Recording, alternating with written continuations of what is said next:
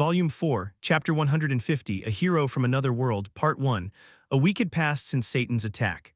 While the members of Guardian were focusing on personal training, Kang-woo focused on the movements of the demon cult. They haven't moved. Right, I've done everything possible, but they haven't moved.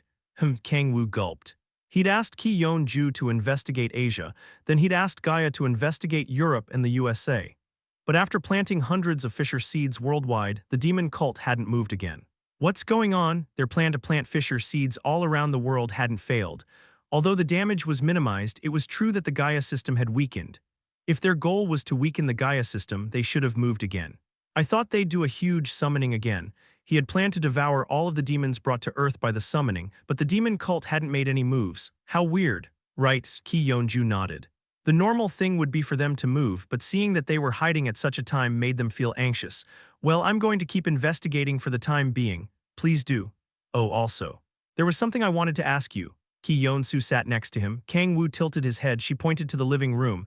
Your summoned monster, can you really treat it like that? She was pointing at Balzac, who, as usual, was focused on cleaning. The sight of a skeleton wearing a pink apron and a mask was comedy itself. It's okay. Ha ha ha, you weaklings, you disappeared without leaving a single speck of dust. Balzac even looked happy while cleaning. Ki-yeon-ju shook her head in disbelief. Why did you summon such a summoned monster? It's rare even among undead monsters. I didn't summon it because I wanted to be honest. He wanted an ancient demonic monster like a halcyon. Ki-yeon-ju sighed and kept talking.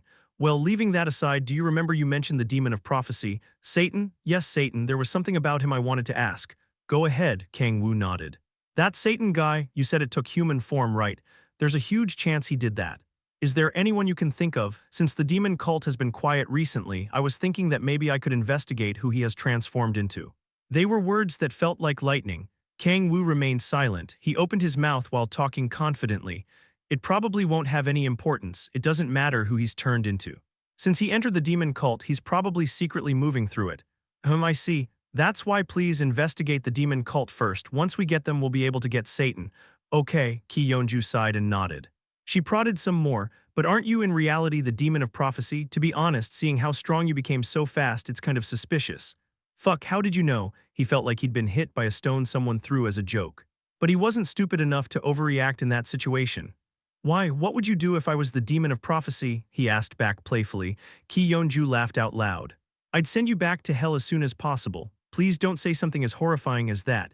It isn't somewhere I want to go. Tisk, leaving jokes aside, I'm going to work, so see you later. Ki-yeon-ju got up and walked out of the house. Slam, the door closed. Kang-woo placed his hands on top of his forehead. Ha, that was close. He acted calmly, but it was true that he'd flinched at her sharp remark. He was just starting to calm down again when his pocket began vibrating when he got up. It was the crystal ball used for communication given to Guardian's members. Yes, did something happen? It's a mission. An abnormal symptom in the Gaia system has been detected in Suwon's S-rank hate. Grace and Shihoon are going there, so Mr. Kang-woo, please come as soon as possible. Understood, Kang-woo nodded. Seeing how they hadn't given any missions to him alone, it seemed like they'd been worrying about Satan too much after what happened the other day. Did I make them too cautious? It was true that, in terms of the demon cult, he was more comfortable moving on his own. But he began wondering if he'd made them too cautious about Satan. No. When he recalled what Ki-yeon-ju had said as a joke, what happened the other day was necessary. Thanks to that, they don't suspect me anymore.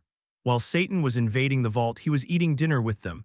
There wasn't a better alibi than that. The fact they were being too cautious made him feel a bit suffocated, but he thought that was also necessary. It's better than staying still and being overwhelmed. Taking into consideration numerous factors, it was better. Should I go? Kang-woo put on the white mask. He turned to Echidna and Balzac. I guess there's no need for all of us to go. If he were alone, it would have been another story, but Grace, Gaia, and Kim Shihoon would be there. There was no need for him to take both summoned monsters. Kang-woo opened the window. As he used the authority of sky, his body started to float. Hey Hyunam, the Suwon Hwaseok S-rank gate. As Kang-woo entered the gate he'd visited the most, he was greeted by Kim Shihoon. Kim Shihoon, Grace, and Gaia were all wearing white masks. Where did it appear? I'll guide you. Gaia pointed to the lake in the middle of the gate with her finger. That's what's. That, they saw a blue gate as they approached where she had pointed. Are demons trying to come to this world? No, I don't think that's the case. Kim Shihoon shook his head. The fissure from where demons appear is black, but this is blue. Grace also looked at the gate with great interest. Everyone was excited, but Kang-woo couldn't make such an expression. Wait, this. His expression hardened. A blue-colored gate. It was definitely the one he'd seen while summoning Echidna and Baltsek. Don't tell me this is a gate connected to the Urner continent. He couldn't make such a conclusion since he'd only experienced it 2 times, but it was true that there was a chance that it was the case. Kang-woo couldn't help but feel anxious. Fuck, don't tell me, Before he could finish his thoughts, a blue light came out of the gate. The gate, which was 2 fingers wide, started to get wide enough so a person could pass through. Clang. It's dangerous. The one who reacted first was Kim Shi-hoon. Kim Shi-hoon took out the El Quoro blade and shouted. Grace also took out her rapier. There was a tense atmosphere. Tap, tap. Number at $% at number. A young, blonde, handsome man walked out of the blue gate. He was wearing shining silver armor and had a golden sword on his waist. The young man opened his mouth. An unknown language came out of his mouth. What the? Kim Shi-hoon made a confused expression while grabbing the sword. The blonde young man waved his hand in the air while making a surprised expression. Can you understand me now? Who are you? Kim Shi-hoon asked in a sharp voice. The blonde young man looked at Kim Shi-hoon for a while but soon bowed. My name is Reinald. I'm the Emperor of the Arnan Empire. What? It was obvious that they would be surprised by what Reinald said. The atmosphere became cold. Oh fuck, the only one who understood what was going on was Kang-woo. Why did that bastard come here? His head hurt. Reinald, the hero from another world that crawled out of the gate when he summoned Echidna. It was the person who'd made a scene in front of him. The Arnan Empire, where's that? It's a country on the Urner continent. And just what is the Urner continent? Gaia blurted out the last part of the sentence. Reinald looked at the white mask she was wearing. After looking at her for a while, he began trembling. Ah, it's you? Yes, I'm sure you're the person Mr. Tyrion spoke of, the goddess of the other world. The incarnation of Gaia. What's wrong with this bastard? He wasn't sure who Tyrion was, but it seemed like he already knew about Gaia. Since Gaia was wearing a mask, it seemed like he'd read some sort of energy in her. I don't understand. Who are you, and where's the Urner continent? Gaia asked in a confused voice. Reinald opened his mouth. The Urner continent is. The longer his explanation became, the more surprised people were. It wasn't hell where demons lived, but another world. Gaia, Kim Shi-hoon, and Grace listened carefully to the tales that sounded like something that sounded like a movie that would most likely appear in the science fiction genre. I'm fucked. In that situation, the only one who couldn't listen to what Reinald was saying was Kang-woo. A cold sweat dripped from his forehead. Judging by the atmosphere, it seemed they weren't going to fight. No. Rather than that, it seemed like the hero from another world and Earth's hero would exchange some intense feelings. Gaia, Grace, and Kim Shi-hoon took off their masks as they talked, but Kang-woo didn't dare to do that. That bastard probably remembers my face. It wasn't hard to imagine how Reinald would act if he took off his mask. Why did he come here? He wasn't sure why he'd crossed dimensions and gone to Earth. The better the atmosphere between the Guardians members and Reinald, the more anxious Kang-woo became. But why did Mr. Reinald cross dimensions and come to Earth? Gaia asked what Kang-woo was wondering the most. The reason why I came here is, Reinald grabbed his sword while making a heavy expression, to eliminate the demon king Baltsek who escaped to another world. There was a heavy silence. Kang-woo grabbed his head with both hands. The situation worsened. Fuck. Things never worked as intended. Chapter 151, Determination for Kim Shi-hoon, Part 1, Demon King Baltsek, Gaia asked in a trembling voice. They already had their hands full with the demon of prophecy, so it was understandable that her head hurt when hearing about another demon king. She trembled while making an anxious expression. Reinald nodded. Yes, Demon King Baltsek. He's a strong lick who brought disease into the Urner continent and created an army of undead. So you're saying that Demon King came to Earth? Kim Shi-hoon asked while making an anxious expression. Reinald nodded. That's right. According to the explanation from Mr. Tyrion, Demon King Baltsek sold his soul to a demon from another world and used that to cross dimensions. Oh fuck. Kang-woo's expression became pale. I'm fucked. He hadn't kept Baltsek's existence hidden from those close to him. Han Seala had become quite a good friend with him. Ki Yeon-ju and Kim Shi-hoon had also seen him before. Not only that, but even Han Seala's mom, Kim Mi-jeong, had gotten used to Baltsek, and people could often see them talking. But Shi-hoon and Yeon-ju don't know his name. They just thought of Baltsek as a skeleton monster he'd summoned. It was understandable. The Baltsek they'd seen was a skeleton wearing a pink apron who concentrated on doing housework. It was hard to think of him as a demon king. But, still, the situation wasn't good. Things would be different if he'd kept Baltsek hidden, but that wasn't the case. There's no way I would have been able to imagine something like this would happen. It was unfair. Who would have thought that Reinald would follow Baltsek into another world? No, in the first place, he didn't even care about Reinald. Why didn't you just live a good life with, how was she called, Riene? In your world, why did you come here to bother me? He looked at Reinald with resentment. He was meddling too much. If peace had arrived on the Urner continent after Demon King Baltzak disappeared, he should have shut up and enjoyed peace. He even received a love confession. How dare he record a TV drama before him and then return to Earth after leaving his lover behind? He wanted to tear his head apart and check out his brain. While Kang-woo glared at Reinald with resentment, the conversation kept going on. If it's a demon from another world, I heard he's the peak of all demons, the one who has the sea of demonic energy inside of him. There was a heavy atmosphere. Oh fuck, his head began spinning. It seemed like he also knew a bit about him. Of course, even if Reinald accused him of being a demon king, he wouldn't immediately be labeled as one. It was obvious that people would trust Kang-woo more than someone who'd come from another world. Rather than that, Reinald would probably find himself in trouble. But there was a huge difference between no one suspecting anything and an incident that could plant doubt in people. It was just like there was a wall between the 0 and 1 that couldn't be crossed. If they started to suspect him, Kang-woo's effort of having obtained a perfect alibi through the authority of cloning would be for nothing.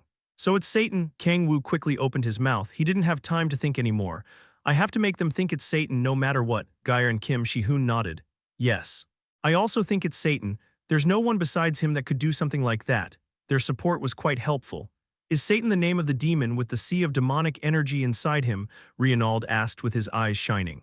Of course, yes, although I'm not sure what a sea of demonic energy is. If you talk about the peak of evil, there should be no one else but Satan. Well done, Shi-hoon. Kang-woo clenched his fist after seeing how Kim Shi-hoon was supporting him. It was just a slight nudge, but without him having to do much more, they were claiming Satan was the culprit. So for Kang-woo, it was like blowing his nose without his hands. Well done, my child. It was normal that he'd cheer for Kim Shi-hoon. I see, Reinald nodded. After thinking for a while, he turned to Gaia. I see, it wasn't a coincidence that I met Miss Gaia here today. What kind of nonsense is this? Kang-woo's expression naturally distorted. Reinald spoke in a serious tone. My meeting with Miss Gaia was because of Mr. Tyrion's guidance and revelation. Bullshit. I could call it destiny. Gaia looked perplexed at Reinald's words. It would have been weird if she was calm after hearing someone from another world talk about stuff like destiny. I cannot defeat the Demon King alone. Then why the fuck did you come here, you dumb bastard? But if Miss Gaia and I join forces, we can defeat him. As an apostle of the hero god Tyrion, I want to help Miss Gaia. Gaia remained silent after hearing what Reinald said next. She was wondering if she could trust him or not. He wanted to shout that they should cut the neck of that scammer, but it wasn't a situation where he could say something like that. Please refuse. At that point, he could only hope for Gaia herself to refuse Reinald's proposal. At that moment, a golden light started to come out of Reinald's body. The golden light flowed into Gaia, and a short exclamation came out of her mouth. I see, what is going on? Gaia began nodding as if she'd realized something. Kim Shi-hoon frowned after her sudden change in attitude. What happened? Should I say it was a revelation? I received Mr. Tyrion's will, Gaia said in a confused tone. It seemed like it was her first time experiencing something like that. Kang-woo looked at the golden light surrounding her as if it were unfair. What a comfortable series of developments, fuck. It might have made sense if only light had come out. Reinald's eyes shone. You received Mr. Tyrion's will? Yes, he asked me to defeat demons along with Mr. Reinald. Whoa, as expected. I'm not sure if it's destiny, but it seems like we were lucky to have met Mr. Reinald. Gaia nodded while making a faint smile. A bright smile appeared on Reinald's face. No, this isn't luck but destiny. Haha, the two apostles laughed. Kim Shi-hoon's expression hardened while looking at them. Reinald didn't notice Kim Shi-hoon's mood change and looked at Kang-woo. That person, he's someone who recently joined Guardians. He isn't someone chosen by God, but he's one of the more righteous people. Oh, nice to meet you. I'm Reinald. Reinald extended his hand toward Kang-woo. Kang-woo's expression distorted. Damn, he would surely be suspected if he didn't take his mask off. Kang-woo concentrated the demonic energy in his body while biting his lip. If it's just for a moment, I'll be able to do it. The authority of blind, which showed an illusion to a target. Since it had such great effects, if the target were powerful, he'd be able to resist it easily. But they weren't in the middle of a battle.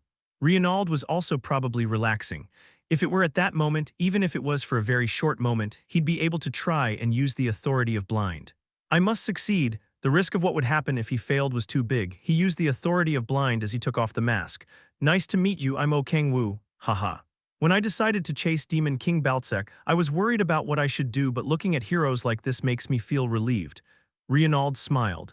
After exchanging a handshake, Kang-woo put on the mask again. It seemed like the authority of blind had worked. The situation he was worried about was solved. He sighed in relief. Was it because he'd used the authority of blind against someone who'd received the blessing of a god? He felt that he'd used almost half of his demonic energy. Kang-woo looked at Reynald in worry. What should I do with this guy? First, he was sure Reynald was an apostle chosen by a god. Strictly speaking, he'd become an ally, so was it correct to get rid of him? He couldn't help but wonder about that. It isn't like he's crazy like Alec. He couldn't deny he was a hero that fought against evil. He seemed like a good person. He was sure he'd saved the lives of numerous people. It was as if he were looking at the Kim Shi-hoon of another world. Getting rid of him made him feel like trash who'd do anything for his own benefit. Kang-woo narrowed his eyes and fell into his thoughts. At that moment, Reynald approached Kim Shi-hoon and extended his hand. Nice to meet you, Mr. Shi-hoon. Ah, yes, Kim Shi-hoon nodded while smiling awkwardly. Kang-woo's eyes stopped on Kim Shi-hoon. Kim Shi-hoon's attitude was weird. And Miss Gaia, I also got a new revelation from Mr. Tyrion. What? After exchanging handshakes with other Guardian members, he once again approached Gaia. He kneeled in front of Gaia, looking like a knight promising loyalty to his king. Mr. Tyrion asked me to protect you. Reynald grabbed her hand while smiling. Kim Shi-hoon's expression hardened.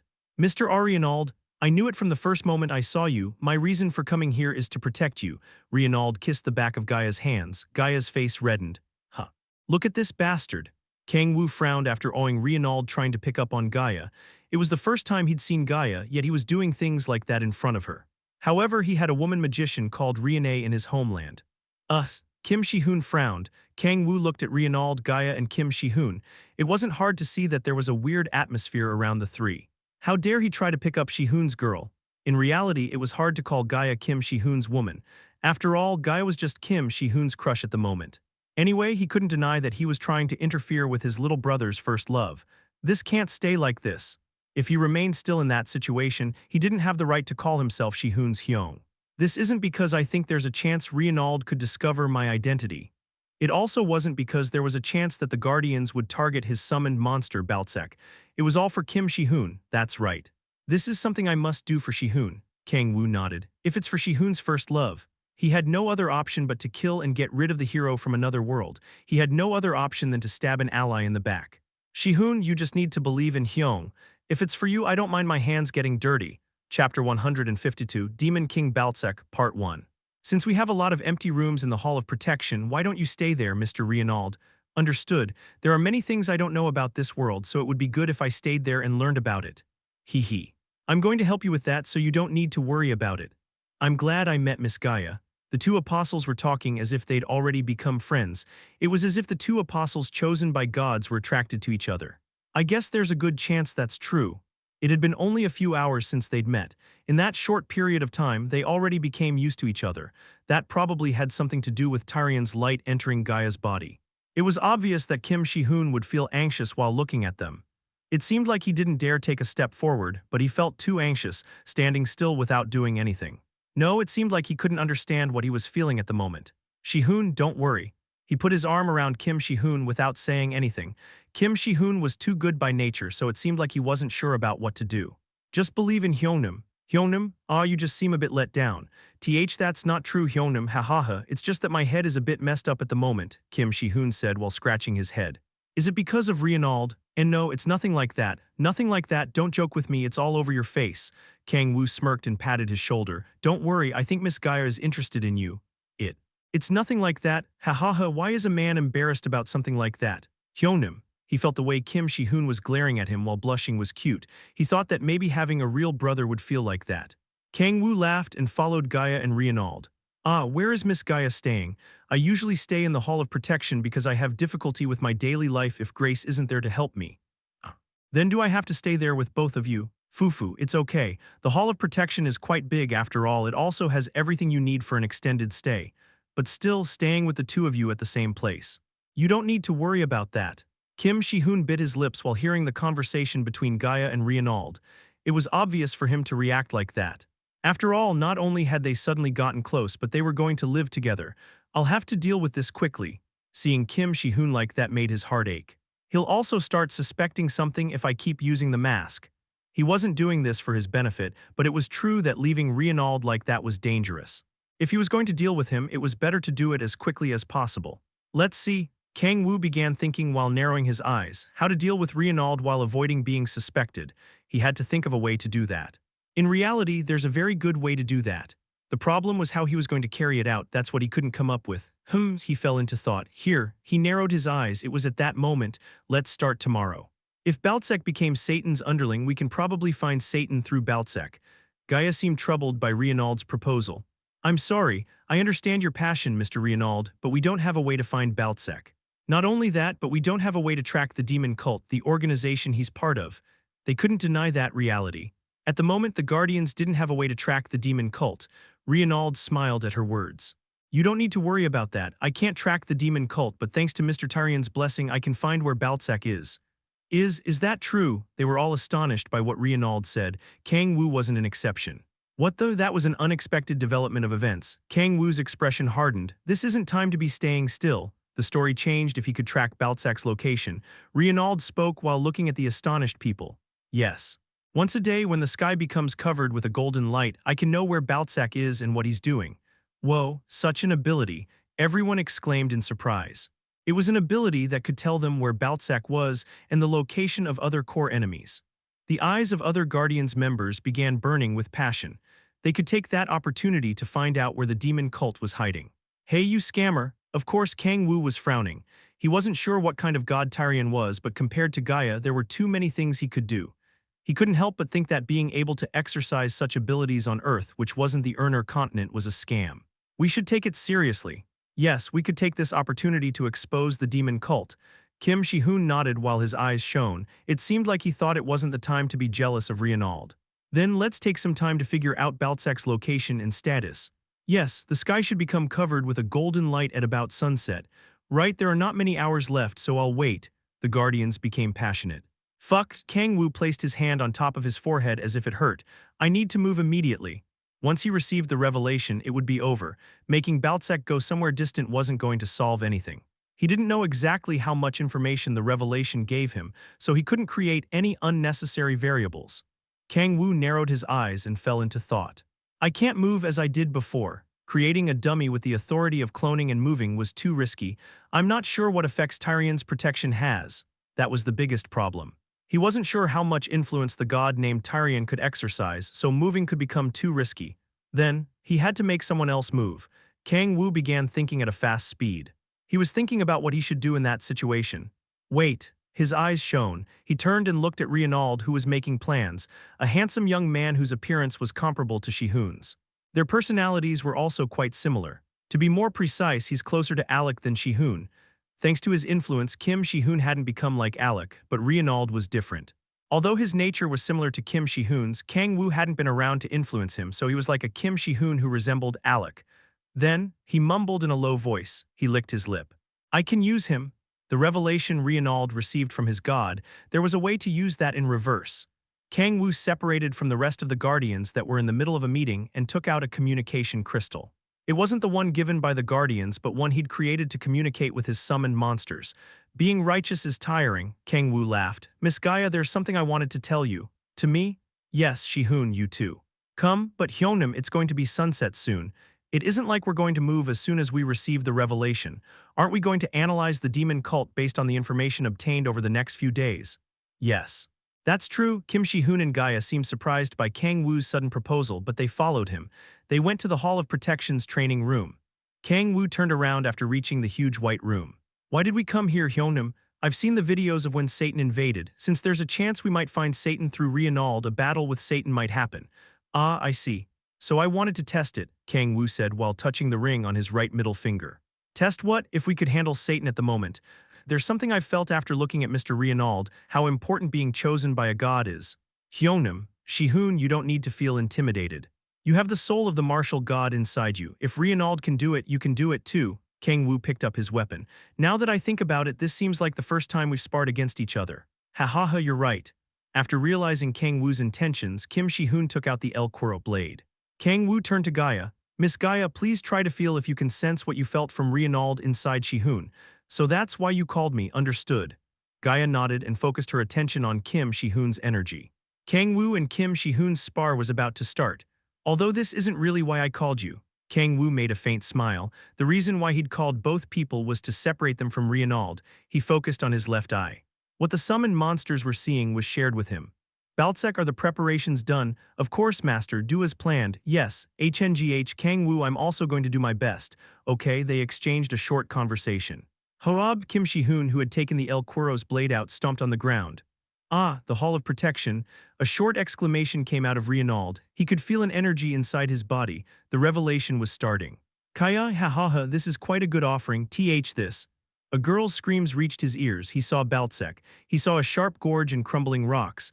It was the place that was attacked by Satan a few days before Reinald had gone to Earth. He saw Baltsek holding a frail little girl. Baltsek opened his mouth while his eye sockets shone with a yellow light. Reinald, you thought I, Demon King Baltsek, wouldn't know you've come to this world. Don't tell me. Ha ha ha. You probably realized where I was through the revelation. Baltsek's creepy voice spread through his ear. Kyahs, save me, please help me. Reinald, if you want to save this girl, come here alone.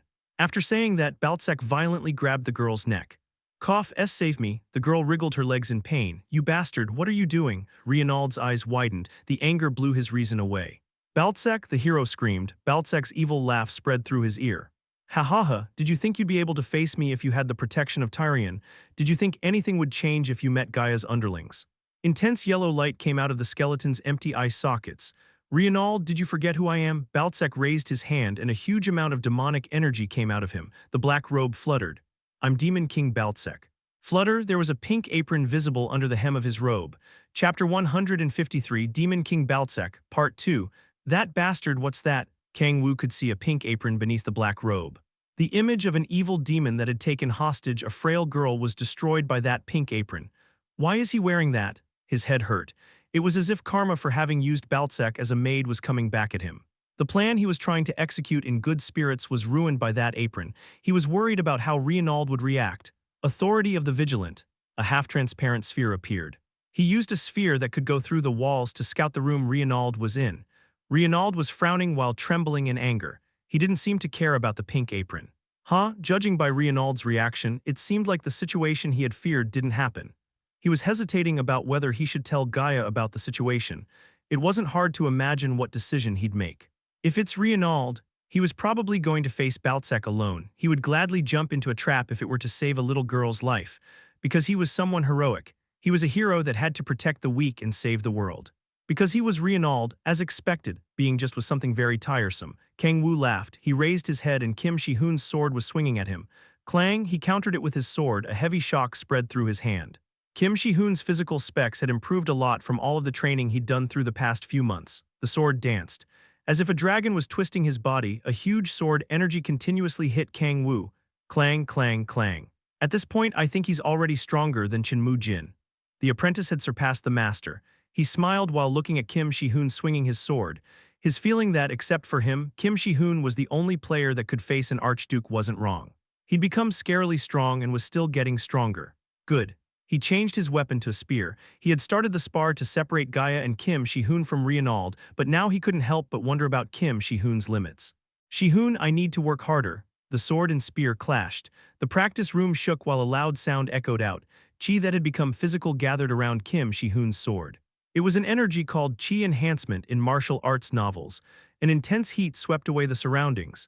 Kang-woo smiled in satisfaction and summoned up more demonic energy. Because you must also do Reinald's part. There was a lot of weight on Kim Shi-hoon's shoulders. Boom, the surface exploded. A golden light rushed through a giant gorge that looked as if a god had used a hammer to smash the surface. Reinald, the hero that had come from another world, was rushing with all his might to save the life of a little girl. Boom, a thick fog rose. His body began moving at a speed that was near sound and created a sonic boom. The surface split and his breath became heavier, but he couldn't stop. The little girl that had been trapped by the hands of the Demon King, he was so desperate to save the life of a little girl whose name he didn't even know. I hope I'm not too late. He couldn't help but be bothered by the fact he wasn't able to tell the other guardians about what happened, but there was nothing he could do about it. The Demon King Baltsek was an evil demon who didn't have tears or blood. If he'd told other Guardians members, he would have probably instantly killed that little girl. He couldn't let that happen. Mr. Tyrion, please give me the strength and wisdom to go through this hard situation. Please save the life of this innocent girl. After a short prayer, he reached the place he had seen Baltsek at. Baltsek, boom, he stopped while screaming loudly. A hazy smoke soared into the sky. He could see that Baltsek was looking at him while grabbing the girl's neck. So you came. He laughed at him. Reinald took out his sword without hesitation. The The sword Del Lane, which shone with a golden light, showed itself. Golden light spread as if it were exploding from the sword that had received Tyrion's blessing. But why are you standing still? Didn't you draw your sword to kill me? He couldn't get himself to swing the sword. Reinald glared at Balzac while biting his lip. He saw the girl that had been trapped by him. It was a girl as beautiful as a doll. She had white skin and black hair, and her eyes shone as if they were jewels. She looked like a frail girl that would break if you weren't careful enough. Looking at the girl that Balzac had trapped made him grip the sword even tighter. Balzac, do I cry now? Yes. There was a short exchange between the girl and Balzac, but it didn't reach Reinald's ears. Kyahh, the girl that had been trapped by the demon king, Balzac screamed. Mr. Hero, please save me, the girl shouted toward Reinald while tears dripped from her eyes. Get away from her, Balzac, Reinald shouted in an urgent voice after hearing the girl's shout. Balzac laughed at him. Do you want to save this girl? Get away from her. Pathetic, why are you getting so enraged by the life of a little girl like this? You bastard, Reinald's expression distorted. Golden energy exploded and the surroundings shook. While he was getting angrier, the girl and Balzac kept secretly talking. What should we do now? Foo-foo, now I just have to use my underlings and kill that guy. As long as he had a little girl as a hostage, Reinald couldn't easily move. He just had to make him realize how strong a magician with his safety guaranteed could be. Balzac bounced his finger. Wake up, army of death. Demonic energy spread from his finger and entered the ground. Space distorted and a black fissure appeared.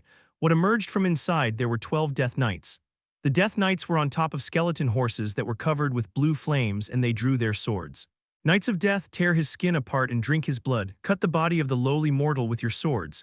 His eye sockets shone with a yellow light. Kill my enemy, Badadum Badadum. The Death Knights raised their swords and rushed through the canyon toward him. Huo, it was the cry of the dead. The cries of the ghosts that spread pain subconsciously to those that were alive spread through the canyon. You bastards! Even after hearing their wails, Reinald didn't tremble. The golden light protected his body and mind. He prepared his sword.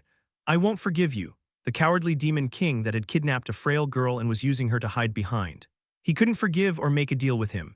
Reinald swung the sword covered with golden light toward the Death Knights that were charging in his direction. Slam, boom. Although it was a clash between swords, the sound that resulted from it was a bit foreign. The Death Knights that were covered in demonic energy clashed with Reinald.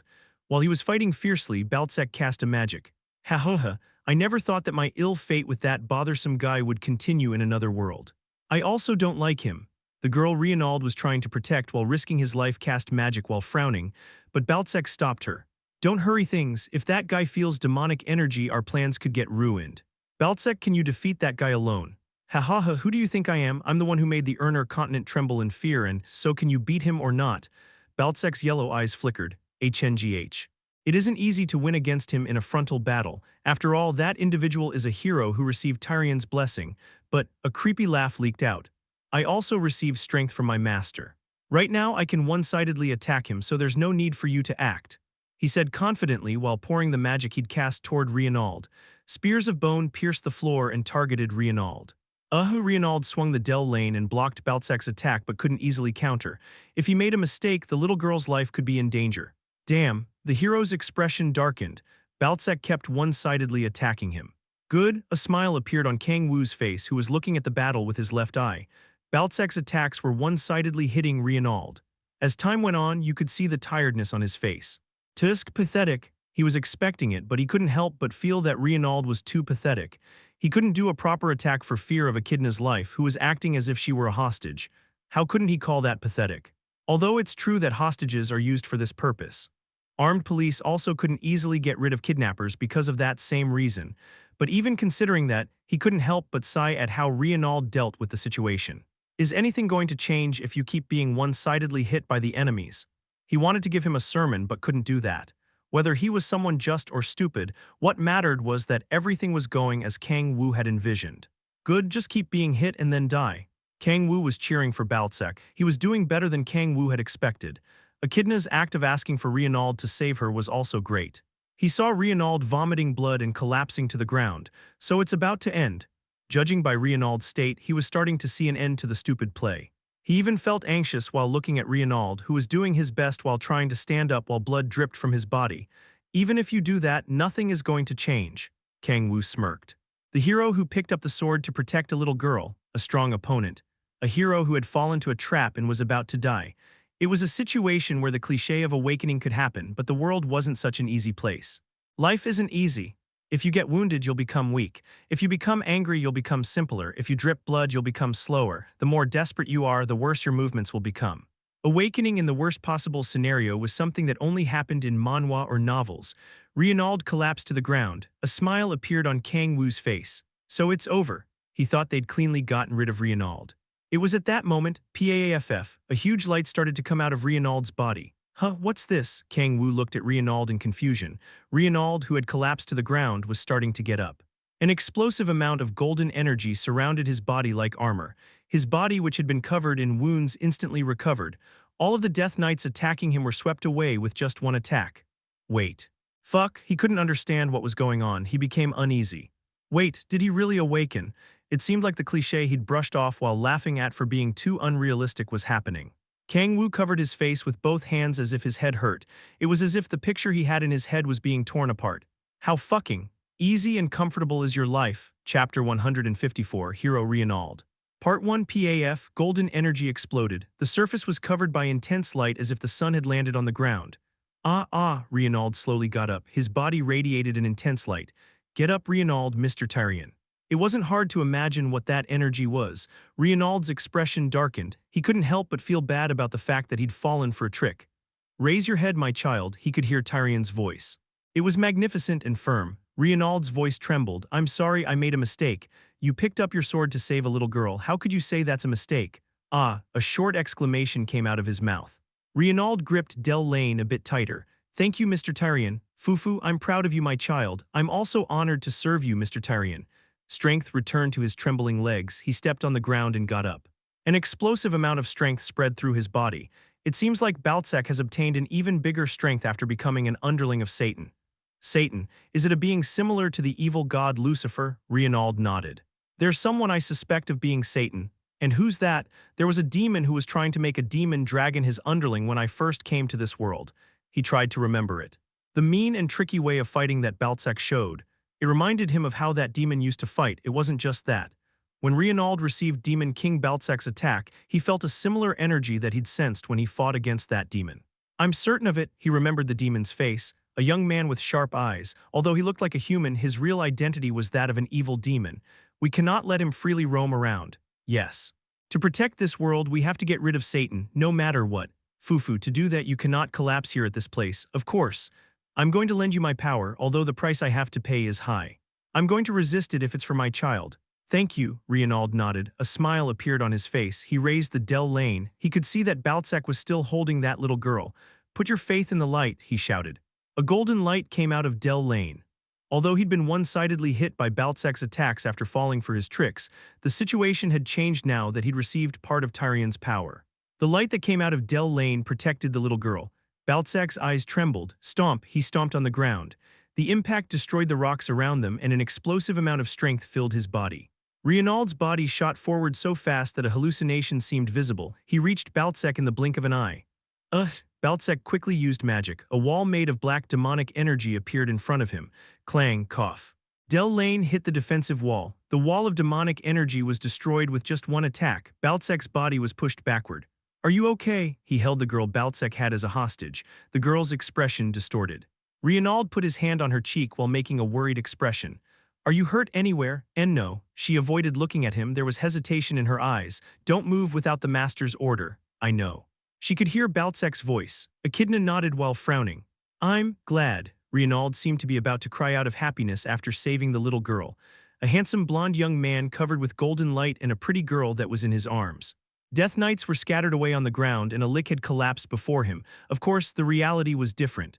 Where do you think you're touching? Echidna twisted her body and freed herself from her arms. The thought that Reinald had touched her body made her feel unpleasant. Kang-woo, what she wanted wasn't someone whose only virtue was looking good on the outside, the one who'd saved her from a horrible place called loneliness. She couldn't stand the thought that someone that wasn't him had touched her. Thank you for saving me, but she hadn't forgotten her role. Echidna bowed while blushing. Reinald stood up while making a proud expression. Wait here, please. I'll be done soon. The power Tyrion had lent him lasted only for a short while. Once that time was up, Tyrion and he would have to pay the price for doing that. I have to get rid of Baltzak before that. He grabbed his sword. He stomped on the ground without hesitation and leaped toward Baltzak. Kang-woo, can you hear me? As Reinald flew toward Baltzek, Echidna called Kang-woo while making a hard expression. I can hear you. Should I help Baltzek? What should I do? No, remain still for the moment. Also get away from there when I send a signal. Okay, she didn't say anything. There was no need to doubt Kang-woo's plan, she just had to follow them. That was her role. Echidna cut the call, her eyes were full of loyalty. Damn, a curse came out of his mouth. Kang-woo stopped the sparring for a short while. Let's take a break. Yeah. Understood, Hyunam. Kim Shi-hoon nodded while breathing heavily. Although Kim Shi-hoon seemed tired, Kang-woo hadn't shed any sweat. As expected, I'm still not a match for Hyunam. Kim Shi-hoon avoided looking at him while feeling regretful. Kang-woo patted his shoulder. Hey, what kind of Hyunam would I be if you'd already caught up to me? Ha ha ha, just wait, I'll eventually catch up. I'll be waiting, Kang-woo smirked. His expression darkened after he turned around. Although he was smiling on the outside, on the inside he wasn't. Damn. He could see Baltzek through his left eye. After Reinald awakened, the hostage plan had failed and the situation had completely changed. The fight was one-sided. After awakening, Reinald was cornering Baltzek. He was resisting thanks to magic, but it was clear that he would lose against Reinald soon. If things go on like this, I'll lose Baltzek, he frowned. He couldn't let Reinald get rid of Baltzek. I guess there's nothing I can do about it. Kang-woo raised his head and began to think very fast.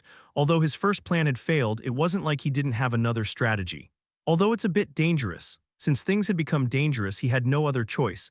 Kang-woo turned to Gaia. Now that I think about it, I guess Reinald should have received the revelation by now. Ah yes, it should already be. Let's go listen to that revelation. Kang-woo went to Reinald's room along with Gaia and Kim Shi-hoon. Of course, Reinald's room was empty. Where did Mr. Reinald go? Kang-woo asked while looking around. Kim Shi-hoon was also looking. Did you hear anything? No, I haven't. Wait, Hyunam, there are traces of him hurriedly leaving somewhere. Wait then, Kang-woo looked at the traces with a hardened expression and moved toward where they led. The traces led them toward the room where the gate that was connected with the Grand Canyon was. Hyunam, this. Damn, he cursed. What happened? Gaia asked with a trembling voice. It seems like he quickly went toward somewhere as soon as he received the revelation. Then, he nodded. Yes, Baltzek, or maybe the demon cult has used some sort trick to lure Mr. Reinald. How could something like that? Gaia's face turned pale. Seeing that Reinald had run off alone, it seemed like the situation was quite urgent. The thought that the new ally they'd obtained could disappear made her tremble in fear. No, Reinald wasn't a simple ally. Because he was the apostle of a god, he had a huge strength and he also had the blessing of that god. But more than that, thanks to the revelations, he might be able to provide them with information about the demon cult. The thought of losing him was horrifying. I'm going to go first. There was no time to hesitate. Kang-woo turned and stomped on the ground. Hyunam, take Miss Gaia and follow me. After saying that, Kang-woo crossed the gate. Thanks to the authority of speed, Kang-woo moved across the canyon at an impressive speed. He put on the mask while rushing through the canyon as if it were a flat surface. He could see Reinald with his left eye. He reached the place where there was an explosion of golden energy. Mr. Reinald, Kang-woo shouted toward him in a hurried voice. Mr. Kang-woo, Reinald was surprised by Kang-woo's sudden appearance. Why did you come here alone without saying anything? I'm sorry, something that I couldn't say at the moment happened. Just what? Baltzek took someone as a hostage and lured me here. Reinald angrily pointed toward Baltzek, who was on the floor. Because of that evil demon, an innocent girl was put in a dangerous situation, but she's okay now. Thanks to Mr. Tarian's blessing, I was able to protect this little girl. Reinald smiled and was about to turn around. Suddenly his body lost strength. The golden light that was covering his body disappeared. It meant that the strength of the god named Tyrian had disappeared. He couldn't hear Tyrian's voice anymore. It's okay. The situation was over. The demon king Baltzek had collapsed and support had arrived. He'd even rescued the beautiful girl he'd held as a hostage. The girl he'd saved was nowhere to be seen.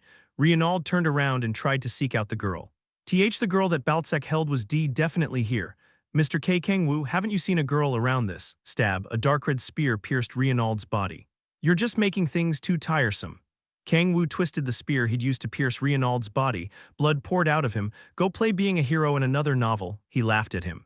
But I don't think anyone is going to read a novel with you as a protagonist. Serialization cancelled. Chapter 155, The Light is Dying, Part 1, Cough, Reinald vomited blood. Mr. Kang-woo. He looked at Kang-woo in disbelief. Reinald was horrified at the unexpected development of events. He knelt on the ground and blood continued to pour from his mouth. Just why, he couldn't understand. He was a member of the Guardians and had received Gaia's trust. Although Kang-woo wasn't a guardian chosen by a god, Reinald was sure that he was a hero. After all, he was someone who received a huge amount of support.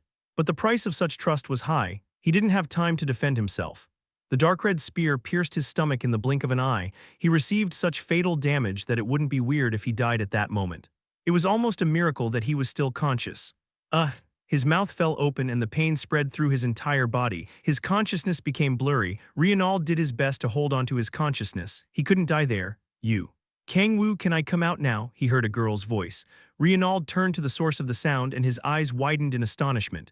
What the? He saw the girl he'd tried to save while risking his life. A frail-looking girl who was as pretty as a doll. The girl who'd said thanks to him with tears in her eyes was looking at him with cold eyes that didn't show any emotion. No, he could see that she felt an unpleasant feeling toward him. Shihun will soon arrive with Gaia. Leave here before that. Baltsek, you too. Understood, master. Yes, I'm going to do as you say. Echidna and Baltsek nodded. Kang-woo looked at Baltsek. Are you hurt? Ha ha ha. It isn't light, but I have no problem with moving.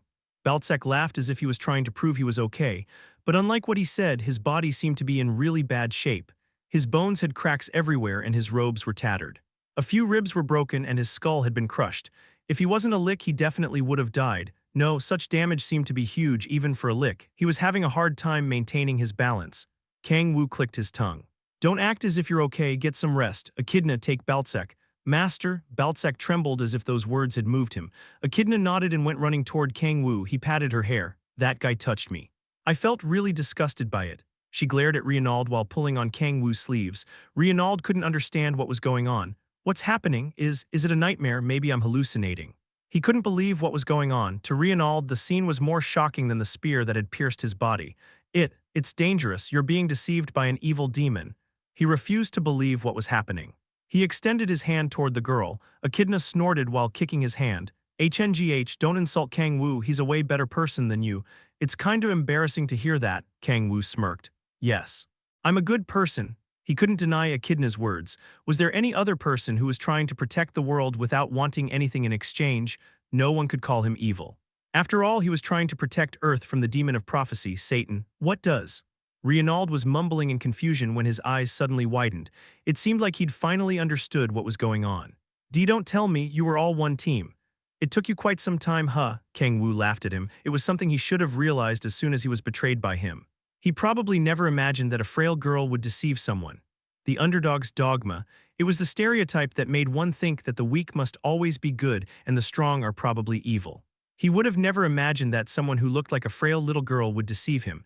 That was proof of how ancient Reinald's mentality was. Don't tell me, you. Reinald's body trembled. His consciousness, which was becoming blurry, cleared up as if lightning had hit him. The only being who could control Baltsak and make him use such a dirty technique. There was only one being he knew that could do something like that. Saw Tan, what nonsense are you saying? Kang-woo frowned as if he'd heard something unpleasant. Me, Satan. He couldn't believe Reinald was comparing him to the evil demon of prophecy who was trying to destroy Earth. He wondered if there was an insult more unpleasant than that. How dare you compare me to Satan? Kang-woo said in an angry voice. He was okay with everything else, but he wasn't okay with someone calling him Satan. Don't try to act as if you aren't, you evil demon. You're quite energetic despite having a hole in your stomach. Kang-woo grabbed Gungnir tighter and twisted it violently.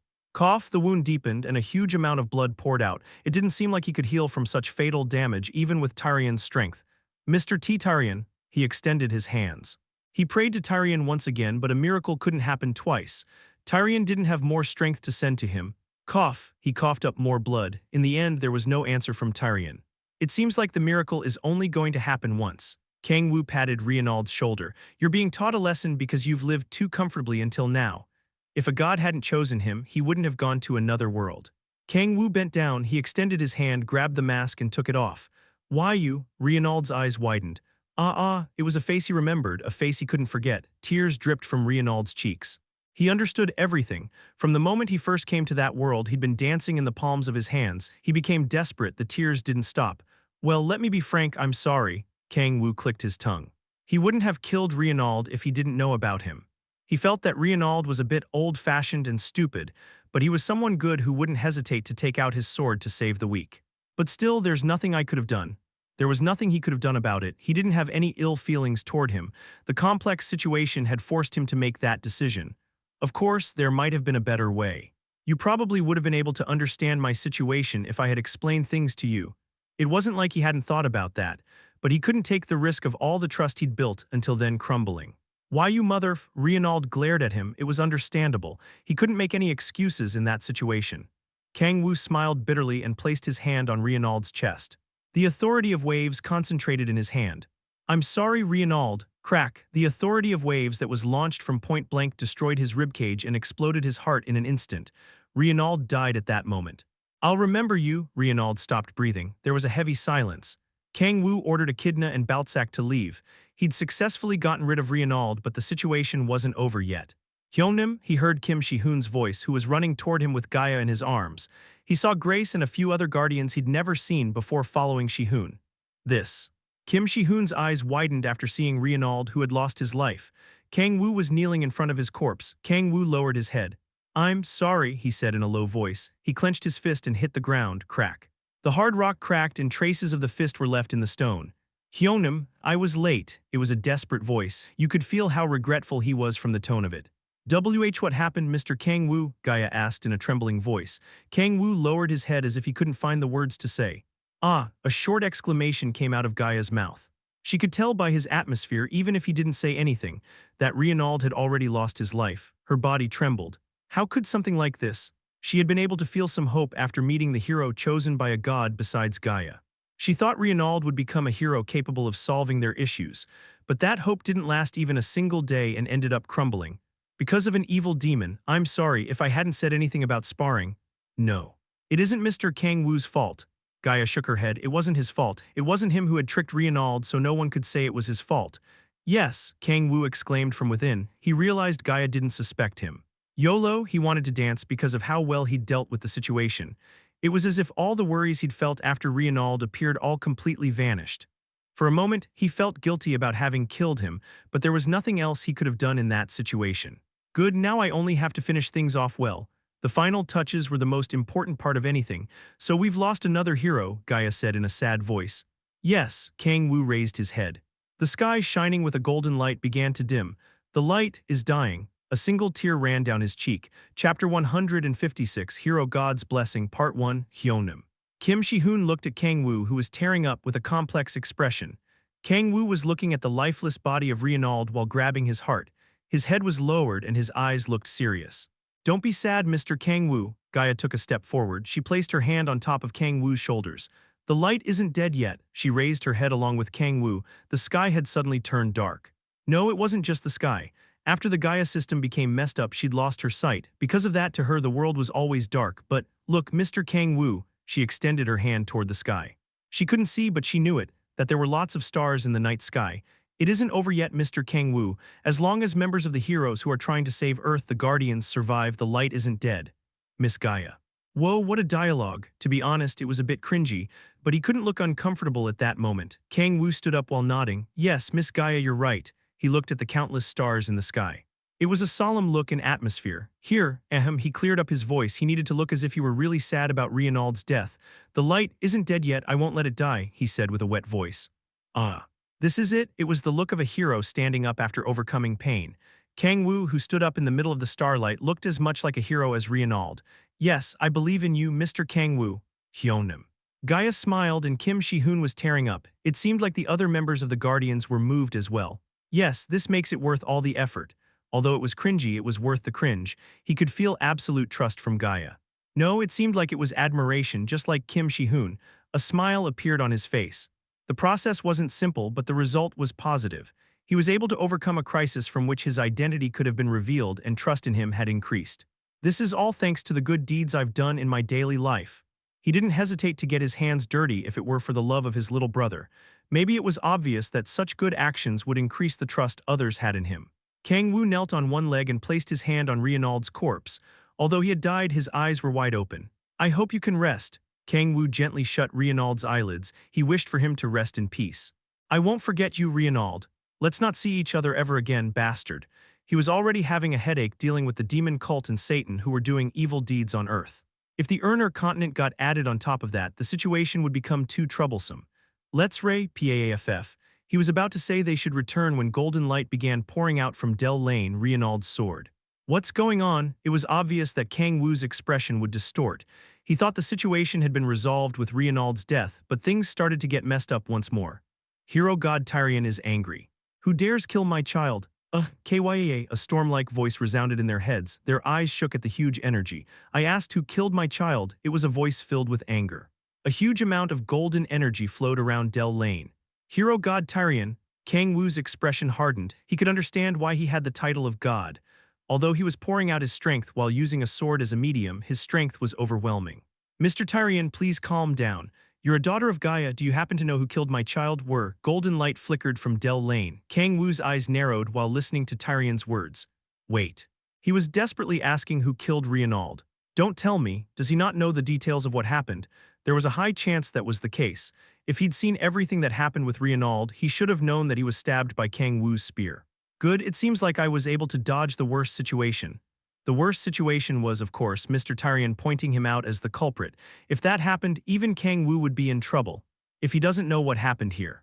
He couldn't stay still. The one who killed Reinald was Demon King Baltsek. No, it wasn't him. If it were Baltsek, I'm sure I would have been able to feel it. Tyrion denied his words. It seems like Baltsek isn't an option. After all, there was a real demon on Earth that was using Baltsek as an underling, the demon of prophecy, Satan.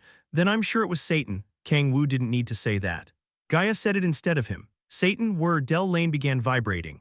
I see, so it was Satan. As expected, that evil demon took away my child's life.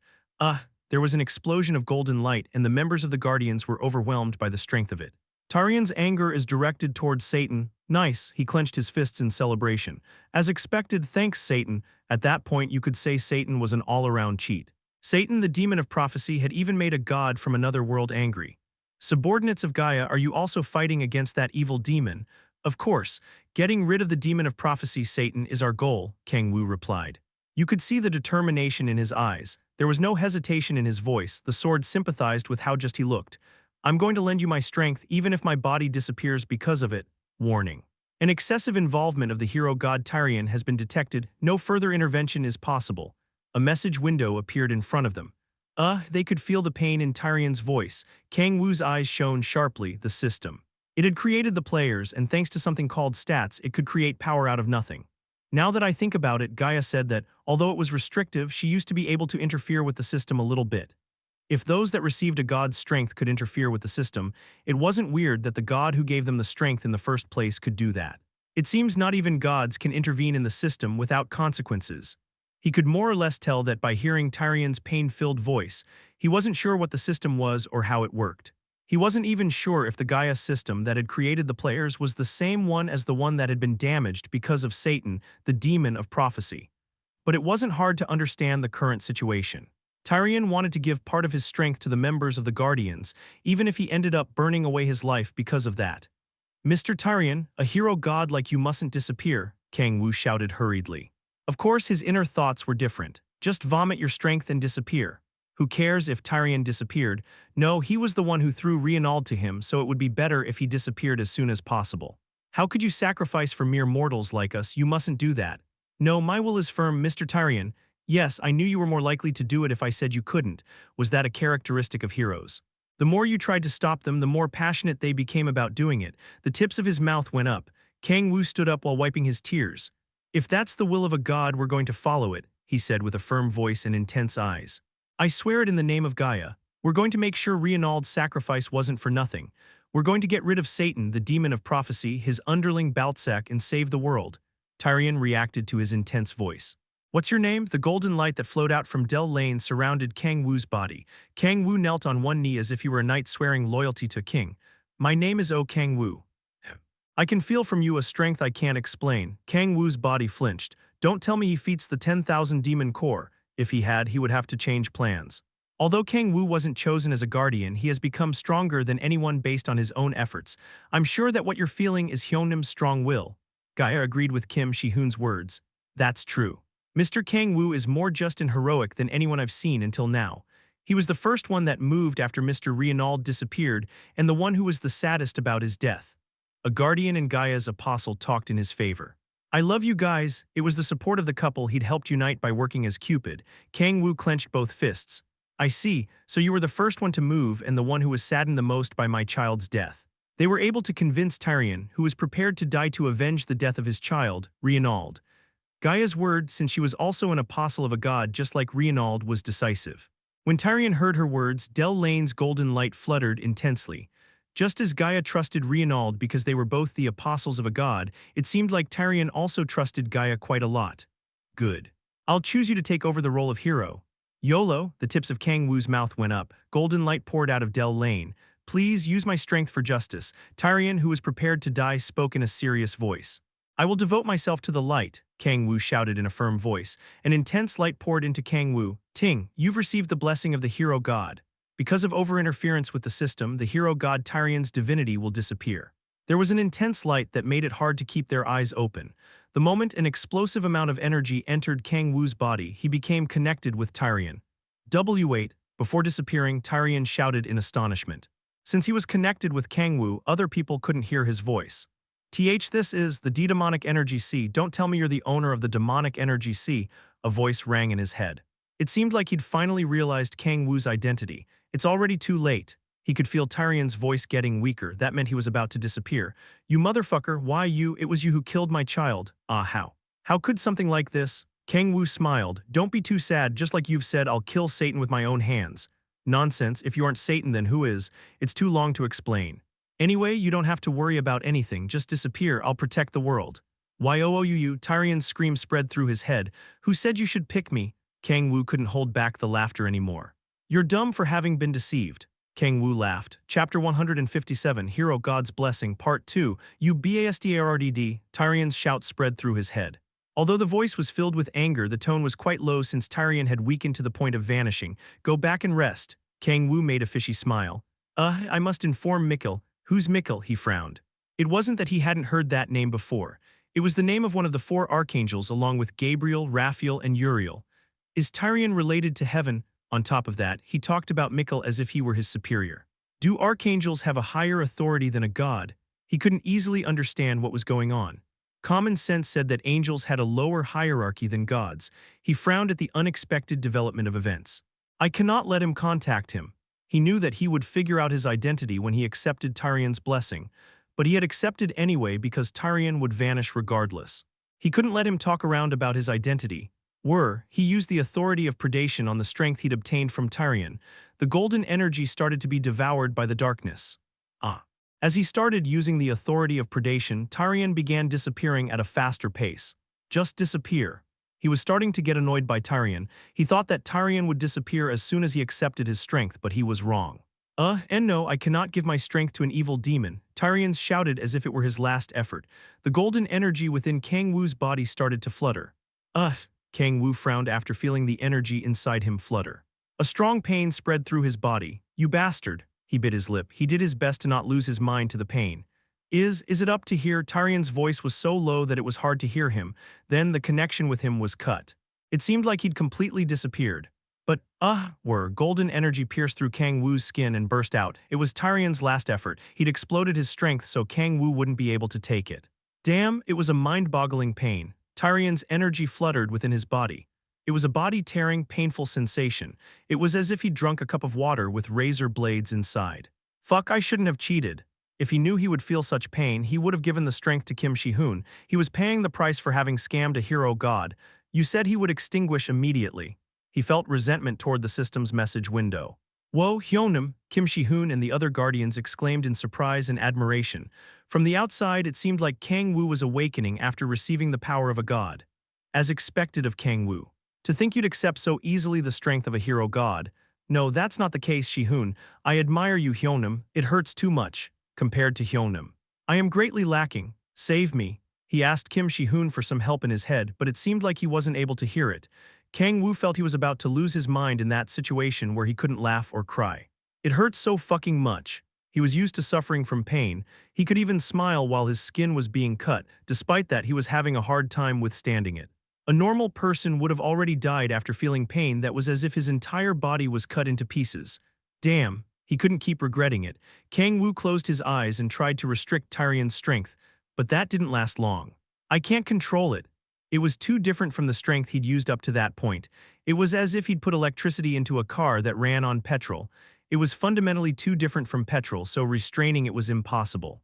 Then, he clenched his fist. If he couldn't restrict it, he had no choice but to devour it. The magic inside his blood rose. Kang-woo turned his head while he struggled. Even though Tyrion had disappeared, he could still see the sword Del Lane shining while emitting a golden light. Authority of Predation. Black energy appeared and surrounded Del Lane. The golden light resisted the authority of predation. But he ignored those efforts. Like a predator who forcibly devoured struggling prey, he covered that energy with the authority of predation. Ting, using the attribute Mana-craving Demon.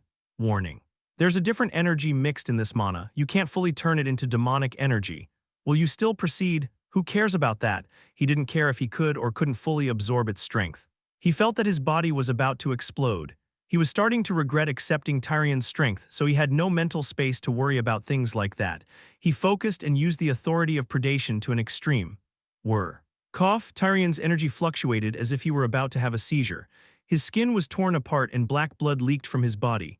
As black blood started pouring out from the cut skin, one of the guardians shouted, This is transformation. No, it isn't. Whoa, it hurts you motherfuckers, so don't just stand there doing nothing. Please use some healing magic. Seeing that black blood is coming out, it looks like the body is expelling the waste from inside.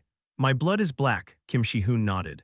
It's definitely transformation. Everyone please watch the surroundings. Hyunam's body could be in danger if he receives even a small impact.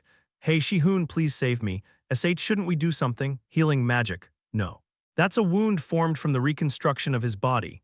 Use some healing magic on me, you bastard.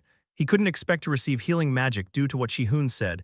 At that moment, he felt resentment toward Kim Shi-hoon. AARRGGHH. Since he couldn't expect to receive healing magic, he would have to absorb Tyrion's energy as quickly as possible. Ting, you've succeeded in absorbing part of the hero god Tyrion's energy, releasing the energy that wasn't able to be converted. Boom, the surface shook. A blinding light swept the surroundings. Whoa, the guardians exclaimed in surprise after feeling the holy energy. Your demonic energy stat has increased by 4. The quality of the stat has increased, and a section of the passage that leads to the deeper part of the 10,000 demon core has become active. To fully use it, you must first fulfill the conditions for demonic soul. You've reached the maximum of a stat you can have at the moment. Your stat will increase once you fulfill the first condition of demonic soul, or your leveling up restriction is lifted. Even if he'd absorbed only a part of it, he'd still absorbed the energy of a god. His stat reached 129, and he felt a huge strength flowing through his body. Tyrion's sword Del Lane turned into dust and scattered away. The golden dust that covered their surroundings was a superb view. A brilliant light that seemed to dispel the darkness rose. Ha ha Hyunam, Mr. Kang-woo. Kang-woo bent his body while breathing heavily. Gaia, Kim Shi-hoon and the other guardians went running toward him. Fuck, the pain stopped. Besides that, as a reward for having absorbed the power of a god, he'd obtained a huge reward. I thought I would die. Although he was used to pain, he'd struggled so much that he'd almost lost his mind. It wasn't that the impact of having gone through such pain would suddenly disappear. On top of that, Shi-hoon, I'm disappointed by you. He knew why Kim Shi-hoon had said they shouldn't use healing magic on him. To be honest, he would have also thought he was going through transformation if he'd seen what happened from the outside. He knew that, but he couldn't help but feel disappointed. Human emotions were quite complex after all. I'm glad Hyunam, did something happen? Kim Shi-hoon asked, worried after seeing his hardened face. Kang-woo turned his face away. I don't know, how could you do that to me? Hyunam. What's wrong? It's nothing. I've done so much for you yet, your expression says otherwise. Kang-woo walked past Kim Shi-hoon. Hyunam. Kim Shi-hoon hurriedly followed him. Kang-woo snorted. Hyung is angry with you. All of the guardians returned to the Grand Canyon. Inside the canyon, which had a sullen atmosphere, a small fissure was formed. Crack, it was a fissure that had a black and blue color. A black arm emerged from the fissure. Crack. The fissure widened and a black figure pulled itself out. He had 2 horns and bat wings. His tail was long and his body was muscular. He had yellow eyes and his pupils were torn horizontally. A breathtakingly thick demonic energy came out of him. Is this the place called Earth that Mr. Lucifer talked about? Malphaz, can you see anything around? No, I can't see anything around here. Father said that there are a lot of humans living in this world. 3 demons appeared from the fissure. The 3 demons that couldn't be distinguished based on their appearance looked around the canyon. Well, I guess we'll soon figure it out. There's no way Mr. Lucifer lied to us. The names of the 3 demons were Phoenix, Malphaz, and Halphaz. They turned around and bowed toward the fissure. Glory to Lucifer. The 3 demons bowed to their owner, the demon god Lucifer. Halphaz took a step forward. He grabbed some sand with his hands. I can feel Tyrion's energy. So it's true that Tyrion died, Tusk. Who cares about a low-ranking god disappearing? Yes, what matters is the being that made him disappear. Halphaz raised his head. He remembered their owner, Lucifer's order. Find him. Let's move. Where should we start? I heard that Gaia's underlings are on this world. They should have more information. Can we kill them? She's a god of that camp. I'm sure it won't matter if we kill them. Isn't Gaia a high-ranking god? HNGH. Are you scared of killing an underling of a half-dead god? No way. The three demons looked at each other. Then let's go. They opened their wings simultaneously. The three demons rose toward the dark sky. They had gone to that faraway world after receiving Lucifer's orders for one reason. Even if Tyrion was a low-ranking god, to think that he'd managed to get rid of him. How impressive. If he weren't impressive, there would be no reason for us to find him. That's true. He's probably going to be of great help to Mr. Lucifer's plans. The three demons let out grim laughs. Satan. Let's find him. They had gone to Earth to find the demon of prophecy, Satan. Chapter 158, Hero Kim Shi-hoon, Part 1. A week passed after Reinald died at the hands of the demon of prophecy. The Guardians left the sadness behind, and everyone returned to their routines of investigating the demon cult and completing all sorts of missions. The missions the Guardians took were related to investigating the demon cult, eliminating the monsters that walked out of the gates, and all sorts of rescue missions around the world. You want me to go to Latin America? Yes, Kang-woo fell into his thoughts. Gaia kept explaining. A group of indigenous people that have remained in those lands has been attacked recently by monsters. They asked for help from the USA, but there are many refugees and they're spread out, so they're lacking personnel. I want Mr. Kang-woo and Shi-hoon to help the indigenous people of those lands reach the US soldiers. Although most countries in Latin America and the Middle East had collapsed, it wasn't that no one lived there anymore. Countries like Argentina and Brazil were countries in name only, but there were still many people that lived in those countries that were trying to rebuild them from the ground. When a nuclear power plant exploded in Japan due to a huge earthquake in the past, many people remained in that area, so it wasn't weird that some people still lived in a territory that had become infested by monsters. I really don't want to. He didn't care that there were people living in a dangerous area. That was a decision they'd made on their own. No, even if they had no other choice, Kang-woo had no reason to save them. I didn't do this to play at being a hero. He just wanted to defend Earth from beings that belonged to other dimensions. Kang-woo was doing it because of his own personal ambitions. If civilization weren't on the verge of collapsing, he wouldn't need to go around pretending to be a hero. On top of that, they're citizens of a country that has collapsed. Even if they died, the situation in the world wouldn't change. Although incidents around the world had increased, people had accepted it as something inevitable. It was a cruel thought in a humanitarian sense, but Kang-woo didn't think about things like that in the first place. Well, maybe it would be different if they died in front of me. How humanitarian someone could be was often influenced by whether they could see it or not. Someone dying of hunger in front of you was more shocking than the news that hundreds of thousands of people on the other side of the world had died from starvation. He would save them if he could, but he didn't feel the need to make an effort to save people. That was how much morality Kang-woo had left. It isn't that I have something to gain, either. He'd been able to grow exponentially after absorbing Tyrion's power. The biggest change was that he could use a bit of the demonic energy that was in the deepest part of the demonic energy sea. The best part is that the number of authorities I can use has increased. There were many authorities he couldn't use unless he used demonic energy from the deepest part of the sea.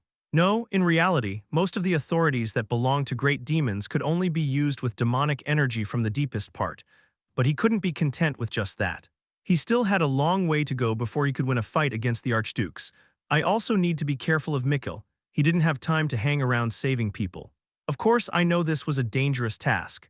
It seemed like Gaia noticed that Kang-woo didn't like the idea that much, but you could go with Mr. Shi-hoon, and if you need, we can send you more members as support. It isn't because of the danger, he answered firmly. He wasn't lying. Saving people that live in areas infested by monsters, leaving the tasks related to the demon cult aside, it was one of the most dangerous missions. No, the average task related to the demon cult wasn't as dangerous as that. Still, he wasn't too worried about it. After his demonic energy stat reached 129, Kang-woo obtained a strength that was above a great demon, so to him, it wasn't a hard task. He crossed his arms and fell into thought. It was true that he didn't want to do it, but it wasn't like he had something else to do. The demon cult still hasn't moved. Since his stat growth had been blocked, absorbing the souls of demons and fulfilling the first condition of demonic soul was his priority. But the problem was that there weren't any demons. Unlike other players, he didn't need to train, so he had even fewer things to do. Should I play being the hero? Gaia, Kim Shi-hoon, and the other guardians thought of him as someone who had inherited the power and will of the hero god. It didn't matter if it was true or not. He had to show himself doing some heroic things from time to time. There's also a chance the recent increase of attacks is because of the demon cult. He thought that playing the hero while investigating their movements might not be a bad idea. Kang-woo nodded. Yes, I'm going to take that mission. Ah, thank you, Mr. Kang-woo, Gaia smiled brightly. Although she looked very frail, her bright smile had something that could stimulate the hearts of all men. Shihoon, you should be thankful to me. He felt guilty for having gotten rid of the innocent Reinald for the sake of Kim Shihoon's love, but after seeing things develop like that, he was kind of proud. But why hasn't that guy appeared recently? He had heard that Shihoon had gone to another place in order to train. They'd met in the Hall of Protection a few times, but they'd only exchanged simple greetings. He felt that Kim Shihoon was avoiding him. Don't tell me it's because of that. When Tyrion's power entered his body, Kang-woo had treated him coldly because Kim Shihoon hadn't realized the pain he was going through. Then I'm going to prepare a plane for you. Mr. Kang-woo, can you relay the mission to Guardian Kim Shihoon? Ah, yes, of course. Guardian Kim Shihoon has been looking down recently. So try to ask him what's wrong, Gaia said in a worried voice. Kang-woo nodded. He was planning to do that anyway. Shihoon, it isn't because of that, right? He began walking faster in search of Shihoon. Kim Shihoon was in a training room located in the Hall of Protection. As Kang-woo walked there, he heard an explosion. Click stomp, slam, boom, ha ha ha. Kim Shihoon was swinging his sword toward a practiced scarecrow. The scarecrow, which had been made using a special magic, was tattered like a mop. Shihoon. Hyunam. As Kang-woo entered the room, Kim Shihoon's expression hardened. He kept talking while avoiding looking at him. Did something happen? There's something I wanted to talk about with you. Kim Shihoon remained silent. Kang-woo looked at him quietly and then opened his mouth. Let's move to a quieter place. Hyunam, he dragged Kim Shihoon to the rooftop of the apartment where he lived. As expected from an expensive building, the view from the rooftop was beautiful. Kang-woo leaned on the railing. Did something happen recently? If it's because of how I know. This isn't because of Hyunam. Kim Shihoon stood next to Kang-woo while smiling bitterly. This is my problem. His voice had a sense of loneliness. Then, what's wrong? There was a short silence. After thinking about it for a while, Kim Shihoon opened his mouth. Do you remember when Mr. Reinald died? Yes. Well, the truth is, he bit his lip and clenched his fists, the railing bent below his grip. Kim Shihoon kept talking in a trembling voice. To be honest, I felt relieved. Oh, so it was because of that, Kang-woo smirked. He felt disgusted at himself after feeling relieved that his rival had disappeared. It was a Kim Shihoon-like worry. Don't worry, it's normal for humans to feel like that. But Hyunam, you aren't like that. Not really, if I were in your place I would have danced. Ha ha ha, Kim Shihoon laughed at his commentary. He probably thought he was joking, but it isn't a joke. If it were Kang-woo, he would have probably danced with happiness. Kang-woo looked at Kim Shihoon and opened his mouth. Let me ask you something. What is it? It's you. Why are you so strict with yourself? He'd been wondering about that for quite some time. To be more precise, it was from when he saw Kim Shihoon standing up for Alec while putting his life on the line. It's too unnatural to call it a personality trait. Even if he'd listened to his words, Kim Shihoon could cut the people that had turned into demonic monsters without hesitating. That was something Alec or Reinald couldn't do. Kim Shihoon wasn't like them but was trying to become like them. There was a heavy silence. Kim Shihoon narrowed his eyes and fell into thought. There was silence. Haha. As expected, I cannot hide things from Hyunam. Kim Shihoon laughed lightly. When I was a kid, there's something I heard from my mother. Kim Shihoon looked up to the sky with sad eyes. I'm sorry for giving birth to you. Kim Shihoon clenched his fists. I really hated those words. I hated them so much that I couldn't stand hearing it. But yes, of course, she probably doesn't think like that anymore. No. She probably can't even remember that she said that to me before. He kept talking in a pent-up voice. But that isn't something I've achieved. It isn't a result I obtained with my hands. I was saved by Hyunam, he spoke in an intense voice. I wanted to be like Hyunam and be of help to those that suffered just like my past self so that I could say I did it myself. That's why I can't stand this selfish self. Kim Shihoon finished talking. Kang-woo sighed. Savior. He felt like he finally learned about the human called Kim Shihoon. He didn't want to become a hero. He didn't want to receive people's admiration and cry about justice. He just wanted to extend a hand to those in need, so he could be confident about himself. How dumb, Kang-woo frowned. In a sense, he was dumber than Alec. It was a more frustrating, annoying, and childish thought. Trying to help other people overcome a childhood trauma was something only someone with middle school syndrome would think of. It was a way of thinking Kang-woo couldn't understand. But, tap Hyunam, he placed his hands on Kim Shihoon's head and messed up his hair. Og, why are you doing this, Hyunam? Huh, he couldn't help but sigh. He smirked after seeing Shihoon's confused look. Fuck.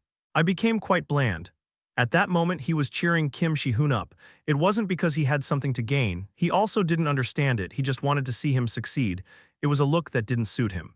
It makes me want to vomit. He felt like it was cringe, but it wasn't a bad feeling. Hyunam, let's go. Where? He patted Kim Shihoon's head while smiling. To save people. Chapter 159, Hero Kim Shi-hoon Part 2. We're going to separate into three groups. Kang-woo Kim Shi-hoon Han Seala Akidna Kyonju Kang Ti-soo Beek Hwa Yeon Gu Hyun Mo Chin So Yeon and Chin Moo-jin.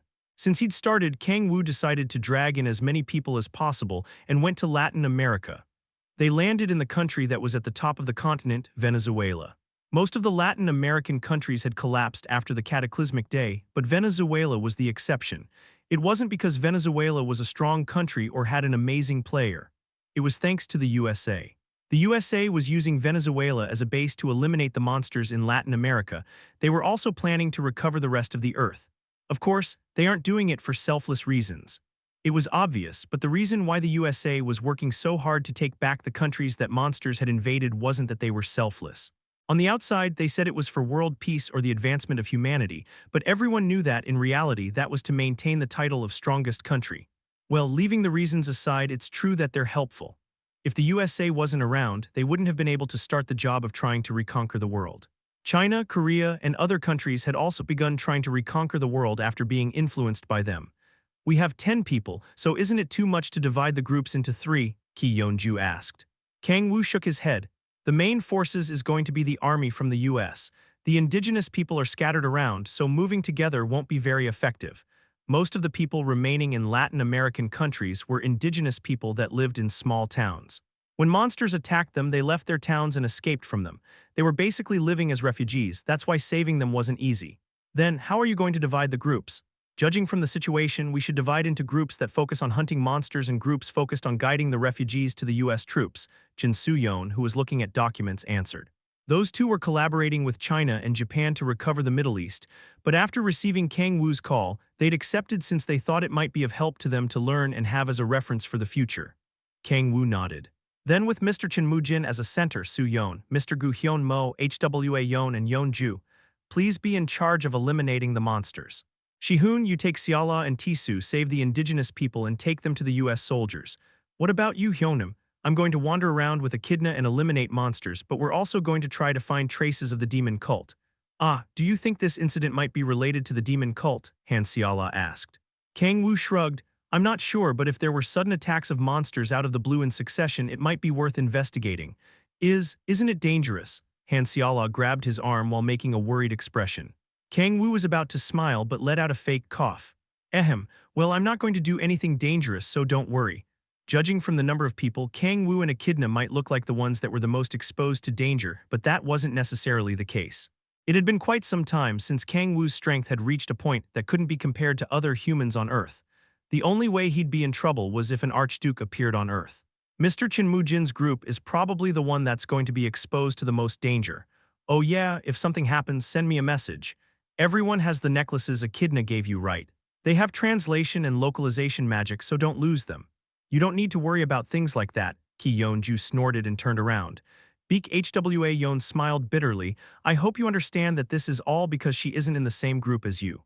She said in a low voice. Beek Hwa Yeon, oops hahaha, then we'll be going. Chin Moo-jin's group was the first one to move. Kang-woo approached Han Seala. I heard they were ambushed by monsters, so there are probably a lot of people that were injured. Yes. Don't heal every injured person. Focus only on those in a bad state and lead them to where the US soldiers are. Take a break when you use half of your mana and focus on refilling it.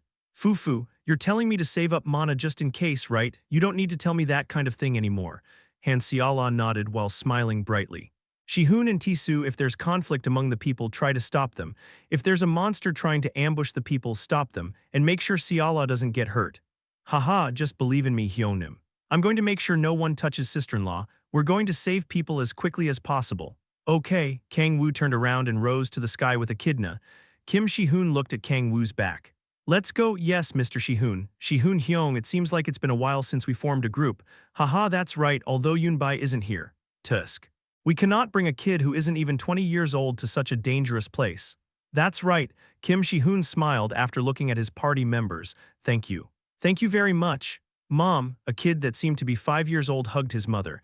He hadn't completely healed, but it was still much better than before, considering he'd been about to die. Han Seala waved at the kid while smiling brightly.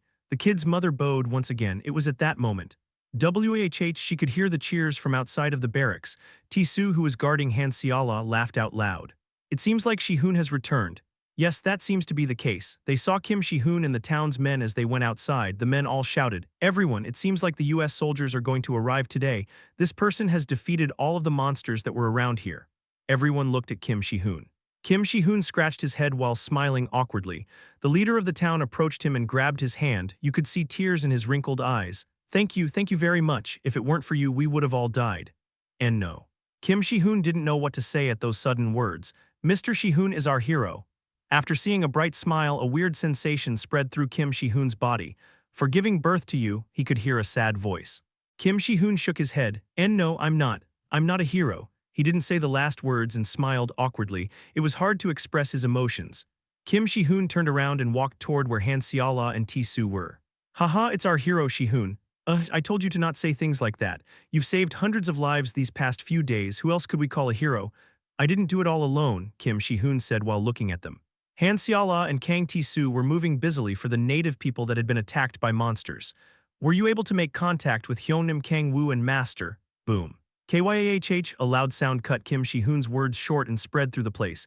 A huge impact shook the barracks and it crumbled. Mr. Shi-hoon, what's going on? Han Seala and Kang Ti-soo stood up. Before they could stand up, Kim Shi-hoon had gone running in the direction of the explosion. What the? Kim Shi-hoon's widened. There were holes in the ground as if someone had poked through a piece of paper. The townspeople began screaming. Mr. Shi-hoon, save us. Ah, a round hole appeared in the town leader's stomach who had just called him a hero. It was cut in such a clean way that it was as if someone had used a machine. Blood poured out. The town leader collapsed. Kim Shi-hoon wasn't looking at the town leader that had collapsed, he looked at the entrance of the town. Demons. He saw 2 horns, bent, black wings, and yellow eyes that resembled a reptile's. 3 demons that looked as if they were clones were standing at the town's entrance. Is it that human? Yes, I can feel the energy of a god, a servant of Gaia. The 3 demons talked with each other. Kim Shi-hoon's body trembled. They're strong, he knew it just by looking at them. He felt a chill run through his body. Let's kidnap him and then ask him where Gaia's incarnation is. Halfas, are you going to do it? Yes. I want to know how strong Gaia's servant is. The demon that was in the middle took a step forward. Mr. Shi-hoon, Hyung Shi-hoon, Han Seala and Kang Ti-soo arrived and stood next to him. They're demons. Kim Shi-hoon bit his lips anxiously. His head became blank, he wasn't sure what to do. Then let's start. The demon didn't give him time to think. Halfas extended his hand toward him. A body of black demonic energy flew at him. Hyung Shi-hoon, boom, cough, Kang Ti-soo blocked with his shield. It was just one attack, and after being hit with the black sphere, Ti-soo bounced back as if he were a piece of paper. Mr. Ti-soo, Han Seala quickly shouted his name and used healing magic. White light covered Kang Ti-soo's body. Halfa's eyes shone. He looked at the light that covered Ti-soo's body with interest. This. Haab, Kim Shi-hoon stomped on the ground and leaped forward. Blue sword energy stormed from the El Quero blade. Halfas waved his hand. He created black spheres and launched them toward Kim Shi-hoon. Damn, TDDDD. Shi-hoon quickly rolled onto the ground. The black spheres hit the place where he'd been standing and exploded. Kim Shi-hoon dodged Halfas's attack and swung his sword. The fight kept going on. Boom. Kim Shi-hoon was being overwhelmed. He couldn't land a successful attack and kept dodging Halfas's attacks. Is this the strength an underling of Gaia has? How disappointing, Malphaz and Fenix said, disappointed. The conversation between them reached Kim Shi-hoon's ears. Damn, he frowned and clenched his fists harder. During that short time, attacks poured on him once again. A black sphere brushed past his legs. His cloth tore and a wound appeared on his skin. Mr. Shi-hoon. Han Seala used healing magic and buffs on him. The wound closed and he recovered vitality, but he knew better than anyone that he was still lacking and wouldn't be able to win against the demons. Escape with Mr. Ti-soo. Yes, take the townspeople and escape, but now he didn't hesitate. The result wouldn't change even if 2 people fought simultaneously. He wasn't sure he'd be able to beat the demon called Halfas, so winning against 3 demons simultaneously was impossible. Kim Shi-hoon took out a piece of paper from his pocket.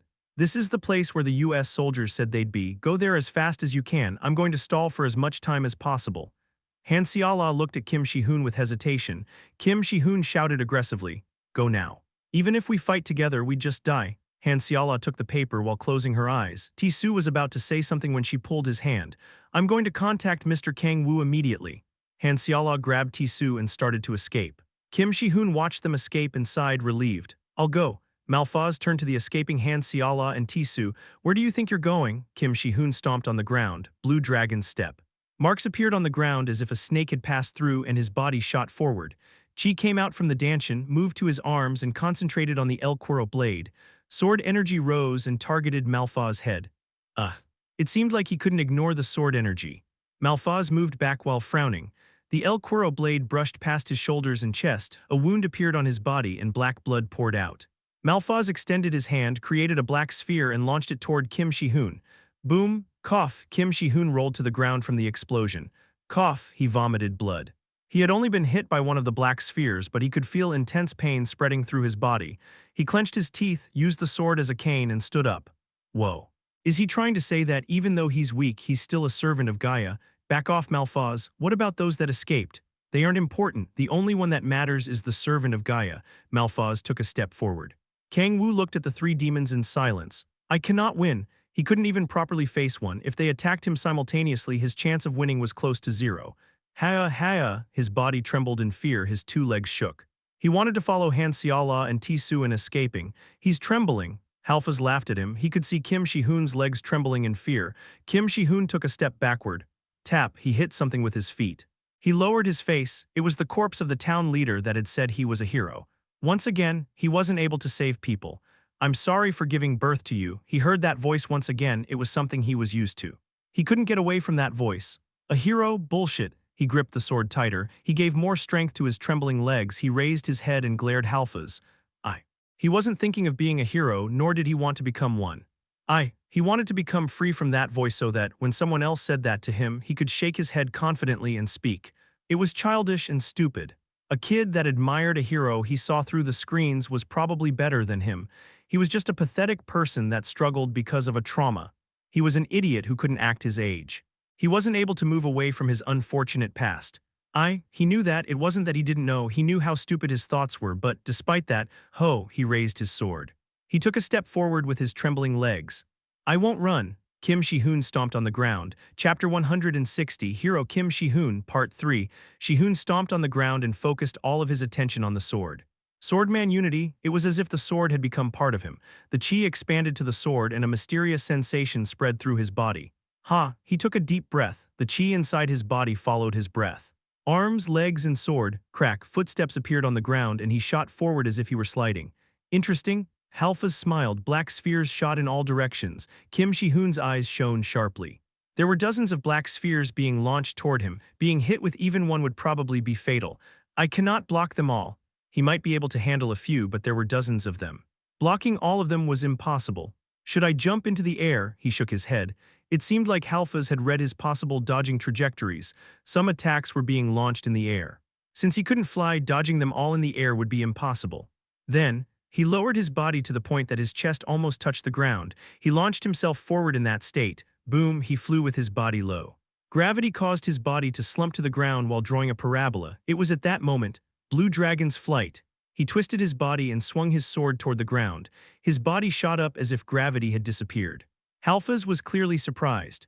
Blue Dragon first form, he swung the sword. Blue sword energy rose from the blade and targeted Halfaz's head. Good, the tips of Halfaz's mouth went up.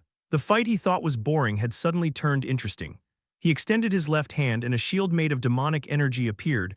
Clang, a loud sound spread through the place. Dust rose from the ground at the strong impact. Halfaz was pushed back a bit. He opened both arms. Struggle a bit more, Gaia's servant. A black sphere the size of a fist appeared from his extended arms. Ha-ha, Halfaz laughed out loud. An explosive amount of demonic energy flew out of his body. The black sphere started to get bigger, from 30 centimeters to 50 and then a meter. Come try to block this. Halfaz calmed down. What are you going to do if he dies? The other two demons tried to stop him, but Halfaz didn't hear them. The spark had already been lit. The battle-craving body of a demon had made him lose his mind. The black sphere grew to over 2 meters in size. Kim Shi-hoon felt chills. He could feel impressive destructive energy from the black sphere. Boom, the black sphere shot forward. Everything that was in its trajectory was dragged into it. It had impressive absorbing capabilities. A strong wind that resembled a typhoon pushed him from behind. He felt that the black sphere would absorb his body. Kim Shi-hoon's face turned pale. He couldn't stand still and tried to resist it. The black sphere was approaching him at a very fast pace. Damn, he bit his lip. He subconsciously knew he wouldn't be able to dodge it. Kim Shi-hoon grabbed the sword tighter. The blue sword energy burned with more intensity. He felt cold sweat dripping from his back. He gulped. Once again, fear of dying spread through his body. Concentrate. He spread some chi to his trembling legs. He clenched his fists. If I can't dodge, slash, he smashed his legs with his fists covered in chi as if he were striking nails with a hammer. His two legs were planted into the ground. He gripped the sword tighter. I'm going to block it. He raised the sword. Shimmering darkness opened its mouth toward him. He exploded the chi within his body. Sword energy rose up. He took a deep breath and then held it. He relaxed his body and stared at the sphere. He'd only have one chance. He wasn't sure if it was even possible to do it. That's not important. A smile appeared on his face. Since the situation had become quite serious, he somehow felt relaxed. He felt like he could see someone's back, the person that had appeared when he was about to die at Kim Yong-hoon's hands. Kang-woo, they weren't blood-related. He didn't know who he was or what kind of person he used to be in the past, but there was something he was sure about. He'd saved him. Kang-woo had saved him from the muddy life he'd thought he'd be stuck in forever. Boom. The black sphere closed in. He swung the sword from top to bottom at a casual speed, slowly, without hurrying things. Ting, you've obtained the unique skill Blue Dragon First Form. A message appeared in front of him. He didn't care about it. The sword touched the black sphere. Halfaz's expression distorted. The black sphere he'd just used was a technique he'd received from the evil god Lucifer. Even if he was Gaia's servant, it wasn't a power a human should have been able to counter. But Halfaz, dodge it. He heard the other two demons screaming at him. The black sphere was split into two, and the blue energy that had split the sphere was rushing toward him. Halfaz subconsciously twisted his body. The blue sword energy cut his left arm. Pain spread through the rest of his body and his expression hardened. That was dangerous. If he hadn't twisted his body at that moment, he might have been split into two. No, if he hadn't dodged it, he would have died for sure. How dare a mere human? He became angry and his face turned red in embarrassment. To think he'd suffer such humiliation in front of his brothers. Boom. Kim Shi-hoon, who had successfully split the black sphere, pulled his legs from the ground. He didn't hesitate and leaped toward Halfaz. Halfaz frowned and raised his right arm. He'd received an attack because he'd relaxed for a moment, but he wouldn't let such a thing happen twice. Kim Shi-hoon's sword turned into light and moved. The sword targeting his right arm cut his shoulder. Halfaz anxiously swung his right arm. I'm faster. Not only was he faster, but he was also overwhelmingly stronger than him. He could clearly see the trajectory of the human's sword.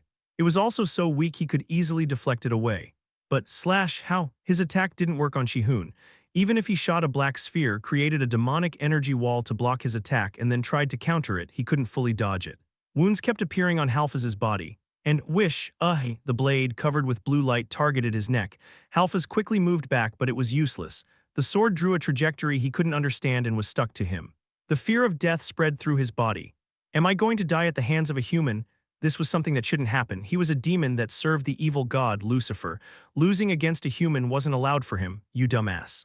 Phoenix took a step forward. He kicked Kim Shi-hoon, who was targeting Halfaz.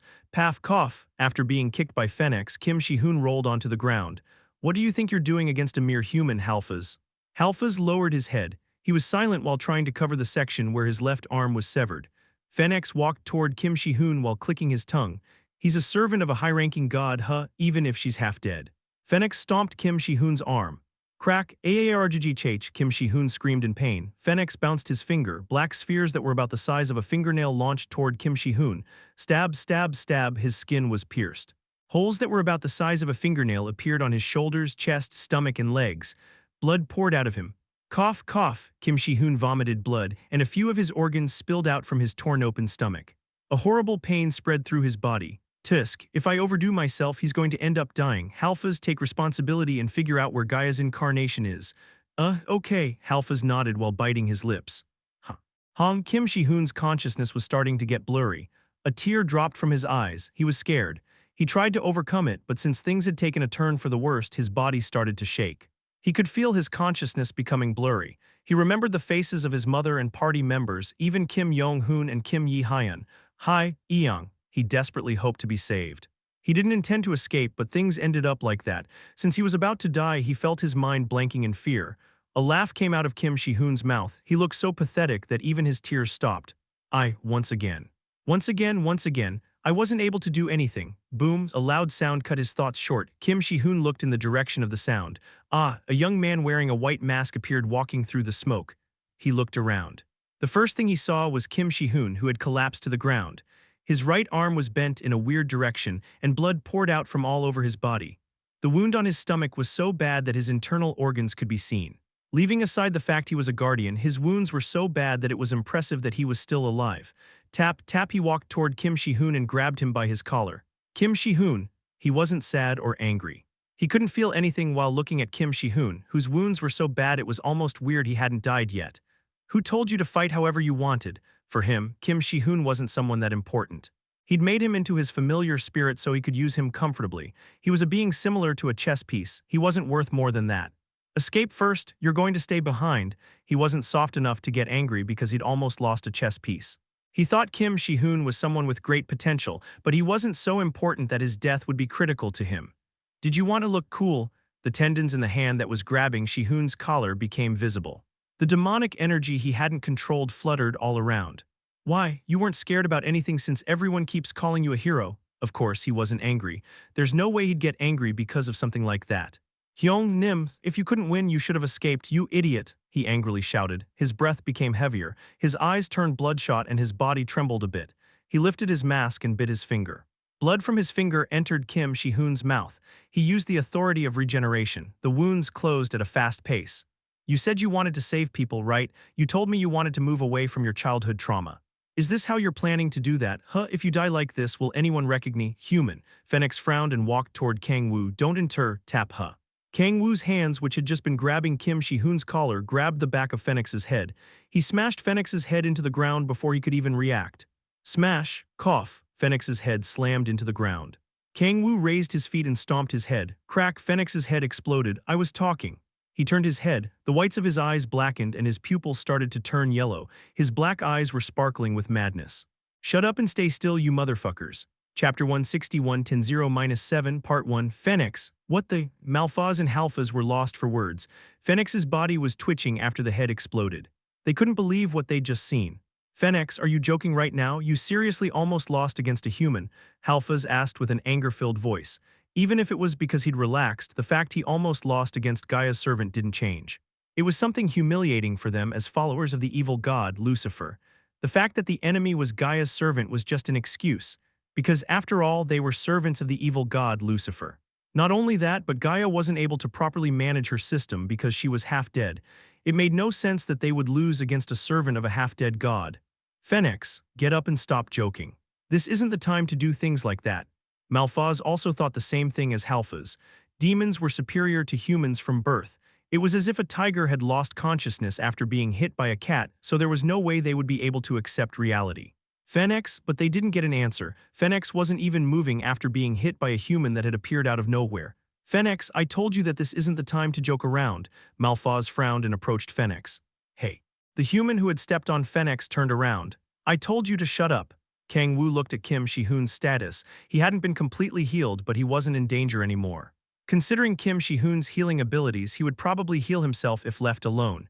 Hyeonim, sleep, I'm going to tell you the rest later on. Kang-woo put Kim Shi-hoon's body down on the floor. His power over his familiar spirit activated and Kim Shi-hoon closed his eyes. He heard him breathing normally. He sighed in relief. He felt better than when he'd seen an almost dead Kim Shi-hoon. He took a deep breath. Even if he was feeling relieved, he couldn't fully control the demonic energy that was moving around his body. A desire to fight rose inside him. Calm down, he told himself. He covered his face with his hands. He slowly opened his eyes and once again saw the demons who'd made Kim Shi-hoon like that. His head was burning with a cold fire. Damn, he couldn't help but curse. Numerous thoughts crossed his mind and his emotions intertwined. The one in the middle of it all was Kim Shi-hoon. You bastard, he clenched his teeth. It was the first time he had felt that way since he'd returned to Earth. He hadn't felt something like that since Balrog had turned into dust and disappeared after losing to Archduke Mammon. Yes, it wasn't that he was angry, he just felt annoyed at the situation. He was so annoyed that he couldn't handle it. Then, he looked at the demons that were approaching him. There was only one way to get rid of that annoying feeling. Malphas, who was approaching Kang-woo, frowned. He looked into Kang-woo's eyes. He couldn't see his face because he was wearing a mask, but he could see the eyes behind it. A demon, black eyes with yellow pupils. It was a characteristic most demons had. There were some cases where they had white eyes that transformed only when they became angry. He said Satan is like this. The Archduke of Anger, Satan. He heard from Lucifer that he usually had white eyes that turned black when a fight began. He told them to escape if they faced Satan and his eyes were black. Don't tell me. Is he Satan? Malphas shook his head. There was no way that was true. Besides Satan, there were also other demons with those characteristics. It was just that the amount was low. But anyway, it was hard to think of him as a human. Leaving the yellow pupils aside, he had never seen a human with black eyes. Are you really a human? There was no answer. Malphaz clicked his tongue. If there were no answer, he would forcibly make him speak. He extended his right arm. Dozens of black spheres appeared. Kang-woo silently looked at Malphaz. He slowly began to walk. Dozens of black spheres flew toward him. He bounced his finger, and a wave of demonic energy spread and deflected the black spheres away. Malphaz was astonished by what he saw. Kang-woo took a step forward, and demonic energy rose from his body. Demonic energy started to gather around his heart. A passage that connected to the depths of the 10,000 demon core formed. A huge amount of demonic energy began blowing through his body. What the? Kang-woo took a step forward. His body disappeared as if it had melted and appeared right in front of Malphaz. Malphaz quickly raised his arms, but Kang-woo grabbed them and ripped them off. Crack, aargghh. His arms were ripped off and horrible pain spread through his body. Black blood poured in all directions. Malphaz clenched his teeth and stood up. A black sphere about the size of a fist appeared in front of his chest. He used the power given to him by the evil god, Lucifer. The black sphere grew in size. The word destruction was perfect to describe it since it absorbed everything in its surroundings. The black sphere tried to drag Kang-woo in. Kang-woo extended his hands and didn't try to resist its absorbing capabilities. Kang-woo's hands touched the black sphere and a smile appeared on Malphaz's face. Nothing happened. Although the human's hands had touched the black sphere, his body wasn't dragged into it. Crack, what the? No, rather than that, the black sphere was starting to be devoured by a black fog that poured out from the human. Malphaz's face turned pale. The power given to him by Lucifer started to quickly disappear. What are you doing? He anxiously shouted. He couldn't help but think that something was wrong. A subconscious fear took control of his body. The fear that prey feels towards a predator. This can't be happening, he shouted as if he were about to have a seizure. He turned his feet and pulled his body back. I must gain some distance first. Halfas and Fennecs specialized in long-range battles. Distancing themselves and using the strong demonic energy spheres was how they fought. Maintaining a distance was vital in making use of that advantage. But, Malphaz's eyes trembled. His eyes widened as if he'd seen something unbelievable. He did his best to create distance and backed off hundreds of meters in just a second. But I told you to stand still, didn't I? As if he were having a nightmare, Kang-woo was still just as close to him. He was so close that he could hear his breath. He twisted his body. Kang-woo extended his hands and grabbed Malphaz's legs. Crack, aargghh. Malphaz's legs were crushed as if they were going through a press machine. Kang-woo twisted his hands as if he were squeezing a mop. Malphaz's skin tore and burst, spraying black blood into the air. Black smoke leaked from Kang-woo's hands while he was still holding onto Malphaz's legs, and the smoke entered his body through the wounds. Crunch, crunch, crunch. What are you aargghh, please stop. A tremendous amount of pain racked his body. Malphaz fell to the ground and trembled. His eyes rolled back and bubbles frothed from his mouth. He'd lived many years as an immortal but had never felt pain like that. It was as if thousands, tens of thousands, of red ants had entered his body and were devouring him from the inside out. He never thought he'd be able to feel being devoured in such a crude way. Halfas quickly came running. He grabbed his arm that had been cut by Kim Shi-hoon and launched a black sphere. Wait for your turn. Kang-woo bounced his finger and the black sphere Halfas launched returned to him. Halfas couldn't dodge his own attack due to the wound he'd received while fighting Kim Shi-hoon. Aagghh. He collapsed after being hit with the black sphere. Kang-woo's eyes focused on Malphaz. Please, stop. The black smog that was chewing his body spread through his veins. Malphaz's body started seizing as if he were being electrocuted. No, he wouldn't have felt so much pain if he had been tortured with electricity. He lost his mind at the immense pain. Even his loyalty toward Lucifer had no meaning at that moment. I'm sorry, aagghh, stop. Tears dripped from his eyes. He didn't have the mental space to feel pride anymore. Was it because his painful cry had reached Kang-woo's ears? The horrible pain stopped. 1,000-7, yes, what does that, aagghh? I won't ask many times. He looked at Malphaz with deep, sunken eyes. 1,000-7, 993, it's 993, well done. The tips of his mouth went up. He raised his index finger and the authority of predation within his body took a bite of Malphaz's skin. Aagghh, a horrible scream spread through the area. It was about the size of a nail, but the authority of predation amplified that pain. His body started to seize again. Next. Aagghh, stop, please. Keep going, 986, Aagghh. Come on, 979. The number started to go down. Every time he said a number, the authority of predation took another bite. It was a method of torture he'd seen in a manhwa before he'd fallen into hell. By making the target continuously do math, you force them to use their heads, and that makes them feel even more fear and pain. Keep going, 419. It was really effective. It wasn't that demons were better than humans at making calculations. They just had an overwhelming strength compared to humans. 6. Gradually, the counting ended. Saliva was leaking out of Malphaz's mouth and he was about to lose consciousness. Kang-woo grabbed his head and dragged it close to him. You've had enough practice, right? What? Now this is where the fun begins. A craziness Malphaz had never seen or felt before weighed down on him. Kang-woo slowly opened his mouth. The number of real roots in the two equations px equals 0 qx equals 0 is 7 and 9 each. The set A equals xy px qy equals 0 and qx py equals 0 x and y mistake is A's infinite set. The set A's partial set B equals xy, xy, a and x equals y.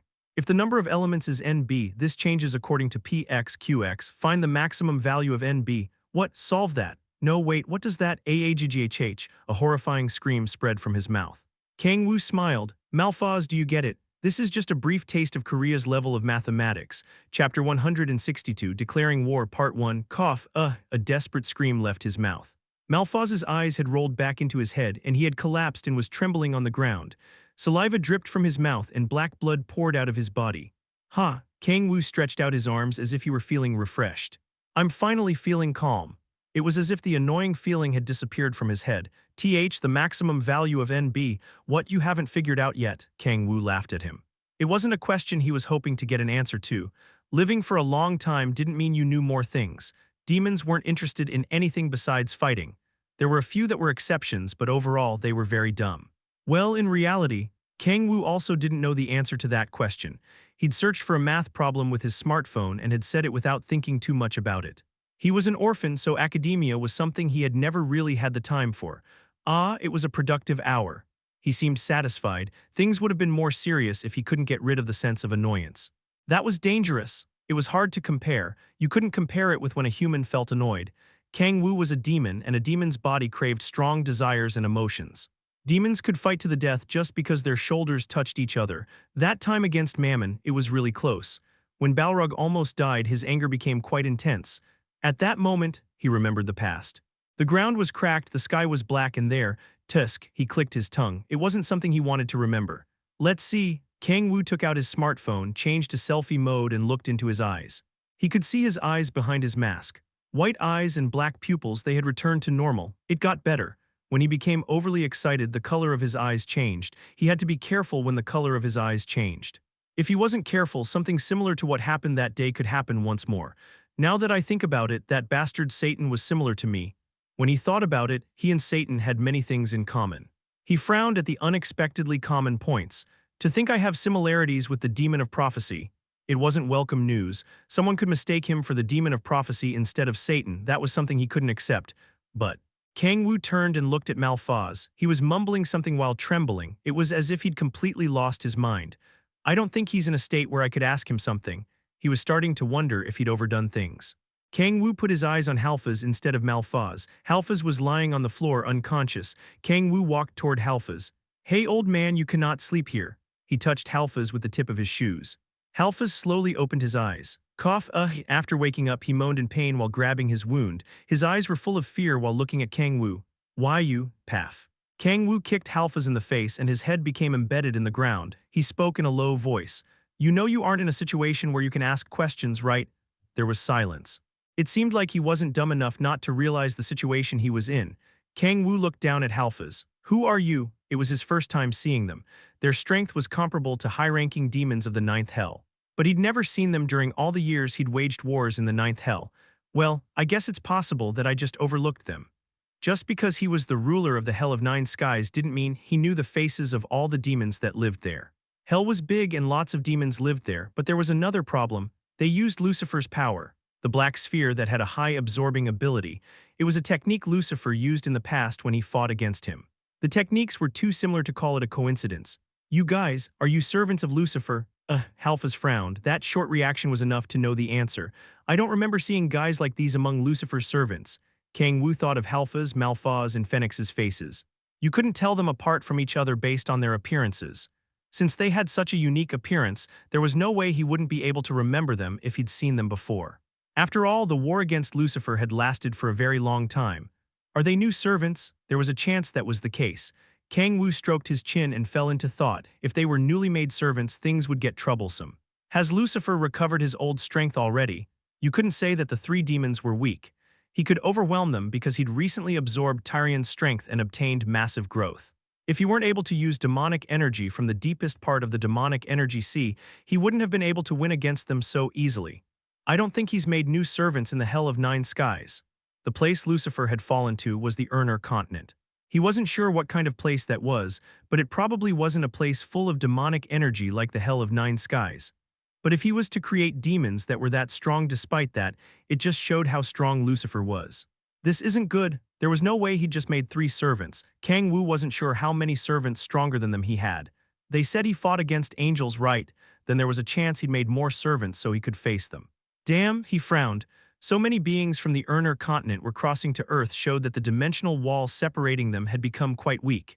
He was already feeling annoyed while dealing with the demon cult. If the forces of Lucifer started to cross to Earth more frequently, things could get too troublesome. Please leave me alone, you bastards.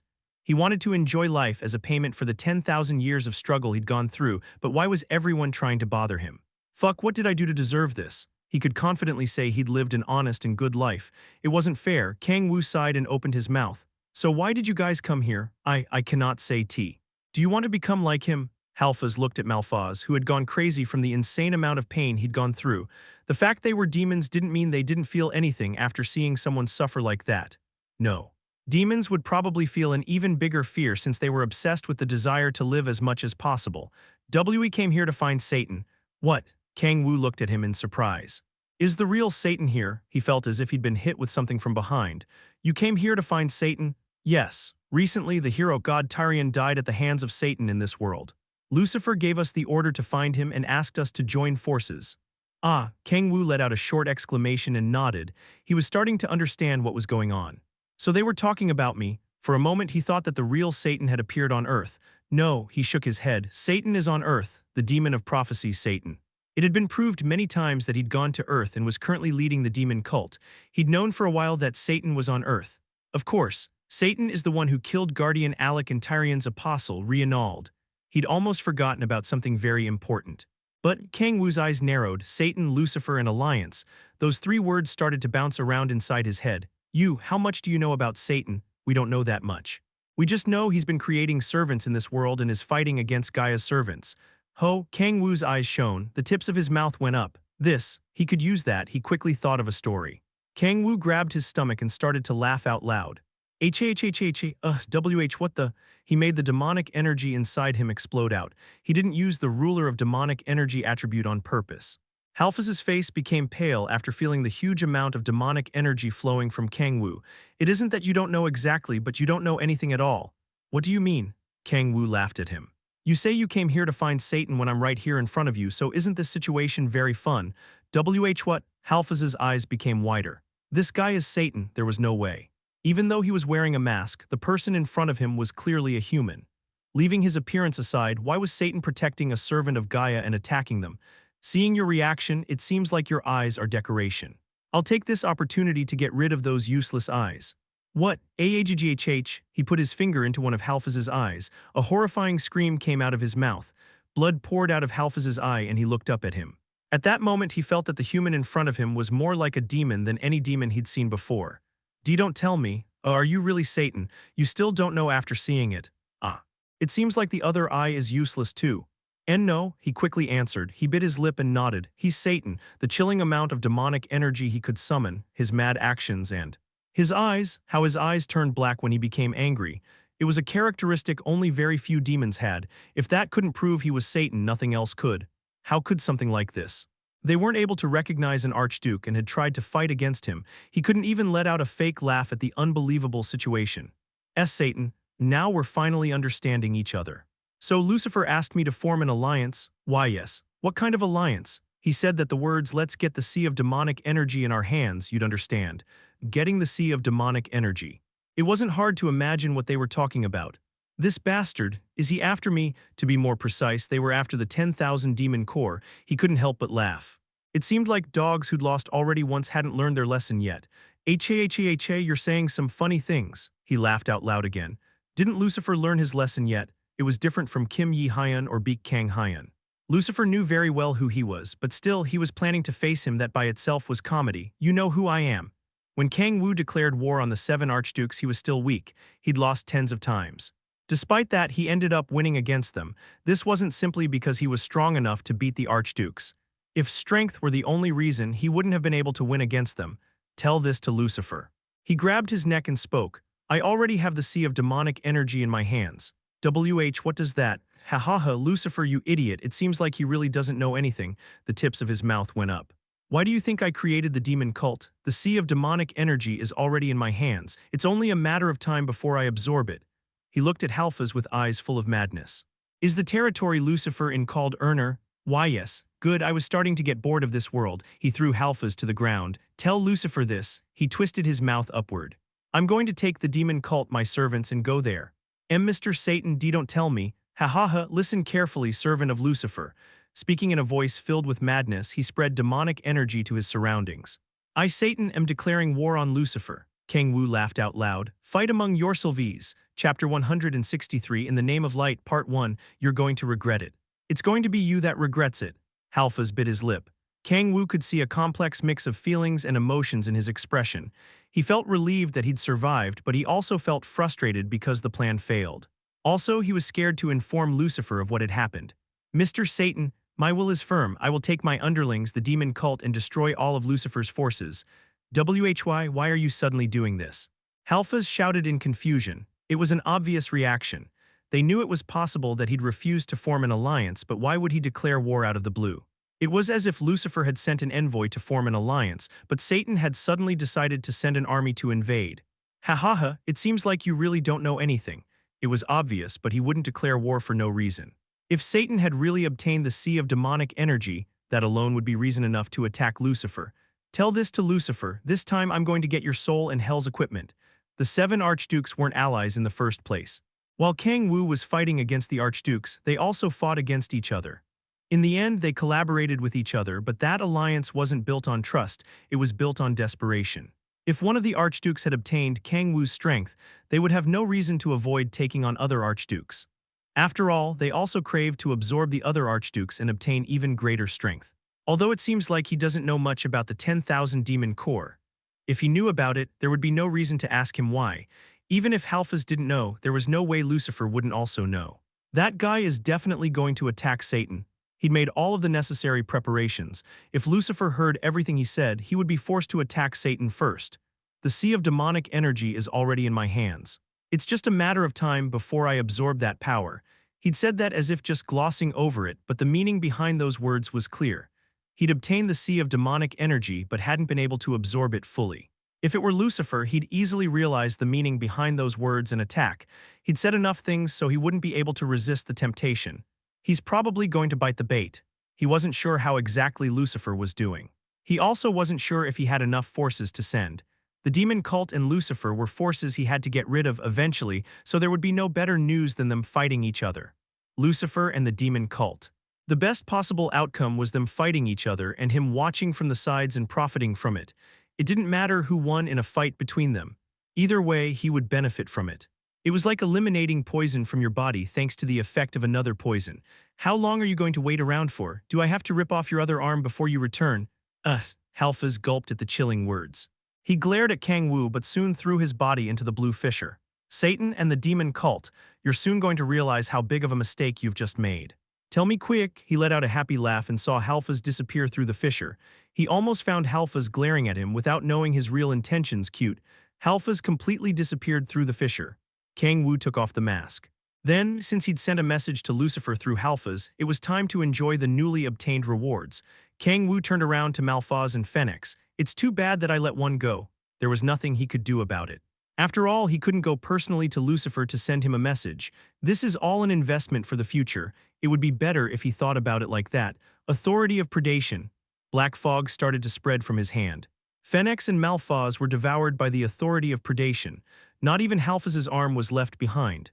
Ting, the attribute Reaper of Souls, has been activated. How much more should I obtain? Kang-woo mumbled while looking at the message window in front of him, when black demonic energy started to come out from his body. His eyes widened. A blue message window appeared in front of him. You've fulfilled the first condition for demonic soul. Your demonic energy stat limit has increased to 130. Since you've fulfilled the first condition, the system's power that is restricting your level has weakened. Your level limit has increased to 79. You've achieved the 8th awakening. Nice, he clenched both fists. It seemed he was able to fulfill the conditions since he'd absorbed the souls of demons that were as strong as a high-ranking demon, even within the 9th hell. The messages that followed also made him happy. The passageway that leads to the deepest part of the 10,000 demon core has widened. The more demons you absorb using the attribute Reaper of Souls, the more the size of the passageway will increase. Very nice, he began laughing. Thanks to the passageway that led to the deepest part of the 10,000 demon core having increased in size, the number of authorities he could use had also increased. There were a few authorities that, unlike the Authority of the Blade and the Authority of Speed, needed some preparations before he could use them. A technique he could only use with demonic energy from the deepest part.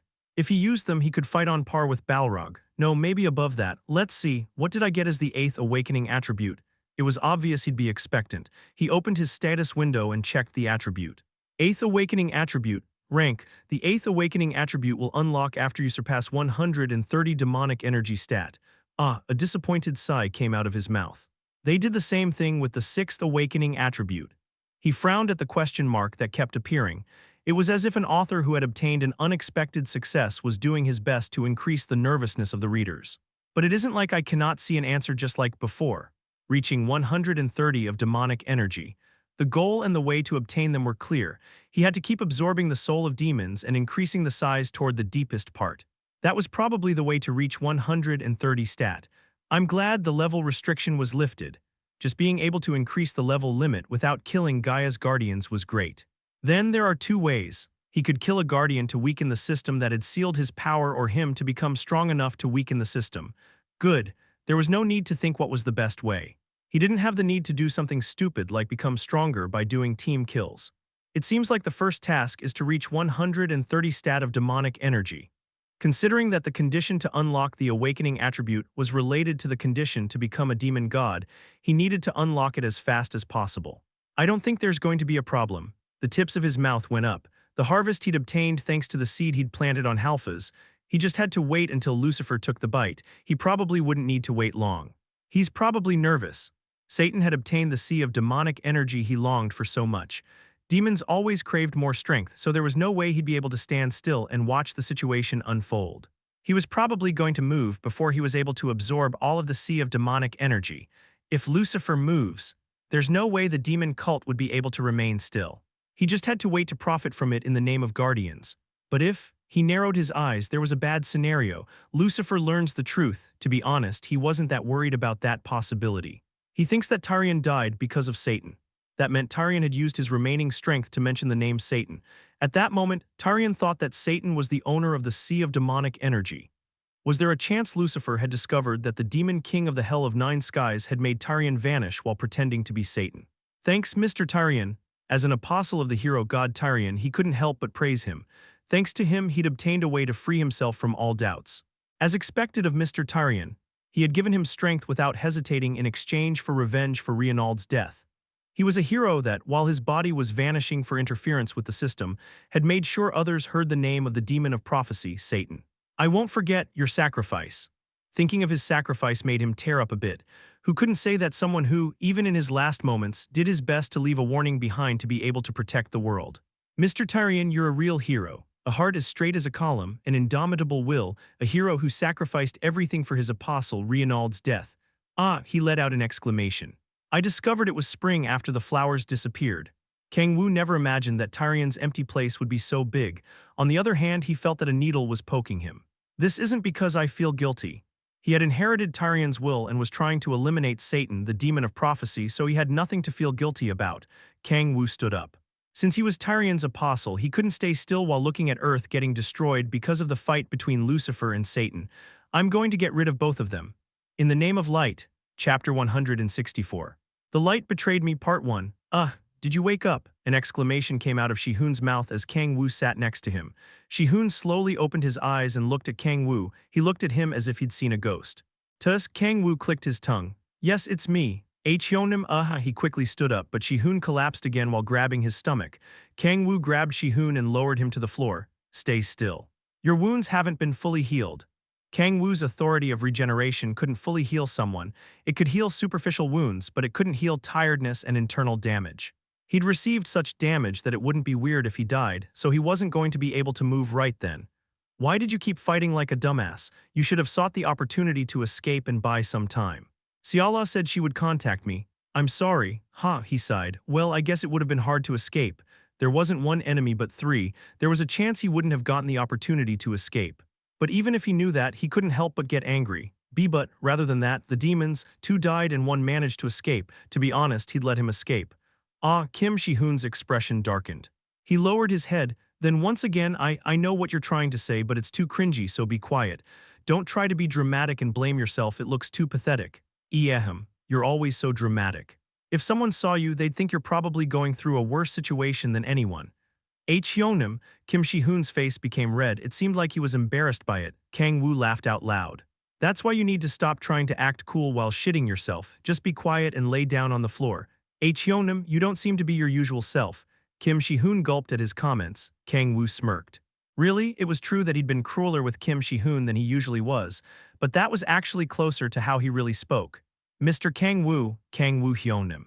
Are you okay? He saw Han Seala, Kang Tisu, and Echidna running toward him. He also saw a middle-aged blonde woman running toward them while holding Gaia in her arms. It was Grace and Gaia. How did you? I called her. Kang-woo turned his head to the source of the sound. He saw Chen Jin, Beak Hwa Yon, and the group that was in charge of getting rid of the monsters. Are you hurt? Chen Jin walked toward Kim Shihoon. Kim Shihoon tried to stand up but collapsed again while moaning in pain. Chen Jin placed his hand on top of his body. The internal damage is quite bad. He imbued chi into Kim Shihoon's body while his eyes were closed. Kim Shihoon's expression, which was distorted in pain, became more relaxed. Kang-woo turned his head from Chen Jin, who was healing Kim Shihoon, and looked at Ki Yeonju. Did you call Miss Gaia and Grace? Yes, although to be more precise, it was old man Chen Jin. Kang-woo nodded. On the surface, the Guardians were a secret organization, but most of the world rankers or the heads of state in each country knew about their existence. Chen Jin was the head of state in China and a world ranker simultaneously, so it wouldn't be weird if he had a way to contact Gaia. Mr. Kang-woo, I heard that demons attacked Mr. Shihoon. Is he okay? Gaia asked in a worried voice. She couldn't see, so she had no way of knowing what state he was in. Kang-woo nodded. Thankfully, the wounds have improved quite a lot. I also got rid of the demons. But where are the demon corpses? Grace asked. They became dust and scattered away after I killed them. Now that I think about it, that happened with Oryx before, Ki Yeonju said while remembering the past. Grace tilted her head. Really? That didn't happen when I killed a demon. Obviously it hadn't. A demon's body didn't turn into dust and disappear after it died. Oryx had disappeared because Kang-woo had used the Authority of Predation. But he calmly opened his mouth. It seems like it's different from each demon. After all, we still don't know many things about them. That's true. It's been only a few years since they began fighting the demons. They didn't know many things about the demons, so the other people couldn't help but believe what he said. It's quite easy to set things up. It didn't matter what happened. He could easily explain things with an "oh, it's because that demon is different rather than that." Mr. Chen Jin, seeing how demons have attacked this town. It seems like the traces we found today were of the demon cult. Gaia sighed and spoke to Chen Jin. Chen Jin nodded. Kang-woo's eyes shone. You found traces? Yes. Before I heard the news that Dragon's Sword was attacked, I found traces of what looked to be the demon cult. To be honest, I came here because I heard from Mr. Chen Jin that they had found traces of the demon cult, and while we were coming here, we heard that Dragon's Sword was attacked. Kang-woo's eyes narrowed. Then they didn't come here for Shihoon in the first place. He had found it weird that they'd arrived so quickly, but it made sense if they had been on their way before they heard the news. But what traces did you find? He asked Chen Jin. Do you remember the magic circle they used to summon a demon? That's what I found. There were monsters stronger than the one we fought against in Manchuria too. Ki Yeonju approached him. She gave Kang-woo an item she had in her hands, and we found this in the middle of the magic circle. It was an inverted cross. Kang-woo's expression hardened. A fissure fragment, the object the demon cult had used to weaken the Gaia system. Judging by its condition, it seems like it hasn't been long since they installed it. It didn't have a single particle of dust on it. That meant that there were members of the demon cult around there that had installed the stake. This seems to be the reason for the uptick in monster attacks recently. The monsters around here were more aggressive than usual. Beak Hwa Yon nodded at Ki Yeonju's words. Kang-woo remained silent. Kim Shi-hoon, who was being healed from his internal wounds, spoke while raising his body. I think that if that's the case, it was probably the demon cult that attacked the town. I also think that Guardian Kim Shi-hoon— No, Kang-woo shook his head. Malphas, Phoenix, and Halphas, he thought of the three demons he'd just faced. They weren't related to the demon cult. They were underlings of Lucifer who had come from the Urner continent. They weren't related to the demon cult that was on Earth. But fissure fragments, demonic monsters, and magic summoning circles, he didn't think that Lucifer's underlings had done that. Kang-woo's eyes shone. Then, suppose he thought that the two incidents weren't related, then there was only one possible explanation. The demon cult has started moving. Lucifer's underlings had become coincidentally involved. It was probably the demon cult that had turned monsters into demonic monsters and made them attack the indigenous people. The tips of Kang-woo's mouth went up. Are you going to do it again? He was waiting for Lucifer to take the bait. But to make sure he didn't get bored while waiting, the demon cult had gotten onto the fishing boat on their own. Seeing that there wasn't only one magic summoning circle, we should consider the possibility that they're going to do another large-scale summoning. Mr. Demoon Cult, he clenched his fists. A smile appeared on his face. His demonic energy stat had increased its maximum value 130. He was thinking about how he would reach that, but the demon cult had solved that problem for him. He almost thought of them as lovely for doing that. Why did you appear just now? Where have you been all this time? To be honest, it was about time they made a move. They hadn't made any moves after planting the fissure seeds. He was excited enough to want to dance because of the timing that couldn't have been more perfect. He was missing one step before unlocking the 8th awakening attribute, so he couldn't help but be happy after learning they were preparing another large-scale summoning. I always believed in you. He'd been worried that maybe the demon cult had gone under after failing the fissure seed plan, but they didn't give up. He knew that they wouldn't give up. They would defeat all sorts of difficulties to execute their plan of immersing the world in darkness. I know Mr. Demon Cult is going to succeed. He didn't know what or how many demons they would summon. But in that situation, unless it was an archduke, there wasn't any demon Kang-woo would struggle against. And the chances of it being an archduke are very low. They said that there was a magic circle drawn that was similar to the one they used to summon Oriacs. Archdukes didn't exist in the 9th hell, so there was no way they would be able to summon one.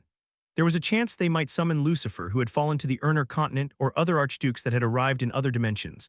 But seeing that, until that point, most of the demons or demonic monsters they had summoned were from the Hell of 9 Skies, the chances of that being the case were very low. That basically meant the only thing he had to do was to eat the meal prepared by the demon cult chefs. I won't forget the taste of this delicious lunchbox that the demon cult has prepared for me.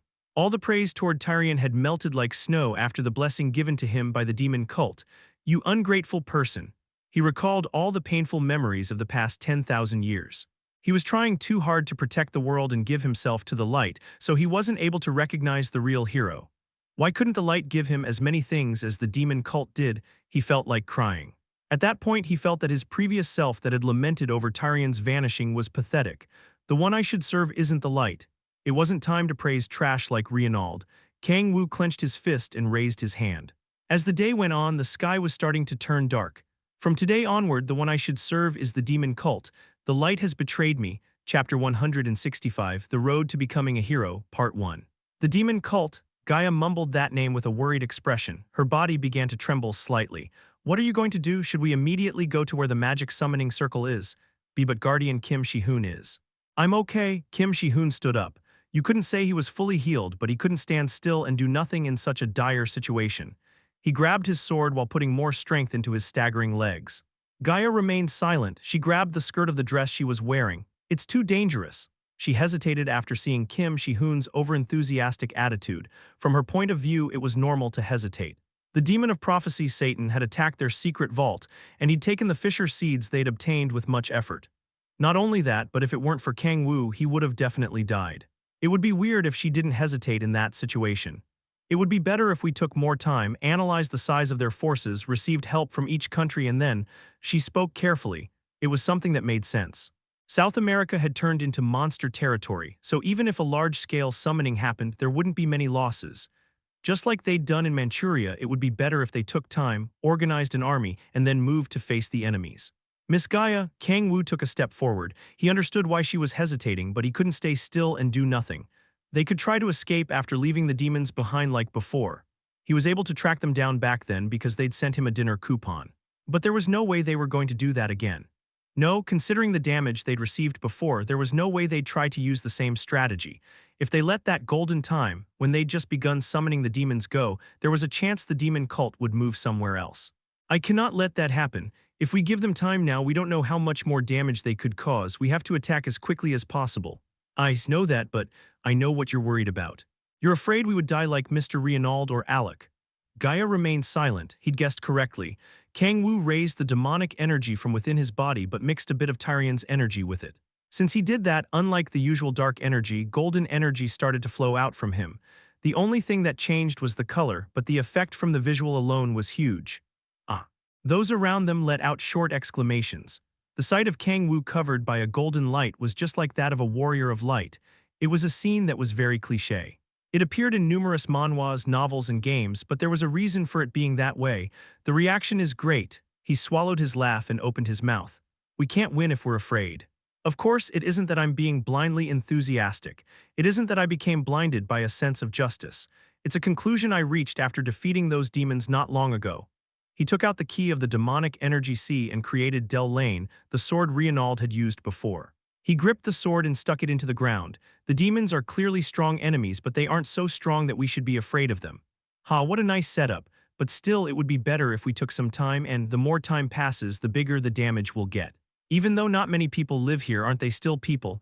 His eyes were burning intensely. A will that couldn't be broken was felt coming out from him. Even if they are a few minorities, we must protect them. Whoa. Even though it was me who said this, that sounded incredible. Numbers aren't important while talking about people's lives. Oops, what if Gaia falls in love with me? Hasn't this been too cool? He felt proud about the dialogue he'd just improvised. Gaia opened her mouth slowly as if she'd been hit with something. Please. Kang-woo looked at her nervously. Don't say that it's too cringy. He would probably die of shame if she laughed at him in disbelief. He wasn't joking. He'd done his best to look as good as possible, but if she laughed at him, there was no way to make him look good again. I see, I was just a coward. Oh fuck, it seems like that isn't the case. Mr. Kang-woo is right, we're guardians, those that protect this world. We won't be able to protect anyone if we're afraid of dying. Miss Gaia, thank you for not laughing at me. He was moved by the fact she came over without presenting any difficulty. He became more relaxed. Let's go to where the magic summoning circle has been found. Mr. Chinmu-jin, please guide us. Okay, Chinmu-jin turned around and started to run. The guardians started to follow him. Hey. Ki-yeon-ju placed her hand on Kang-woo's shoulder. I feel like throwing up, she said while frowning as if she couldn't resist anymore. Tusk, the heavy fact poked at his stomach. After saying that, Ki-yeon-ju left Kang-woo alone and followed Chinmu-jin. There was a heavy silence. He covered his face with his hands. He was starting to feel ashamed. I also feel like throwing up. The road to becoming a hero was harsh and long. They followed Chinmu-jin to where the summoning circle was found. Earth's lungs, the Amazon. It was a jungle so huge that a normal person would struggle to even walk in it. It was harder to move around in than a place like the Grand Canyon, but still, everyone gathered there was above the level of an average ranker. Moving in conditions like that was an easy task for them. Kiek / The body of a demonic monster charging toward them was cut by Chinmu-jin. Instead of participating in the battle, Kang-woo used the authority of observation to look at their surroundings. It really is the demon cult. He'd become familiar with the traces of the demon cult and followed them. They aren't far away from us. The more they followed the traces, the more demonic monsters appeared. A thick amount of demonic energy was around the area, as if confirming that they were once again preparing a large-scale summoning like in Vladivostok. But, since he could use demonic energy from the depths of the demonic energy sea, it wouldn't be hard for him to find out where the demonic energy was coming from. Kang-woo pointed somewhere. It's over there. Did you find another trace? No, he'd already prepared an excuse for how he was able to find their location. The strength of Mr. Tyrion is pointing me there. It was the second cheat he'd obtained after Satan. If he used the name of the hero god Tyrion, he could bypass any possible conflict. Let's go quickly. We don't know what could happen if we're late. Kim Shi-hoon and Gaia agreed with his words. Grace, who was holding Gaia, nodded and moved faster toward the place Kang-woo had pointed. Who is it? How did they figure out? Bingo. As they went through the thick vines, they arrived at an open space created by cutting down the trees. There they saw members of the demon cult wearing black robes. Long time no see, guys. He couldn't help but smile after finding them. Kang-woo quickly looked around. He wasn't really after the demon cult members or the demonic monsters. Who are they? Are they the guardians we've heard about? Demons appeared from behind the demon cult members. Kang-woo's eyes shone. Nice. They were on another level compared to the demons they'd summoned before. Among them, he could see a few that were from the 8th hell. Although the number is a bit low, he licked his lip. He looked at how many demon cult members were where the summoning ceremony was taking place. This probably isn't the only place where the summoning ceremony is taking place. Considering how widespread the demonic energy was, there were probably many summoning ceremonies happening simultaneously. There was a chance that more demons were summoned besides the ones he was seeing right then. You did it, guys. He couldn't help but exclaim in surprise at the demon cult's efforts. You lovely bastards. Although they'd weakened the Gaia system through the fissure fragments, it wasn't hard to imagine how much effort they had to make in order to do a large-scale summoning of demons that were above the 7th hell. Ha. They're still humans, nothing will change if a couple of bugs struggle. A demon with 4 horns and 6 eyes took a step forward while laughing loudly. Mr. Jaraxxus, leave those humans to us. No. It's been a while since I tasted blood, I'll go personally. Jaraxxus, a demon from the 8th hell, flames of hell appeared on both of his arms while he walked forward. The demons that looked like his underlings were hesitating. Jaraxxus's lieutenant Ebony Mur spoke to the other demons while shaking his head. Let him enjoy. Ah, yes, we'll do as ordered. The demons bowed. Jaraxxus stomped on the ground. The ruler of the Hellfire Road of the 8th hell, Jaraxxus, will face you. He opened both arms and hot air blew around him.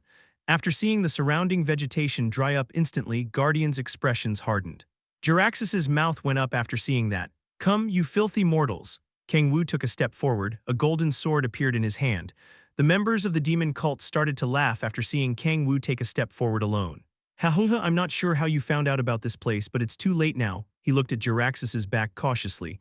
It's going to be different from Manchuria. Now we have the owner of the Hellfire Road, Jaraxxus. Crack cough. How? The sword covered with golden light cut Jaraxxus's body from his shoulder to his groin. Without being able to block a single attack, his body was split into 2. The demon cult member's eyes widened. The body of Jaraxxus was split into 2, became black fog and scattered away. What? The ruler of the Hellfire Jaraxxus was. What happened? He isn't here anymore. Chapter 166. The Road to Becoming a Hero, Part 2. Mr. Jaraxxus, how could something like this? It wasn't just the members of the demon cult, there was a huge commotion among the demons as well. Rather than being horrified, they were confused. If he'd lost after fighting intensely, they could have made a reaction like, how could Mr. Jaraxxus lose against a mere human?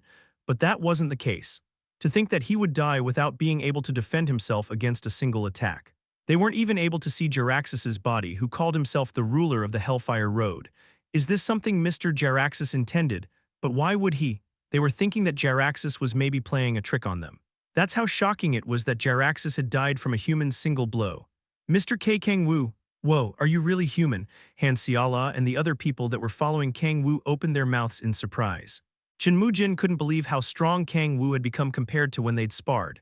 The only ones that weren't that surprised were Gaia and Kim Shi-hoon, who knew his strength.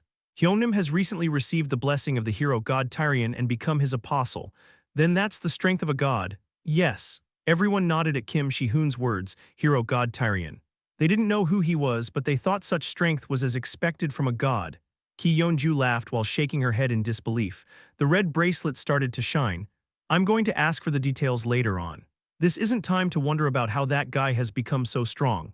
You're right, Chen Mujin gripped his sword. The demons soon realized their situation. They finally accepted Jaraxxus's death and started to panic. It was obvious that it was a great opportunity to attack. Ki Yeonju began charging toward the demons while sighing. Damn, now I'm not even surprised if gods or demons appear. She could feel how much the world had changed in just a few years. Heya, she once again sighed while clenching her fists. She sharply looked at the demon cult members. It doesn't matter if a demon, angel, or god appears. She only had one goal. She looked at the demon cult members shouting something while they were hiding behind the demons. As the situation began to turn weird, they were using the communication crystal to shout something and were trying to escape. You won't be able to escape. She clenched her fists. The red chains rose to the sky and surrounded her body. Chen Mujin, Chen Su-yeon, and Gu Hyan-mo also took out their weapons. Kang Ti-su lifted his shield and Han Xiala applied her strong buffs to the players. Human versus demons. The battle between the two forces began. Kang-woo stabbed the sword forward, a sword that was emitting golden light. It looked like the sword of the hero god Tyrion Del Lane, but in reality it was a fake created with the key of the demonic energy C. Although it was a fake, the original weapon was the key of demonic energy C, a transcendent trank weapon. The energy emitted from the sword was more intense than Reinald's Del Lane.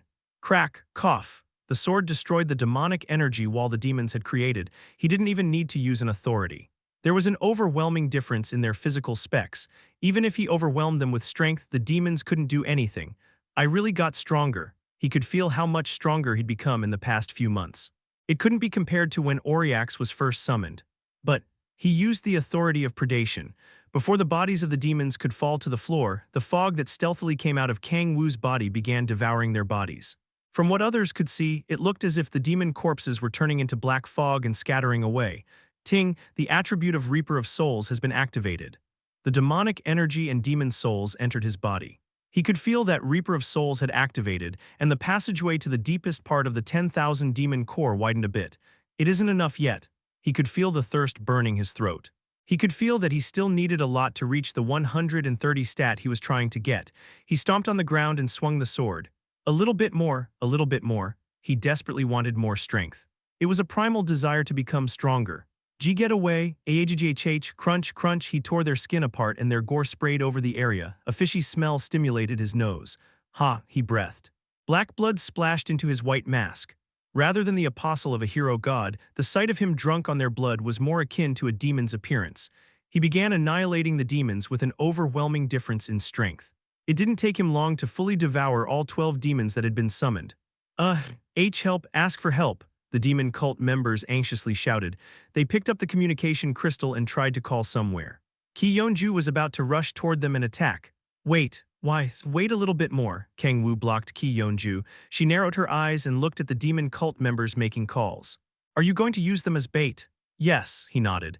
Even if they didn't do anything, they would send more their way, so there was no need for them to wander around looking for more. Food delivery service, he almost considered the demon cult members asking for support lovely. Kang-woo breathed heavily and sighed while grabbing his heart, acting as if he were tired. The demon cult member's eyes shone after seeing him act tired. The enemy is tired, please send help quickly. Nice, a smile appeared on his mask-hidden face. Was it because of their hurried shout? He felt a bunch of beings with demonic energy charging his way. A smile appeared on his face and his shoulders shook. Call them all. They'd already theorized that there was more than one summoning ceremony taking place. He wasn't sure how many demons would be coming, but he was sure that number wasn't going to be small. The demonic energy was spread quite a lot, after all. He found traces of demonic energy in most of the places he'd observed with the authority of observation. There was a chance that a very strong demon had been summoned. Good. He liked how the situation was going. Although it was slow, the passageway to the deepest part of the 10,000 demon core was increasing, and the others were thinking of him as the apostle of Tyrion. Hero, this isn't that hard if you can resist being cringed out. He just had to show them a bit of light and say some cringy stuff. On top of that, he was considered the apostle of the hero god Tyrion, so it would be weird if he wasn't called a hero. Even Ki Yeonju, who said she wanted to vomit after hearing what he said, was looking at him with different eyes, so there was no doubt it had been very effective. Now, if I sweep away the demon cult members, it would help him become stronger and reaffirm his place as a hero. The trust that Gaia and the other Guardian members had in him would increase, and he would probably have as much speaking power as Gaia. His goal was to surpass her. Getting a hold of the Guardians, the tips of his mouth went up. He'd already placed the track through Tyrion's name. He just had to follow that track comfortably. Satan, Tyrion. Thank you both a lot. Being free from the accusation of him being the demon of the prophecy and becoming the apostle of the hero god Tyrion. He wouldn't have been able to reach such a comfortable situation if it weren't for the sacrifice of Satan and Tyrion. It was obvious he would be thankful for them. It was at that moment. There's something I wanted to ask you. Gaia took a step forward with Grace's help. She clenched her fists and opened her mouth. Why are you guys following the orders of an evil demon like Satan? The demon cult members that were asking for help looked at her. Gaia's body trembled. Why?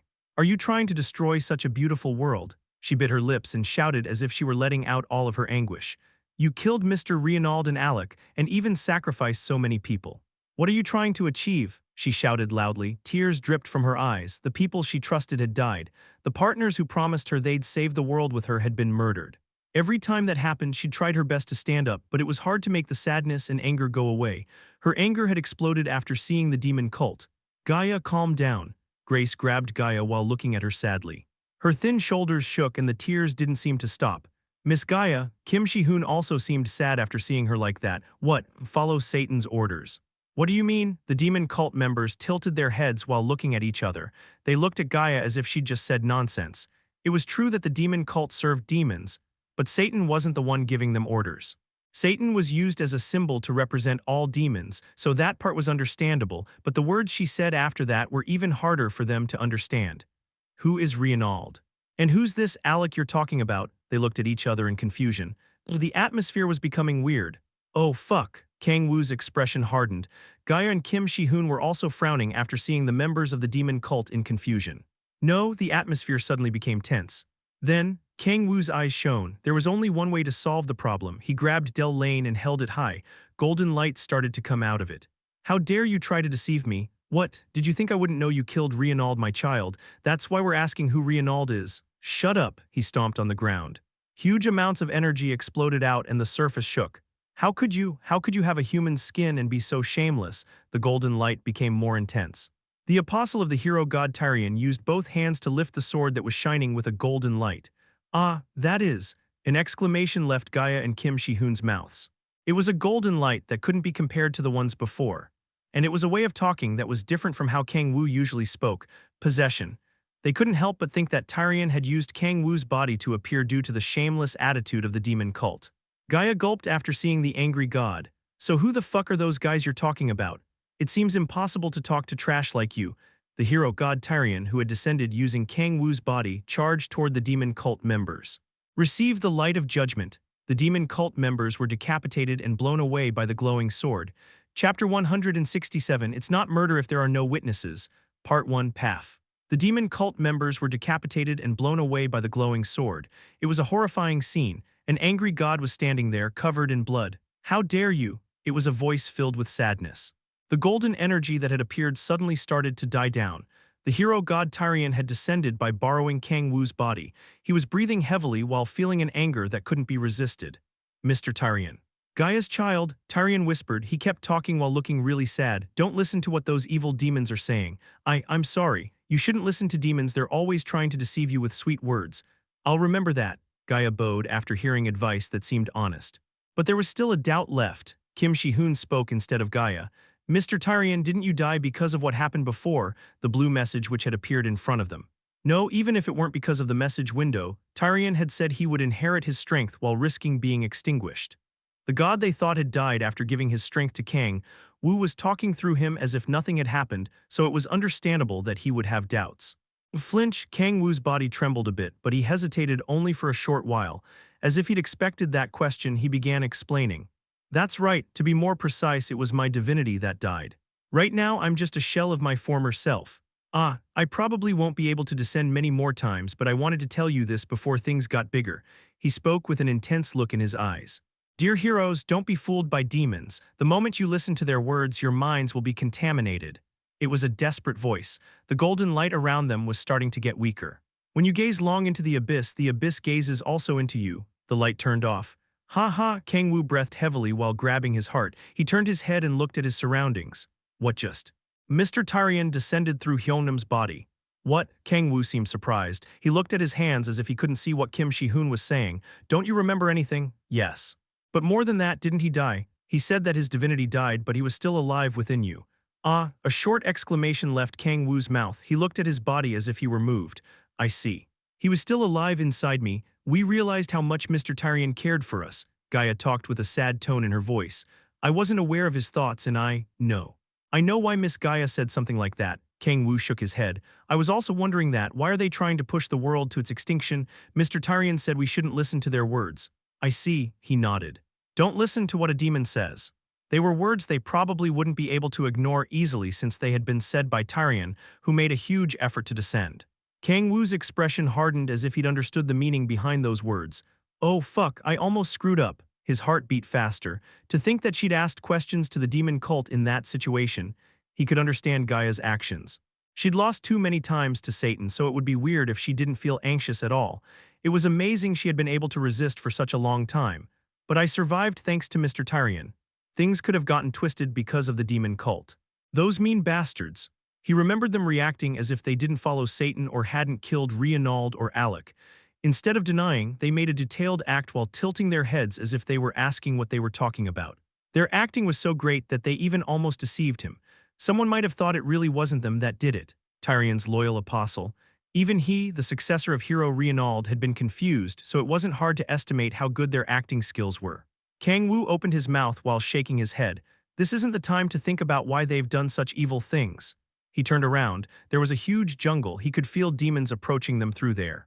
Tyrion's right. It isn't the time to think about why the innocent Reinald or Alec died. Boom, boom, they're coming. After saying those short words, Kang-woo and the other guardians took out their weapons. Ha ha ha, you dumb Jiraxis. You asked for help because you couldn't get rid of a human. I'll show you how scary demons are. Ding ding. He heard voices. It finally arrived. The food delivery he'd been waiting such a long time for had finally arrived. Kang-woo gulped and raised Del Lane. They're here. He stomped on the ground and quickly rushed toward the demons that were leaking demonic energy. Crack, cough. A demon's head was smashed by Del Lane, blood poured in all directions. The tips of Kang-woo's mouth went up. I'm going to pay with a credit card. The annihilation had just begun. Cough, what the fuck? Desperate shouts were heard. It was overwhelming. There was no other way to explain it. Someone they wouldn't believe was a human was sweeping them away. Haab, the problem wasn't just the one person who was at the forefront. Those that were behind him weren't weak and worthless at all. All of them had a strength that was higher than a demon from the seventh hell. No, among them, a few were even stronger than that. Human, ask for more support. You understood. A demon cult member who arrived with them took out a communication crystal. 4 that are at a world ranker level. The old man with a sword, the red-haired girl with chains, the blonde woman with a rapier, and the young man holding a sword that emitted a blue light. They seemed to be world-ranking players at just a glance. And, crack, stop that demon, the human who was wearing a white mask and was wielding a sword that emitted golden light. Just what? He had an overwhelming strength that couldn't be compared to a world ranker. The members of the demon cult were so surprised that they couldn't close their mouths after seeing him one-sidedly annihilate the demons from hell. It was so one-sided that they felt bad for them. It's dangerous. If things went like that, the summoning ceremony that was the core of the plan could be interrupted. I cannot let that happen. The amount of money the demon cult had invested in the summoning ceremony was huge. The Apostle of Evil no, even the higher-ups had many expectations riding on the plan. Failure wasn't an option. You must resist a bit more, he desperately shouted. There wasn't much time left before the main summoning would take place. If that demon was successfully summoned, they would be able to eliminate that human easily. Boom, resist a bit more. Ha, the monster that was annihilating the demons approached him in an instant. He grabbed him by the collar and spoke. It seems like something will happen if you resist, huh? Hyuk, a scary energy burst forth. A fear he had never felt while encountering numerous demons up until that point invaded his consciousness. His mouth fell open and a fear he couldn't refuse invaded his mind. The eyes he could see behind the mask. They were too full of madness to say he was a hero fighting demons. His head became blank after seeing Kang-woo's eyes. Now, say it, what are you waiting for? I can't. You entered the demon cult because you want eternal life, right? You wanted to become immortal, so what's the point of that if you die here? Loyalty to demons, admiration, what's the point of those things? It was a sweet-sounding voice. Don't you want to live? A temptation he couldn't refuse was dangled in front of him. The will of wanting to live stimulated him. You can't be honest, no one is going to blame you. After all, there was nothing you could do in this situation. There's nothing I could have done. Yes, others would have also probably fallen in a similar manner, Kang-woo said in a low whisper. He began nodding. Yes. There's nothing I can do in this situation. He was a monster who'd annihilated those strong demons. How could he resist such a monster? There's no other thing I can do. He nodded. He looked at the demons and his partners that had been killed. He was scared. He didn't want to die. He felt that he was about to lose his mind from the fear. Somehow he felt that to get away from it, he had to listen to his request. I promise you, if you tell me the truth, I'll guarantee your life. I promise it in the name of Tyrion. Tyrion, it was the first time he'd heard such a name. It's the name of the god I serve. He remained silent. His thoughts started to race. As expected, he's a hero, huh? The cliché of the person who a god had chosen. But thanks to that, he was able to calm down a bit. Now that I think about it, the Guardians also serve a god, right? The servants of gods that were interfering with their plans. It seemed like the monster in front of them was one of those people. Then, the fear inside him disappeared. A smile appeared on his face. I can live. A servant of a god had made a promise in the name of the god he served. He didn't think that someone who called himself a hero wouldn't fulfill a promise made in the name of their god. If I survive. If he survived, he could always make a comeback. He would be able to obtain the eternal life he so desperately wanted. The summoning ceremony. The hesitation lasted for a short moment. He opened his mouth with a trembling voice. Summoning a demon from the ninth hell, huh? A smile appeared on Kang-woo's face after hearing the explanation from the demon cult member. The ninth hell, it was the deepest part of hell, a place where only the strongest demons were gathered. Yes, I thought you'd be able to summon. Devouring a demon from the seventh or eighth hell was great, but a demon from the ninth hell was on another level.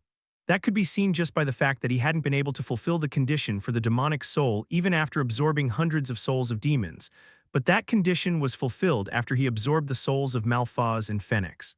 There isn't much left. He'd killed tens of demons but wasn't able to reach 130 stat yet, but he felt that there wasn't much left before he reached it. If he killed a demon from the ninth hell and absorbed his soul, he would be easily able to reach 130 of a stat. Good. His throat burned with thirst. Kang-woo laughed. He would soon be able to get rid of that thirst. Thank you for the information. He raised the sword and stabbed the demon cult member without hesitating. Stab cough. The demon cult member looked at him in confusion. Why? The promise that he would let him live if told the truth. How could he easily break a promise made in the name of a god? Why you told me you would let me live? He extended his hand, drenched with blood, toward him. He widened his eyes and shouted, You promised it in the name of the god you serve. Cough, he vomited blood. He couldn't understand it. The heroes he knew, those that served a god, weren't like that. At least they were beings who would fulfill a promise made in the name of the god they served. Who's this bastard? He hadn't even hesitated. It was as if a promise made to a god had absolutely no meaning to him. Kang-woo opened his mouth after seeing his confused look. I was really about to do that, but I thought about it carefully, you see, he sounded serious. No one will know if you die, right? What does that? If you die, no one will know I didn't fulfill a promise made in the name of a god. Why hadn't I thought of such a good way until now? What nonsense. Kang-woo laughed at him. He twisted the sword he'd used to stab him. If there isn't a witness, it's not a murder. It was as if a ray of light had entered his mind. Kang-woo trembled in excitement after realizing a new truth. Eureka, Chapter 168, I don't know what you're talking about, Part 1. The battle was over. All the demons' bodies turned into black fog and scattered away. Not only that, but the demon cult members had also paid the price for their crimes. There was a short silence. Kang-woo and the rest were breathing heavily after fighting against the demons. Wave of light, Han Xiala opened both arms and cast magic. The wings that were drawn on her back started to emit light and it spread to the other people. They looked at her in surprise. This is amazing. It wasn't a simple magic that healed wounds. They felt that the tiredness and mental stress they'd gotten while fighting was being healed. Since when could you use magic like this? Kim Shi-hoon asked in surprise. There were many healers that could heal wounds, but the number of healers that could heal tiredness stacked inside the body was extremely low. It was hard to say that mental stress was in the realm of healing. It's thanks to the attribute I obtained after the 8th awakening. Amazing. It was honestly a surprise. That's how special Han Xiala's healing magic was. Now that I think about it, the effect of the buff was incredible as well. The reason why he'd been able to face Halphas, one of the 3 demons, was thanks to the buff she'd applied on him. He had never heard about a buff that increased your stats by an absolute value. And no, Han Xiala blushed in shyness because of the attention she was getting, but there was a smile on her face. Not many people disliked being recognized and praised, after all. Han Xiala looked at Kang-woo. She clenched her fists in excitement. Mr. Kang-woo, you must be more tired than the rest, so I'm going to use one more magic on you. Han Xiala grabbed his hand and used another magic. To be honest, 2 out of the 3 demons had been defeated by Kang-woo, so in reality she hadn't said anything wrong. Thank you, Kang-woo said while smiling.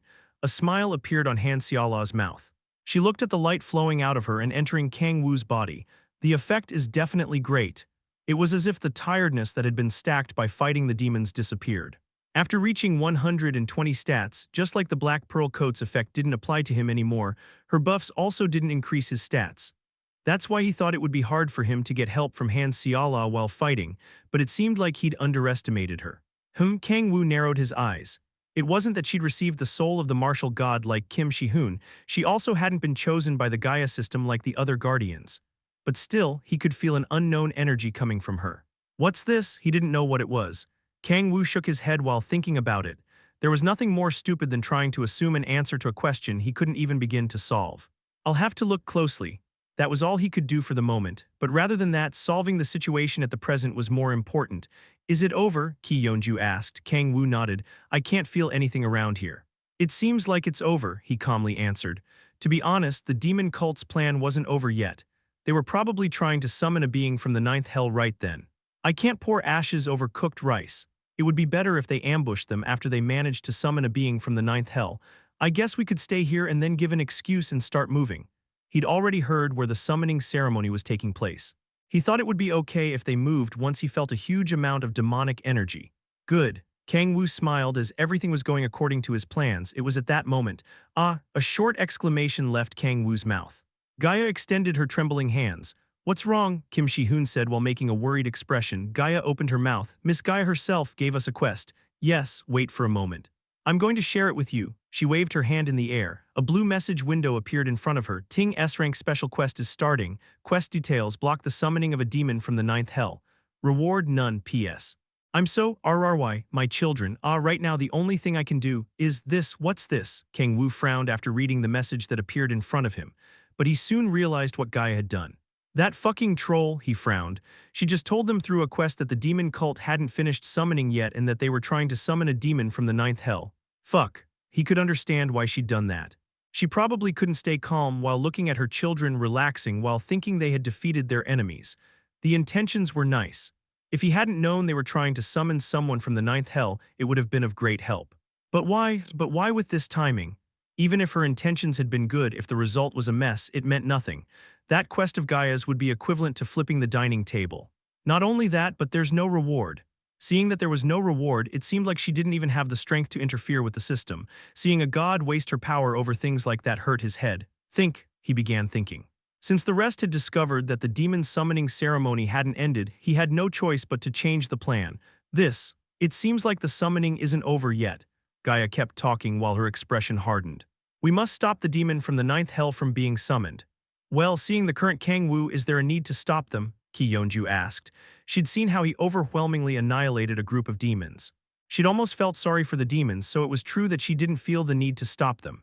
No, that's not true, Gaia shook her head. Up until that point, they were able to eliminate the demons easily thanks to Kang-woo's help. Although he was a hero who had received strength from a god, they weren't sure if he'd be able to fight the demons from the strongest hell. That's right, we must stop them as soon as possible. Kang-woo took a step forward. He kept talking in a loud voice. It isn't like I'm not confident I'll be able to win against a demon from the ninth hell, but it will be even easier if we stop it from happening. Mr. Kang-woo is right, Gaia agreed with him. Then we should first figure out where it's taking place. If it's that, there's a place I can think of. Mr. Kang-woo, yes. After receiving the quest, I've been feeling something unpleasant through Mr. Tyrion's strength. He once again used Tyrion's name. It was a cheat that was at an equal level to Satan. People reacted after he said he'd felt something unpleasant. Where did you feel it? Follow me. Kang-woo turned and began running. He took them opposite where the summoning was taking place. I need to stall for some time. That was the best thing he could do at that moment. He had to stall until the demon cult could successfully finish the summoning ceremony. You demon cult bastards, you better not fail. It was a desperate mental shout. Kang-woo took them in another direction. Come on, 10 minutes passed. We're almost there. 20 minutes. Hyonim, if things go on like this. It's over here. We're going to get there in 5 minutes. 30 minutes. Mr. Kang-woo, is it really in this direction? We're really almost there. Fuckkk, he couldn't help but curse. When are they going to succeed? It was understandable that he'd be annoyed. The more they went in the direction he was guiding them, the weaker the demonic energy floating around became, and demonic monsters couldn't be seen anymore. Their trust in him could crumble. Succeed, please. He couldn't misguide them forever. He was starting to feel angry about how slow and inefficient the demon cult members were. Please. Had his desperate prayers reached the heavens, boom. With a loud sound, a huge pillar of demonic energy rose to the sky. Finally, Kang-woo's eyes shone. They finally succeeded. Oh, over there. Everyone quick. They began running toward where the black pillar had appeared. Kang-woo gulped while looking at the black pillar. It's at least a great demon. A demon that was among the strongest in the ninth hell. His steps became lighter. He was almost starting to feel proud for being able to deceive his allies for 30 minutes. Kang-woo arrived at where the summoning ceremony was taking place while his eyes shone. In intruders. So you finally got here. As expected, they were trying to summon a great demon from the ninth hell. Unlike a normal place where there were mostly between 5 and 6 members, there were at least 50 people. Good, he raised his weapon while smiling. This is where your evil deeds end, he shouted. You did it, although they were late, they'd been able to succeed anyway. Kang-woo's smile was hidden behind his mask. Let's see who you summoned. He looked at the Black Fisher and, ha ha ha. It's already too late, you damned servants of the gods. Now that he's come, you won't be able to escape death. Tap tap, a giant demon who was 5 meters tall emerged from the black fissure. He had a muscular body with red skin, goat horns on his forehead, bat wings, and a long tail. He was a demon who had an overwhelming destructive presence. The members of the demon cult knelt. Everyone worship him. He's a great demon from the ninth hell, the monarch of destruction, Balrog. There was silence. The demon that had walked out of the fissure opened his mouth. Is this place Earth? Yes. Who are you? We're loyal servants of demons. Mortals that crave immortality. The giant demon turned his head as if he weren't interested. Kang-woo and the demon looked at each other. Kang-woo was wearing a mask. In other words, his disguise was only a thin piece of material covering his face. But Balrog had spent a few thousand years with him, so the fact that he was wearing a mask meant nothing. Demon King, Balrog knelt. Finally, I've met my Demon King again. I heard the news from Doomguard. You don't know how much I've missed you, Demon King. Boom, he slammed his forehead into the floor. Demon King. Balrog came here to be loyal to you again. There was a heavy silence. No one said anything. There was no way they could say anything. Kang-woo turned his head. He sensed everyone's eyes on him. He slowly opened his mouth. I don't know what he's talking about. Demon King, I really don't know anything. Sniff, I've really missed you. I don't know who this demon is. Demon King. There was once again silence. He felt everyone staring at him. A curse left his mouth. Fuck, I'm fucked. Chapter 169, Warrior of Light, O Kang-woo, Part 1, I'm fucked. There was no better way to describe the situation. Balrog had slammed his head to the ground and was crying while saying, Demon King, I've missed you so much. The members of the demon cult had invested a lot into summoning Balrog, and the guardians were sent here to stop the demon cult. As for himself, oh fuck. All sorts of insults were lingering around his mouth. Everyone was staring at him. They were looking at him with complex emotions. They had a mixture of confusion, denial, trust, and doubt. Of course, most were trying to deny the situation. They thought a demon from the ninth hell was using a mean trick. But, Demon King, Balrog was calling to him more desperately. You could feel that he was really happy to see Kang-woo in his shout. It sounded so desperate that it was hard to think of it as a demon's trick. Balrog cried so desperately that even Kim Shi-hoon and Han Seala were tilting their heads in confusion. Why now? He wouldn't have been in such trouble if he were alone, like when Doomguard was summoned. The problem was that the people he called partners were around him at the moment. The Guardians, the girl that lived with him, his non-blood related brother, the guild master sponsoring him, captains of Korea's special squadron, and even someone who could move the Chinese government. All of the people important to him were gathered there. Why now? He grabbed his head. His mind blanked at the unexpected development of events, the trust he'd built through all of his acts, the title of hero. He was in a situation where he could lose everything. It's my mistake. He had to admit it. He should have guessed that something like that could happen when he heard that they were going to summon a demon from the ninth hell. He should have expected and prepared for it, but greed had blinded him. He'd committed a mistake because of his desire to reach 130 in a stat. It was something he could have avoided or prepared for. It was all because of his mistake. No, but still, he still thought it was unfair. There were lots of demons in the ninth hell. Although the number had decreased after the Archduke's forces had crumbled, that number was still over 100,000. Then, why was Balrog summoned among all of the demons? Fuck my life. Kang-woo raised his head. He looked around at their reactions. He had to do something before the situation worsened. The best way was to tell Balrog about the situation he was in. As expected, the best way to do it would be by myself. Telling Balrog his situation without anyone knowing. If he thought of when he dealt with Auriax, it wasn't that hard. He could send a message to his brain that only Balrog could hear. The problem is, Kang-woo bit his lip. He sent a demonic energy message to Balrog. Swoop, the demonic energy that reached the area around Balrog's head disappeared without leaving a trace. It was as expected. Aghhh. Kang-woo grabbed his head in desperation. That stupid muscle pig. Sending his will through demonic energy, it was something similar to voice transmission techniques that appeared in martial arts novels. The problem was Balrog's characteristics. He had a strong defense against demonic energy applied to his skin. Other demons also had it, but in Balrog's case, it was a little bit more special. It was like a self-defense energy. Even if another demon used a demonic energy attack on him, he had a passive that gave him a strong demonic energy defensive wall. He subconsciously blocked everyone's energy except for his own. But with the amount of demonic energy Kang-woo had at the moment, he couldn't bypass the defensive wall and send him a message. Why is it Yao? Why was it Balrog among all the demons in the ninth hell? He didn't need to consciously build a demonic energy defensive wall. It was a strong characteristic known as demonic energy armor among demons. He'd never seen any demons besides Balrog who had the characteristic. If it had been Doomguard, the situation wouldn't have become that complicated. He could have successfully sent his will through demonic energy to Doomguard and asked him to cooperate, but he couldn't do that with Balrog. Should I approach him and whisper? He shook his head at the sudden thought. Everyone that was there had a physical capability that went beyond a normal human's. Even Han Xiala, a healer, had her senses way more developed than a normal person, so there was no way he'd be able to send Balrog a message without people like Chinmujin figuring it out. Should I let him know by mouthing it? He didn't have confidence that Balrog would understand his situation. He was wearing a mask, so he couldn't do it that way. I mustn't take off the mask. I'm wearing a mask, so there was no way that demon was able to recognize me. This is just an evil trick. If he wanted to use that excuse, he couldn't take off the mask. Kang-woo anxiously bit his lip. Should I send him a written message? He didn't have time to do that. Not only that, but Balrog didn't know how to read Korean. Damn, he was starting to feel anxious. The more Balrog talked about him, the more people's doubts would increase. Since it became like this, he had to get him first. Everyone, this is that evil demon's trick. Leaving the question about if I'm the demon king or not aside, I'm wearing a mask, so how could that demon have recognized me? Ah, now that you say it. You are wearing a mask, Kim Shi-hoon nodded while shouting. I was thinking that it was weird that a demon suddenly called Hyunnim the Demon King and praised you, so it was all a mean trick. I was also really surprised. It was true that he was surprised. Well, you'd obviously be surprised if a demon you've never seen suddenly knelt and called you the Demon King.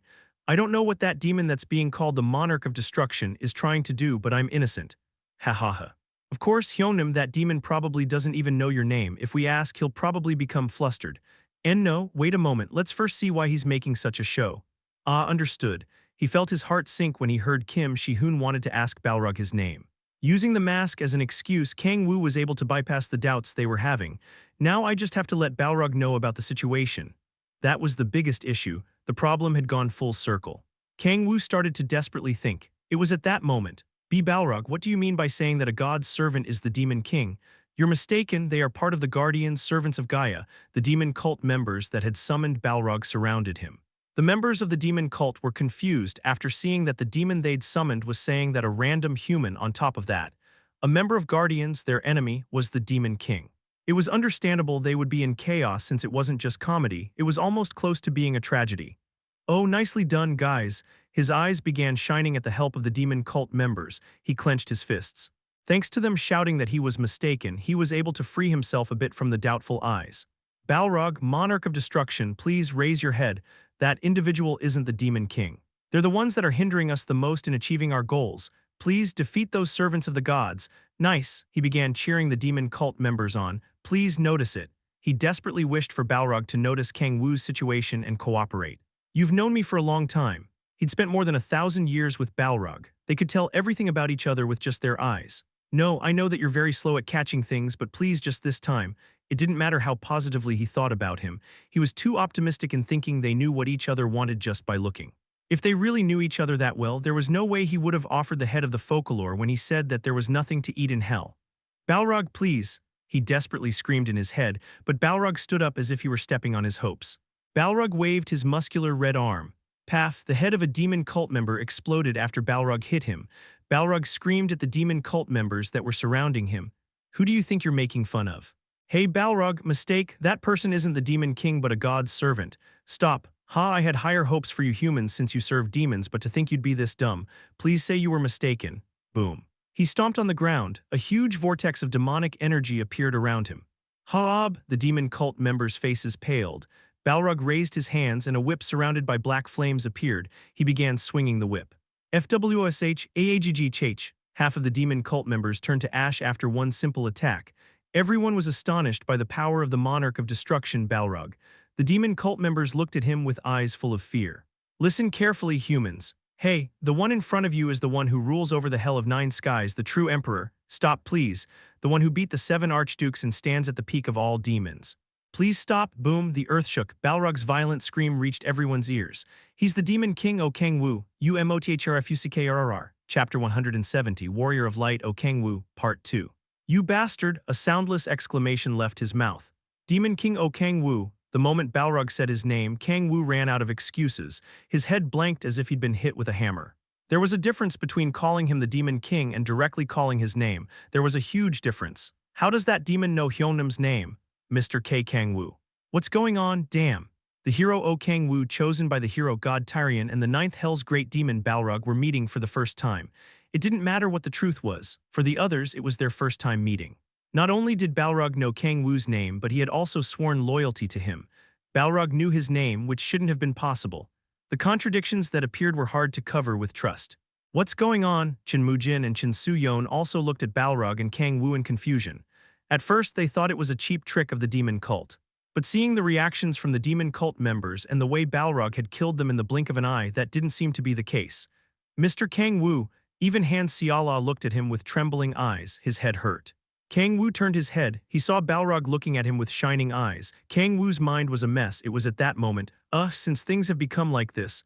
Oh, status of evil. Give me the power to control evil.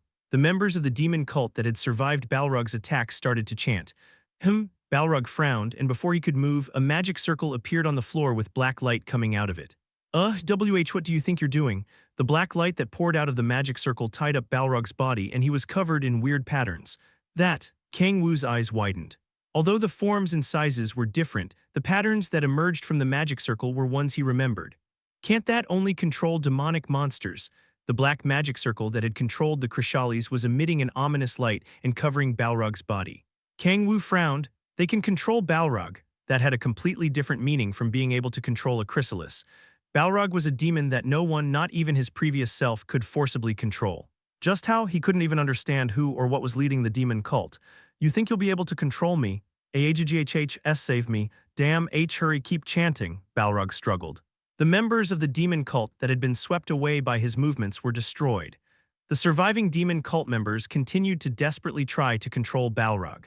The magic circle shining with a black light covered the entirety of his body. Balrog screamed in pain. He swung the whip covered with black flames. All of the remaining demon cult members turned to ashes and scattered away. Damn, but Kang-woo's expression wasn't good. Balrog, who had gotten rid of the rest of the demon cult members, was looking at him with animosity. It seemed like he couldn't completely free himself from the control of the magic circle. Demon King, please forgive. An impulse he couldn't control covered his mind. He swung his whip toward Kang-woo. Hyeonim, back off. Kang-woo took a step forward. Maybe they would have a chance against other demons, but he was the only one who could face Balrog at that moment. He stomped on the ground. He created a Del lane and countered the whip covered in black flames. Clang. A huge shock spread through his arms. Balrog, who had closed the distance between them in the blink of an eye, hit him with his shoulder. Cough, his waist bent. Kang-woo rolled on the ground from the impact. This crazy pig, the monarch of destruction, Balrog. His power was worthy of that nickname. Kang-woo's expression hardened. Who is trying to control me? Balrog cried desperately. He began twisting his body to free himself from the influence of the magic circle that had covered his body. His red skin was cut, and black blood started coming from Balrog's eyes, nose, and ears. Damn, he cursed. If things went like that, Balrog would die while trying to resist. Just stay still, you dumbass. He anxiously ran toward Balrog.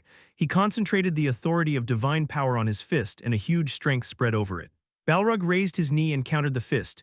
Boom, the ground shook. Two huge powers clashed, and the trees around them were blown away. Cough, blood spurted out from Kang-woo's mouth after his body was shaken.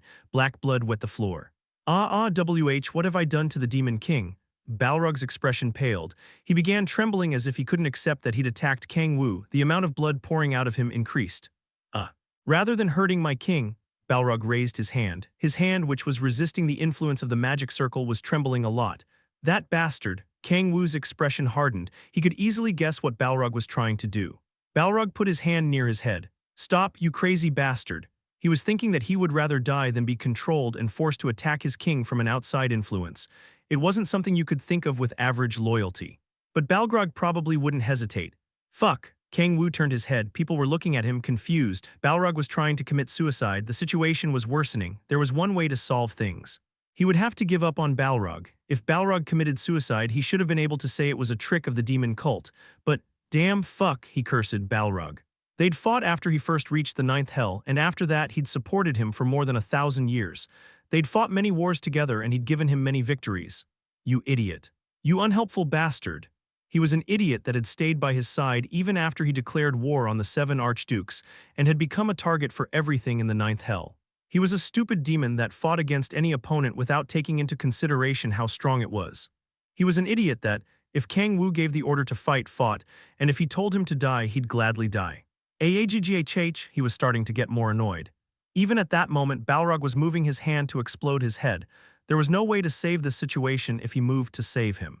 That would be like fully confirming in public that, rather than it being some trick of the demon cult, he was really connected to Balrog in some way. Yes, just die. It was obvious that such thoughts would appear if Balrog died. If the source of the conflict died, he should have been able to solve the situation. But, damn, he stomped on the ground. Balrogg, he shouted. He stepped on the ground and lifted his body. He kicked Balrog's hand, who was trying to make his own head explode. You dumbass, how many times do I have to say that you have to stop trying to commit suicide every time something bad happens? Demon King.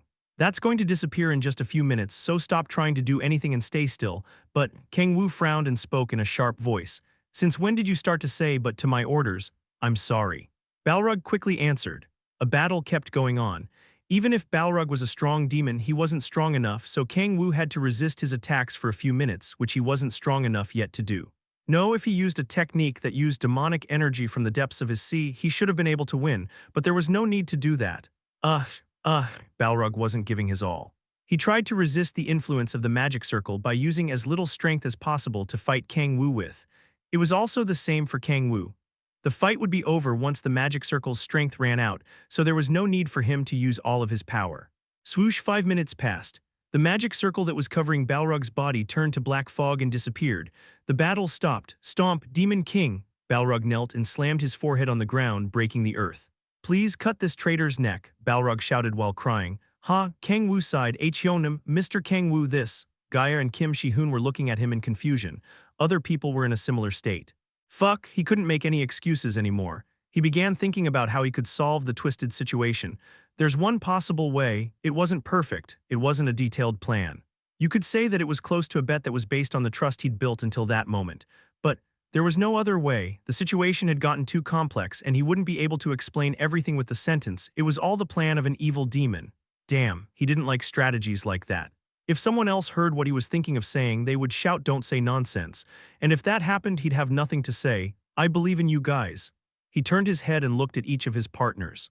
No, to be honest, even if they'd trusted him a lot, there was a high probability of it failing. But if it works, then he would have an easier time moving from then on. Okay. Let's do it. Nothing was going to be solved even if he remained silent. Since he'd decided on the plan, the only thing left was to put it into action. It seems like I can't hide it anymore. Kang-woo slowly took off the mask. He looked at his partners with sad eyes. I'm the Demon King of the Hell of Nine Skies. He gulped, took a deep breath, and kept talking. To be more precise, I was the Demon King. He smiled bitterly. That was until Satan made a rebellion. A real lie was 99% truth and 1% lie. This meant that distorting the truth a bit was more effective than telling a 100% lie. Kang-woo also knew that very well, but he didn't use that strategy of distorting the truth. To be more precise, I didn't feel the need to do that. Gaia, Guardians, and all the other people he'd built a relationship with. They didn't exactly know much about hell. Since they didn't know anything, there was no need to distort the truth. That was also why Kang-woo had told a 100% lie until that moment. But the situation had changed.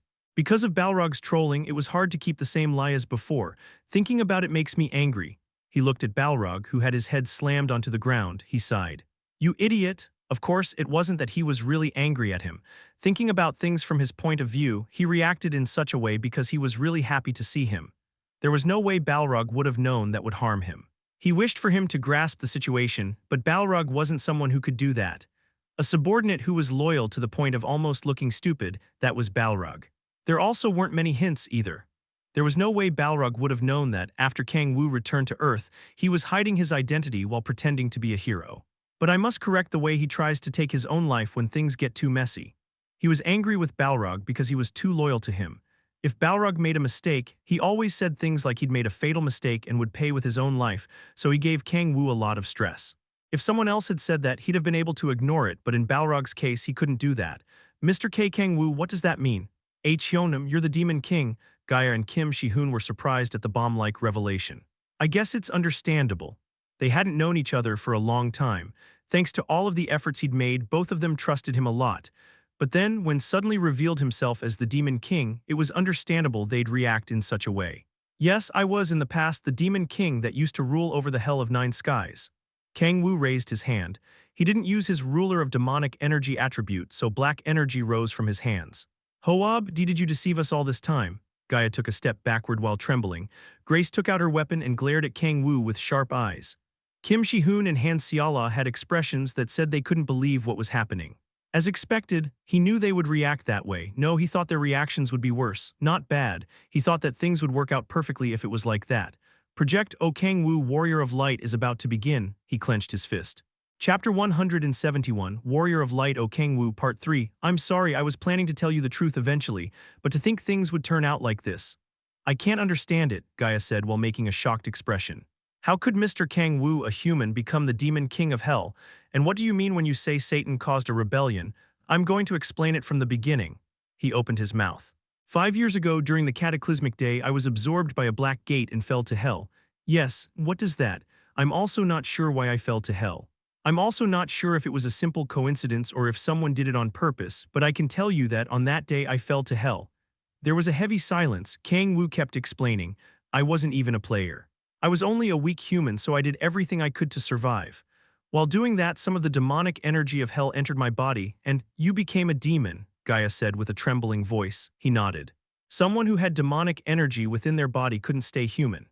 You either died because you couldn't resist the power of demonic energy, became a demonic monster because you couldn't go against the lust and desires of the body, or you became a demon. That's right, after becoming a demon, I fought to survive for a very long time. What do you mean? It's only been 5 years since the cataclysmic day, Ki Yeonju said with a hardened expression. Kang-woo made a bitter smile. It's been 5 years on Earth, but much more time has passed in hell. Just how many years did you spend there that you're saying such? 10,000 years. What? I was locked in hell for 10,000 years. There was a heavy silence. 10,000 years. It was a period of time that was so long that it was hard to even imagine. It was hard to get a grasp on how long that was, so no one was able to say anything. It's true.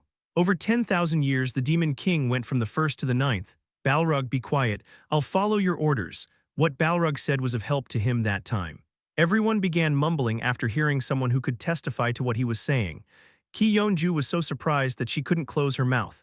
Really? You spent 10,000 years in hell? She asked with a trembling voice. Yes, and you became the ruler of hell. I did for a bit. Does that mean you aren't anymore? He nodded, everyone's attention focused on him. This is where it starts. From then on, he needed to be careful.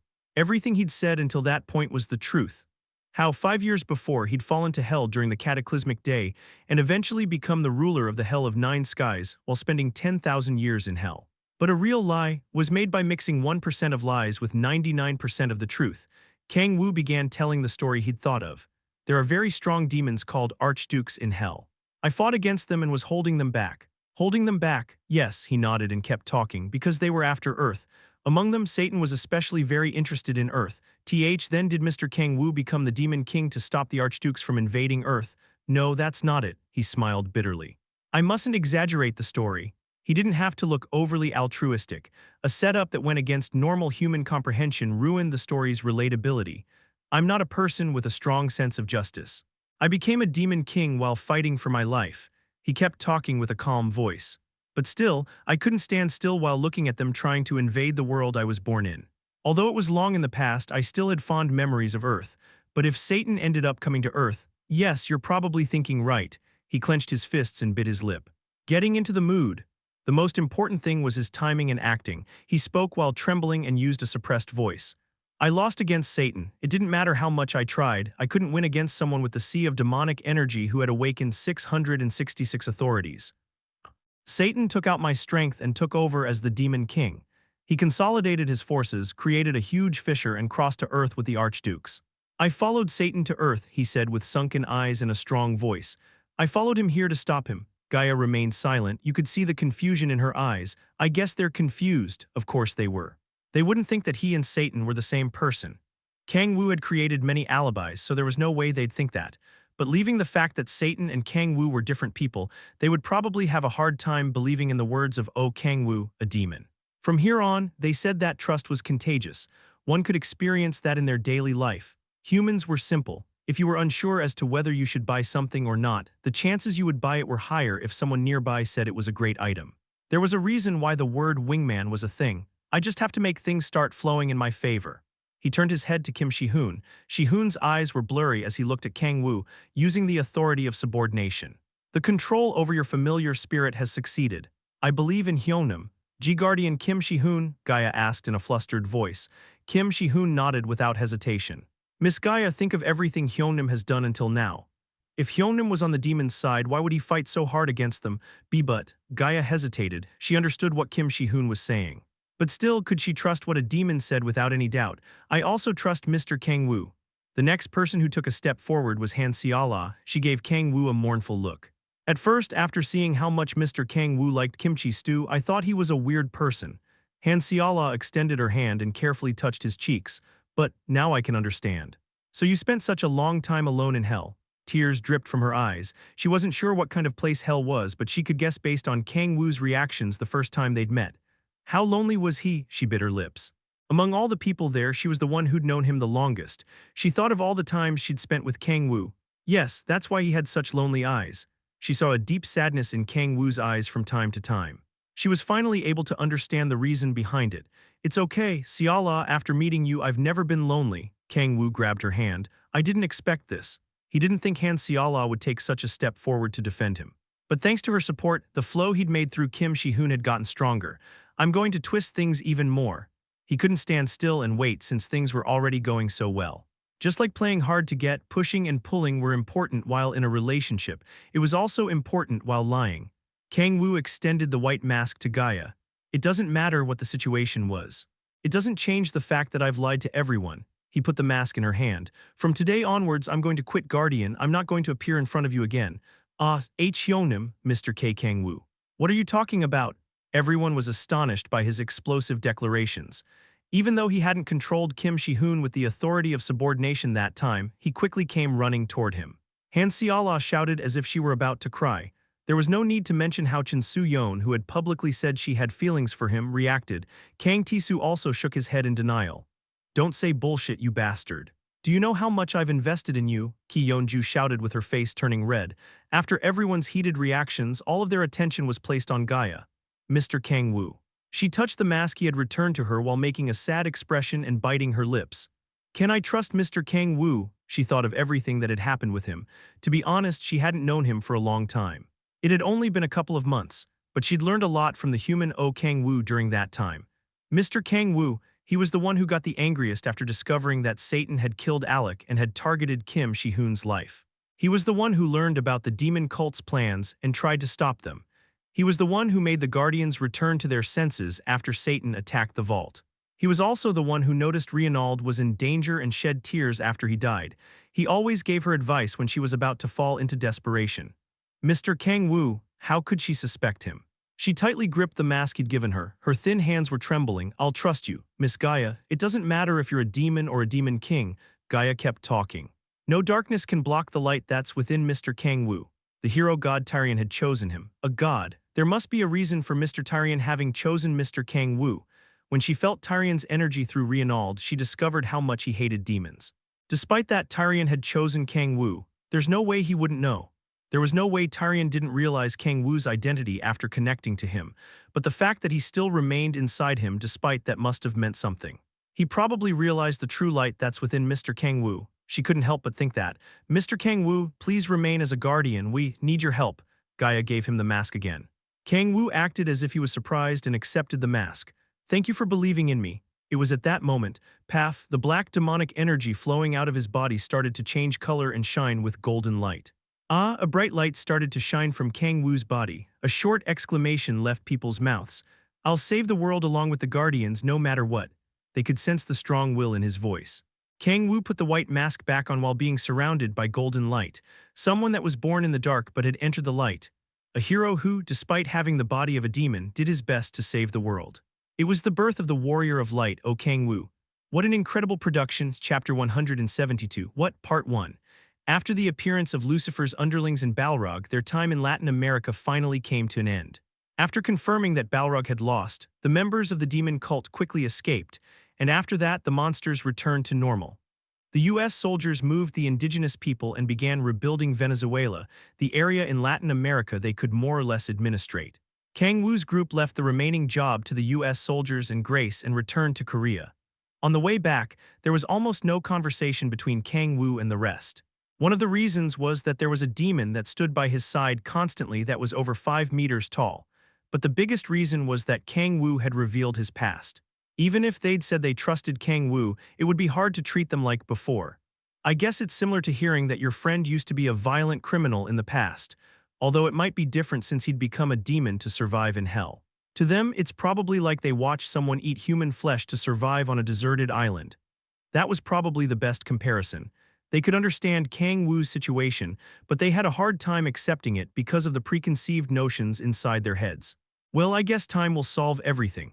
It wasn't like time solved everything, but Kang-woo thought that, in his case, time would naturally make things better. What they needed wasn't time to trust Kang-woo, but time to order their thoughts and accept a demon as a partner. Anyway, the situation has improved. A blessing in disguise was the best way to describe the situation. When his identity became known because of Balrog, he'd wondered how to overcome the situation, but everything ended up working very well. Leaving aside that he was able to solve the crisis, he would be able to move more comfortably from that point onward. The biggest advantage is that I'll be able to use Balrog more comfortably. If he had to keep hiding the fact that Balrog was a demon, he'd have trouble using him. Even if he used him, he'd have to put on a show just like he did with Baltsak, probably. Being able to use Balrog comfortably as an ally made the bet worth it. Although it might look like a small thing, it isn't. Balrog's power was comparable to all of the Guardians. Although Kim Shi-hoon might have the potential to surpass him, that wasn't the case yet. Leaving everything aside, Balrog's value could be summarized in the following sentence. Balrog can face the Archdukes, though he probably wouldn't be able to win against an Archduke. Even if everyone said that Balrog was as strong as an Archduke, it was true that he lacked a bit compared to a real Archduke. But if Kang-woo was added to the equation, he could reach a point where he could present a good match for them. Being able to use Balrog without taking into consideration what others saw was a huge difference. Although it's going to be hard to use Baltsak, the image of Baltsak being Satan's underling was too huge. If he used Baltsak publicly, there was a chance he'd be accused of being the actual person who killed Reinald. That can't happen. The reason Kang-woo was accepted as a warrior of light was thanks to the existence of Satan. If the fact that he and Satan were the same being was revealed, everything would be over for real. All of humanity would probably take out their weapons against him. To Kang-woo, who dreamed of a comfortable life, that was something he had to avoid. "I'm sorry, my king, I didn't know your situation and, well, you had no way of knowing, so it's okay." They were in a building that was near the apartment where Kang-woo lived. Balrog was easily 5 meters tall, so he couldn't let him into his home. That's why Kang-woo bought a building and modified it so Balrog could stay there. Kang-woo sat inside a building with a ceiling that was 3 stories tall. Balrog dropped his head as he knelt. "I never thought that the Demon King would make a plan to deceive humans." "Deceive? What are you talking about?" Wasn't you acting as a warrior of light a plan to hit the humans from behind?" "Don't say nonsense." Kang-woo sighed and shook his head. What kind of nonsense was he saying? After all, he was trying really hard to protect Earth. Kang-woo explained his goal to Balrog. The Archdukes revived. "And no, more than that, Demon King, why would someone as grand as you protect weaklings like humans? You must conquer this world and make everyone your underlings." "I'm not interested," he said with a bored voice. "We fought for a really long time and now I want to rest a bit." "Chenji, well, you're a demon, so you probably won't understand." Demons didn't understand the concept of peace and safety. They were a race that lived eternal lives, so they were genetically not able to think in such a way. If they could think that way, they would grow rapidly in number. Demons also reproduced and left descendants. Among demons, there were also some that were capable of asexual reproduction. If they were a race that wanted peace and safety, there would probably be almost 100 billion demons in hell. I'm not sure how angels do it, but demons maintain balance by killing each other. He wasn't sure who had made demons, but he couldn't help but think they'd done a meticulous job. Of course, even among demons, there were few that wanted to live a peaceful life, but they were the minority. Most of them liked fighting and stepping on their opponents. And Balrog was among that most group. "You aren't trying to go against my will, right?" "Of course not." Balrog bowed his head. He instinctively craved destruction and conquest, but there was someone that was above such instincts. That someone was his master, Kang-woo. Balrog was someone who wouldn't hesitate to risk his life if it were for Kang-woo. "If the Demon King wishes for peace, then I'm going to kill all of your enemies so that they won't be able to interrupt your rest." "Wah, well, okay. Anyway, since I finished explaining my situation, let me ask a few things." "Yes. Did anything happen while I was gone from hell?" He wasn't worried about the forces that he'd left behind. "Ancient demonic monsters." What he heard from Doomguard. He had heard the news that ancient demonic monsters, creatures that never left their territory, had begun trying to expand their areas. Since the demon cult members had begun summoning demons from the ninth hell, he thought that it would be better if he heard more about that. "There's something I wanted to tell you."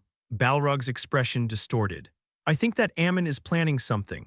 Ammon, he frowned. Ammon had been in Satan's faction but ended up deserting and joining Kang-woo.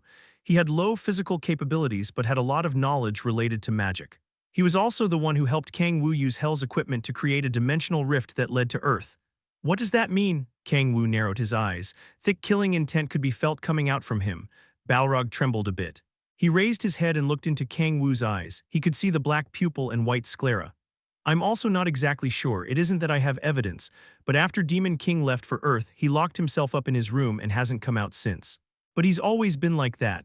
But this time is quite serious. I haven't seen his face since you left for Earth. I even tried to force myself in, but he'd blocked the door with a strong barrier. He blocked the door? Kang-woo narrowed his eyes. It was definitely weird. Well, he wasn't someone trustworthy from the beginning. The reason why he'd accepted Ammon as an underling was because only he knew how to use Hell's equipment to create a fissure. Did he betray us? I'm not 100% sure, but it's true that after he locked himself up, the ancient demonic monsters began acting strange. We've even seen the behemoth moving. The behemoth. It was one of the strongest ancient demonic monsters and was also the father of Leviathan, one of the 7 archdukes. The Leviathan was a crossbreed of an ancient demonic monster and a demon. There was not much known about the behemoth besides the fact that it was Leviathan's father. Kang-woo had never seen him moving during the 10,000 years he was in Hell. Damn. He felt uneasy, but what was even more unpleasant than that uneasy feeling was that he couldn't do anything about it. It's not like I can return to Hell. He couldn't summon them and get rid of them, but it was also impossible for him to return to Hell. Fuck, I don't even want to return. He'd gone through all sorts of difficulties to return to Earth. He really didn't want to go back to Hell. What about the others? I heard from Doomguard that he's investigating this. Doomguard and Argus are investigating but haven't been able to find the exact reason. Damn, he never thought he would have to worry about the Hell of 9 skies after returning to Earth. If I knew things would turn out like this, I would have killed Ammon before coming here. Although he'd thought that, he knew it didn't make sense. He thought that after returning to Earth, he would have nothing to do with Hell from that point onward. He'd never thought of the possibility of there being gates or a demon cult. Right now, the only thing I can do is to grow my strength. He narrowed his eyes. There was nothing else he could do to deal with the situation. I wasn't able to reach 130 in a stat.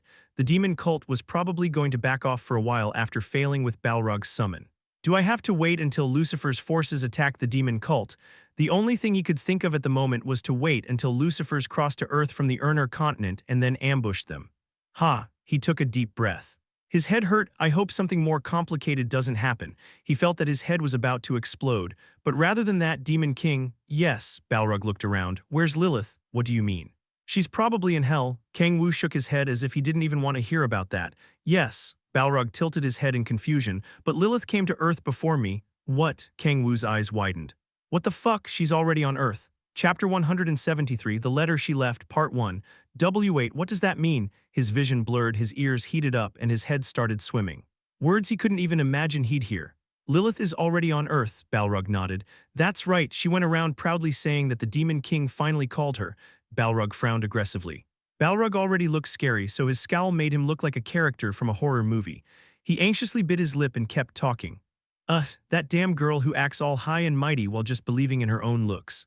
Demon King, you mustn't fall for her temptations, he said with a voice that showed sincere concern. The reply that came back was chilly. Shut up. Yes, shut up for a moment. Kang-woo trembled while grabbing his hair.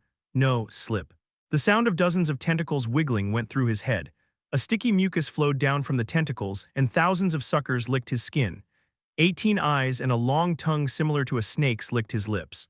Fuck, they were memories of the past. They were his trauma, a stigma that was imprinted in his mind. They were memories, emotions, and feelings he couldn't forget or free himself from. Shihoon, I'm sorry for calling you stupid.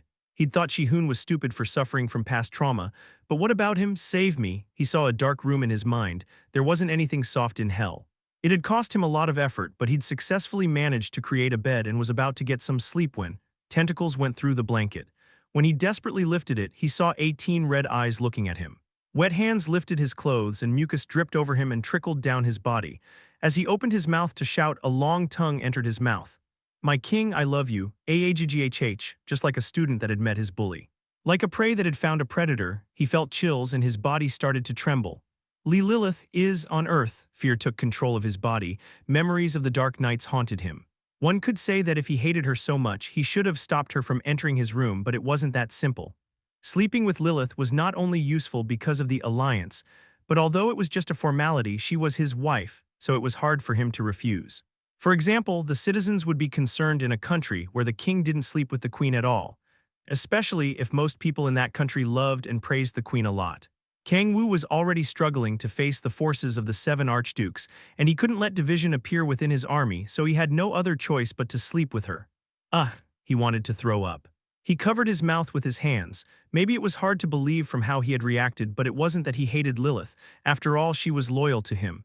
That was the biggest problem. If she were an enemy, he would have killed her with one attack. But she was a part of his forces. She was one of the top 5 important figures within the army of the Demon King. Not only that, she loved him so much that she'd probably even rip her own heart out to gift to him if he wanted it. Politically and sentimentally, it was hard for him to reject her completely. Yeah, fuck, it's my problem for being a sucker. He thought about Balrog and Lilith. If someone asked him if they were important or not, the answer was that they were obviously important. They'd spent over 1,000 years together and had gone through all sorts of things.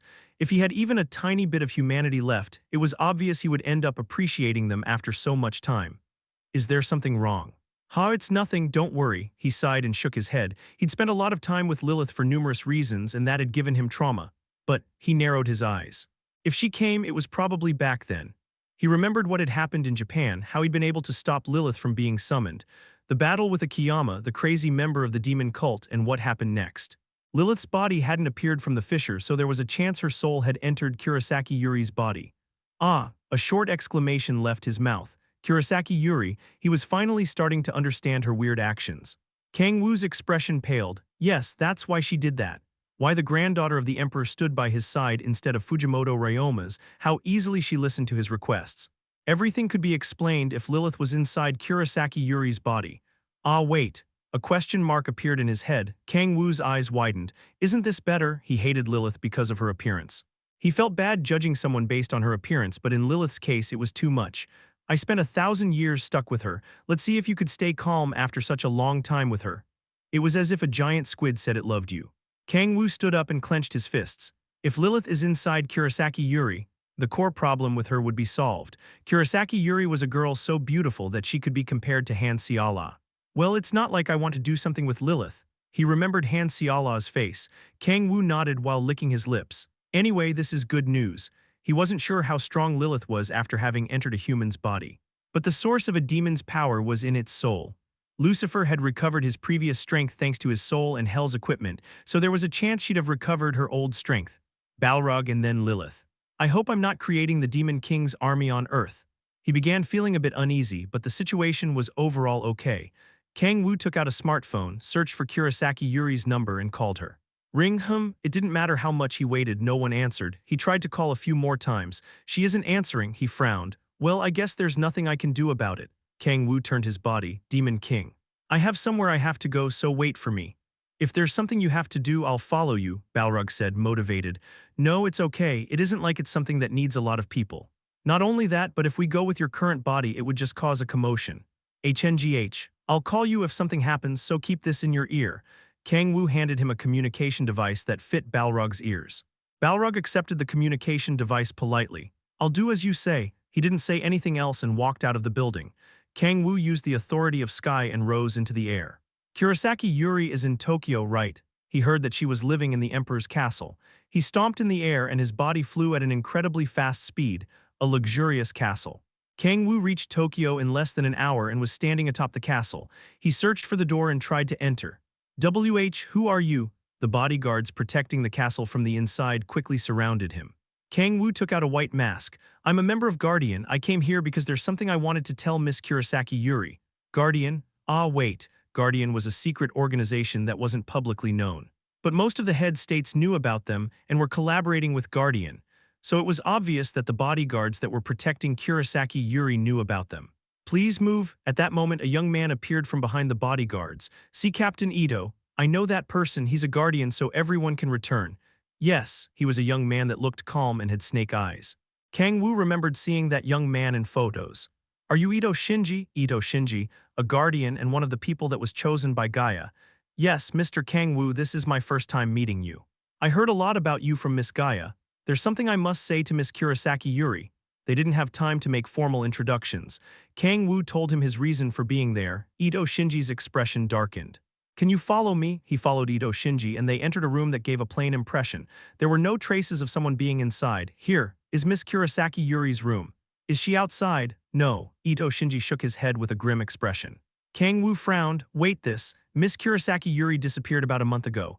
Oh fuck, his uneasy feeling was right. Where did she go? If it was about a month ago, it was while he was trying to gather the fisher seeds. Do you know where she went? No, we've searched throughout the entire country, but Ito Shinji sighed. He went to Miss Kurosaki Yuri's drawer and took out a white envelope. It's a letter that Miss Kurosaki Yuri told me to give to Mr. O Kang-woo if you ever came here. What does it say? There was no way they hadn't read it. Someone who was like the leader of the country had suddenly disappeared, so he was sure they had already checked the letter. Ito Shinji shook his head while smiling bitterly. It's written in a way we can't read. It was probably made so that only you could understand it. Why didn't you contact me first? She said that if we contacted you first, the letter would burn down and disappear. I'm not sure how she'd do that, but we couldn't carelessly move. Kang-woo grabbed the letter. What is she planning to do? He ripped away the envelope and took out the letter. As he touched the paper, black letters started to move. The letter was written in Korean. When did she learn Korean? Leaving his doubts behind, he started to read the letter. Dear Demon King, since you're reading this letter, you probably noticed my identity. If you hadn't, you would have no reason to come and look for Kurosaki Yuri. How perceptive. She was completely different from Balrog in that sense. Kang-woo nodded and started to read the following paragraph. First, I want to say sorry for having hidden my identity after coming to Earth by borrowing the body of this human. Oh yeah, now that I think about it, why did she hide her identity? I didn't have the courage to stand in front of Demon King. With this filthy appearance. What? He couldn't help but curse. What kind of nonsense is this? Filthy. Kurosaki Yuri was a beautiful girl by all standards. I'm searching for ways to get out of this filthy appearance to return to the one Demon King used to like. No, thus I have come upon a way. No, fuck. He couldn't say anything but no. Phew, aren't you already excited? My dear Demon King, Lilith is already excited about reuniting with you. No, but why? Why? Fuck, there are quite a few humans familiar with demonic energy. They're going to help me recover my original appearance. What? Now that I think about it, Demon King, you said that the demon cult thought of and served Satan as the Demon King. Right, Fufu, I'm going to take this opportunity and make sure they learn who the real Demon King is. Ah, his mouth hung open in surprise. I'm going to infiltrate the demon cult and ensure they learn about the real Demon King. And once I recover my original appearance, I'll meet you again. His hands trembled. He felt like he was about to cry. My dear Demon King, wait a bit longer. Your Lilith, Chu Red Heart.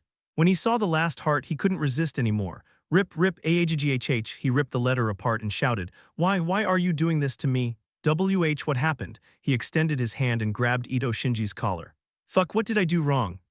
What? Why me? Fuck, what did I do wrong? Why am I the only one who can't be happy? Chapter 174, In Search of Her, Part 1.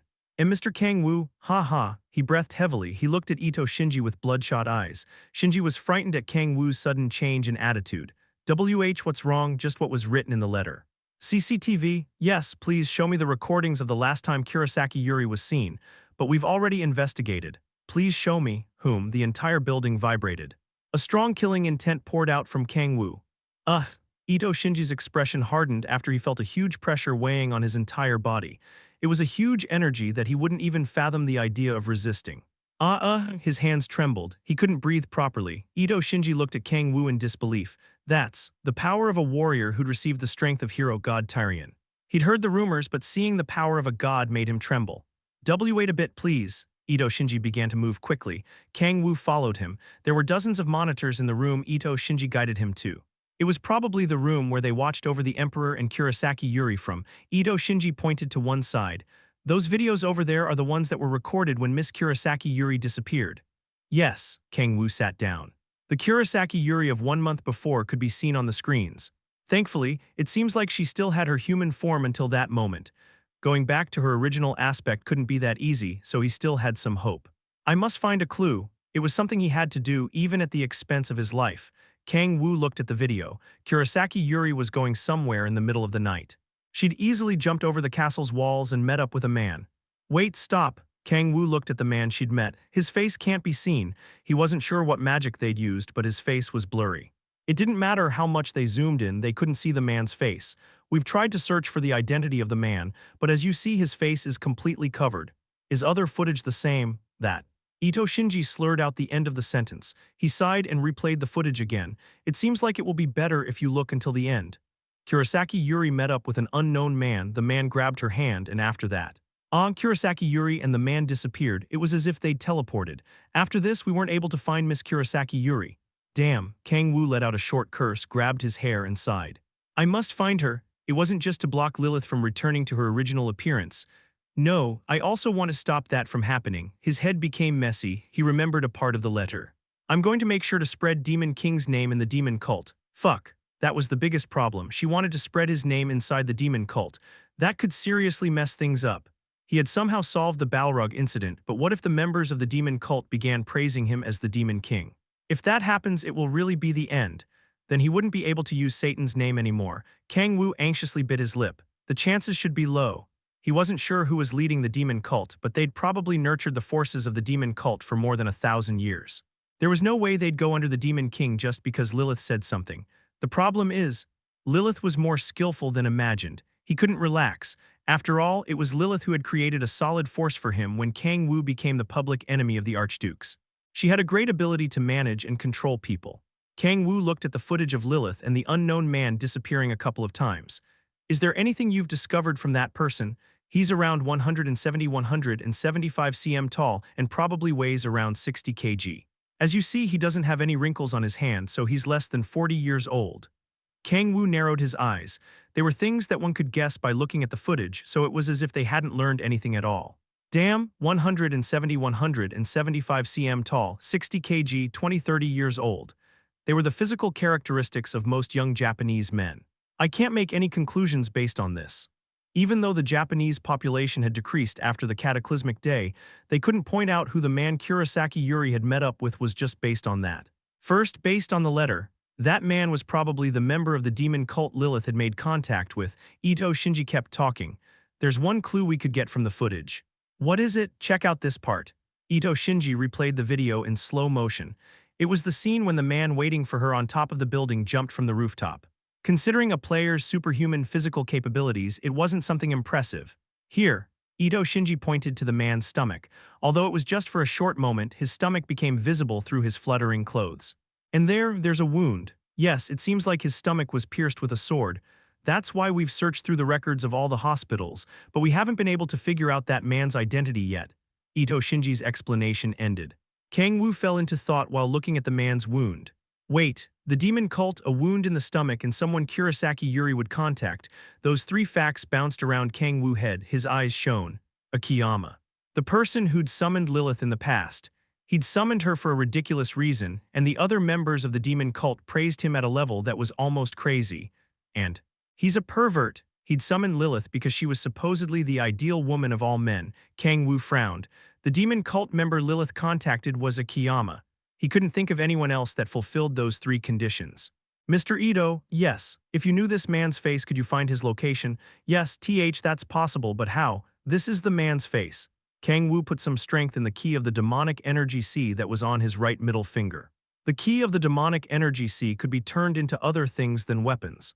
He could transform it into anything he imagined. That's how useful the transcendent weapon key of the demonic energy sea was. Crack the key of the demonic energy sea turned into a black liquid and created a form in the air.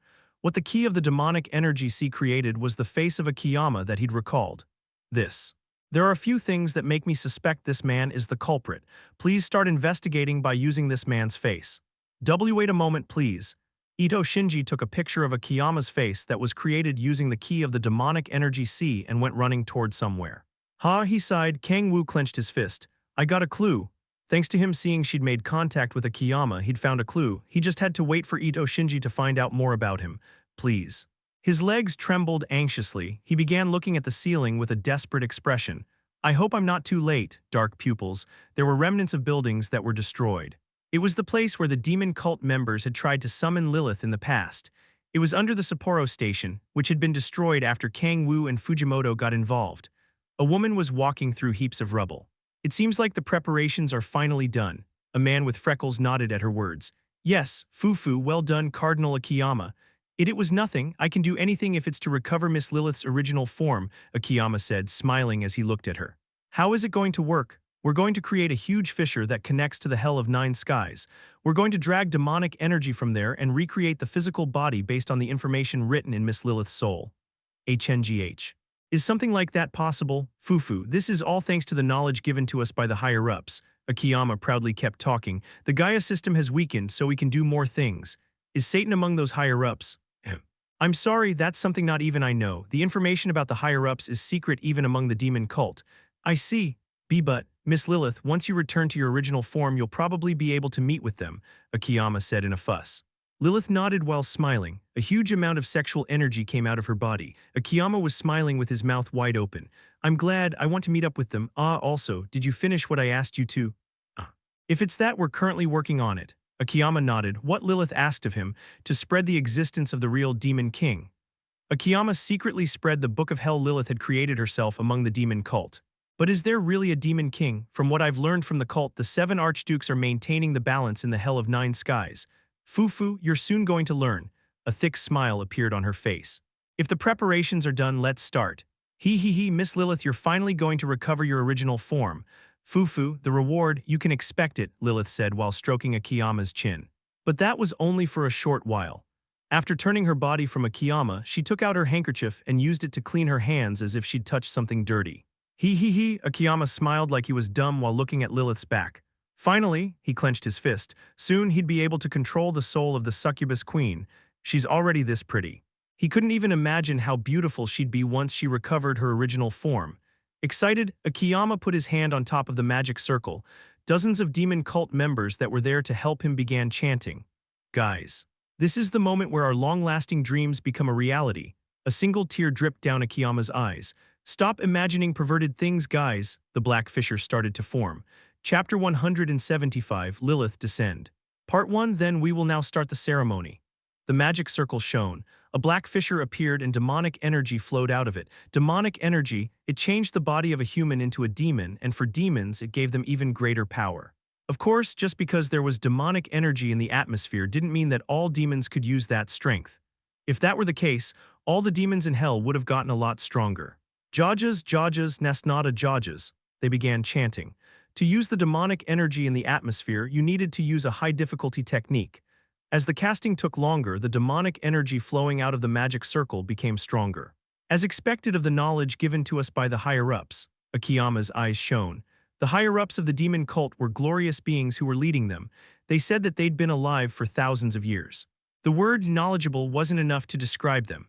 I wonder if the demon king Miss Lilith is talking about is more glorious than them.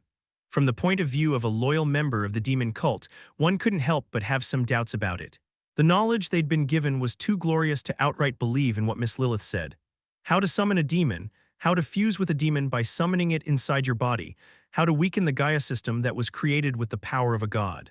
All of it was a plane of knowledge unreachable to humans. I'm sure Miss Lilith is mistaken.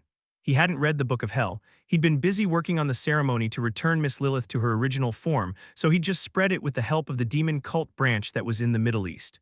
I'm going to read it later on. He was wondering what was written in that book and why she'd said he needed to read it to understand the demon king. No, that isn't what's important right now. Akiyama turned his head there. He saw Kurosaki Urim, no, Miss Lilith laying down on the altar. Heh. It was obvious he'd laugh like an idiot after seeing such beauty. I wonder what reward she will give me. He stroked the red whip he used as a weapon. His chest heated up and an exciting sensation spread to the lower part of his body. He imagined her looking down and stepping on him. This is a reward in this industry. He began drooling. Drenched in delusion, he began casting more intensely. Demonic energy started to move toward Lilith's body. The lower part of her body became surrounded by demonic energy. Whoa, although it was little by little, skin was being created from the demonic energy covering the lower part of her body. The human body of Kurosaki Yuri was slowly turning into a demon's body. Kurrrr. See Cardinal Akiyama, the fissure is acting strangely. We cannot restrict it very well, his underlings shouted in desperation. Akiyama screamed while making a hardened expression. Don't be flustered. Return to your senses, guys. Cough, cough. One of the underlings that were casting vomited blood and collapsed. Crack, the size of the fissure became bigger and even more demonic energy started to come out of it. It was an unexpected situation. Akiyama bit his lips. See, Cardinal, the fissure has started to explode. We must block it, they hurriedly shouted. The dimensional wall worked as a sort of dam, a very solid one that blocked dimensions. What fissures did was pierce that dam for a short while. If that fissure increased explosively in size, a huge amount of energy from hell could come out at once, and a dangerous situation could happen. D-damn, usually he would have ordered them to stop. No, we cannot give up, Akiyama shouted. They'd been waiting for that for a very long time. They'd also experienced numerous failures. They couldn't give up yet. Guys. We're going to keep pushing forward, toward our dream. We've found it. Kang-woo, who had been staying in the castle and helping Ito Shinji, quickly stood up. Where? Look at this footage. Ito Shinji pressed the remote control. CCTV footage appeared on the monitor. They could see Akiyama riding on a boat on a sea coast. His name is Akiyama Akiro. It seems he went missing a few years ago. We've put out a search warrant throughout the entire country. Thanks to that, we received information that someone sold him a boat. Sold him a boat? Yes, he bought a giant cruiser that costs millions. According to the information, he has ridden it along with dozens of other people. Do you know where he went? Taking into consideration his route, it's probably Sapporo. Sapporo. It was a place that hadn't recovered after an SS rank gate appeared. Are they going to the place where they did the previous ceremony? There was a high chance that was the case. In the first place, the demon they'd tried to summon there was Lilith. That place was probably the best place to conduct the ceremony and probably had all of the necessary basic things in place. I should have killed him back then. He was starting to regret not having killed Akiyama when he had the opportunity. Kang-woo stood up. I'm going to go to Sapporo. I'm going to prepare a private. No, I don't need it. Kang-woo stomped on the ground and his body started to levitate. Although it would be better to ask for help. He didn't have time to do that. Not only that, but to stop Lilith from talking about the real Demon King, it would be better if he went alone. I'm going to save Miss Kurosaki Yuri no matter what. We're going to believe in and wait for Mr. Kang-woo. Before going, he said something that a warrior of light would say to calm Ito Shinji down. Kang-woo opened the window and flew away. I need to stop Lilith from descending. With a strong, burning desire, Kang-woo flew towards Sapporo. Boom, he broke the sound barrier and shot forward. A strong wind surrounded him and blew around him. Faster, Tokyo and Sapporo weren't that far away. Kang-woo went to Sapporo as fast as possible. I can see it. He saw an island across the sea. Kang-woo frowned while looking at Hokkaido. Damn. He could see a huge amount of demonic energy. A stronger amount of demonic energy than when they'd summoned Balrog had shaken Sapporo up. Weird. The demonic energy was running amok. He'd seen the ceremonies conducted by the demon cult numerous times, but it was the first time he'd seen it like that. Lilith isn't the problem. He couldn't guess what would happen if demonic energy kept running amok like that. Kang-woo quickly went toward where demonic energy was coming out. Boom, a demonic energy vortex shook its surroundings. Jajas, Nesnada Jajas. There he saw Akiyama desperately chanting. He saw other demon cult members as well, but they died after vomiting blood. Kang-woo summoned Gungnir. Wait. His hands stopped. He realized that the one restraining the wild demonic energy was Akiyama. Damn, closing the fissure was the priority. If the fissure exploded in size, anything could happen. He turned around to the fissure and saw a woman lying on top of the altar. Squeak us. There were tentacles moving around. Lilith's body was getting closer to its original form. AHGHH, nightmare images returned to his head. His mouth fell open and his body started to tremble. I must stop him. He had to close the fissure no matter what. Kang-woo approached the fissure and summoned up his demonic energy. Crack. He felt an immense pressure in both of his hands. The fissure couldn't be compared to when Lilith was summoned. The vortex of demonic energy running amok was as powerful as a waterfall falling from a collapsed dam. Cough. He felt that his body would be crushed by the pressure of the demonic energy. Even though Kang-woo had a strength comparable to an archduke, blocking such an amount of demonic energy with his body was too much. AAGGHH, he used the Authority of Predation, but it didn't have much effect. It was like trying to scoop water from a waterfall with a basket. The only solution was to block the entrance. Why you? It's you from that time, cough, Akiyama shouted. Kang-woo turned his head to him while frowning. You crazy bastard. Come and help me. He should have also known what would happen if the fissure exploded in size. No, I can't do that until the ceremony is over. You dumb fuck, if things keep going on like this, we're all going to die. I don't care. If it's for her, I don't mind giving up on my life. AHGHH, you motherfucker, the ceremony continued. He saw Lilith returning to her original form as he tried to shut the fissure. Kang-woo shouted to Akiyama with a pale expression. Hey you pervert, stop it. If you die there won't be a succubus queen or whatever. When do you think that a man dies? Akiyama said with burning eyes and a firm voice. What, when you lose everything and only have your two balls left? What nonsense are you saying? No, that's not when a man dies. Don't say nonsense, stop. A man dies when. Akiyama kept going on with the ceremony while vomiting blood. He loses his balls. Boom, he stomped on the ground. He kept going on with the ceremony while blood dripped out of his eyes. I'm a crazy guy. A delusional crazy pervert otaku, a sad person who's never even grabbed the hands of a woman even once. I didn't say that much, you bastard. I won't give up, even if this is a delusion, a useless dream. I won't give up on my ideals. He raised both hands. The demonic energy from the fissure concentrated on Lilith. With an explosive amount of energy, dozens of tentacles started to come out from her body. Stop. Stop it, Lilith is. Kang-woo paled. Today, my ideals will cross dimensions. Stop umothrfuckrr. Chapter 176, Lilith Descend, Part 2. Ahhh, a scream mixed with insults left his mouth. The fissure was increasing in size, and Lilith was getting closer to how she looked in hell. Akiyama, whom you could say was out of his mind, was shouting and didn't stop. All of those things were making him annoyed. Damn, damn, damn. He'd felt relieved when he learned that Lilith had entered Kurosaki Yuri's body. He'd refused her for such a long time because of her appearance and felt guilty because of it numerous times. He'd even considered asking her if they could live in separate rooms because of that, but even still he couldn't get close to her. Even if he'd become a demon, his human taste didn't change. But still. He felt that everything would turn into dust. The paradise he'd been craving so much, his paradise garden would get covered in tentacles. I won't be able to do it, he bit his lips. He looked at the rampaging fissure. The fissure was over 30 meters in size. It wouldn't be weird if a dragon emerged from it, let alone Lilith. I'll close the fissure, no matter what. The only way to stop Lilith from returning to her original form was to close the fissure. He took a deep breath. He concentrated his strength in both of his hands.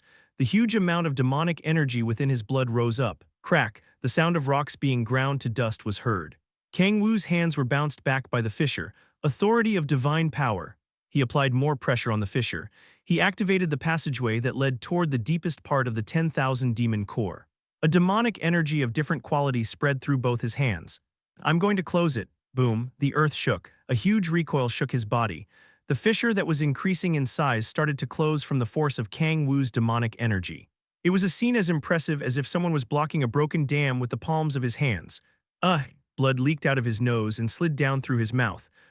Akiyama laughed in disbelief. Who is he to think that he would close the fissure that was increasing in size without any kind of help while only using pure strength? He couldn't understand it. No, it was impossible. Not even an archduke would be able to close a fissure that was increasing in size like that with his brute strength.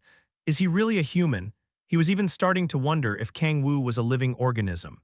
It didn't matter how strong a human was. A person couldn't stop a natural disaster, even more so if it was a dimensional disaster. Akiyama gulped while looking at him, who'd gone beyond what a living thing should have been able to do. I can't give up. He had to finish the ceremony before the fissure was closed. Akiyama desperately kept trying to cast. He took a glimpse at Lilith, who was surrounded by demonic energy. He saw something wiggling inside the demonic energy, but he thought that was part of the process of turning into a demon. Aag! He yelled and did his best to control the demonic energy. The ceremony would soon end. Ahhh! Kang-woo screamed in pain. Blood vessels bulged all over his body. He was using his demonic energy to its limit, so he felt his body was about to explode from the inside out. If the 10,000 demon core was a water storage tank, it would be similar to the tank getting ready to burst from being overfilled with water. But he couldn't give up at that point. Kang-woo looked down at the fissure. It had shrunk to about 3 meters. Considering that it was originally 30 meters in size, its size had been reduced to a mere 10%. Ting, you've absorbed demonic energy from the fissure. Warning. The quality of the demonic energy is poor, starting the demonic energy refining process.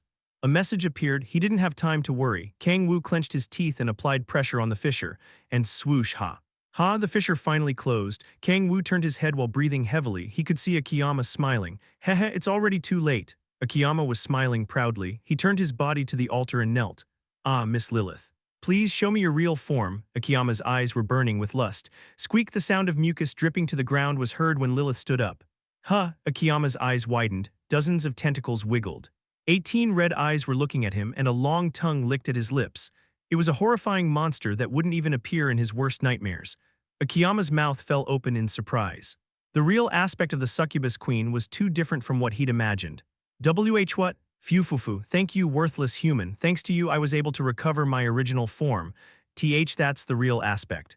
Of the succubus queen, his body trembled in shock. A thick smile appeared on Lilith's mouth. Fufufu, it seems like you're lost for words at my beauty. And no, well, I guess it's understandable since, until this point, you've only seen ugly-looking human girls. What the? Akiyama collapsed in place. He turned his head to Kang-woo. Kang-woo looked at Lilith with a desperate expression on his face. I told you to stop, you bastard. Akiyama looked at Lilith with a pale expression.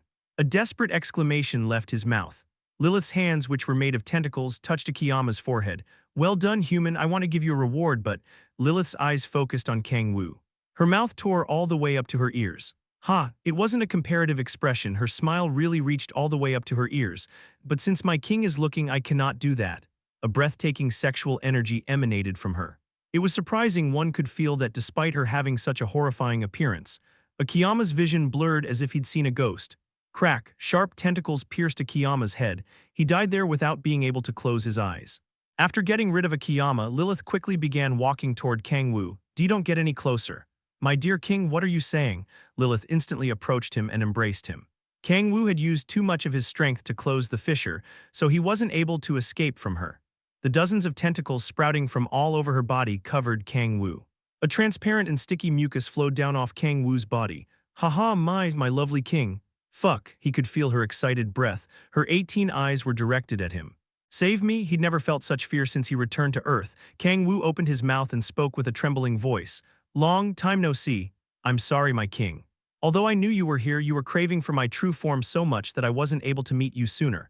I never wished for such a thing. But you can relax now, my king. I've been able to free myself from that disgusting appearance and return to my normal one. Please return to looking like a human.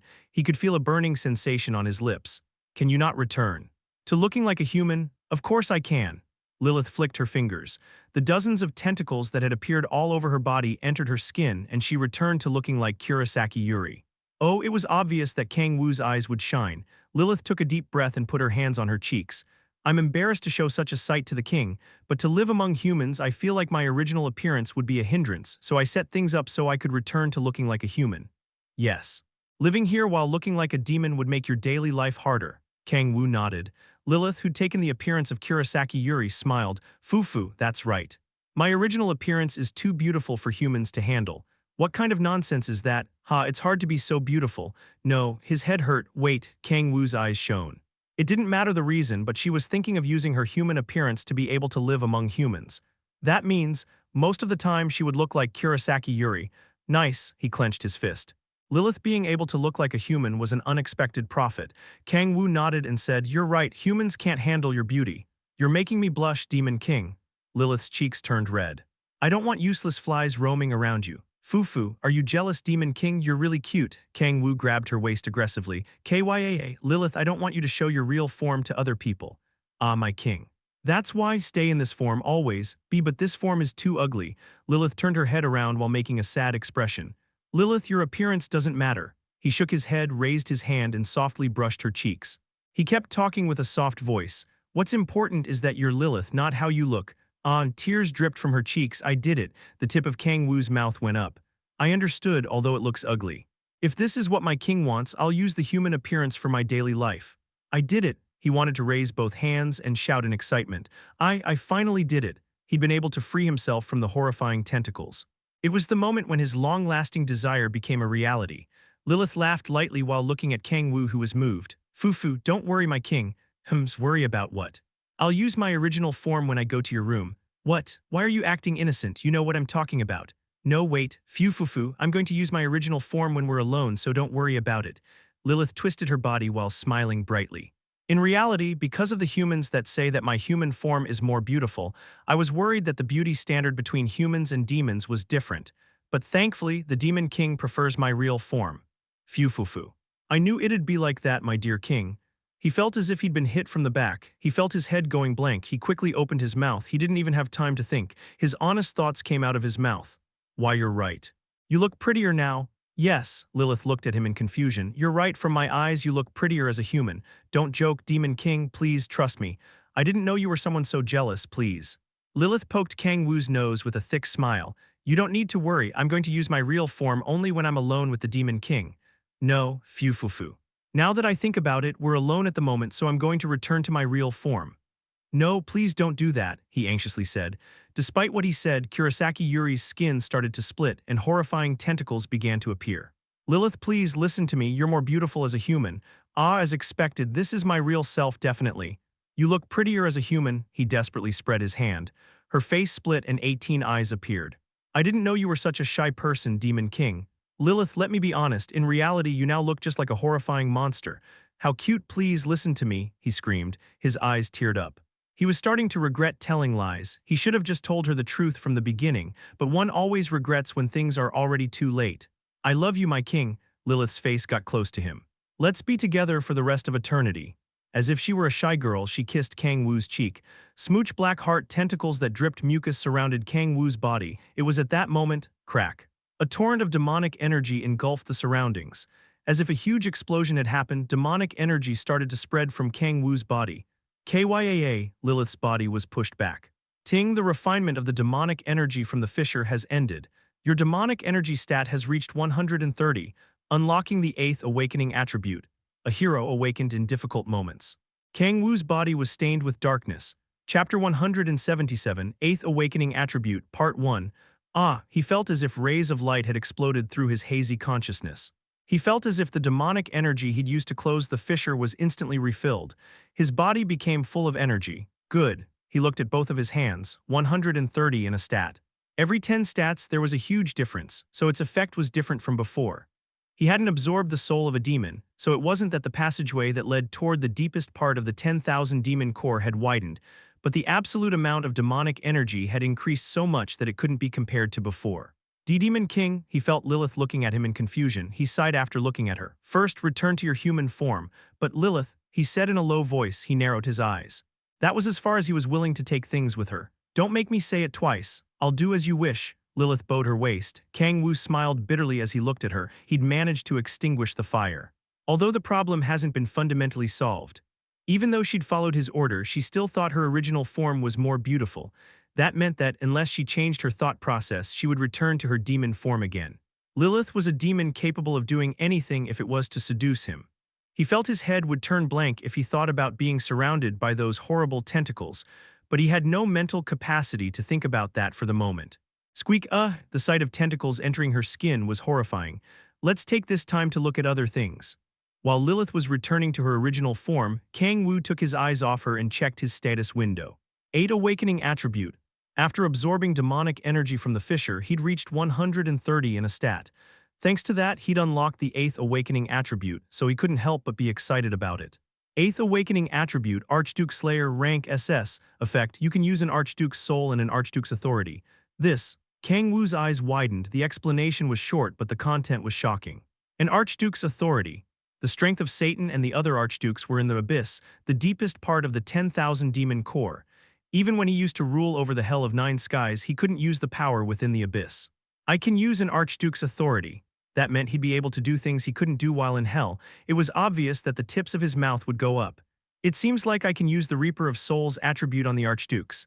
Being able to absorb the soul of an Archduke was a possibility. But seeing the new attribute, it seemed like he definitely could absorb the soul of an Archduke with the Reaper of Souls. There's a chance that the soul of an Archduke is related to the second condition for the demonic soul, judging from the previous patterns. The awakening attributes and the conditions for becoming a demon god were related. That's why the 8th awakening attribute was definitely related to the second condition of the demonic soul. But, he frowned. The 8th awakening attribute was a mind-blowingly strong one. He'd also obtained a hint to fulfill the second condition. The problem was the condition itself. Even Kang-woo couldn't help but be a bit overwhelmed at the thought of absorbing the soul of an Archduke. In the first place, I don't even know if all the Archdukes have been reborn. In the case of Lucifer, he knew he was reborn, but he was in another dimension, so he couldn't do anything about that. He took a deep breath and kept thinking. It isn't that there's no way. He'd only been able to confirm that Lucifer had been reborn, so dragging him into the world wasn't impossible. In reality, he'd already planted the seeds, causing a stir between Satan's and Lucifer's forces. The problem is whether or not Lucifer would come to this world with that alone.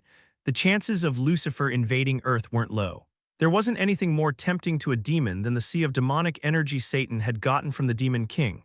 An Archduke, that wasn't the only problem. Even if Lucifer went to Earth, would he be able to beat him? I cannot be sure. It wasn't that he didn't have any chance, but still, he couldn't guarantee 100% that he'd win. Even among the Archdukes, Lucifer was one of the strongest along with Satan and Baal.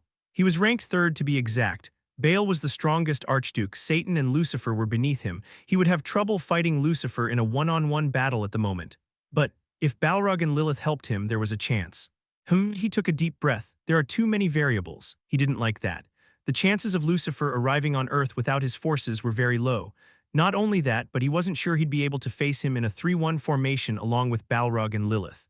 Then, he quickly began to think. Kang-woo's eyes shone sharply. I'm going to use the demon cult.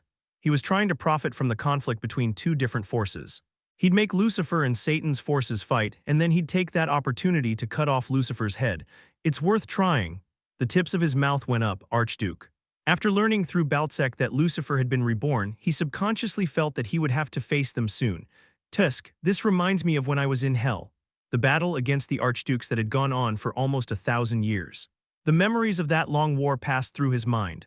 My king, the transformation is complete, he heard a beautiful voice. Kang-woo turned his head. There he saw Lilith, who had returned to looking like Kurosaki Yuri. Ah, I'm happy. Just seeing that Lilith could return to looking like a human made him feel like a heavy burden had been lifted from him. Of course, her not being able to return to her demonic form would be best, but he was happy with her being a human for the moment. Kang-woo sat on a nearby piece of wreckage. Tell me what happened after you infiltrated the demon cult. The most important thing was how much she'd spread about his identity among the demon cult. I haven't been able to do anything significant because I was more focused on trying to recover my original body that you love so much. That's why I didn't have time to spread Demon King's name among the demon cult.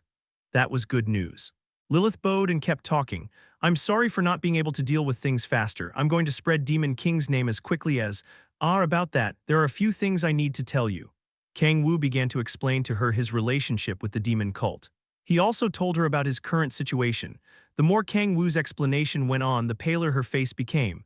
I'm sorry, Demon King. She bowed down and slammed her forehead on the ground. She kept talking with a teary voice.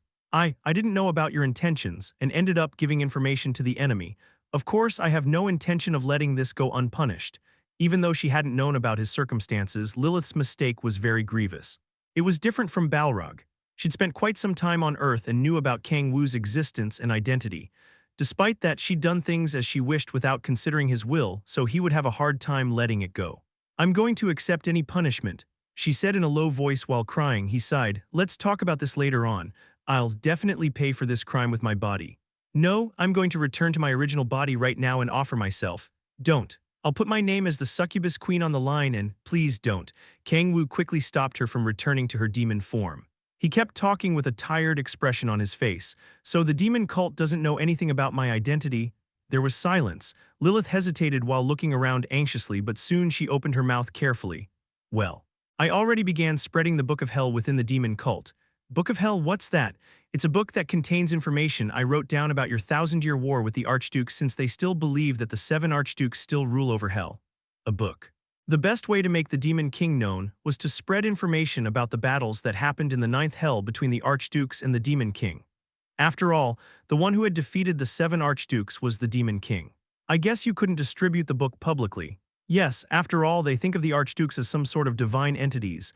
Then he still had a chance. Kang-woo's eyes shone sharply. Where is the book being distributed? I heard that it's in the base of the demon cult that's in the Middle East. Oh, she even gave him information about a demon cult base. This isn't bad. He'd thought Lilith's actions were just simple trolling that did nothing that harmed him. But even with Guardians searching with all of their forces, they hadn't been able to find traces of the demon cult. So having obtained information about them was, by itself, a huge harvest. If I knew that things would turn out like this, I would have made her infiltrate a bit more. He thought that using her as a spy wasn't a bad idea, but he soon shook his head. I guess that's going to be hard since Akiyama died. The reason why she'd been able to act so quickly was thanks to Akiyama. Without him, she probably wouldn't have been able to move as quickly. First, I'll have to go to the demon cult's base in Middle East. It was worth visiting that place just to check how far the book had been distributed. Now that I think about it, what happened to Kurosaki Yuri? Since I have gained control over her consciousness, she's asleep at the moment. Can you wake her up? Yes, if my king orders it, she nodded. It was good news that Lilith had control priority over the body. He felt bad about Kurosaki Yuri, who had lost her body, but he didn't have the capability to think and care about the life of someone he didn't know. I'm already struggling with my own life. He wasn't Alex, so he didn't feel the need to live while caring about everyone's lives. What about Kurosaki Yuri's ability? Her ability? Yes. She has the ability to borrow a strength that belongs to another world. I don't know about that. At least I can't use that ability. So that's the ability of Kurosaki Yuri herself, huh? Lilith nodded. Kang-woo narrowed his eyes. This might be worth paying attention to. Although it wouldn't be at the moment, there might come a time when he'd be able to use her ability well. Before the Gaia system had weakened due to the Fisher seeds, the demon cult had tried to summon Lilith through her. It meant that, since the system had weakened even more, they could summon an archduke or a being even stronger than that if they used her ability properly. You poor thing, thinking about Kurosaki Yuri, who'd unfairly lost her body to the demon cult, made him tear up. Obviously, he'd try to wake her up and make sure she regained at least a bit of control over her body. As expected, people must live by helping each other up. He stood up while nodding. He wanted to help that innocent girl escape from the hands of the demons right away, but he couldn't do that at the moment. Should I go? She'd said the demon cult base was in the Middle East. Going there was more urgent than anything else at the moment. Chapter 178, Demon Delegation, Part 1. Is it here? There was a small city on the sand in the middle of the desert. Although it was referred to as a city, it was a ruin where no one lived. Monsters could be seen roaming around there with a gloomy atmosphere. He quickly began walking to the place Lilith had told him about. An intense sun shone over the Middle East. Tusk, so they were hidden in a place like this. No wonder it was so hard to find them. He clicked his tongue. The demon cult base was in a place hard to reach, even for the Middle East. After the cataclysmic day, the countries on Earth that could be called countries had been reduced by half, so if they hid in a place like that, there was no way they would be found. Authority of Concealment. He hid the traces of his body and put on a mask. His goal was to infiltrate the demon cult's base. I'm going to destroy them later on.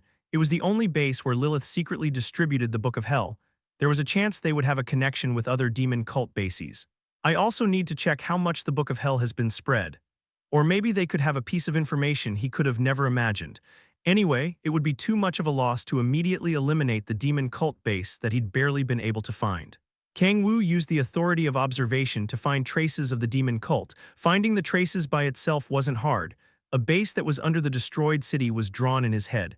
I found. He stopped mumbling. Kang-woo's expression under the mask distorted. He checked out the traces of demonic energy he'd just felt again. As expected, he became sure of what he was feeling and narrowed his eyes. There's a demon. He wasn't sure, but it was a demon of the ninth hell. That being the case, it wasn't as powerful as a great demon. It was probably in the middle in terms of strength. Although it was from the ninth hell, it was a demon who couldn't be a match for Kang-woo, who didn't lack in terms of strength compared to even archdukes. He took a deep breath. It wasn't a problem that there was a demon inside the demon cult. It wasn't that he was able to block all of the demon summonings that were taking place all over the world after all. But he checked the underground base again. The image of demons and demon cult members was drawn inside his head. There's something strange. There were 5 demons. They were all sitting inside a room. About 3 demon cult members were sitting across from them while talking about something. Are they in a meeting? That's how it looked from the outside. Rather than demons and demon cult members, it looked like business partners negotiating a deal. Well, it isn't like demons spend the entire day fighting. But still, seeing 5 demons sitting with demon cult members while talking about something was weird. I'll have to check it out. He looked around. Although it was a base located underground, there was probably an air vent since people were living inside it. He used the authority of observation to analyze the structure of the base. Finding the vent that led to the outside wasn't hard. Is this a shitty spy movie, to think I'd have to infiltrate through an air vent? Even if he was using the authority of concealment, that didn't mean he could roam freely throughout their base. The air vent where one person could barely fit was protected by a magic circle, Tusk. But that wasn't a problem for Kang-woo. He flicked his finger, demonic energy spread and crushed the magic circle. He kept moving through the ventilation shaft. As he moved according to the structure he'd figured out through the authority of observation, he began hearing the voices of demons. I never imagined that there would be humans on this Earth, world able to use demonic energy. Their level of knowledge can't be compared to the black magicians of the Urner continent. An average demon from hell probably can't match them. What? He frowned. The demons mentioned the Urner continent. He felt a strong sense of alienation. What's going on? He listened to their conversation. Not true. We're nothing compared to you, demons from the ninth hell. We aren't from the hell of the 9 skies. Oh yeah, you are underlings of Archduke Lucifer, right? Kang-woo's eyes widened after hearing the words of the demon cult members. Underlings of Lucifer? He was having a hard time understanding.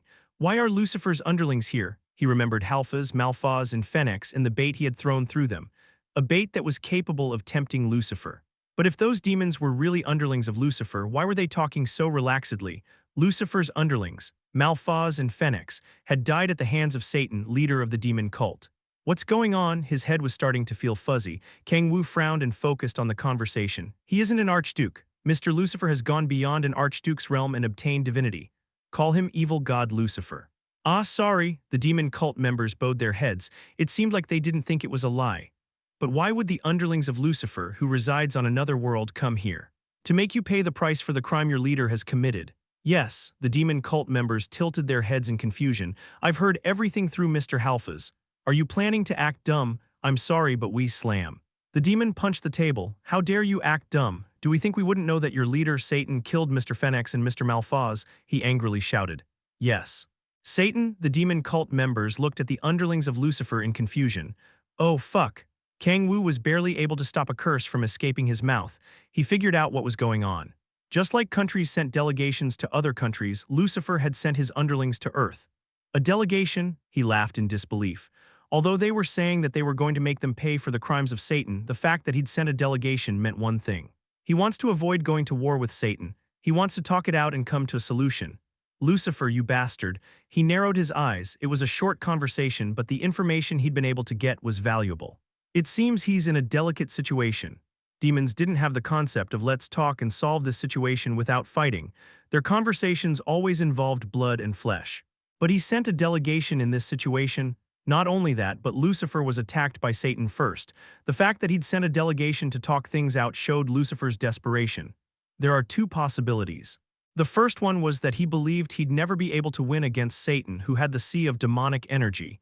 It wasn't that demons were a dumb race without brains. They often surrendered if they were at a disadvantage.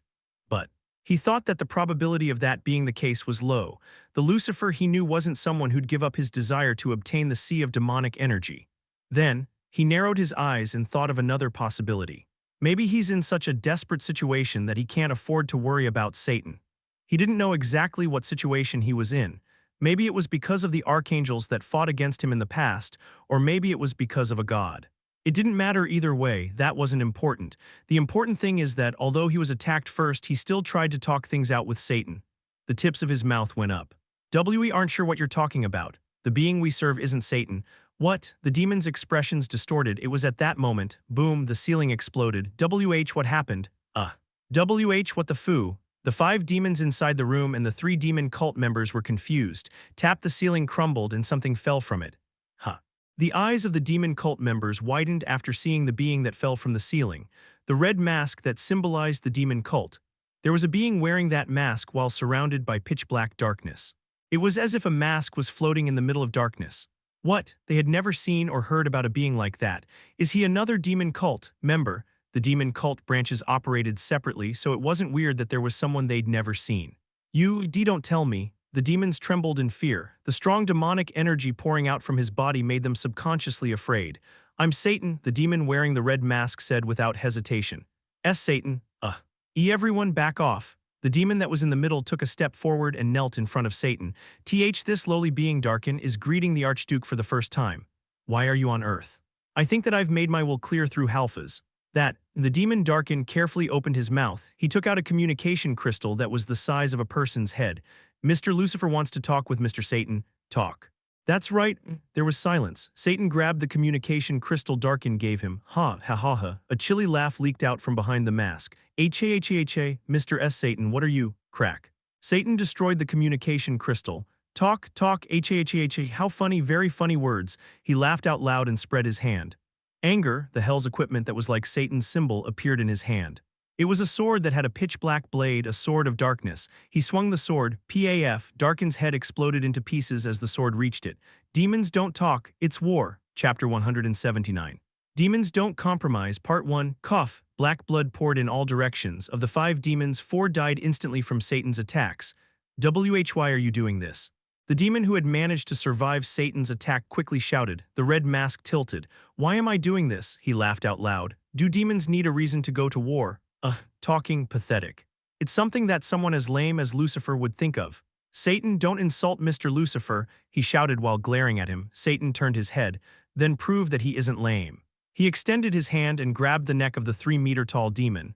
We were born to kill and crave blood. Tell this to Lucifer. If you don't dare to come to this world, just stay as a coward. You don't know the situation he's in. Ha ha ha, you're right, I don't know or care about his situation. The yellow eyes behind the mask looked at the demon. But what I know is that he's in quite a desperate situation. This might be a good opportunity I can take advantage of to get his soul. This isn't time to fight among us. Don't you know that the forces of the heavens are moving to get rid of us? As expected, it was the heavens. They'll be here after they finish with the Urner continent. Do you want all of us to get killed by the heavens while we fight against each other? The demon desperately shouted. Satan started to laugh out loud. Heavens, is he struggling because of such lowly beings? Lowly, the demon kept shouting as if he were about to have a seizure. They aren't lowly, you know it too, right? How much has the hell of nine skies weakened because of Demon King Kang-woo? Because of that guy, hell is on the edge of collapsing. During all those years of war, the heavens were gaining strength. If we don't stick together, we won't be able to win. It was a straightforward speech. He had told him about how desperate of a situation demons were in, but Satan didn't flinch. I killed the Demon King. I also obtained the sea of demonic energy for myself. The heavens aren't a menace to me, he kept talking relaxedly. Say this to Lucifer, stop hiding from angels and come to find me, fight me. Take the sea of demonic energy if you can. Are you really going to choose the path of mutual destruction? Destruction, funny words, the red mask twisted. Since when did demons care about such things? So he isn't only weak and a coward, he's also shameful. He waved his hand. The demon's body got pushed back by the strong impact. Listen well, underling of Lucifer, Satan laughed. Demons don't compromise. It seems like I'm finished here. He looked at the unconscious demon. He had controlled his strength, so the demon would soon open his eyes, and then he'd probably return to Lucifer and tell him what had happened. Even if Lucifer is in a desperate situation, he probably won't be able to ignore what happened today. He'd made it very clear, he wasn't a calm type of person willing to just talk. He's going to come here. He'd received an insult an archduke couldn't ignore. Lucifer would move to kill Satan, and he will probably fight the forces of Satan, the demon cult. The tips of his mouth went up. He felt that the picture drawn on his head would soon become a reality. But he thought about what he'd heard from Lucifer's underling. So demons are on the edge of extinction. He narrowed his eyes. It wasn't something he could just be happy about. Demons were necessary for him to regain his strength and become even stronger. They were like nutritious food. Losing such nutritious food wasn't good news for him. If the heavens kill all demons, I might be able to live in peace, but the chances were low.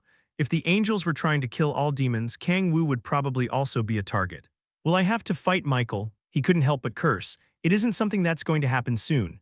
Lucifer's underling said that Earth would be after the Urner continent. Basically, as long as Lucifer's forces survived, the angels wouldn't go to Earth. And after what happened, they'll think that Satan killed Demon King Kang-woo. He didn't think he'd be able to deceive them forever, but he was probably going to be able to gain some time. He could prepare for it. I'm going to increase the animosity between Lucifer's forces and the demon cult. He was after Lucifer's soul. It wasn't going to be easy, but it wasn't impossible. And for that plan, he turned his head. He saw the fearful faces of the three demon cult members. He walked toward them. Why you? Are you really Satan? They seemed confused at the sudden appearance of Satan. Kang-woo smiled and gave a tap to the mask. The red mask became a white one with a shield on it. That mask, a guardian. Their expressions showed that they couldn't understand what was going on. There are a few things I want to ask you. His original reason for being there was to check how much the Book of Hell Lilith had written had spread. Meeting Lucifer's underlings was just a coincidence. Now it was time to achieve his original goal. We aren't going to answer something Gaia's, Paf, one of their heads exploded. A thick smile appeared on Kang-woo's face and he walked toward the other two demon cult members. You don't have the right to choose whether you will answer or not. The two demon cult members looked at each other. Now that I think about it, he narrowed his eyes. I don't think that I'll need two mouths. He said in a playful tone of voice. Who wants to speak first? So, you don't know how much the Book of Hell has spread? The two demon cult members nodded. Why yes, its content was so stupid that a few branches took copies of it to screw around with. Do you know where those branches are? We don't. Even we don't know the exact locations of the other branches. We've just given the copies while meeting in the process of exchanging information or doing a summoning, but you probably know a place where you can make contact with them. Of course there is. The eyes of the two demon cult members shook. That was answer enough. It seems like you'll die if you say it. There was silence. The two looked at each other. We can tell you the country where the secret contact is made. Where is it? China. The area was too big. It wasn't a piece of information he could use. At least I know that the secret connections are being made from inside China's demon cult. He needed to ask Chen Mujin to investigate China's demon cult first. He ordered his thoughts. There's 3 pieces of information I got. The first one was that the heavens forces were attacking Lucifer. The second one was that the Book of Hell wasn't properly being distributed and most people thought of it as a novel, so he didn't need to worry about that. The third one was that there was a secret place in China the demon cult branches used to connect with each other.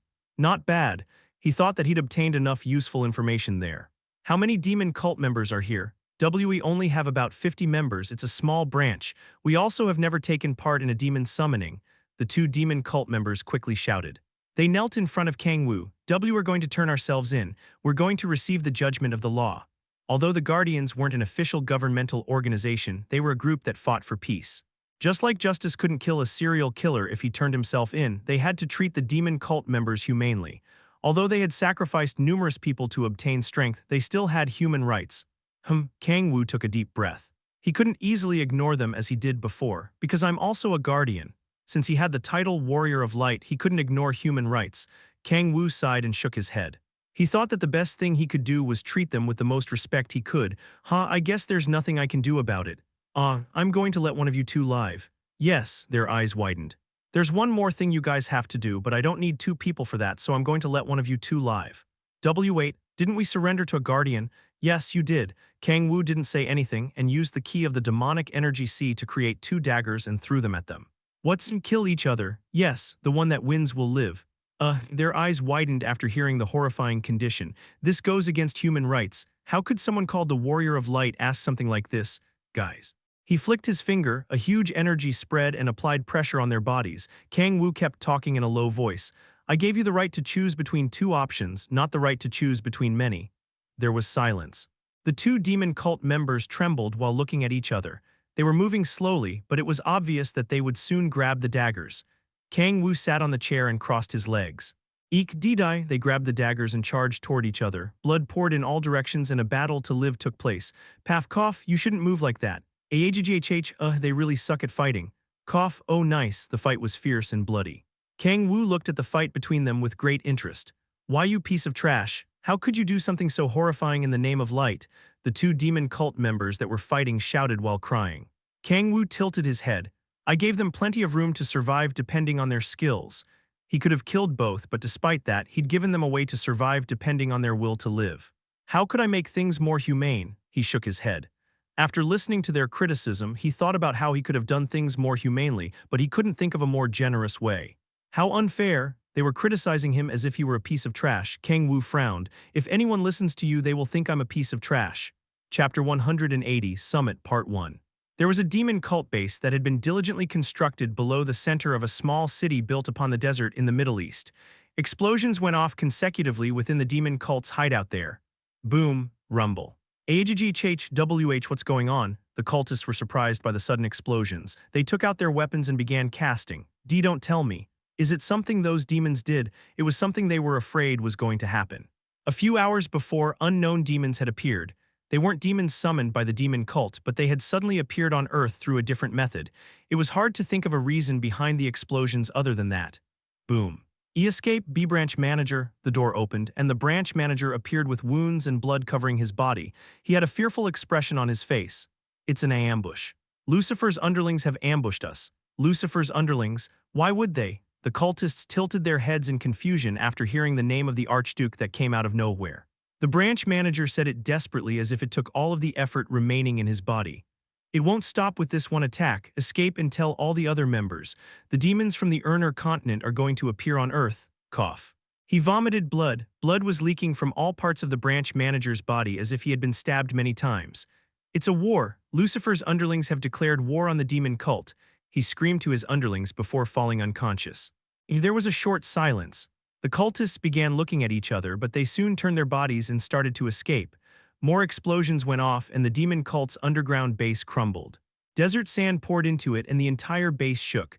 War, it's war. The cultists thought of the branch manager's last words and quickly escaped from the underground base. Ha ha, the branch manager was left alone. A young man wearing a white mask walked out from behind him. Well done, then the promise, I'm going to keep it of course. Kang-woo nodded as if asking what the man was talking about. The branch manager's expression lightened. Then take me out of here, he said in a desperate voice while watching the debris and sand pouring into the crumbling base. Kang-woo crouched next to him. Why should I? Why you said you would save me? Can you not tell the difference between I'll let you live and I'll save you? Ayak, the cultist's expression distorted. Kang-woo waved his hand and walked out of the base. The cultist was left alone. He bit his lips. To be honest, he thought that things might go like that. I can't die here. He took a black jewel out, a demonic energy stone. Thanks to the jewel created through concentrating demonic energy, he was able to obtain an explosive amount of power. Of course, if he wasn't careful, he could turn into a demonic monster, but he didn't have time to worry about that. Oh, I haven't seen one of those for quite some time now. Eek, the branch manager was surprised by Kang-woo's sudden reappearance. How? I didn't think you were going to just roll over and die, so I waited to see what you had up your sleeve. As expected, you had something nice. He forcibly took the demonic energy stone from him. And no, well, to be honest, I don't think it will be of help right now, but it's still better than not having one. I'll make good use of it, thanks, he patted him. The cultist, laying in a pool of his own blood on the floor, screamed out, "AHHH, you motherfucker!" Boom, the underground base crumbled. Crack, as expected, it doesn't have much effect. He chewed the demonic energy stone while making an expression as if it didn't have much taste. If it were before, a demonic energy stone might have been of great help, but he had grown so much that it didn't have much of an effect. As expected, I have to hunt an archduke. There was no other way to obtain an explosive amount of strength. Of course, he could kill other demons and try to build his strength little by little. Lucifer's underlings weren't bad. Besides the one he let live, he had devoured the corpses of the other 4 with the Authority of Predation. His stat didn't increase, but the passageway that led to the deepest part of the 10,000 demon core had widened. He needed to widen the passage even more to use the strength of an archduke later on. If something goes wrong, it might explode. Even if he could absorb the soul of an archduke right at that moment, he wouldn't be able to use its strength immediately. The passageway that led to the deepest part wouldn't be able to handle the pressure and would explode. If that happened even once, it would be the end. Just like when the fissure exploded when Lilith was summoned, the demonic energy within him would run amok and his body would explode. I have no other choice but to investigate China. He couldn't stand still and wait for Lucifer to invade Earth. He had to keep hunting demons and finish the passageway.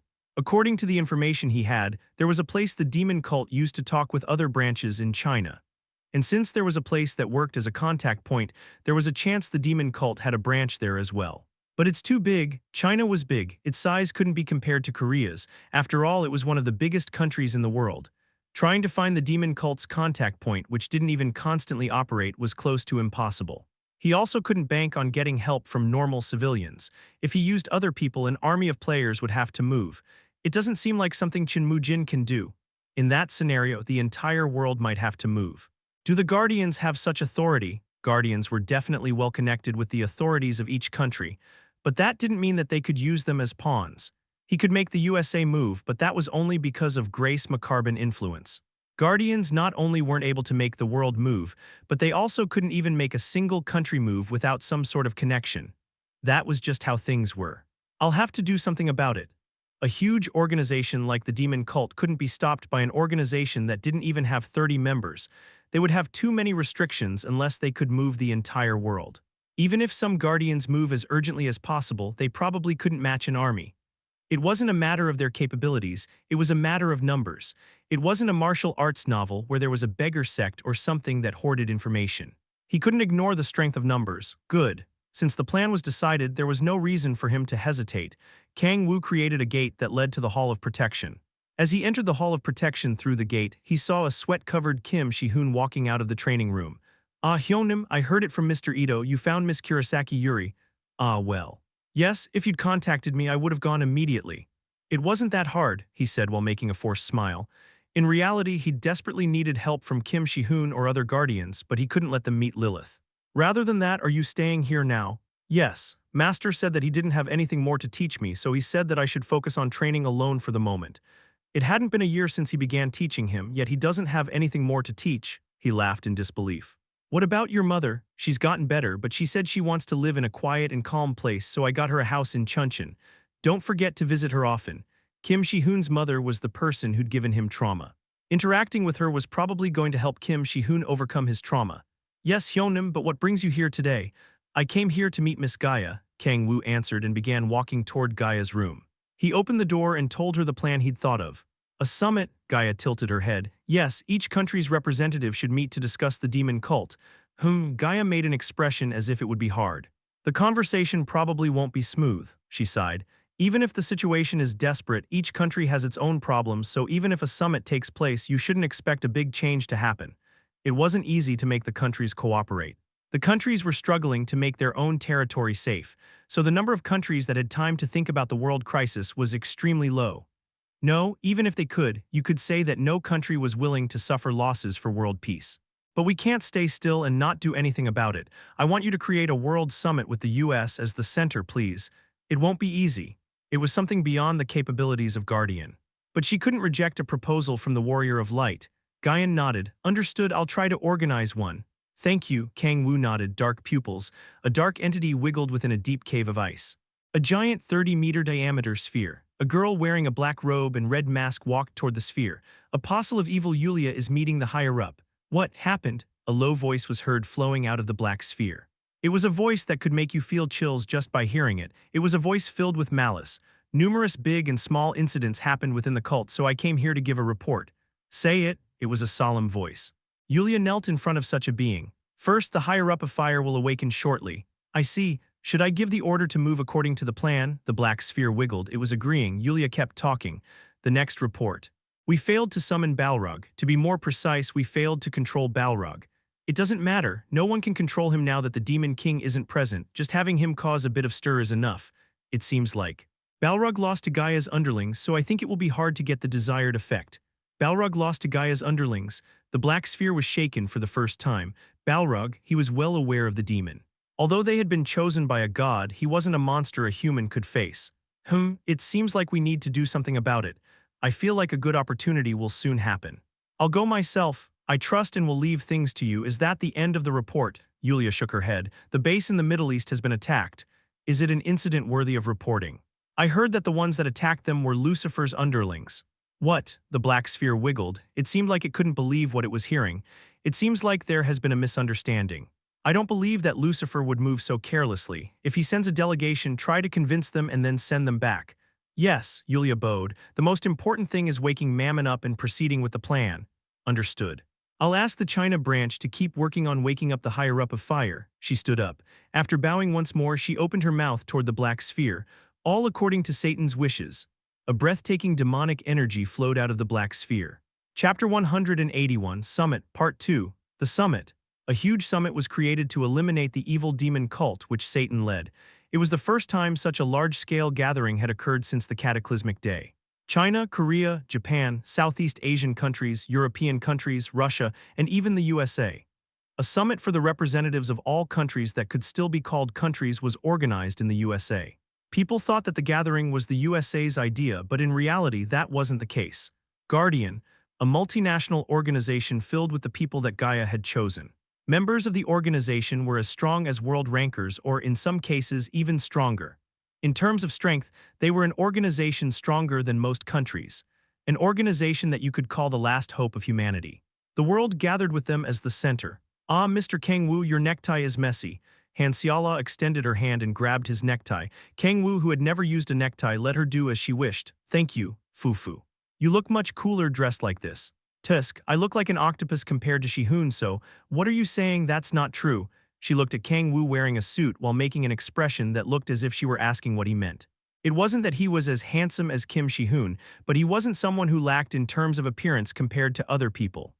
First, he had a muscular body, similar to a professional swimming athlete, so the suit fit was incredible. The perfect suit fit and sharp eyes made him look like the heir of a big conglomerate that appeared in TV dramas. Kang-woo, this clothing is uncomfortable, Echidna said while frowning. Both Echidna and Han Xiala were wearing party dresses. The dresses might look too fancy at first glance, but they were so pretty that it didn't seem like overkill at all. Slam, hey. Are you done? Yes. Ki-yeonju opened the door and entered. She was wearing a red dress that matched her hair color. How bothersome. Why are they having a party? Ki-yeonju said while frowning as if she found the party dress uncomfortable. A banquet was open the night before the summit so world leaders could strengthen their friendships. You could say that Ki-yeonju was one of Korea's most important people, so it was obvious she'd have to participate. Well, to be honest, this could be more important than the summit itself. Unlike what they expected, the world leaders had accepted invitations to the summit with surprisingly little persuasion needed. Not even Gaia and Kang-woo had expected things to go that easily, but still, it was hard to expect unconditional cooperation in stopping the demon cult. I should make as many contacts as possible. Building good relationships with the most important people in each country was very important. It was hard to expect unconditional cooperation from someone just because they were your acquaintance, but still, developing good relationships was important. Oh yeah, Kang-woo, you're probably going to be really busy. Me. Why, it seems like there are quite a few people waiting for you, Ki Yeonju said while smirking. Kang-woo frowned. Why? The fact that he used to be the Demon King, how he'd been born in the dark but had accepted light and was reborn as Tyrion's apostle, and how there wasn't anyone within Guardian as strong as him. He'd made sure no one except members of Guardian knew about those things.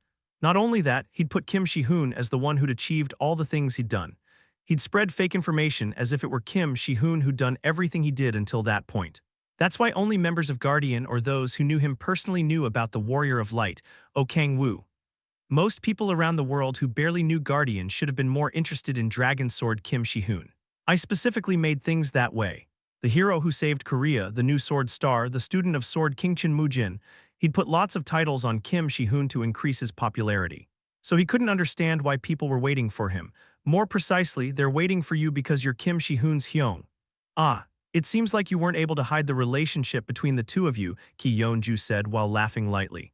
Kang-woo nodded as if he finally understood. I see, so it was because of that. Well, it isn't something bad, right? Yeah, that's true. To build a relationship with other important people, Kang-woo needed to have at least some reputation and authority. Rather than being Guardian Member B, it was better to be the Hyung of Kim Shi-hoon, the hero who was receiving the world's attention. This is better. Kim Shi-hoon didn't look like a person who was talented in terms of building good relationships with politicians. Tap tap. Kim Shi-hoon, Gaia and Grace entered the banquet hall. Oh, so they are the rumored. As the Guardians showed themselves, the banquet hall's atmosphere became noisy. The ones that got the most attention were Gaia and Kim Shi-hoon. Famous politicians and players from all around the world walked toward them. Gaia and Kim Shi-hoon seemed surprised. People also walked toward Ito Shinji, Zhuge Xuan, Grace, and other Guardian members. As expected, the name Guardian is huge. Kang-woo looked at that scene from a distance. The biggest armed group of humanity, Guardian. If it were on the previous Earth before players appeared, no one would have cared so much about an organization with just 10 or so people. But the situation had changed. The Guardians had so much strength that they could erase a country without leaving any trace behind if they wanted. World rankers received VIP treatment. In the case of Chin Mujin, he was the one who had the political power in China. But Kang-woo's eyes narrowed. There's something strange. To be honest, he wasn't expecting all the countries to cooperate in hunting the demon cult. He had also prepared a trump card if talking was impossible. But they seemed too carefree. The politicians and players acted as if they didn't know the reason behind the summit. No matter how peaceful they were, the demon cult was freely roaming around, so it was weird for them to be that relaxed. Ah, nice to meet you. I'm Emmanuel Ammon. I came here to represent France. I heard you're the non-blood-related brother of Dragon Sword Kim Shi-hoon. I heard a lot about you. Before Kang-woo could solve his doubts, the politicians roaming around started to approach him as well. Kang-woo bowed while smiling. Thank you for coming so far for world peace. It was a perfect sales smile. Ha ha ha, this is all to support Guardian after all. Of course, we should do as much as possible as a country. Huh, he couldn't help but frown. Politicians from France, England, Italy, the USA, and even Korea began gathering and started to talk to Kang-woo. Why are they so motivated? Unlike Gaia's expectations, they began talking as if they were willing to do anything. Even though it was the night before the summit, it was too much. Usually they would try to offer the least support possible and get as much benefit as possible. Each gave a better condition as if they had come to an auction to buy a product. We were thinking of supporting Guardian by offering the services of the France Special Forces. We can promise to offer $100 million each year. Haha, I feel reassured hearing such things from all of you. Kang-woo kept talking to people while smiling. Oh fuck, as he kept talking with them, he finally understood what was going on. I heard that the demon cult members have suffered great losses in Latin America. Haha. It seems like besides hiding very well, there isn't anything impressive about them. This motherfucker. You couldn't feel any sense of danger from their conversation. It didn't take him long to understand why they could talk like that. What? There's nothing impressive about them besides hiding very well. Korea, China, and then Latin America. All the incidents caused by the demon cult had been solved without much effort. Civilian losses had only happened in Korea. In China, they had obtained a huge win against weak demonic monsters. The Latin America incident had been solved by the members of Guardian and World Rankers before the demon cult did anything. So from their point of view, the demon cult just looked like a group of crazy people. Not only did they not look like beings that could put the world in danger, but they also didn't even feel like a menace to each country. Damn, Kang-woo frowned. He'd been able to deal with the demon cult too perfectly, and that ended up causing a side effect. This isn't good. He couldn't sense any nervousness in their expressions. If things went like that, even if Guardian received support, they would move slowly like a turtle. This Kang-woo began having a conflict. He narrowed his eyes, his head started to swirl. Ah, Miss Yulia, so you came. We were waiting for you. This is the person called Kang-woo we told you about before. Everyone around Kang-woo turned their heads. Kang-woo looked in the same direction as everyone else. Nice to meet you. I'm Yulia Vilkova, the person who came as Russia's representative. She was a person with surprising beauty. She had long, braided brown hair and red lips. Her body looked as if an artisan had sculpted it. She was wearing a dress with steep cleavage and was using a perfume that stimulated the nose. She was a beauty with a decadent atmosphere around her. She seems to be between Chin Soo-yeon and Lilith. Chin Soo-yeon was like a newbie who'd just obtained that sexual energy, and Lilith was someone who'd peaked in that. She seemed to be right in the middle between them. Yes, nice to meet you, he greeted her and looked around. These guys. His eyes shone sharply. All the politicians and players that had just approached Kang-woo were gathered around her. Judging by how they were taking a glimpse, it seemed like they'd approached Kang-woo by her orders. It seemed like they're all part of the same group. She took his hand while making a good-natured smile. She kept speaking. Oh, it seems like there's a VIP room in the banquet hall. There's something I wanted to talk about with Mr. Kang-woo. Could you give me some time? Yulia tilted her head and extended her hand while moving close to Kang-woo. The unknown and weird scent he felt from her intensified. For an instant, Kang-woo's expression distorted. He narrowed his eyes at the unknown scent. Kang-woo, who looked as if he were immersed in thoughts, smirked. He clenched his fist. A tingling sensation ran through his fingers. Of course, he grabbed her hand. Then everyone, let's go to the room. She took the politicians and moved to the VIP room. Click, whoa. After entering the VIP room, he laughed in disbelief. Hey, isn't this a bit too much? There were all sorts of delicacies in the VIP room and about 30 beautiful girls that didn't lack even compared to Yulia. As Kang-woo sat in the chair, he was approached by the 30 beautiful girls. It's a shark fin dish, please try it. It's a dish that has foie gras and caviar, please try it. The 30 beautiful girls didn't seem to care at all about the other people that had entered the room with Yulia. They surrounded Kang-woo while they offered him food and tried to act cute. So you're determined, huh? He could see that they were trying to get him on their side. These are special kids I've personally chosen. I thought they might help Mr. Kang-woo, who's probably really tired because of guardian work, relax. Yulia smiled and sat on a chair. Kang-woo looked at the girls, delicacies, and politicians surrounding him. It seems like these fuckers don't know me very well. Tusk. He clicked his tongue. $100 million, a sum of money that was even hard to imagine, delicacies he'd never even heard of or seen, eye-blindingly beautiful girls. Ha ha ha, he couldn't help but laugh in disbelief. Kang-woo leaned his back on the sofa made of luxurious leather and smirked.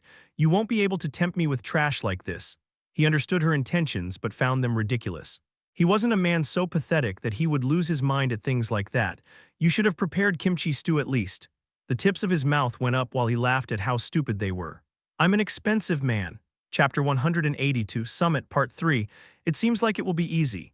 Yulia made a cold sneer while looking at Kang-woo, who began smiling as soon as he became surrounded by pretty girls. The scent also seems to be enough. She'd spread a scent with an aphrodisiac mixed in throughout the room. The scent she'd developed through black magic allowed humans to feel the desire that a demon's body felt. It had such a strong effect that it could make even a devoted believer or a monk who had endured numerous hardships lose their minds from lust and desire. The politicians and beautiful girls with her had taken a medicine that increased their resistance to the scent, but Kang-woo hadn't taken anything like that, so he was fully exposed to the scent. I have to slowly increase it over time. If she released the scent all at once, there was a chance his body would feel that there was something wrong and he could run out of the room. How's the food? Ah, it's very delicious. Fufu. The way he nodded looked really stupid. Tusk, the rumors made him out to be something more. She looked at Kang-woo as if he were pathetic. Kim Shi-hoon's non-blood-related brother. Someone whose talent and sense of justice was recognized and who had joined Guardian despite not having been chosen by Gaia as a Guardian. I heard he's someone whom Gaia trusts. Until recently, the one Gaia trusted the most was Grace McCarbin. She was ranked first among world rankers. Not only that, but she was the one who was taking care of her. Most people knew that she had recently started to rely on Dragon Sword Kim Shi-hoon and his non-blood-related brother Kang-woo. Is it because she's blind? As expected, she doesn't have an eye for people. The sight of Kang-woo surrounded by girls and frantically looking around was a spectacle. She even thought that maybe she didn't need to use the scent. If I knew it would turn out like this, maybe I could have tried to make a move on Dragon's Sword himself. It was obvious that her opinion of Kim Shi-hoon would drop after seeing his non-blood-related brother act like that. She began to regret things. No, Dragon Sword Kim Shi-hoon was a player that people thought was the strongest member of Guardian. He was their ace. There was a rumor that he'd solved most of the Latin America incident alone, so he was someone very important to Guardian. Leaving everything aside, he was someone who had won in a fight against Balrog, so being cautious was the correct decision. Not only that, but I can't ask for the help of Mr. Satan for a while, the master she served. The peak among the higher-ups of the demon cult, it wasn't that Satan had completely resurrected yet. No, he was preparing for something beyond just simple resurrection. It was hard to create an opportunity for her to talk with him. I must cautiously deal with things since I cannot ask for the help of Mr. Satan. As an apostle, she had to deal with the missing higher-ups. She couldn't completely carry out the plan to weaken and disintegrate Guardian. Yulia looked at Kang-woo, who was laughing while surrounded by pretty girls as if he was at a brothel. First, I must make this pathetic man into my puppet. There was no need to wonder about what she'd do next. She would cause trouble within Guardian by using Kim Shi-hoon's trust in him. I wonder what expression Gaia that bitch will make. She made a fishy smile. The organization known as humanity's last hope disintegrating from internal matters.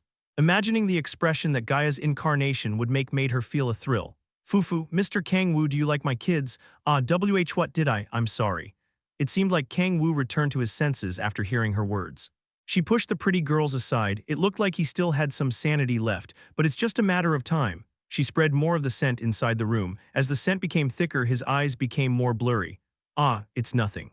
You've recently been quite busy trying to fight the demon cult, right? That's true, but this is a rest worthy of a hero. But still, are you impotent or what? What a bothersome guy. She frowned at his appearance. This is why I hate God's underlings. On the outside, they always looked like good people with a strong sense of justice, but in the end, they became weak like that in the face of lust. She'd accepted demonic energy inside her body, recognized her lust and desire, and started to want something beyond that, so from her point of view, humans were pathetic beings. Will you be able to act like that after realizing the pleasures that the body of a demon brings? Although what you could feel through the scent was experiencing it indirectly, the sensation wasn't that different from the one you could feel with a demon's body. She was having fun imagining how that virgin-looking guy would turn out after feeling such sensations. Should I ask them to go away? Oppa, you don't like us. But we're so much better than the Korean girls. After Yulia said that, the girls approached him even more seductively.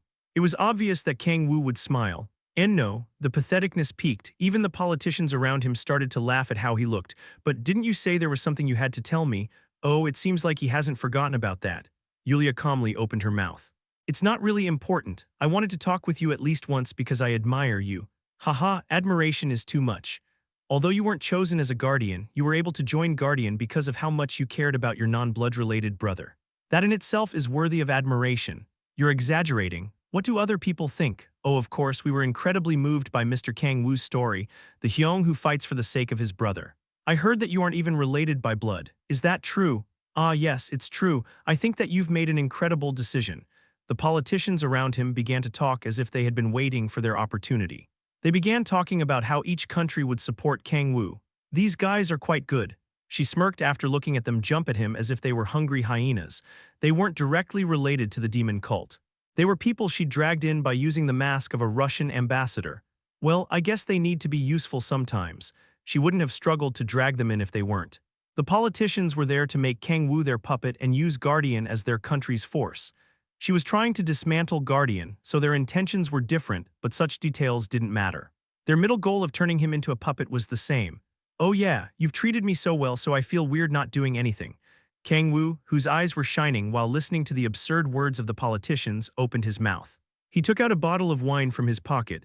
He took out quite a big bottle of wine from his small pocket, so it seemed like he had a magical device of sorts. This, haha. It's a valuable wine I had prepared to drink with my fellow guardians, but since all of you worry so much about world peace, I wanted to share it with you. Whoa, you don't need to, ha ha ha. How did you know that I go crazy for wine? The politicians started to praise Kang-woo.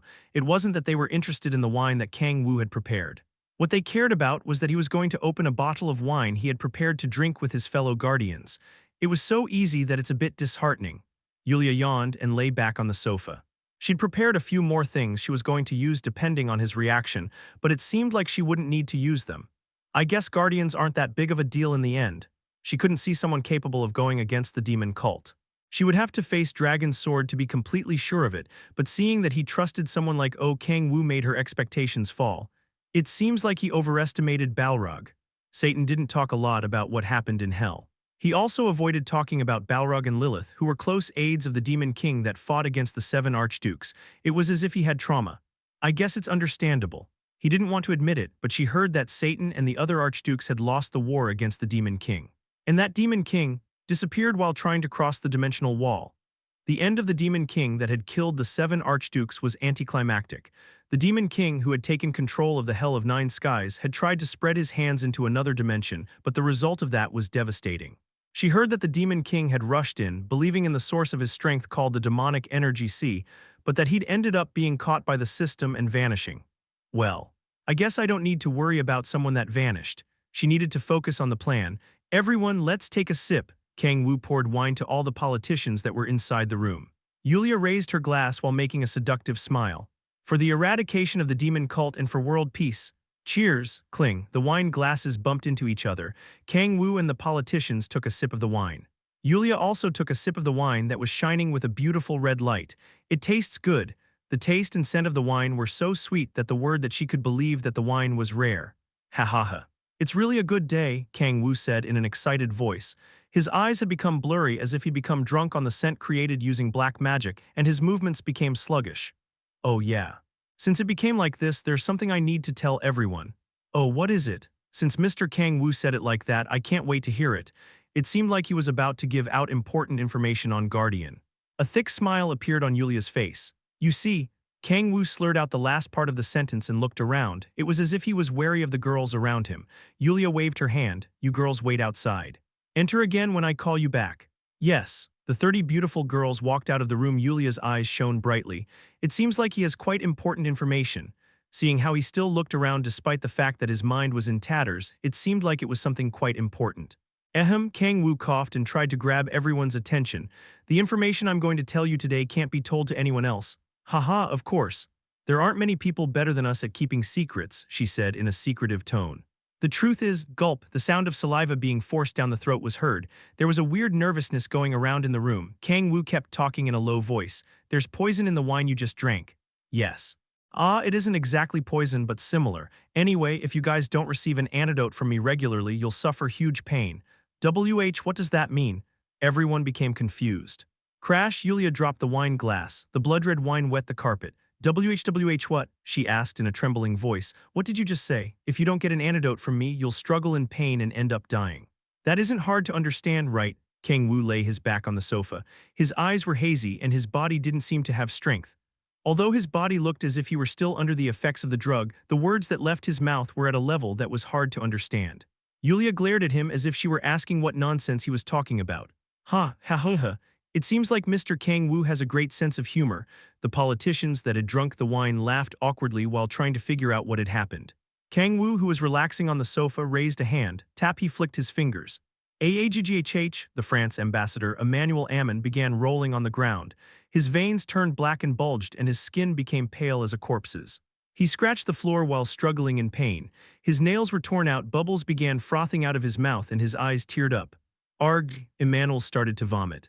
He scratched his bloodshot eyes, his skin split, and dark red blood poured off him. Tap, Kang-woo flicked his finger again. Emmanuel, who had been struggling in pain, started to tremble while breathing heavily. What the? I activated the poison inside of you. If you don't take the medicine I give you once a week, as you can see, you will die. There was a heavy silence. It was as if they couldn't understand the situation. They looked around while making confused expressions. The silence was so palpable that the movements of their eyes could almost be heard. Finally, a politician got up while stomping on the ground. Do you know what you've just done? Come on, do you think I would have done something like this without knowing? This is a crime, an international crime. Is Guardian planning to declare war against the world? War. I wanted to deal with things as peacefully as possible, he replied in a calm voice. After seeing his relaxed attitude, the politicians started to get up. They began screaming loudly. Does Miss Gaia know you've done this? I'm canceling all the support I promised to Guardian. No, I will make sure you pay the price for this crime. Guardian says that they are the last hope of humanity or whatever, but to think you'd do something like this. Are you out of your mind? Demon cult, I'm sure this guy is a member of the demon cult. The room erupted into chaos. Kang-woo leaned back and tilted his head. Heya, a sigh left his mouth. What? The entire room shook. He lowered his head. A strong killing intent poured out of him and pressured everyone in the room. You all talk too much. He frowned, crossed his legs, and put them on the table. Just do as I say, he spat on the floor, if you don't want to just die. Chapter 183 Summit Part 4. Yulia bit her lips and glared at Kang-woo. It seems that I was wrong about you, Mr. Kang-woo. I thought you were a person with a strong sense of justice that worked harder for world peace than anyone else. Don't bullshit me, he laughed in disbelief. If you were trying to tempt me, you should have hidden your intentions a little bit. You blatantly tried to use me, so there's no way I wouldn't notice. You should have done it in moderation. That was just too much. It's too bad you misinterpreted my actions. The only thing bad is your head, he cursed. Yulia frowned at the aggression. Just how? She knew she'd overflattered him, but there was a reason behind why she'd done it that way. Why didn't the scent work? She anxiously bit her lips. The scent she'd developed allowed someone to feel the lust and desires that a demon felt. There was no way a human that had never experienced the lust and desires of a demon's body would be able to resist it. That's why she'd used such a simple strategy. Then, that meant he'd endured those things with his mental fortitude. No way, she looked at him in disbelief. She knew better than anyone how strong a demon's cravings were. He can resist that. It was like shaking a drug in front of an addict or putting water in front of a person collapsed in the desert and telling them not to drink it. It wasn't something that could simply be resisted. Damn, Yulia's expression distorted. She felt as if her plan to dismantle Guardian had been destroyed. What should I do? Her thoughts became cloudy. Clang. At that moment, one of the politicians kicked the table aggressively. It seemed like he was a player before becoming a politician. The table was split with just that one kick. He glared at Kang-woo. You motherfucker. A punch containing highly concentrated blue magic power flew at Kang-woo. Tap huh? Kang-woo easily caught the fist and smirked. Did you come from a factory? Although your nationalities and races are different, you all say the same thing. Let me go. I wasn't thinking of going so far because I just wanted support, but... Crack, he put strength in his fist and the man's hand broke. Think about it, he said in a serious tone, trying to control people by making them drink poisoned wine. It was a dangerous action that could have turned the world upside down, but there was a very good reason why he'd done such a thing. If I let you do as you wish once, I'll have to keep adjusting myself to you guys. You'll organize parties and stuff whenever I need to do something. Well, I'm okay. After all, I could eat delicious food and play with pretty girls, but crack you'd get too much screen time if that happened. Extras without names would progressively get more dialogue. What nonsense are you saying? Let me go, you crazy bastard. You're a member of Guardian, you protect world peace. Do you know who you've just touched? You're an extra with no name. Who gave you the right to talk so much? Crack. It always goes like this. He narrowed his eyes. If we were inside a novel, what you've just said would have taken 27 words. I would have an entire novel from just a few hundred repetitions. The man's hand was crushed as if it had gone through a press machine. Kang-woo let the hand go, and the man collapsed while clutching it to his chest. That's explanation enough, right? The people looked at him frightened. What do you want? Yulia asked in a trembling voice. The tips of Kang-woo's mouth went up. What he wanted was simple. From the moment they lured him into that room and tried to make him their puppet, they only had two choices. You either obey, he laughed, or you die. Yes, Emmanuel Ammon slurred the last part of his word. He gulped and read the paper. Then, all 47 countries participating in the summit have agreed to give full support to Guardian. The specifics are as follows. France will send the 30 members of their special forces, Napoleon's warhorse, to Guardian. Italy will offer 10 million EUR and 17 members of the special forces, Kaiser. England will send 5 of the Knights of the Round Table and famous chef Gordon Ramsay as the restaurant administrator. He kept talking while wiping the sweat dripping from his forehead. In China, Mr. Chen Mu-jin and Miss Chen Su-yeon offer themselves alongside 217 martial artists. In Japan, Miss Kurosaki Yuri offered herself and all of her bodyguards. In Korea, 13 members of the Red Rose Guild and Miss Ki-yeon-ju, all the members of the 2nd H-Warring Squad, ex-web novelists that are famous for their ability to analyze and make strategies, Dirt Spoon and Jerry M. And next. Even if they made it short, it was 47 countries. Emmanuel kept talking for 5 minutes. There were some differences between each country, but it didn't change the fact that it was way more than they'd initially thought. Hao, Gaia Grace, and Kim Shi-hoon had their mouths open in surprise. They hadn't expected to receive such support when they organized the summit. No, in the first place, offering such huge support wasn't easy from a country's point of view. Everyone, they couldn't believe what was going on. Gaia began crying as if a miracle had happened. Thank you, she bit her lips. All the countries left on Earth had gathered, leaving behind things like ideology, race, and religion. If that wasn't a miracle, what else could it be called? Her chest trembled. Tears full of emotion flowed down her cheeks. Thank you. She had even thrown away her original name after becoming Gaia's incarnation. She'd done her best to protect the world from being destroyed by the demon of prophecy. Numerous people had accompanied her, but more people than that had turned their backs on her. Important people began disappearing and new ones entered her life.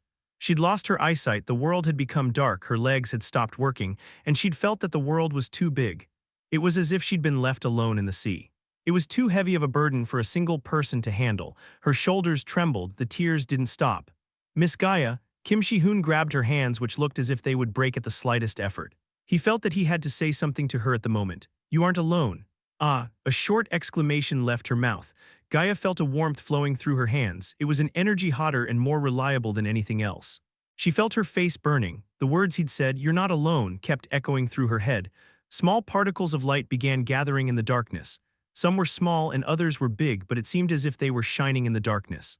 Guardian Kim Shi-hoon, haha, this isn't the time to cry. Ah, why you're right, Gaia blushed while coughing and turned around. Once again, I thank you for having made such a hard decision.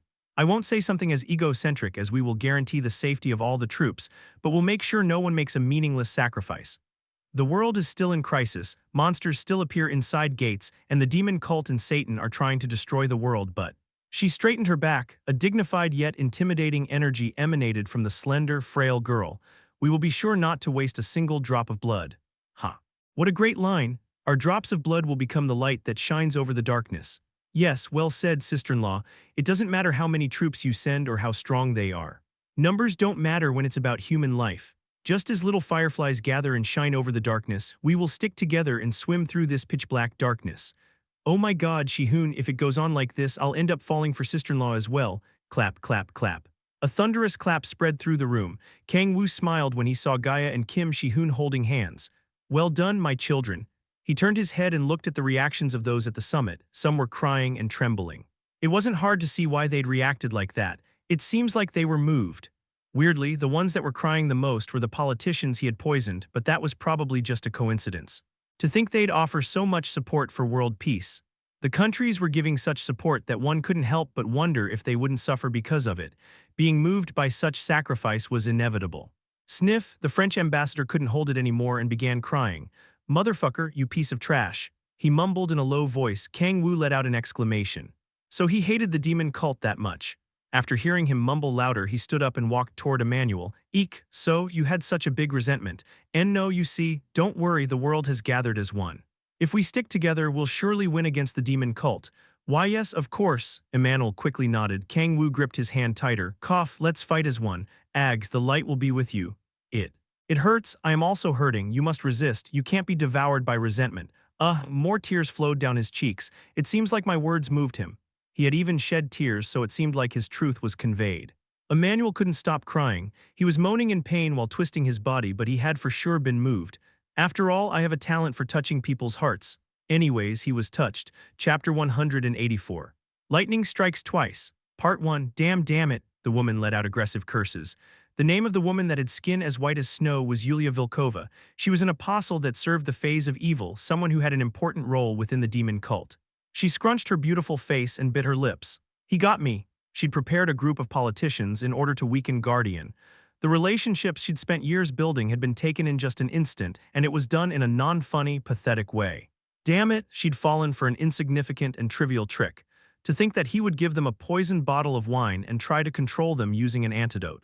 It was a strategy that would most likely appear in a martial arts novel. The problem is, she clenched her fist. It didn't matter if it was an old-fashioned or cliché strategy. It's quite effective, threatening them with death. The fear that they might die after suffering huge pain if they didn't take an antidote within a week was a good method of control. She couldn't expect the corrupt politicians she'd chosen to have the mental strength to overcome such fear. They would probably follow his orders even if it were only to get the antidote. She took a deep breath and narrowed her eyes.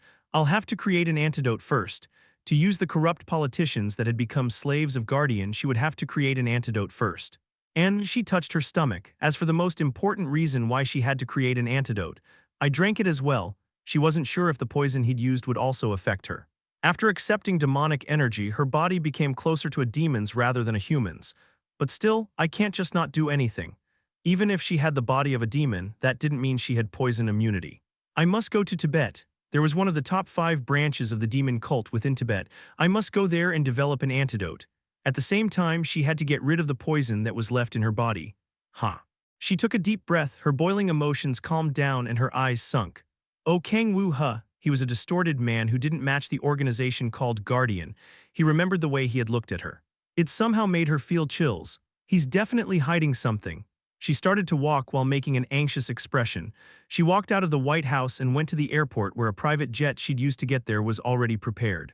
I have to go there anyway for the phase of fire. She took a jet headed for Tibet and calmed her hands, which were trembling in anxiety for a reason she didn't know yet.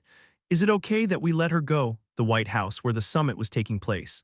Kang-woo went out to the balcony for some fresh air, and a woman approached him from behind. She was a pure and elegant-looking woman, but there was a subtle mischievousness she couldn't hide in her face and in the movements of her body. It's okay, I let her go on purpose. Kang-woo stretched his arms at Kurosaki Yuri no Lilith's question. He watched Yulia's limousine disappear into the horizon. He turned and entered the room. It was the private room that the USA had prepared for him. The luxurious pieces of furniture made it resemble a palace. He sat on a chair made of expensive leather. Lilith approached him, sat on the elbow, and placed her hand on his shoulder. When did you figure out she was a member of the demon cult? From the first moment I met her. But I didn't feel demonic energy from her. I checked out all the people participating in today's summit. Lilith extended her left arm, which transformed into a sticky tentacle. The tentacle extended and grabbed a cup of coffee that was far away and gave it to Kang-woo. The demon cult members are capable of hiding the demonic energy inside their hearts. Even I can't tell them apart just by looking at them. Then Demon King, how? I told you not to call me Demon King. Ah, hee hee. I'm sorry then, Mr. Kang-woo, how did you figure it out? Kang-woo took a sip of coffee. Scent. She used a scent that forcibly increases your desires. It was a similar sensation to when you first accepted demonic energy in your body and began transforming into a demon. It had been a long time since that happened, but he hadn't forgotten it. As for why he could remember it so vividly, I'm still holding it back. He was holding back the desires that a demon's body craved, the craving for blood and destruction. The nightmarish thirst of constantly wanting to fulfill his cravings. He was still holding it back. He had never stopped holding it back for even a single moment. The only ones who can create the desires of a demon so perfectly are the members of the demon cult. Considering that the demon cult had spread worldwide, he'd already thought of the possibility that they might have already influenced politicians internationally. He didn't need to feel flustered about the demon cult taking part in the summit. It's a good chance. It wasn't an exaggeration to say that meeting a demon cult member at the summit was like winning the lottery. Kang-woo looked at the hand he'd used to exchange a handshake with Yulia. A drop of black blood dripped from the right index finger. He was about to take a tissue and clean it when, I'm going to clean it for you. Lilith grabbed Kang-woo's hand. She licked her lips as if she were a predator looking at prey, then began licking the blood. The black droops of blood mixed with Lilith's saliva and disappeared through her mouth. A tickling sensation stimulated his finger. Aren't you going to ask me why I'm bleeding? Foo, I can more or less imagine why. Kang-woo smirked at her calm answer. It was comfortable that Lilith understood those sorts of things quickly. If it were Balrog, he would have probably made a fuss out of it. He thought of Balrog, who he didn't dare to bring into the USA. Oh yeah, how should I look over the humans that have taken the poison? You don't need to do that. You don't need to look over them. Lilith tilted her head but soon let out a short exclamation. I see, phew. Yes, it seems like we won't need to look over them. A thick smile appeared on Lilith's face. She extended her hand and touched Kang-woo's cheeks. That human Yulia is quite dumb. There's no way beautiful girls will work with the D. No, with Mr. Kang-woo. That wasn't true. After all, when the pretty girls that Yulia had prepared tried to seduce him, he was barely able to get hold of his reason. 18 eyes appeared on Lilith's face. The hands that were touching his cheeks turned into horrible tentacles. Mr. Kang-woo's body can't be satisfied unless it's me. No, you act as if you don't like it, but your body is honest. I told you no fuck. He pushed Lilith away softly. Disappointed, Lilith stepped back. Kang-woo stood up from the chair. We've obtained collaboration from each country, so we should start preparing. Yes. Lilith lifted the hem of the dress and elegantly bent her waist. Everything is as the Demon King wishes. In the mountains of Tibet, there was a giant branch of the demon cult they'd built using an entire mountain. It was a branch thousands of demon cult members lived in. The interior was made of such modern facilities that it was hard to believe it was a place where a group of crazy people who believed in a pseudo-religion lived. An old priest wearing a black robe stood next to an operating table inside one of the rooms that looked like an emergency room in a place with numerous rooms as if it were an ant nest. He carefully opened his mouth. There isn't, what? Yulia, who was lying on top of the operating table, asked in disbelief while frowning. The old priest opened his mouth.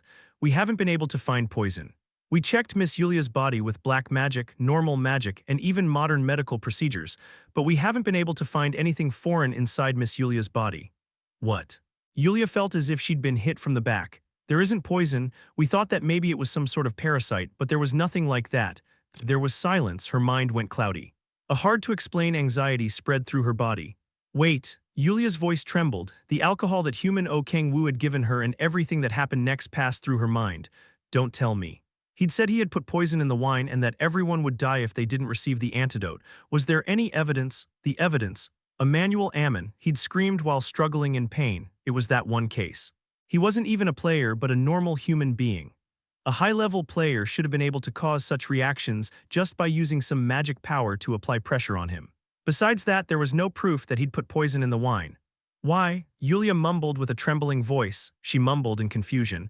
That wasn't the only thing she couldn't understand. She'd believed him too easily. Why had she trusted his words so easily? She began remembering what had happened that night. I don't know. She couldn't understand why she'd believed in his words so easily. Was it because of his overly confident attitude?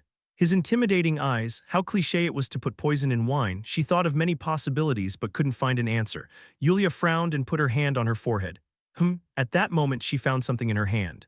It was a black liquid. What's this? She frowned and took a closer look at the black liquid. She sniffed it. It smelled a bit fishy blood. She tilted her head while making a confused expression. Prepare. For war, Gaia made a confused expression at Kang-woo's words. Kang-woo nodded. Yes, now that we've received confirmation from all countries, it's about time we prepare to engage in war against the demon cult. But. Gaia made a flustered expression. We still don't know where they are. I've found one at least, Kang-woo smiled. The Chinese branch is located in the mountainous area of Tibet. Chapter 185, Crocodile Tears. Part 1, a summit between 47 countries took place, the biggest one since the cataclysmic day. The Earth has united under one banner, unexpected results. Rather than the benefit of their own countries, the politicians choose world peace. The countries formed an alliance with the USA at the center. The name of the World Alliance is announced as Guardian. The news shook up the world. An alliance of such magnitude hadn't even been formed on the cataclysmic day, even though half of the countries had been lost at the claws of monsters. The organization, which was made with voluntary support from each country Guardian, had completed its grand launch. Although it was called a World Alliance, it wasn't like a real army and players had joined as one. It wasn't that they shared an economic, political, or religious system. It was as if a massive, worldwide guild had been born. Most of the armies around the world were organized with players at the center, so the birth of a giant guild with strong players was worthy of being called a World Alliance. The officially announced leader of Guardian was Grace McCarbon, and Dragon Sword Kim Shi-hoon was announced as her right hand. There was quite a commotion about the announcement of Dragon Sword. Even if he were a rising star, people thought he wasn't someone famous whose strength was very well known like Chin Moo-jin, Mahabok, Jason, or Emilia. One of the US rankers, Jason, said he couldn't accept that result and challenged Kim Shi-hoon to a duel. But, Poster Tresha, did you hear the news? They say Dragon's Sword beat the shit out of Jason. I thought Dragon's Sword would lose, so I didn't turn on the stream, but is that true? How did he win? The pacer, I saw it. Jason just lost against him. Butterfly Valley. According to the rumors, not even Chin Moo-jin can win against him. Dirt Spoon, what? It hasn't even been a year since Chin Moo-jin took Dragon's Sword as his apprentice. Right. The fight between Kim Shi-hoon and Jason was streamed worldwide. Kim Shi-hoon defeated Jason. The difference in strength was overwhelming. It was understandable that the communities were in an uproar at the unexpected development of things. Kim Shi-hoon's name became almost as famous as Grace's and spread worldwide. After Kim Shi-hoon defeated Jason, everything went smoothly. The players that were gathered under the name Guardian were designated into teams depending on their attributes and qualities and started to do group training. The secret organization hidden behind the mask that had been protecting the world in secret started to show itself formally to the world. Amazing. The news is full of news about Guardian and Mr. Shi-hoon, Han Xiala said in surprise while changing channels. She'd formed a party with Kim Shi-hoon since he was a newbie, so seeing him become famous worldwide felt unreal. It feels like Mr. Shi-hoon has gotten far away. Xiala, you're also part of Guardian now. Why you're right. Guardian had moved away from being a secret organization formed only by people with the title Guardian. After they became public, they grew in size quickly. A secret organization that protected the world sounded cool, but having more members was more comfortable, and it also increased the number of things they could do. It's hard to see the benefits of being a secret organization anymore. If a secret organization was to be successful, then its target, in their case, the demon cult, had to be unaware of its existence. That way they would be able to ambush them in secret or something. But now we cannot do that. The members of the demon cult already knew about Guardian. Even a small branch of 50 people had recognized Guardian, so there was no need to think about the other branches. In such a scenario, keeping it as a secret organization was dumb. The correct thing was to announce their name and evolve. They always talk about the same thing. I wish they would stop showing this. Echidna, who was sitting on Kang-woo's lap, pouted. He smiled and stroked her hair. Why? Because of this, Ray Zero's last episode was pushed away. Echidna wiggled her feet while complaining.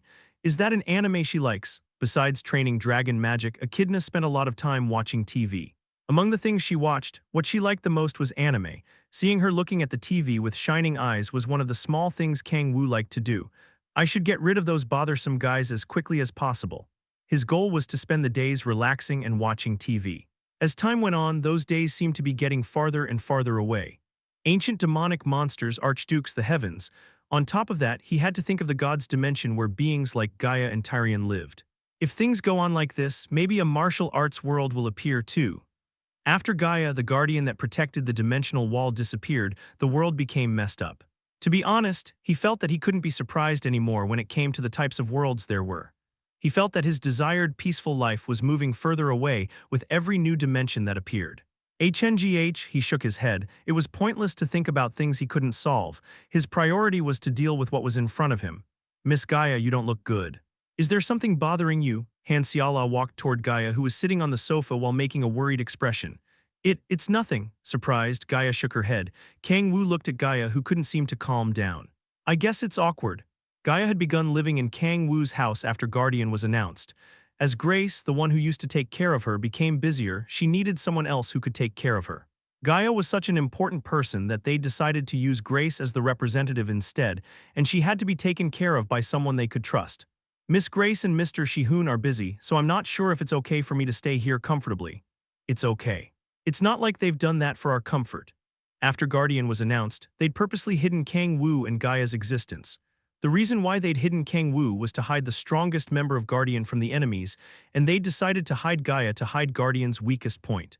They were hidden for different reasons, but it didn't change the fact that they both didn't have much to do at the moment compared to other people. Mr. Kang-woo, did you investigate the demon cult branch in Tibet? Yes. I went there a few days ago. As expected, the scale was quite large. There was a chance of him being discovered, so he just looked at it through the authority of observation, but its scale couldn't be compared to the base in the Middle East. More than 5,000 of them lived within the repurposed mountain.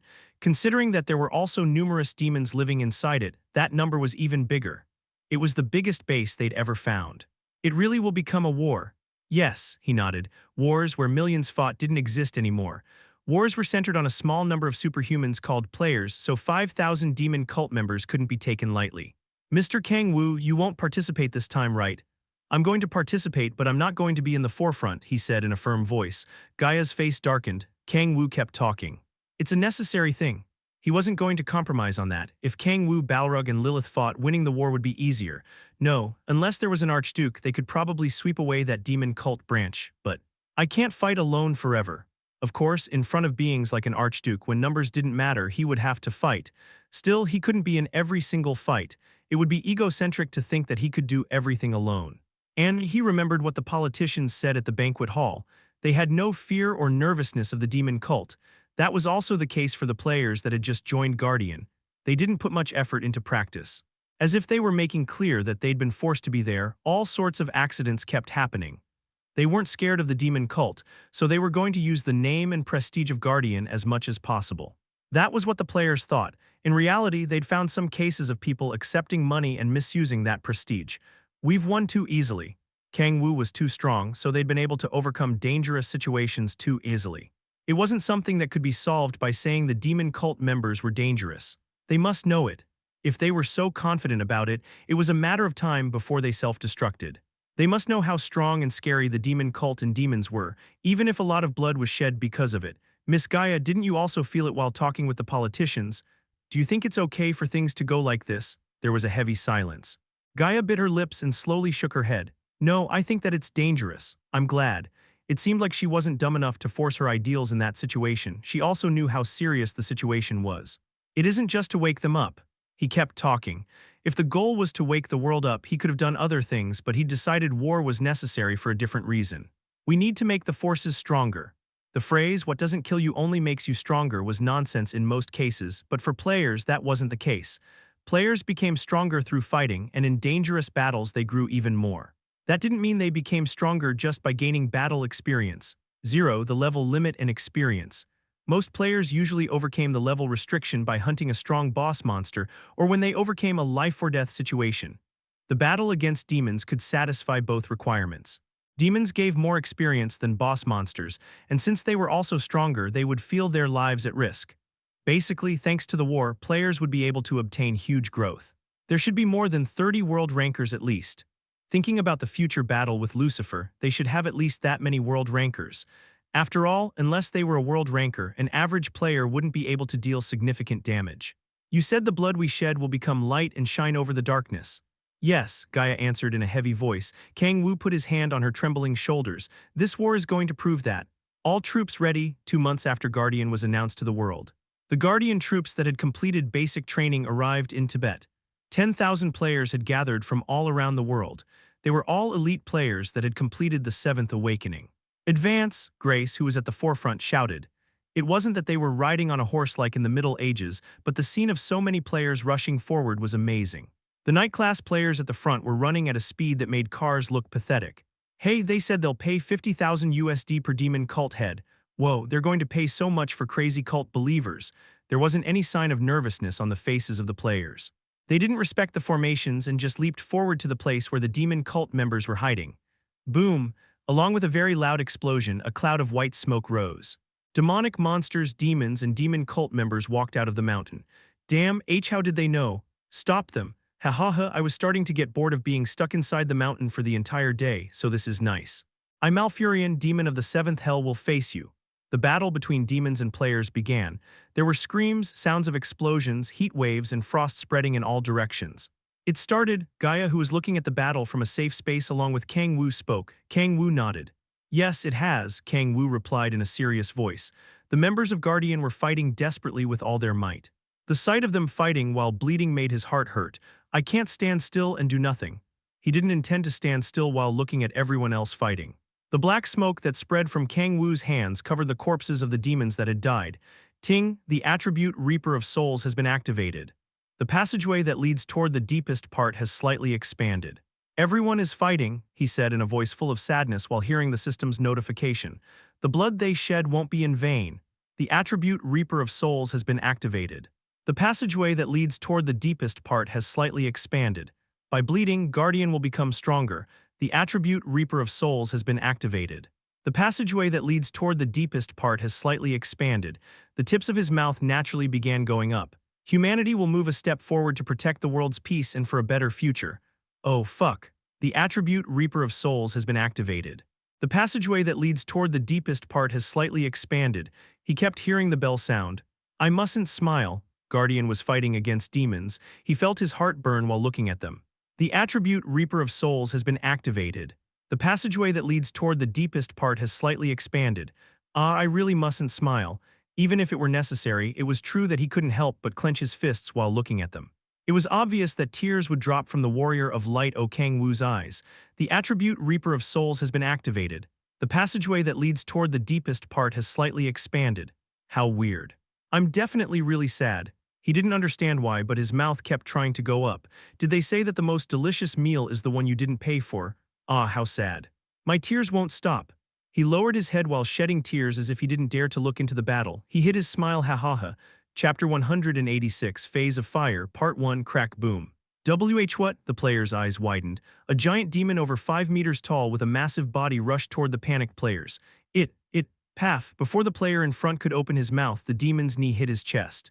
The upper half of the warrior-class player exploded with just one attack. What are you doing in the sacred battle place? The demon frowned as if he found it unpleasant. He knew that the humans in front of them were underestimating them. He laughed in disbelief. They put their guards down, mere humans. It was as if a deer was yawning in front of a tiger. That was how the humans looked. Even if they fought together, they would struggle, so seeing such an attitude made him feel insulted. You've insulted me. That was enough reason to kill them. The demons started to move. Explosions and screams spread through the battlefield. What's going on? Demons are this strong. It was at that moment that fear appeared in the eyes of players. They had reacted high and mighty after hearing news about the demon cult. Korea, China, and South America. Weak demons that died without being able to do anything were nowhere to be seen. Boom! A young man covered with blue energy stomped on the ground. He rushed through the battlefield and appeared in front of a demon in the blink of an eye. He lowered his body and moved his left leg back before stepping with his right foot and soaring through the air. Slash, cough. The demon that had been sweeping the players away was cut in half. D-Dragon's sword, Dragon's sword. Dragon's sword is here, the players shouted in excitement. Kim Shi-hoon turned around. Haha, as expected, it wasn't luck that you beat Jason. Cough, he extended his hand and grabbed a player by his collar. What do you think you're doing? Ace, boom, what are you doing? Cough, please let me go. Strong killing intent came out from him. Kim Shi-hoon looked at the players with burning eyes. Get out of here. Yes, we don't need dumbasses that don't know how to respect a formation. Get the fuck out right now. Aggressive insults left his mouth. The players gulped and looked at each other. Unlike the rumors, the demons were extremely strong. They were in the middle of a battlefield, so there was no way they'd be able to return alive. Please give us a chance. We didn't think demons were so strong. They were begging in desperate voices as if they were asking for their lives. Kim Shi-hoon frowned as if he didn't like it. He sighed. If it were up to him, he really wanted to leave them alone in the middle of the battlefield, but he couldn't do that. It isn't time for that. He bit his lips. He turned his head. The situation was bad. Players were in a panic since they weren't expecting demons and demon cult members to be that strong. Damn, he remembered Kang-woo's words. Hyonim was right. Everything had been solved too smoothly because of Kang-woo's incredible strength. The humans that had been protected like a plant in a greenhouse looked pathetic. It reminded him of himself. He remained silent. He could see himself in the humans that were overwhelmed by the strength of demons. Me too. He looked at his sword. His hands were trembling. His body could feel the fear. Just looking at a demon was enough to take his breath away. The demon with the red mask. As if it was made from darkness, the demon's mask floated in the darkness. Struggle desperately and remember me. A low voice, just remembering his voice made his consciousness fade. If this. He wasn't that different from them. He laughed in disbelief at how pathetic he looked. He clenched his fist and a thick tendon bulged out. How long are you going to keep following from behind? He asked himself. Stomp. He aggressively stomped on the ground and blue energy swirled from his dantian. Fight as one. He used his chi to spread his voice. A scream loud enough to cover the entire battlefield made all players, demon and demon cult members focus on Kim Shi-hoon. He stomped on the ground and rushed forward, swinging his sword toward a demon that didn't seem to be a being that a human could overcome. Slash, black blood poured in all directions. He cut away demons in just one attack. Players who were overwhelmed by the unexpected strength of demons looked at Kim Shi-hoon with intense eyes. He raised the sword. Blue light spread in circles and he shouted aggressively from the bottom of his soul. For Guardian, WHH, the players' screams covered the battlefield. The battle intensified. Demons and players continued fighting against each other. Kang-woo, who was looking at the situation from behind, turned his head while tearing up. I was prepared for it, but as expected, it's hard to watch and not do anything. Mr. Kang-woo, Gaia called him in a worried voice. Kang-woo shook his head and turned around.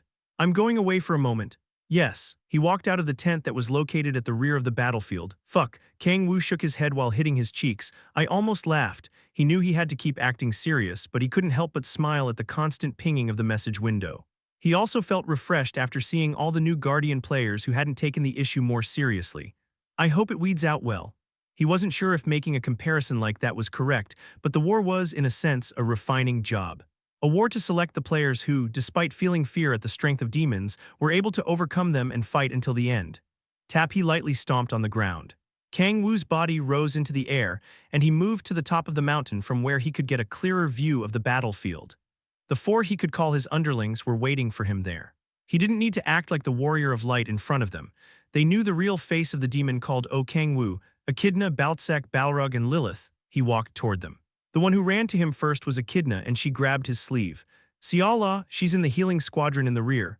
Ha ha ha, my Death Knight is secretly protecting her so you don't need to worry. Baltsek hit the floor with his wand. A creepy laugh was heard. It's the Death Knight I created using Reinald's corpse. It's the best one I've made yet. An average 9th Hell demon probably isn't going to be a match for it. Good. He nodded and sat on the rock from where he could see the battlefield.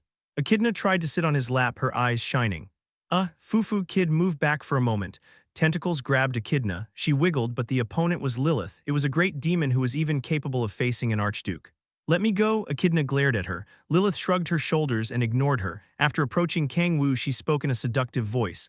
Mr. Kang-woo, do you want a cup of coffee? Yes. He grabbed the cup of coffee and looked at the battlefield. They're better than expected. They weren't that weak in the first place.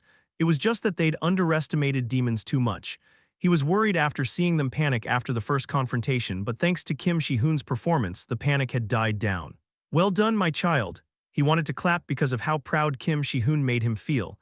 Even if he was prepared to see some blood, he didn't want humans to be annihilated by an overwhelming difference. Thanks to Kim Shi-hoon, they were able to avoid the worst situation. Then, if it was that much the goal to wake players up had succeeded, he began seeing a few players awakening during the battle. It was time to move. "Get ready," he said in a low voice. Balrog, Lilith and Baltsek knelt. Echidna looked around and then she also knelt. While they're distracted with the battle, attack the interior of the demon cult's base.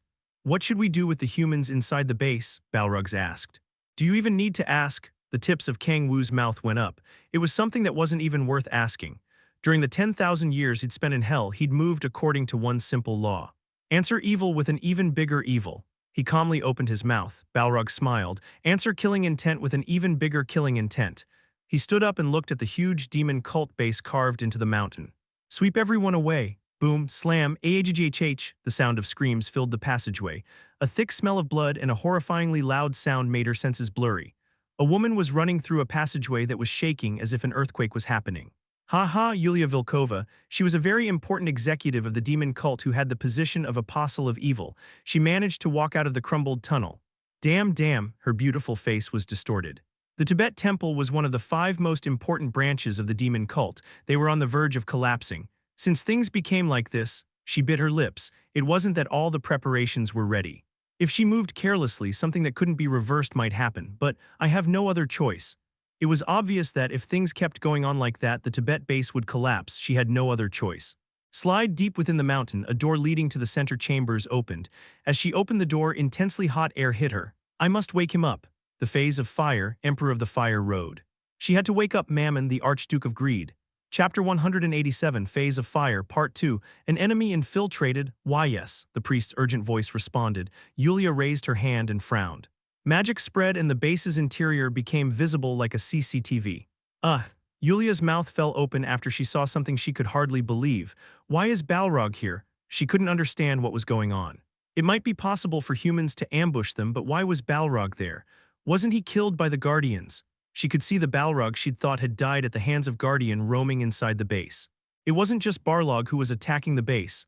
I'm not sure who that kid and the skeleton are, but they had a strength that couldn't be compared to an average demon's. Not only that, but they didn't seem to be part of Guardian.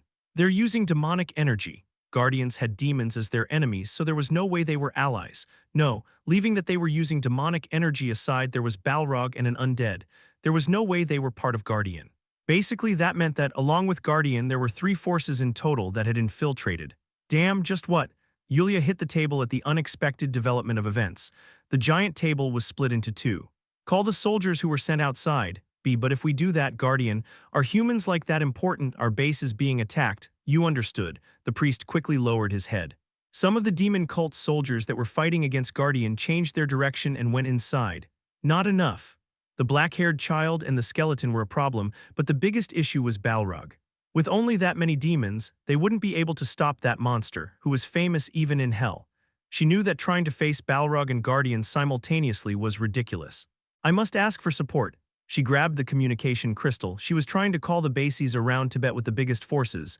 Boom, crack, ahhhs, stop him. What's going on? She heard explosions and screams through the communication crystal. I, Apostle of Evil, Yulia Volkova, am asking for support. The Tibet base has been attacked. Support? Don't say nonsense. We're also being attacked. A desperate voice responded. The cardinal screamed at her despite being in a lower position. She'd guessed it after hearing the explosions, but it seemed like something had happened there too. Who's the one attacking? Guardian? Lucifer. Lucifer's underlings are attacking us. What? Guardian, Balrog, and Lucifer. Yulia made a confused expression. What's going on? Satan said that Lucifer would try to send someone to talk things out. But to suddenly ambush them out of nowhere. Did you attack Lucifer's delegation? Damn it, we didn't do anything. They just attacked us out of nowhere. By how desperate the voice sounded, it didn't seem like a lie. Yulia grabbed her head as if it hurt. Has he gone mad? She'd heard that Lucifer was being attacked by the heavens and couldn't properly move at the moment. For him to attack in such a situation, it was like saying they should all die together. Don't tell me. She recalled Balrog, who was definitely from a third faction. Lucifer's underlings were currently attacking another base. There weren't many conclusions she could reach based on those 2 facts. Balrog has sided with Lucifer. It was as if lightning had struck her brain. She couldn't think of any other reason. As for why Lucifer is attacking the demon cult, he'd become allies with Balrog and concluded that he'd be able to wipe them away easily.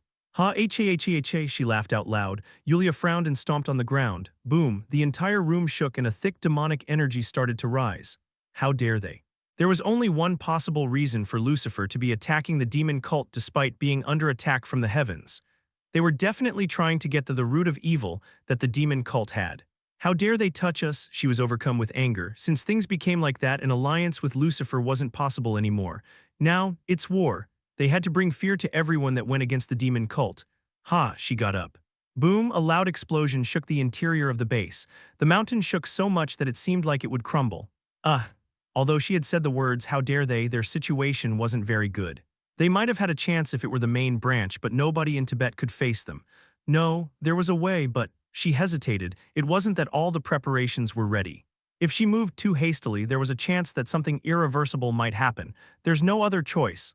The decision was made quickly and Yulia started to move with determination. TSSSS. Every time she took a step, smoke rose from the ground as if her skin was burning. She covered her skin with demonic energy. Although it was being spent at high speed, thanks to that, she was able to resist it. Phase of fire. She walked through the passageway covered with red lava. At the end, a sphere shone with a yellow light. The Archduke of Greed, Mammon, he was asleep within the sphere. She took a shaky breath and placed her hands on the floor. Demonic energy flowed out of her hands and spread over the floor. A magic circle with complex and geometrical forms started to shine with a dark light. Jajas, she began to chant. The sweat dripping from her forehead evaporated before it could touch the ground. Boom. The preparations weren't perfect, so a red fissure appeared in the air and demonic energy started to fluctuate. The mountain, no, the Tibetan base of the demon cult started to shake. Please. It didn't matter if the territory around the area was split or if the volcano exploded and covered China. What mattered was Mammon opening his eyes. If that happened, it would be a success. Crack the yellow sphere split. A 3-meter-tall figure walked out of it. It was a fat demon that looked like it would even struggle to breathe. Something that looked like it should be called a fat ball instead of a demon walked out of it. Its appearance was hideous, but she knew who he was very well. Phase of fire. PF, what did you forcibly wake me up? The fat lump opened his mouth and the sound of laughter came out, but his thoughts were completely different from his smiling face. I'm sorry. I know the preparations aren't finished, but we were ambushed. Anyway, you forcibly woke me up. I'm sorry, cough. A yellow arm sprang out of the flesh in the blink of an eye and grabbed Yulia's neck. TSSS, KYAHH, You damn bitch, I wasn't able to muster strength properly from the root of evil because of you. What are you going to do? What are you going to do about this? The plan I've been waiting for so long to fulfill has been messed up because of you. Flames covered her entire body. Her skin twisted and her face transformed in a way that was hard to watch. A horrible pain overcame her. She felt her consciousness about to fly away because of the whirlpool of pain. Tap Puhai, I won't kill you. Satan seems to like you. Mammon distorted his mouth and threw her away. Yulia, who had suffered massive burns, was cast away and rolled on the ground. So who did you say ambushed us? It seems like you won't be able to attack. He began to laugh out loud. Mammon began walking forward. Well, I guess I'll figure it out once I go myself. Damn, my dear time, once I finish this, I'll have to hide for about 100 years to recover. He'd been woken up before the preparations were done, so the strength from the root he'd been absorbing had been blown away. Annoying. As expected, should I kill her? He glanced at Yulia, whose body was covered with burn marks. He clicked his tongue and turned around. He didn't want to cause problems with Satan by killing such a worthless human being. Well, it's just 100 years, I guess. For them who lived for all eternity, 100 years was nothing. It has been a while, so should I warm up a bit? Puhihihi. Mammon went up the stairs to where he could hear explosions. Crack boom, AHGH, what the fuck, why is Balrog here? The demon stomped. A whip covered with dark flames swooshed through the air. Pang, the air exploded and the bodies of the demons touched by the whip evaporated. One demon tried to escape with a fearful expression on its face. You can't escape, Balrog said in a low voice. He grabbed the body of the demon trying to escape with his whip and pulled it to him. Let me go. What the fuck, Balrog? I never heard of a monster like TH. How noisy, he frowned. Die, crack, the demon's head exploded. Balrog looked around. Is there anyone that escaped? Heh. My underlings are probably grabbing their feet. Hey, I didn't let a single one go. Balrog walked toward Echidna, who was breathing heavily. Dragon, you don't need to overdo yourself. I didn't overdo it. I can feel your tiredness. If you're doing this to help the king, you don't need to do it. Balrog kept talking in a low voice.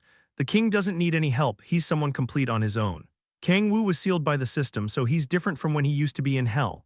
Balrog tilted his head. Yes, he said his strength had been sealed by something called the Gaia system. Balrog, you weren't affected. I don't know the previous Kang-woo, but compared to before, don't worry, young dragon, Balrog laughed. You still don't know who that person is and what he can do. Tap tap, he walked through the passageway. Dragon, you will also figure it out as time passes. Now that I think about it, you said you're the daughter of demon dragon Kargas, right? Echidna nodded. Then maybe, boom, FWSH. When Balrog was about to say something, giant flames exploded. Balrog's expression hardened. It was a familiar energy. Balrog clenched his giant fists. PFF, Puhihi, I was wondering who it was. So it was you, Balrog. A grotesque ball of fat crawled up from below them. Mammon, Balrog's expression distorted. The Emperor of Flames, the Demon of Greed, he had numerous titles, but there was one thing that was above them all. Ha ha ha, how fun, to think I'd meet a dog who's lost its owner in this world. He was an archduke. He was one of the 7 demons who'd been able to reach the position of archduke among the countless demons that lived in hell. Although he was weaker than Satan and Lucifer, he was still an archduke. Skeleton dragon, escape, Balrog gripped his whip. Considering that they were new members of the Demon King army, they weren't bad at all, but that had no meaning in front of an archduke. Go and call the king. You don't need to. A calm voice was heard coming from behind. Balrog turned his head. Kang-woo was walking through the crumbled passageway. Mammon, the tips of his mouth went up. Not bad, Chapter 188, Phase of Fire, Part 3, Fuck. Kang-woo cursed while looking at Mammon. He was smiling on the outside, but his insides were burning. Why is Mammon here? Since it was a base with thousands of demon cult members, he thought there might be something they were keeping as a trump card. I never thought that something would be an archduke. After learning that Lucifer had been reborn, he'd thought of the possibility of the archduke's resurrecting, but he never imagined it would be on Earth. Just how? He couldn't understand it. There was no demonic energy on Earth, which meant there wasn't enough strength to renew an archduke's soul. It was as if a tree had grown in the middle of a desert where there wasn't any grass at all. It wasn't just Kang-woo who was surprised. No, Kang-woo looked calm on the outside. Unlike him, there was a demon who was trembling in fear. Why are you here? How? What the? Mammon was trembling in fear. Why, you definitely died. What? Kang-woo frowned. Why is he claiming I died? Him dead? What kind of nonsense was he talking about? Mammon shouted as if he were having a seizure. Why, you clashed with the system? I clearly saw it. Why are you still alive, you monster? He shouted in a desperate voice, splashing saliva everywhere. Kang-woo remained silent. His eyes shone sharply and he thought about Mammon's words. Ah, he exclaimed. So that's what happened? He laughed in disbelief. What happened was very simple. These bastards thought that I died. It wasn't impossible for them to have thought that. He clashed with the Gaia system while returning to Earth and his 10,000 demon core was sealed. The system protecting Earth had used all of its strength to seal it, and that seal was so powerful that he hadn't been able to unseal it completely yet. The souls of the archdukes had moved into Hell's equipment, and most of their senses were blocked, so it was understandable that they might have thought that he'd died after feeling him getting weaker. Wait, but Lucifer thought I was still alive. Lucifer had definitely gone to Earth to find the sea of demonic energy. He kept thinking. It didn't take him long to find an answer. There was one difference between the two archdukes. Lucifer went to the Urner continent and Mammon came to Earth. That meant Lucifer went to the other dimension before he'd clashed with the Gaia system. Then the situation made sense. The tips of Kang-woo's mouth went up. I can use this. He slowly started to walk toward Mammon. You thought I died, really? Don't come closer. Mammon, answer, he said in a cold voice from which no emotion could be felt. Look into his eyes. It was the basics of trying to deceive someone. You couldn't be intimidated or hesitate. With his back straight, he talked as firmly as possible. That, I won't make it long, Mammon. Serve me? It was too risky to fight against an archduke in that situation. If he could use him, it would be better. I have no intention of really using him as an underling. He was different from Balrog and Lilith. Mammon was an archduke, and an archduke couldn't be controlled by anyone. If he discovered his strength was sealed, his attitude would change completely. It was comparable to hugging a bomb that could explode at any moment. Still, I can stall for time. He could earn some time while Mammon served him. If he did it correctly, he might even be able to ambush him later on and do a huge amount of damage. Serve you. Aren't you bored of the hell of 9 skies, a red sky and a deserted surface, that trashy place with its stale air? Compared to that, this star is beautiful. Don't you want to have it? Don't you want to hold it, control it, and crush it? He said in a sticky voice. Mammon's eyes were filled with greed. Mammon, he extended his hand. Don't you want to rule this world with me? Mammon slurred out the last part of the sentence. His eyes were trembling. He fell for it. Kang-woo was sure of it. I was able to boom. At that moment, the passageway shook and the earth split. Magma started to pour in all directions. Boom. The ceiling of the passageway crumbled. He raised his hand and used the authority of waves to turn the falling soil to dust. There was a loud explosion and the falling soil disappeared. Damn, Kang-woo turned his head. He could see Mammon looking at him with his eyes that were buried under the fat. The tips of Mammon's mouth went up. He felt Kang-woo's strength when he turned the falling ceiling to dust. Puhihi, you became weaker. Oh fuck, he clenched his fists. The negotiations had broken down, and on top of that the amount of magma was increasing. Damn, Kang-woo frowned. He used the authority of observation to check the mountain's interior and sense the demonic energy deep within. If I don't stop him, the volcano will explode. Guardian members and the demon cult were fighting outside. It was easy to see what would happen if a volcano exploded in that situation. Everyone would die. Although they were superhumans, they were just mortals in front of natural disasters. He was the one who'd led Guardian's members to a few deaths, but he didn't intend them to be basically annihilated. Rather than just bleeding someone a bit, it would be closer to blowing their head away. Kang-woo turned his head to Balrog. Balrog, take Lilith, Echidnas, and Baltsek. Stop the demonic energy that's running amok under here. But I'll take care of this. Understood. Balrog hesitated a bit after hearing Kang-woo would face an archduke alone, but he ended up nodding. Everything as the Demon King wishes. Balrog took Echidna and Baltsak and went down. He wasn't sure where Lilith was, but Balrog was for sure going to take care of the demonic energy. Fuck. An aggressive curse left his mouth. He turned his body. Puhihi, Demon King, to think that monster became so weak. Yes. I didn't see things wrong that day. Mammon laughed out loud. His body trembled as if he couldn't hold back the laughter.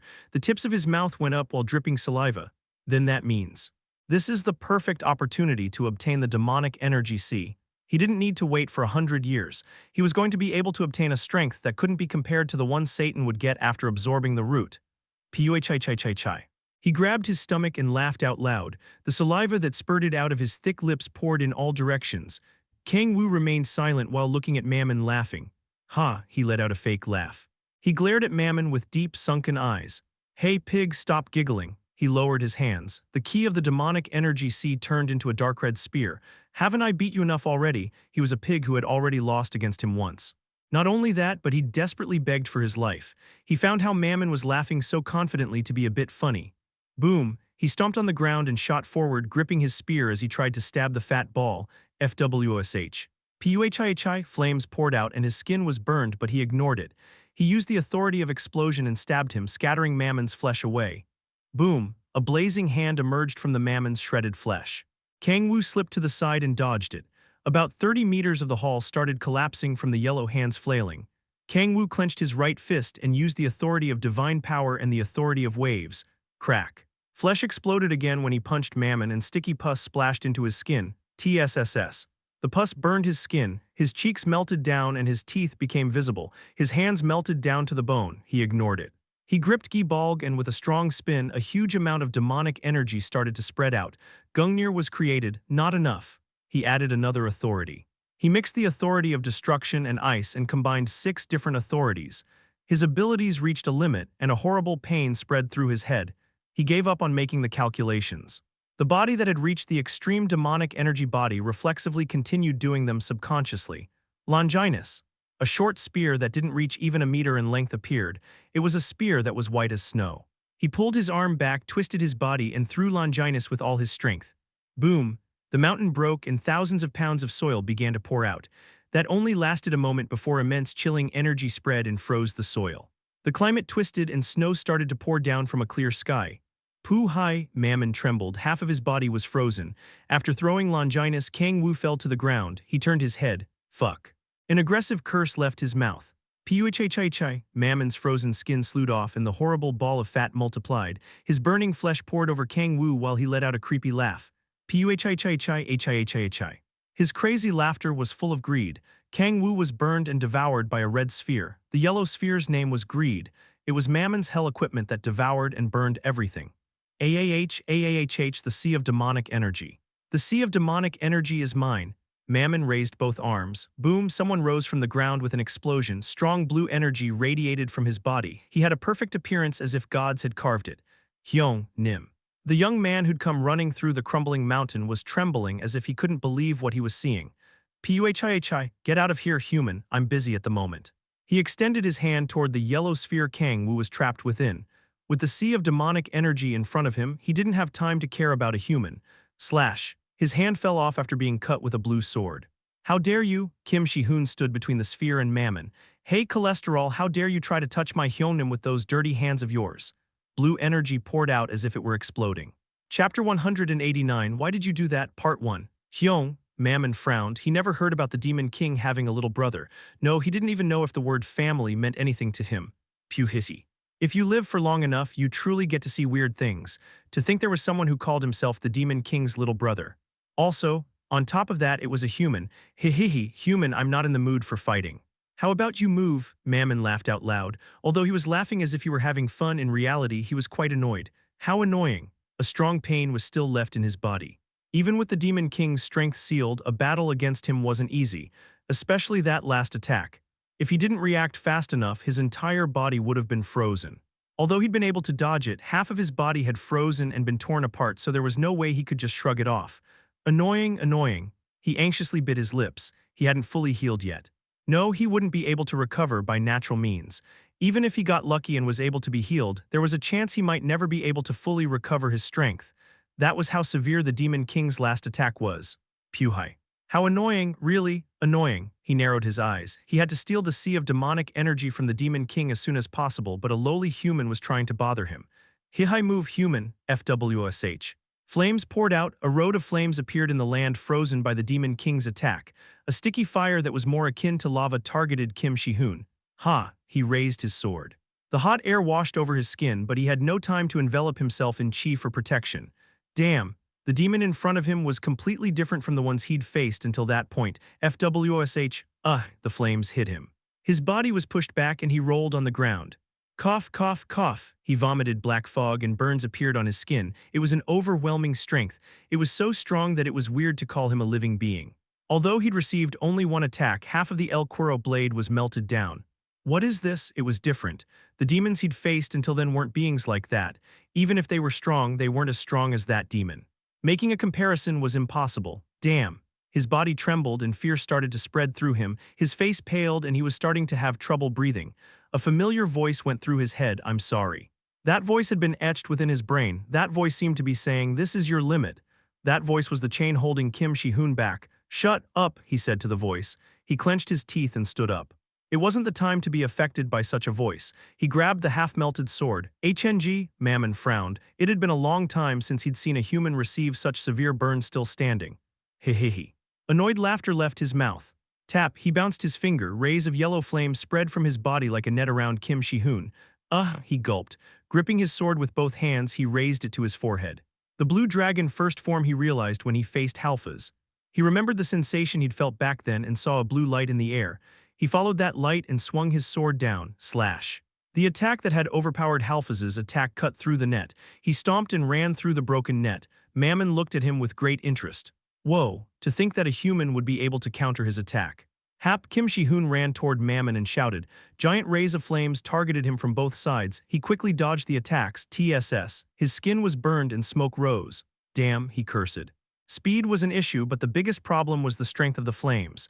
Crazy. He couldn't find any other word to describe it. He felt as if he'd fallen to hell. He dodged the rays of flames and moved. Pew-hee-hee. Mammon laughed and raised both hands. Crack. The floor split and magma that shone with a yellow light seeped out and poured over Kim Shi-hoon. Hiya, he expanded his chi and created a sword shield, a wall as strong as steel, but it was meaningless. Steel had no meaning in front of Mammon's flames. TSSS, his skin was burned and his bleach-white bones became visible. Shi-hoon's hand holding the El Cuero blade melted down. Clang. The sword fell to the ground and he curled up into the fetal position while holding his melted hand. A pain he'd never felt before spread through his body. Hehehe, that's why I told you to leave, Mammon laughed. He began walking toward Kang-woo, who had been locked away by greed. He extended his hand toward the delicious meal. Tap, something grabbed his leg. He lowered his head. I said. Don't touch him. He grabbed the half-melted El Cuero blade with his good hand and gathered blue sword chi around it. He swung the sword and hit Mammon's foot without hesitation. Stab. The blade enveloped in sword energy stabbed Mammon's foot. Hi-hee-hee-hee, Mammon let out a burst of craze-filled laughter. There wasn't huge damage, but it was enough to make him feel annoyed. Mammon raised his injured foot. Paff. Cough, you're only a human, but you're more annoying than I thought you would be. He kicked Kim Shi-hoon and followed after his rolling body. Kim Shi-hoon doing his best stimulated Mammon. Tap Mammon stepped on Shi-hoon's good hand and slowly leaned his massive weight onto it. Crack, Aagg Shihun let out a desperate cry. His arms were crushed, his skin was torn because of the intensely hot air, and a yellowish discharge leaked from his burns. His muscles turned into ash and his blood evaporated in the hot air. A horrible pain spread through Kim Shihun's body. Hehehe, you won't be able to hold a sword anymore.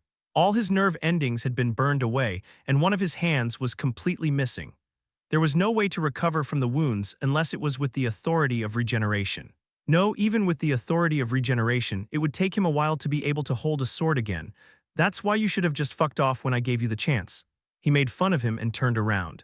With that, it really was all over. He could taste the sea of demonic energy without any interference. Then, cracked, Kim Shi-hoon crawled up to him with his messed up arms and bit Mammon. Mammon looked at him in disbelief. Shi-hoon was glaring at him while his teeth were closed around Mammon's foot. It wasn't that he wasn't afraid. His eyes were full of fear and his body was trembling. You shall not pass. Still, he didn't retreat or give up. If his right hand was useless, he'd do it with his left arm. If both his arms disappeared, he would bite him. It didn't matter if it was pathetic, and it didn't matter if it was lame or dumb. You motherfucker, you won't touch Hyung. Hi. Mammon's smile deepened and his eyes started to shine with madness. Puhai. Yellow flames exploded out. Mammon raised his hand with a distorted expression on his face. Hihihi, you just wanted to die. Why didn't you say so from the beginning? He had never seen such a persistent human. He couldn't ignore him anymore. His arm burst into flames and he swung it at Shihun. Crack FWOSH. He heard something cracking at that moment. The yellow sphere was destroyed and an arm stretched out and grabbed Mammon's head. Huh, he mumbled in a confused voice. The arm grabbing Mammon's head pulled his body back. What? His eyes were full of astonishment. An incredible strength dragged his giant body away. He looked at the arm that had emerged from greed. Mammon's mouth fell open. Why you destroyed a piece of hell's equipment? It was something that should have been impossible. It was a piece of equipment that materialized after demonic energy from the hell of 9 skies gathered for hundreds of thousands of years. It represented the strength of an archduke. It was a weapon strong enough to tear down dimensional walls and distort time. The weapon that couldn't be destroyed had been torn into pieces. Crack the fissure that the arm had torn through greed widened. Mammon. Kang-woo pulled Mammon's head closer. Why did you do that? He muttered in a low voice. Kang-woo pulled Mammon to him until they were staring at each other face to face. Tell me, why did you do that? Why, you crazy monster? I can understand it from someone else. Beak Kang Hyun, Kim Yi Hyun, Yulia, it's okay. After all, they don't know anything. Let me go. Mammon poured out flames and Kang-woo's arm took the full brunt of the fire. But he didn't let his head go, but you don't have that excuse. Kang-woo spoke as if he couldn't understand why Mammon had made such a stupid decision. You know who I am. The whites of his eyes turned black. You know what I'm capable of. His eyes turned yellow. Then, his yellow eyes tore horizontally and black pupils appeared. Why did you do that? Kang-woo placed his other hand over his chest where the 10,000 demon core was while he continued to hold Mammon's head. Whom, the entire mountain shook, the ground twisted and a thunder-like sound spread everywhere. Why did you do that? There was no answer. Mammon looked at him with a pale expression. He was trembling like a kid that had been caught doing something wrong by their parents, like prey staring at a predator. Answer me. A deep smile appeared on Kang-woo's face. He twisted the hand that was placed over the 10,000 demon core. 10,000 demon core, second door open. Why did you fight against me? Chapter 190. That day the demons realized. Part 1. Agh, Mammon shouted. He summoned as much demonic energy as he could to attack Kang-woo. A giant hail of fire was created, the floor was split and red magma poured out. A vortex of hot air covered the surroundings. But, Kang-woo's burning body melted into a black liquid and numerous mouths started to appear within it. H=Hyuk, Mammon trembled. A trauma that was deeply written in his mind returned. A fear that hadn't even disappeared after 1,000 years. Crack, Kang-woo didn't look like a human anymore. No, it didn't even look like a biological being. Don't come. Mammon took a step backward. He knew what those mouths meant. Wait, I was wrong. He shook his head. He knew better than anyone that it was already too late. The nightmare returned to him. Crack, his flesh was being chewed away. The flames covering him and the wall of demonic energy had no meaning. Mammon looked at his arm being covered with a black liquid. The small mouths were chewing him. They were nightmarish mouths that chewed everything away without leaving a trace. Considering how much effort he'd made to restore his body, it was understandable he'd be afraid. There was only one way to separate the mouths from the rest of his body. He frowned and burned away his own arm.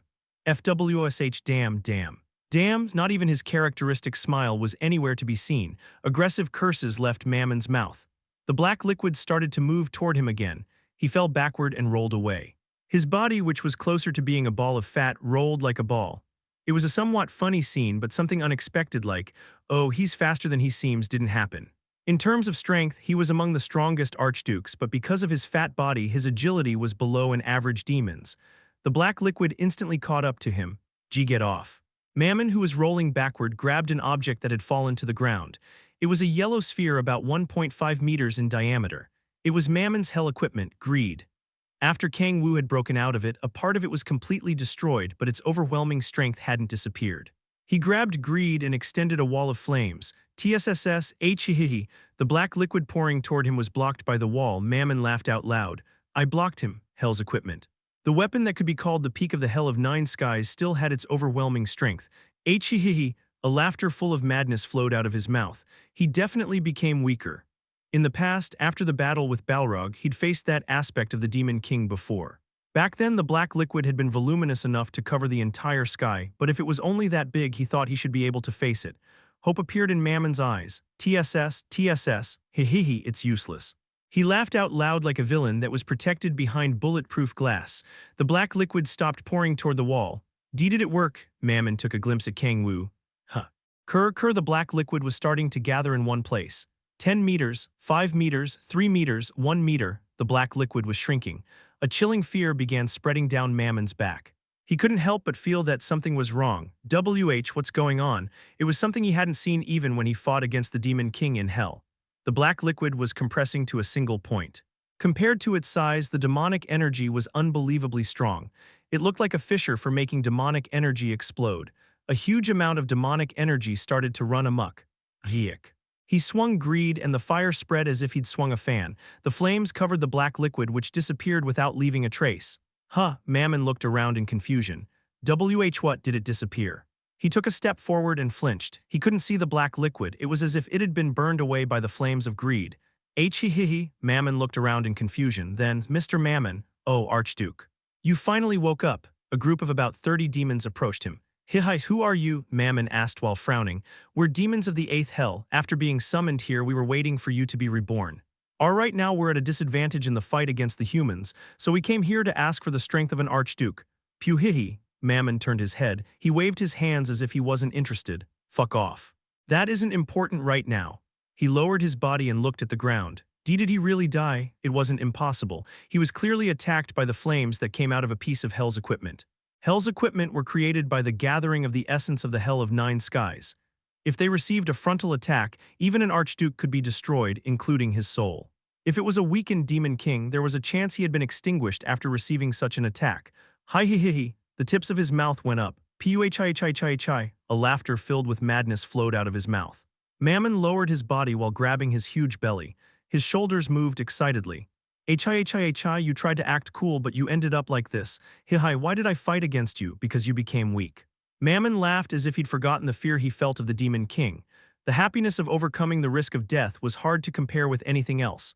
Should I kill some humans in celebration? He'd ignored them because it was too bothersome, but he felt he could handle that. And Mr. Mammon, the mouths of the demons looking at him widened in astonished expressions. Mammon titled his head. Puhi, what? Why, you see, Mr. Mammon's face. He touched his face as if he were asking what they were talking about. Black blood was pouring out from his fat-covered nose. It wasn't just the nose. Black blood poured out from his ears, eyes, and mouth. What? Mammon anxiously started to touch his body. Crack, crunch, ahhh, a huge pain covered his body. Black blood leaked through his fat-covered body and started to pour out. His shoulders, chest, arms, waist, groin, thigh, legs, and feet. Black blood poured out like a waterfall. His body started to tremble from the pain. And no, he mumbled, what was on the floor wasn't his blood. No, it wasn't blood in the first place. That's ahhh. The pain was enough to make him go crazy. The blood that poured off Mammon started to expand over the floor. There weren't just 10 or 20 meters of it. About 500 meters were covered by the black liquid. What's this? My legs. Escape. Panic ensued. It looked as if the night sky had covered the ground and mouths appeared from the darkness that began to chew every demon in range. A horrible scream rang out with the sound of flesh being chewed and bones being broken. Ahhh, Mammon screamed. Why don't you die? Why? He remembered the face of the monster laughing at him.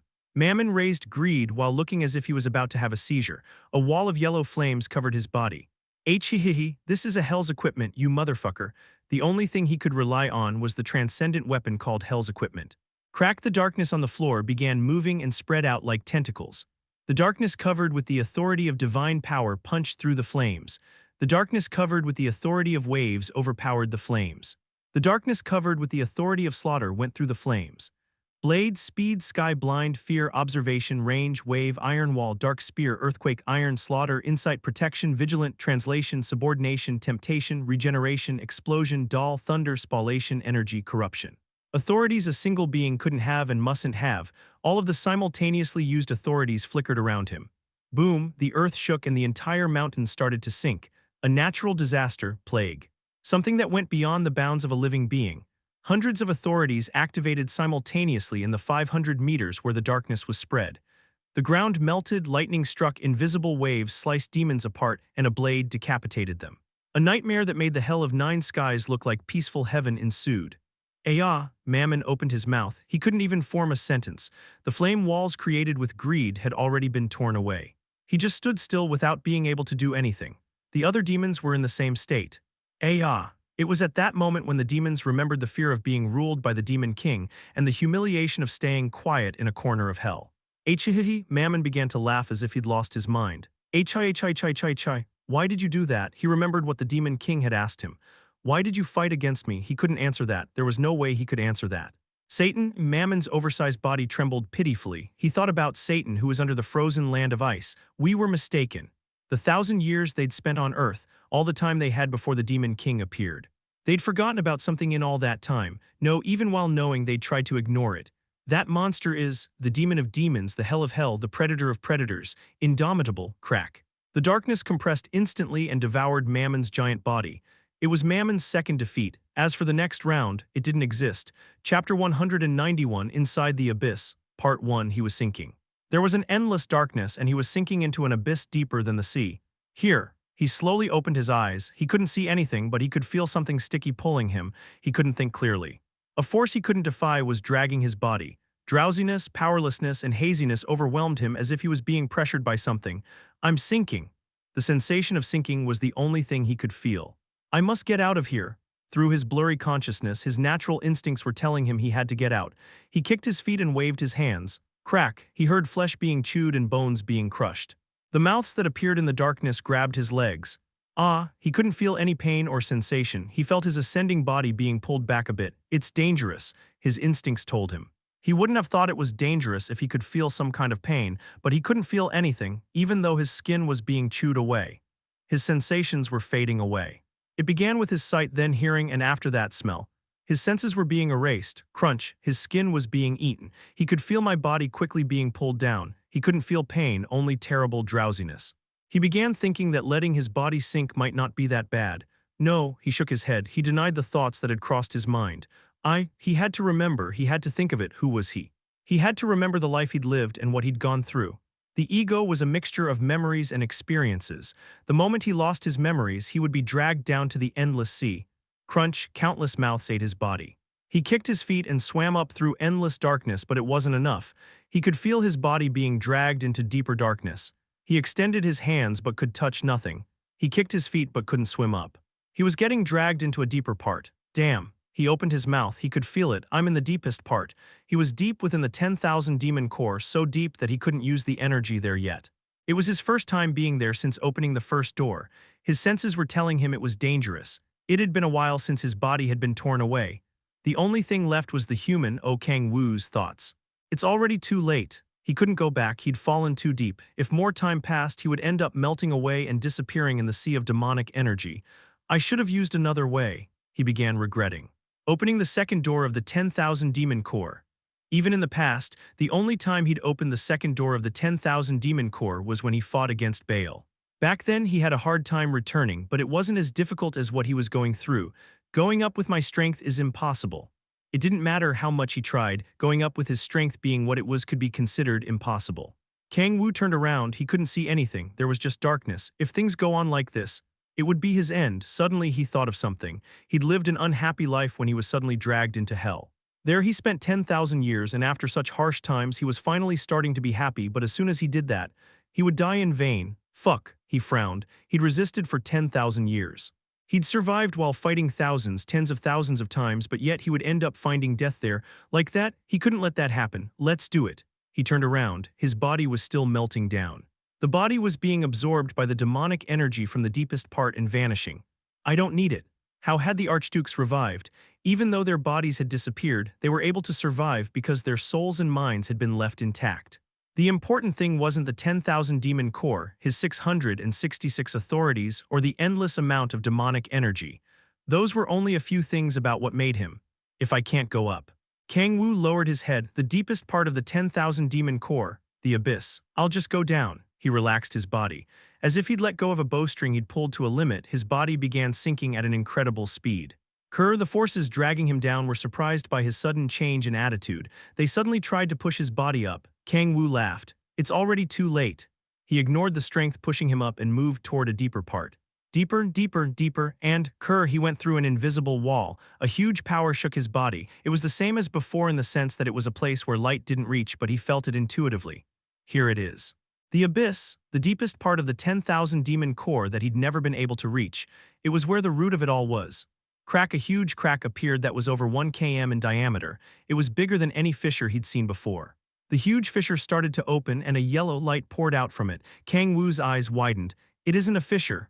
His body trembled a bit at what he had thought was a fissure. After realizing what it was, he felt a thrill run through his body. Kang-woo laughed in disbelief. It was an eye. It was so big that trying to describe its size was pointless. A black pupil appeared within the horizontally torn eye. An eye that was the size of a World Cup stadium looked at Kang-woo. Why have you come here already? What? He could ask questions with his mind. Kang-woo frowned. What's this? There was an unknown being in the deepest part of the 10,000 demon core. A being he'd never seen or felt was looking at Kang-woo. He felt chills. It was as if he'd seen a being he couldn't defy. It was as if he'd seen a god. It was one that couldn't be compared to Tyrion. The huge presence made breathing hard. Fuck. Kang-woo bit his lips. Even if it were himself before being sealed by the Gaia system, he probably wouldn't have been able to go against that being. Why is such a thing inside me? He couldn't understand it. His head started to hurt. Why was an external, conscious being inside the abyss, the deepest part of the 10,000 demon core? It shouldn't be the time of prophecy yet. What does that mean? Kang-woo narrowed his eyes. Who are you? Why are you inside me? It probably wasn't something ridiculous like a second consciousness. Do I have a split personality? Did it make sense that someone who lived with firm beliefs like him and whose thoughts and actions matched had a split personality? No, it felt too foreign for it to be another personality of his. I'm the source and root of evil, father of demons, and creator of the hell of 9 skies. To put it simply, I'm a demon god. A demon god. Kang-woo laughed in disbelief and put his hand on his forehead as if it hurt. Wait, I'm not sure if you're the source or root whatever, but why are you inside me? It was true that he was doing the steps to become a demon god, but he'd only fulfilled half of the second condition. He couldn't understand why a demon god was inside him. You don't know. There's no way I'd know. I've devoured countless demons, but I don't remember eating a god. It's obvious you don't have memories. The giant eyes moved. I was inside you from the beginning, before you even fell into hell. What kind of nonsense is that? Before I fell to hell I was normal, you were nothing, haha. A thick smile could be felt behind the eye's tone. Does a normal human have the authority of predation? Could a normal human remain sane after absorbing such a huge amount of demonic energy? Do you think you would have been able to rule the hell of 9 skies in just 10,000 years? The answer is simple. It was like that from the start. The horizontally torn pupil turned around. You were abnormal from the beginning. There was silence. Kang-woo narrowed his eyes as if he didn't like the answer. The self-titled demon god kept talking. Human, do you remember the face of your mother? What, do you remember who gave birth to you? He shook his head. He was abandoned by his parents as soon as he was born. He'd never seen the face of his mother, nor had he tried to look at her. Let me change the question. Do you really think you have a being called a mother? At this point, you should have understood how much of a foreign being you are. There was no way he wouldn't have understood such direct words. Kang-woo's body trembled. He covered his face with his hand and laughed. Ha fuck, you say some funny shit, how dare you insult my parents? What, why do you care if I have a mother or not? I didn't mean it in that sense. Well, I was kidding, I more or less understood what you meant. Kang-woo waved his hand. Isn't this one of those? What? It's obvious, you were planning to appear later on and say something like, everything was my plan from the beginning, so give me your body. You were trying to say nonsense like that, right? Right, you bastard, seeing how you're remaining silent, it seems like I was right. I knew it from the moment you began talking about the secrets of my birth. You, what? You expected me to be shocked after learning the truth that I don't have parents. I was just a puppet. Should I say nonsense like that and make a scene out of it? Ha ha ha, he laughed out loud. You're one cheap bastard. Why didn't you do it yourself if you wanted it so bad? You act very high and mighty for being a pathetic being who remained in hiding until now. The tips of his mouth went up and he raised his head. He opened his mouth toward a god whose body was so massive he couldn't completely see it at first glance. Go fuck yourself. The virginity he'd protected for 10,000 years. To be more precise, the body that wasn't touched yet by human hands. How dare you try to take over my body? I can't give it to you because it's unfair. Chapter 192, Inside the Abyss, Part 2. You rude bastard, the abyss wriggled, the giant eye blinked. Whoa, one couldn't help but exclaim in surprise. The size of the eye alone was a kilometer in diameter, so he couldn't even imagine how big the original body was. It seems like the eye isn't the real body. The abyss covered the main body, and that's why it couldn't be seen, but its size was really huge. It was so massive that it made a mountain look like a toddler's toy. It was a size that made one think of the Titans, a race of giants that appeared in mythology. It doesn't matter, Kang-woo laughed. It didn't matter how big or strong the opponent was because that wasn't important. Human, it seems like you don't know your place. Do you know your place? What? Kang-woo kept talking with a relaxed voice. To be honest, I don't know your situation. I don't know what you're planning and how it's going. He got close to the eye, but I know you won't be able to fulfill the plan if I'm not there. As the god remained silent, the eye trembled a bit. You don't know anything, that's what I told you. I don't know, but there's one thing I do know. A giant energy pressured him. He didn't feel fear. There was no way he'd be afraid. You need me, right? You were with me from the beginning. You're saying my falling to hell and obtaining the authority of predation was because of your influence. There's no way you would have done something like that for no reason. He laughed out loud. It also isn't hard to imagine what you want. It was obvious. The god's reason for being asleep inside that endless abyss. There was no need to think about it too deeply. It was like answering an exam question you already knew the answer to. You want to get out of here, right? I'm not sure why you're here, but you probably need me to get out of this place. There was a heavy silence. The demon god couldn't answer and the giant eye trembled. It felt an intense rage that couldn't be resisted by someone who didn't have divinity poured out. The abyss wiggled. Spears of demonic energy were created. It wasn't tens or hundreds. Rather, there were hundreds of thousands, millions of spears, a number that couldn't be counted. The demonic energy spears flew toward Kang-woo. His shoulder, arms, legs, waist, and all of his body were pierced by the spears. Although it wasn't his real body and a fake one created by his mind, he could still feel immense pain. It hurt enough to make him think he'd die if a spear hit him at a vital point. But, what is that all? He smirked. He stood and looked at the abyss. His body had been messed up, but he didn't care. He clicked his tongue while looking at the spears that had covered the abyss. Keep shitting yourself. Is anything going to change if you create that many spears? He made a smile that made it look like he was making fun of the god. What mattered wasn't strength. It didn't matter how many spears there were. What mattered were their positions, who was more desperate. Well, now it's clear. He laughed out loud. He looked at the abyss, a being that you wouldn't be able to beat with pure strength. He wasn't scared. He was more confident than when he faced Mammon. You can't kill me. You, an anger-filled voice left the giant eye. The black eye increased in size. Why aren't you scared? He asked in disbelief. Up until then, every human that stood in front of him had trembled in fear. No, it wasn't just humans. There wasn't anyone who hadn't trembled. Even the gods held their breaths in front of him. Do you know who? I don't. How many times do I have to tell you? He kept talking while frowning. I don't know who you are. I don't care, so keep trying to act as important. I have no interest in you. Stop wriggling and make a choice. He narrowed his eyes. You either send me back, he kept talking without hesitation, or we die here together. There was silence. The giant eye trembled. Kang-woo laughed. It wasn't hard to imagine what choice he would make. You shouldn't have tried to use me. Countless demons had tried to use him before, but no one had succeeded. It wasn't because he was strong. He would have died early on in the hell of 9 skies if he were simply strong. Everyone that tried to use me has died. He turned his head. He could see the demon god hesitating. He licked his lips. He didn't like being unsure of things, but his uncertainty had faded. You're also going to become like that. He laughed at the unknown god. He opened his eyes. It's a ceiling that I don't know. A ceiling he'd never seen before was above him. He tried to get up. A huge pain covered his body. Kang-woo collapsed without being able to stand up. Demon King, you've finally woken up. I told you not to call me that. Ho, I'm sorry. Lilith smiled brightly. Kang-woo looked around. Where are we? It's Guardian's Chinese base. The human Chin Mujin prepared a private room. How many days has it been? It's been a week since the battle ended. He frowned. 1 week. He'd been asleep for quite some time. How are the losses? 769 Guardian forces died. There were fewer losses than expected. He thought that at least 1,000 people would die. The demons changed direction toward the branch's interior in the middle of the battle, which changed the tide. What about the results of the battle? Very good. Is it called level? I heard the average level of the players increased quite a lot.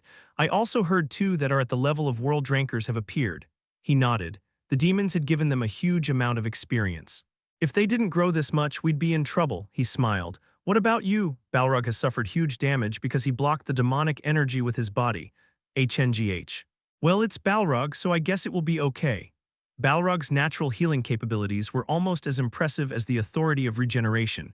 If he hadn't died, there was no need to worry. The human Kim Shi-hoon still hasn't regained consciousness. Among the people Mr. Kang-woo knows, he's the one who suffered the most damage.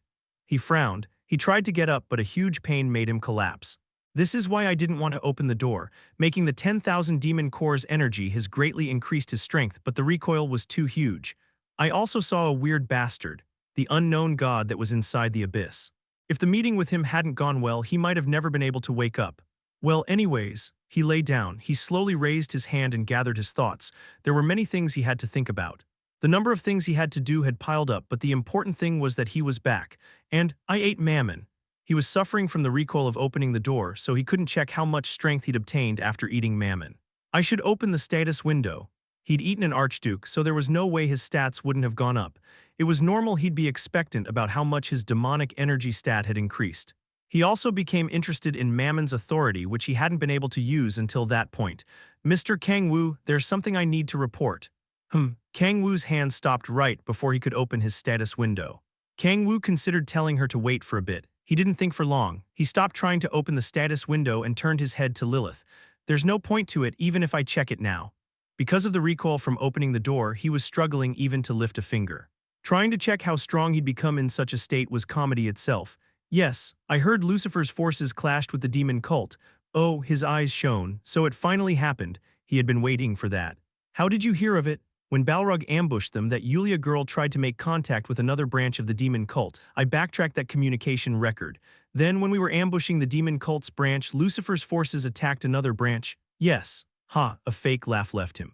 Should I say we were lucky? It wasn't intended, but the timing ended up being incredible. You backtracked the communication, right? Yes. Did you only find out what they said? Fufu, no. A deep smile appeared on Lilith's face. She walked toward Kang-woo's bed and sat next to him. I investigated the command room and found the location of 5 branches. One of them seems like a huge branch with thousands of members. I see, Kang-woo smiled. As expected, she does an incredibly clean job. He hadn't told Lilith to investigate, but she'd concluded that, rather than attacking the interior of the demon cult's base with Balrog, finding clues about the demon cult would be better. It was a perfect job. He couldn't help but feel proud of her. Well done, he touched Lilith's cheeks. Lilith let out an exclamation and stuck herself closer to him. What should I do? Should I use Guardian soldiers to attack the other branches? No, he shook his head. Since Lucifer's forces had become involved, there was no need to make Guardian move. No, it was the opposite. Make contact with Lucifer's forces. Tell them the location of the demon cult branches you've just discovered. Fufufu understood. A deep smile appeared on Lilith's face. She placed her cheeks on Kang-woo's chest. I was worried because the king wasn't opening his eyes. That doesn't seem to be the case. I was really worried. I made the soldiers protecting the king unconscious just to stay and protect the king's rest. Why did you do that, dear king? Lilith put her hands on his chest. Green tentacles started to appear from her body. Wait, one of the tentacles entered his mouth. He couldn't lift a finger at the moment, so there was no way he'd be able to refuse Lilith's advances. This loneliness, this sadness, these wounds. Squeak, squeak, tentacles surrounded his body. He struggled desperately. The night went on. Another flower fell to the ground. The tentacles are making me do it. Chapter 193, The Cliché of Getting Stronger by Losing, Part 1, HNGH, the next morning. Kang-woo slowly got up after becoming free from the nightmarish tentacles. He wasn't completely recovered, but at least he could move his body a little bit. Status window, Ting, you have an unread message. Do you want to read it? A blue message window appeared in front of him. He nodded without hesitation. You've devoured the Archduke of Greed, Mammon. The attribute Reaper of Souls has been activated. The attribute Archduke Slayer has been activated. You can now use Mammon's Authority of Flames. A thick smile appeared while he looked at the message that appeared in front of him. An Archduke's authority. It was a stronger and more destructive authority than others that he couldn't control even back then when he used to rule over the Hell of Nine Skies. The ridiculous firepower Mammon showed in the battle made it clear that the Authority of Flames was worth it. Kang-woo turned his head. There's still some left. The system message window hadn't ended. He checked the rest of the message. You've fulfilled part of the second condition for demonic soul. You must absorb another Archduke's soul to fulfill all of the conditions for demonic soul. Because you've fulfilled part of the conditions, your limit of demonic energy has increased. Your demonic energy has increased by 5. Your demonic energy has reached 135. The passageway that connects with the deepest part of the 10,000 demon core is 82.3% complete. This, Kang-woo's eyes widened. His demonic energy stat had reached 135. Soon, the passageway to the deepest part of the 10,000 demon core would be complete. The tips of his mouth went up. I feel like I've almost recovered it. His previous strength that the Gaia system had sealed. He felt like he would soon be able to recover his full strength. In the Hell of Nine Skies, he could use 100% of the demonic energy from the deepest part. Just with that, he was able to become the Demon King. But now I'm different from back then. Before awakening as a player, he didn't have the power called Extreme Demonic Energy Body, and he couldn't use an Archduke's authority. He didn't know what effect demonic soul had, but that was a strength he didn't have while in hell. If he could use demonic energy from the deepest part, he could probably reach a higher plane than before. Good, he felt that he could face an average Archduke alone. I'm not sure about Baal, but I could perfectly face Lucifer and Satan. That was assuming they had the same strength as before. At least he thought he wouldn't need to risk his life and open the door again. My body aches. He couldn't help but feel it'd be great if Mammon appeared in front of him again so that he could test how much stronger he'd become, but Mammon had already died, and it would be hard to contact Lucifer for the moment. There was Balrog, but even he was wounded at the moment. Tusk. It was too bad, but there was nothing he could do about it. Kang-woo lay back on the bed again. Oh yeah, he remembered something. Kang-woo got up and grabbed his smartphone. He called Kurosaki Yuri, to be more precise Lilith, who was inside her body. Mr. Kang-woo, did you sleep well? No, remembering the previous night gave him chills. Kang-woo shook his head. Lilith, where's Greed? Greed. It was Mammon's hell equipment, and just like his key of demonic energy C, it was a piece of transcendent trank equipment. Yes, by Greed, do you mean Mammon's hell equipment? Yes, I'm sorry, but I didn't find any hell equipment where Mr. Kang-woo and Mammon fought. What? Kang-woo frowned. Greed disappeared. He tried to remember what had happened. Did I devour it along with Mammon? The first thing he thought of was when he opened the second door of the 10,000 demon core when the darkness devoured Mammon and the other demons. I don't think that's what happened. He shook his head. Even if his authority of predation was powerful, it couldn't eat hell's equipment. Not only that, but even if it could, he should have gained a strength worthy of that. No matter how much he looked at his status window or checked out the system messages, he couldn't see traces of hell's equipment. Was it destroyed? He shook his head. That wasn't possible. He had destroyed part of the hell equipment to free himself, but that was completely different from destroying it altogether. Destroying hell's equipment should have been impossible unless the opponent was a god. No, if it were a god like Tyrion, they would probably get absorbed by hell's equipment. Where did it go? He frowned. Since he devoured the soul of an archduke, the hell's equipment was an important unit. At that moment, the ring on his right middle finger shook, the key of the demonic energy C. His transcendent trank equipment shook as if it were alive. Wait. Equipment information. Item key of the demonic energy C rank, transcendent engraving complete type. Growth, the item gets stronger whenever you fulfill a condition. Normal effect, unique stat +3 indomitable transformation, hasn't been unlocked yet. Special effect, hasn't been unlocked yet. Effect explanation, indomitable. It can't be destroyed by any physical, magic, or soul attacks. Transformation, it can transform into any weapon registered as a skill. It can exercise 34% of the strength of the weapon made by authority. Item status. Digestion status is currently preparing to digest the hell's equipment. Greed. Not enough demonic energy, it's missing more high-quality demonic energy. It will begin digesting after you reach demonic soul. What's this? He laughed in disbelief. Now that I think about it, this is a growth-type weapon. Its basic capabilities were so great that he had forgotten about that. To think that it would devour a hell equipment. He hadn't heard of weapons being similar to their owners, so he never thought that it would have an ability like that. Well, I'm glad I won't have to find where it is. He was disappointed he couldn't immediately use the power of the hell equipment, but it wasn't that it had disappeared, so he felt relieved. Kang-woo looked at the key of the demonic energy C that had the shape of a ring wiggling, a transcendent trank weapon that has absorbed a hell equipment. He would be lying if he said he wasn't expectant. He thought that an unprecedented weapon might be born, so it was inevitable his heart would tremble in excitement. If it devoured Greed, that meant it could also devour the other hell equipment. I can't wait to see it. His heart beat faster, just like a child who had received his Christmas gift. Mr. Kang-woo, did something happen? Should I check where the hell equipment is? No, it's okay. There's no need to do that, Kang-woo stood up. More than that, where are Shihun and Balrog? He had finished checking everything he'd received from Mammon. It was time to check on his underlings. He got the locations of Kim Shihun and Balrog through Lilith. He stood up. First, Balrog and Kim Shihun. Kang-woo hesitated between the two but ended up choosing Kim Shihun. Balrog is strong after all. It wasn't a matter of who was most important. In the case of Balrog, as long as he was alive, he would recover for sure. When half of his body was turned into ashes, he fully recovered. In the case of Kim Shihun, it was different. He didn't have an unnaturally effective regenerative ability. Well, I guess he's still going to be okay. He was a hero chosen by a god, after all. He was the person closer to being a protagonist than anyone else he'd seen until that point. Whenever he was put in a risky situation, he always got up, so he wasn't that worried, to be honest. Kang-woo opened the door with light steps. Mr. Kang-woo. As he opened the door, Han Xiala walked toward him with an anxious expression. Did you regain consciousness? Does it hurt anywhere? No, more than that, you shouldn't move as soon as you wake up. It seemed like she'd been very worried while he wasn't conscious. She spoke with a cracking voice. From the dark circles under her eyes, it looked as if she hadn't slept for a few days. It seemed like Lilith hadn't told her he'd woken up. He was moved. He remembered that nightmarish time the previous day. I'll offer you my life, my dear. Han Xiala was holding him carefully, worried that he might lose consciousness again. Kang-woo, are you okay? Echidna, who had come along with Han Xiala, grabbed Kang-woo's sleeves with an anxious expression. Kang-woo nodded while smiling. How's Shihun doing? He still hasn't woken up. He nodded. The wounds he received from Mammon were probably deep. I'm going to go and see Shihun. Kang-woo left the two behind and entered the room where Kim Shihun was sleeping. He saw Kim Shihun sleeping on the bed. He bit his finger and black blood flowed from it. He opened Kim Shihun's mouth and made his blood flow into him. Authority of Regeneration. An authority of regeneration that he used with 135 demonic energy stat. Kim Shihun's pale face regained color and his two melted arms regenerated. As if he'd turned back time, as if a god had made a miracle happen, Kim Shihun's body was being regenerated. Kim Shihun opened his eyes. He looked around and made a flustered expression after looking at Kang-woo. Hyeonim, are you okay? That's what I want to ask. Is your body okay?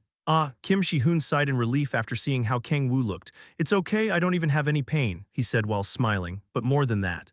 What happened with Mammon? It seemed like he still hadn't recovered from the shock of the battle. Mammon died. It's all thanks to you, Shihun. Kang-woo patted his shoulder. It wasn't something he said to make him feel good. If Kim Shihun hadn't stalled for time, he would have had trouble trying to dodge the worst possible scenario. Well done. He felt satisfied with the result of his investment in Kim Shihun. It was obvious he would feel proud. Kang-woo looked at Kim Shihun with a satisfied smile. Now it would be great if he became a bit stronger.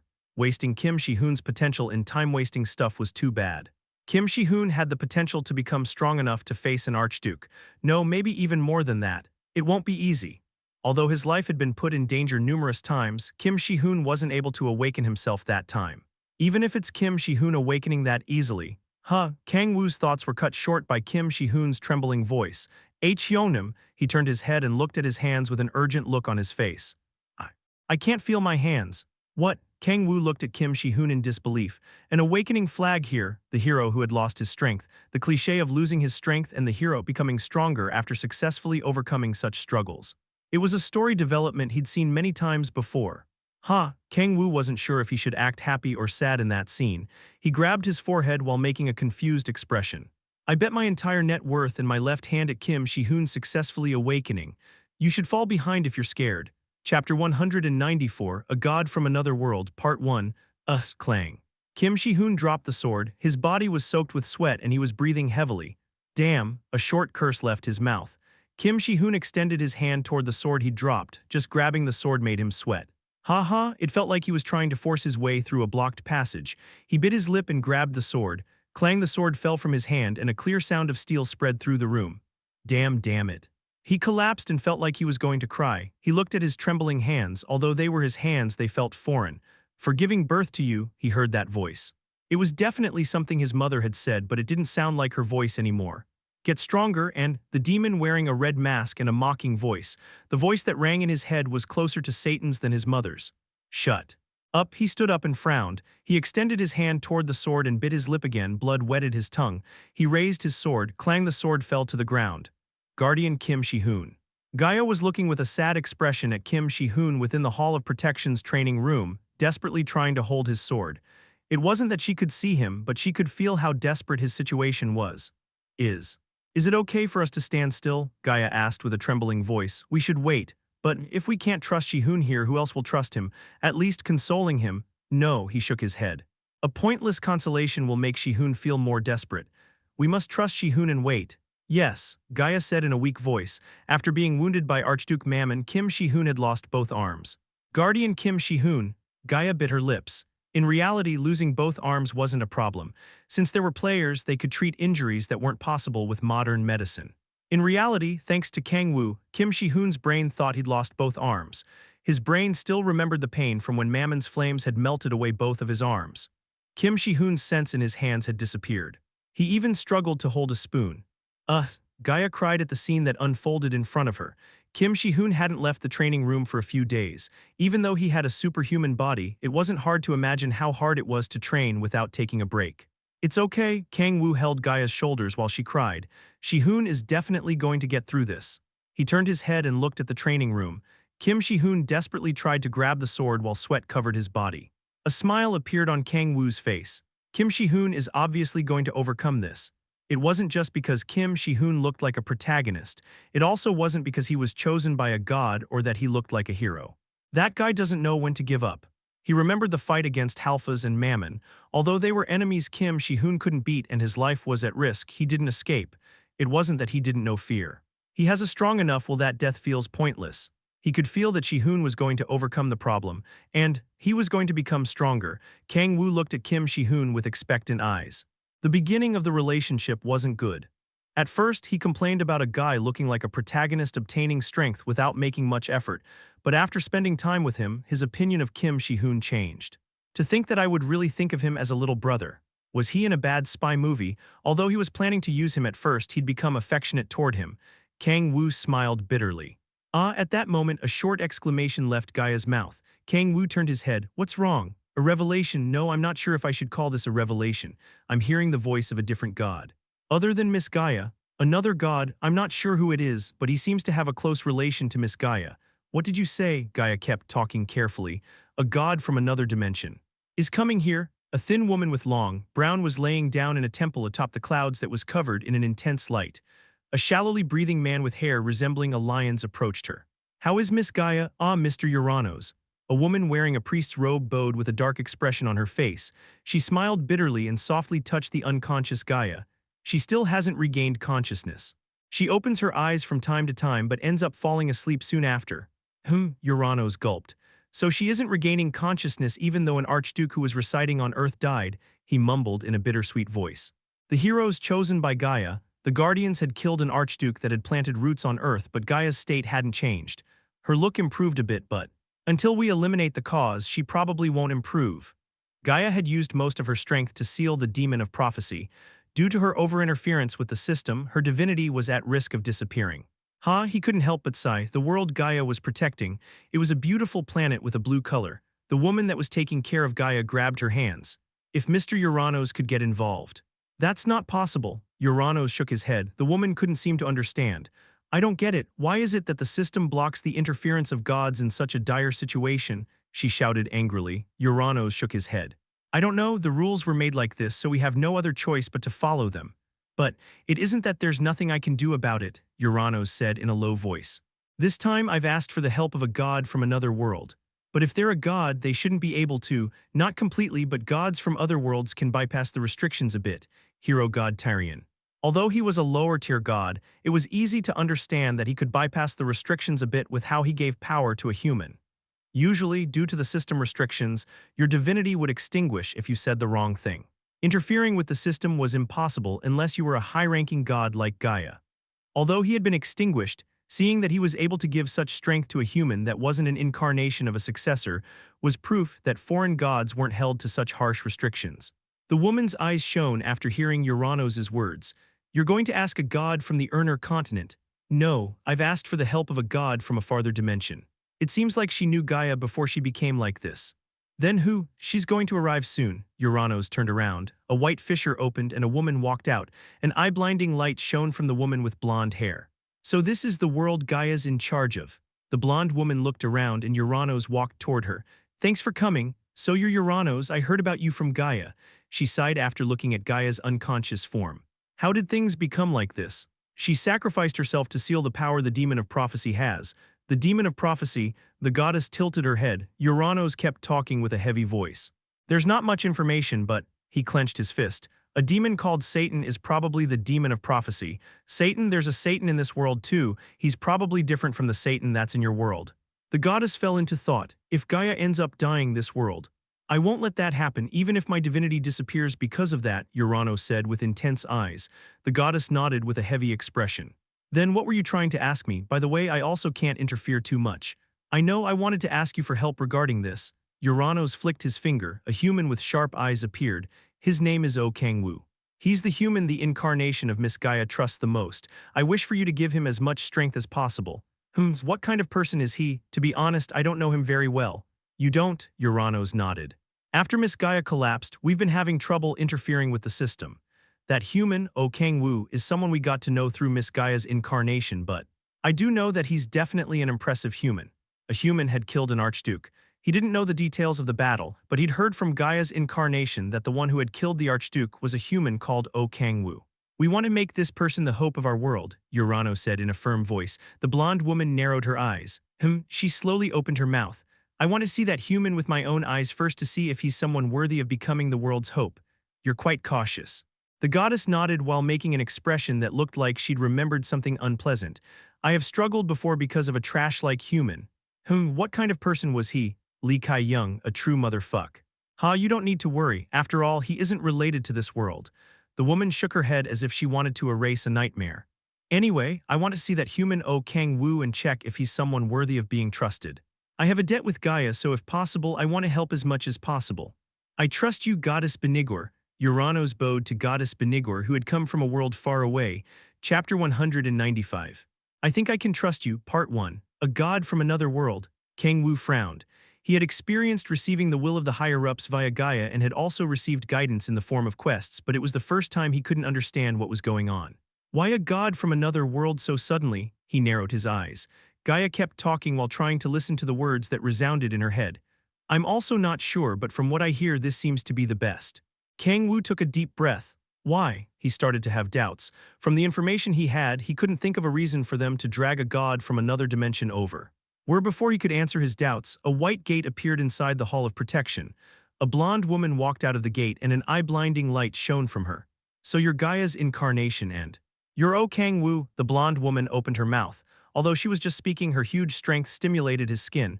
She's in a completely different league compared to Tyrion. Kang-woo's expression hardened. Boom, Hyonim. That light, Mr. Kang-woo, did something happen? Kang-woo, did something go wrong? What happened? Hyonim, what's going on?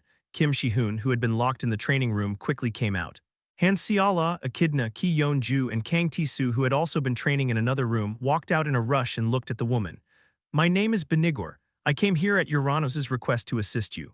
There was a heavy silence. A god from another world had suddenly appeared. Kang-woo took a step forward and cautiously spoke. If you're a god from another world, are you from the Urner continent? She was probably from the Urner continent since they had entered into contact with numerous beings from there. Benigor shook her head. No. Kang-woo narrowed his eyes. He was even more confused. What brings you here? What do you mean by you're going to help us? You don't need to worry so much. It isn't that I'm trying to harm you all. Benigor sighed and began explaining the situation. The more the explanation kept going on, the harder Kang-woo's expression became. Gods from other worlds receive less restriction. That wasn't good news at all. No, in reality, it was the worst possible news. Uranos had asked help from a god of another world to protect the world Gaia was in charge of. That wasn't something that could be taken lightly. It was similar to when a country became bankrupt and asked for help from the IMF. That also meant that Gaia and her aides were in a situation where they struggled to even help Kang-woo and the other guardians. Oh fuck, if gods from other worlds came to help just like Benigor, there would be no problems. There's no way that's what is going to happen. Gods from other worlds would come to their world to help them in good faith. It wasn't a kid's manhwa. There was no way something like, let's all get along together and live happily ever after would happen. Oh fuck, then this means that if gods from other worlds invade Earth, our gods won't be able to do anything. That wasn't something that would happen in the short term. Gaia was still alive, and the Gaia system that protected Earth hadn't disappeared completely. Unless it were someone like Benigor, who came with the permission of Gaia, a god from another world wouldn't be able to invade without second thoughts. But if the Gaia system completely crumbles, then there was no way to know who would invade Earth.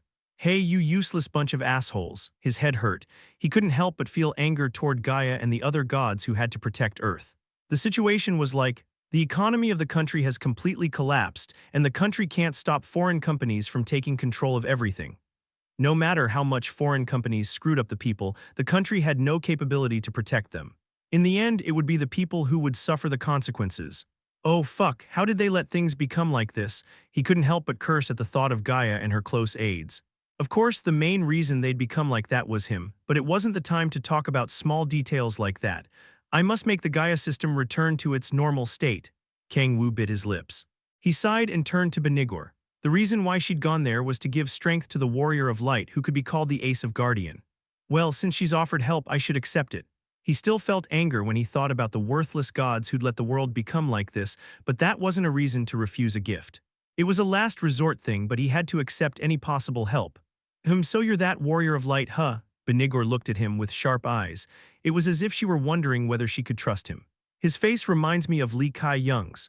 She felt an unknown sensation of uneasiness from Kang-woo. He felt similar to the man that had given her trauma. What, she came all the way here and isn't going to give me the strength? Kang-woo frowned. He didn't know who Lee Kai-young was, but he could feel that she didn't trust him. It was as if she was wondering whether she should give him her strength.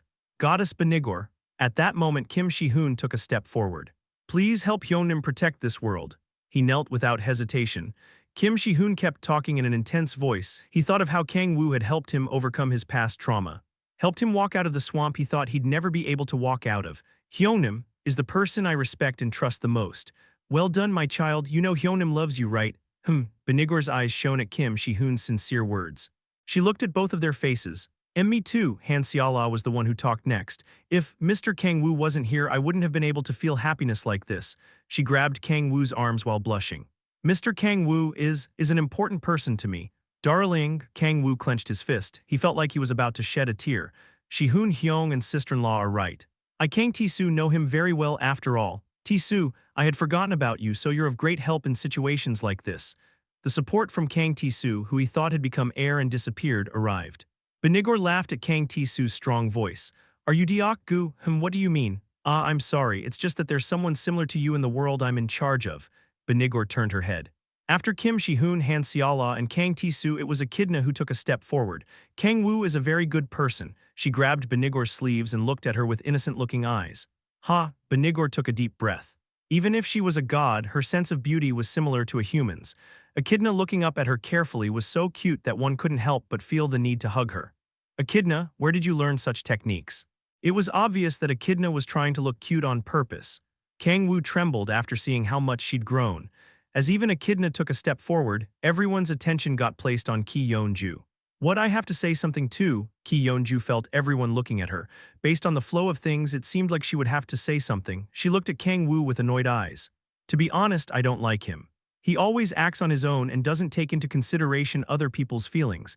I honestly don't understand what's so good about someone like this, she said in an annoyed voice. Well, she snorted. He's still trustworthy. Ki Yeon-ju turned her head. He could see that her cheeks were turning red. Are you a character from a manhwa? One couldn't help but laugh at her words, which seemed to have come out of a comic. Benigor started to laugh out loud.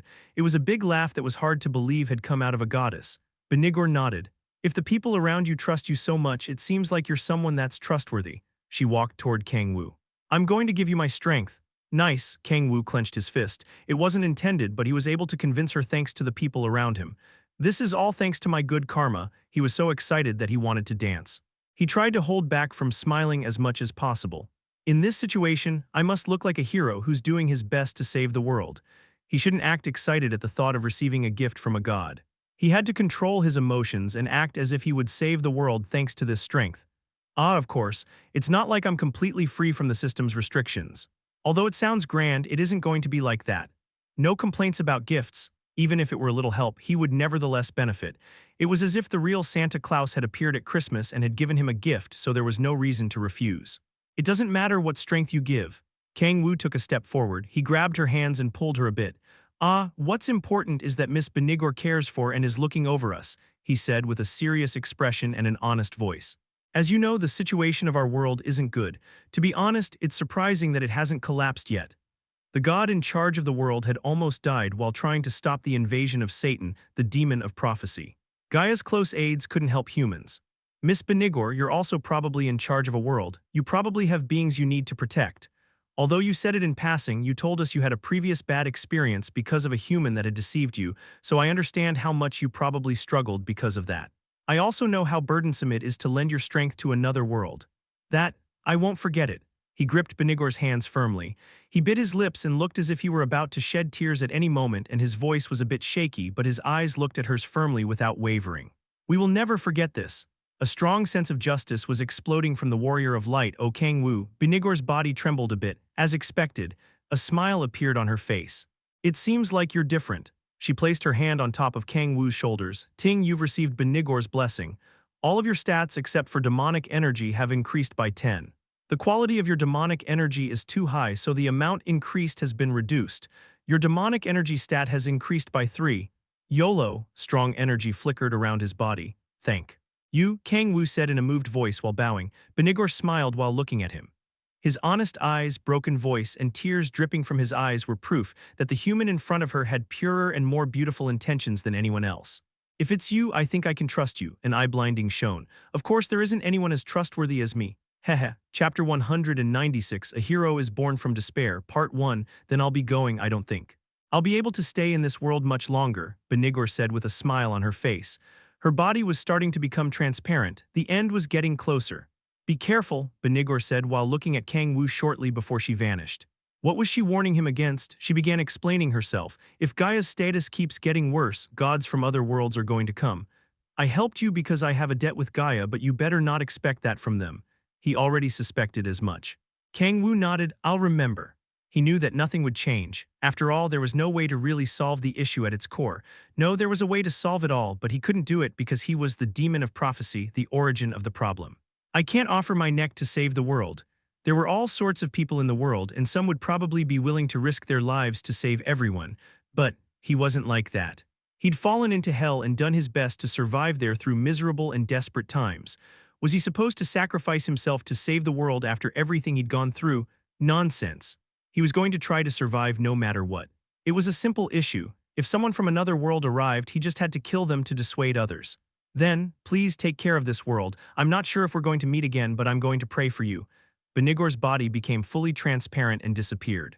Kang-woo smirked, a god praying. It somehow seemed ironic. The real gods are different from the idea of a god we have.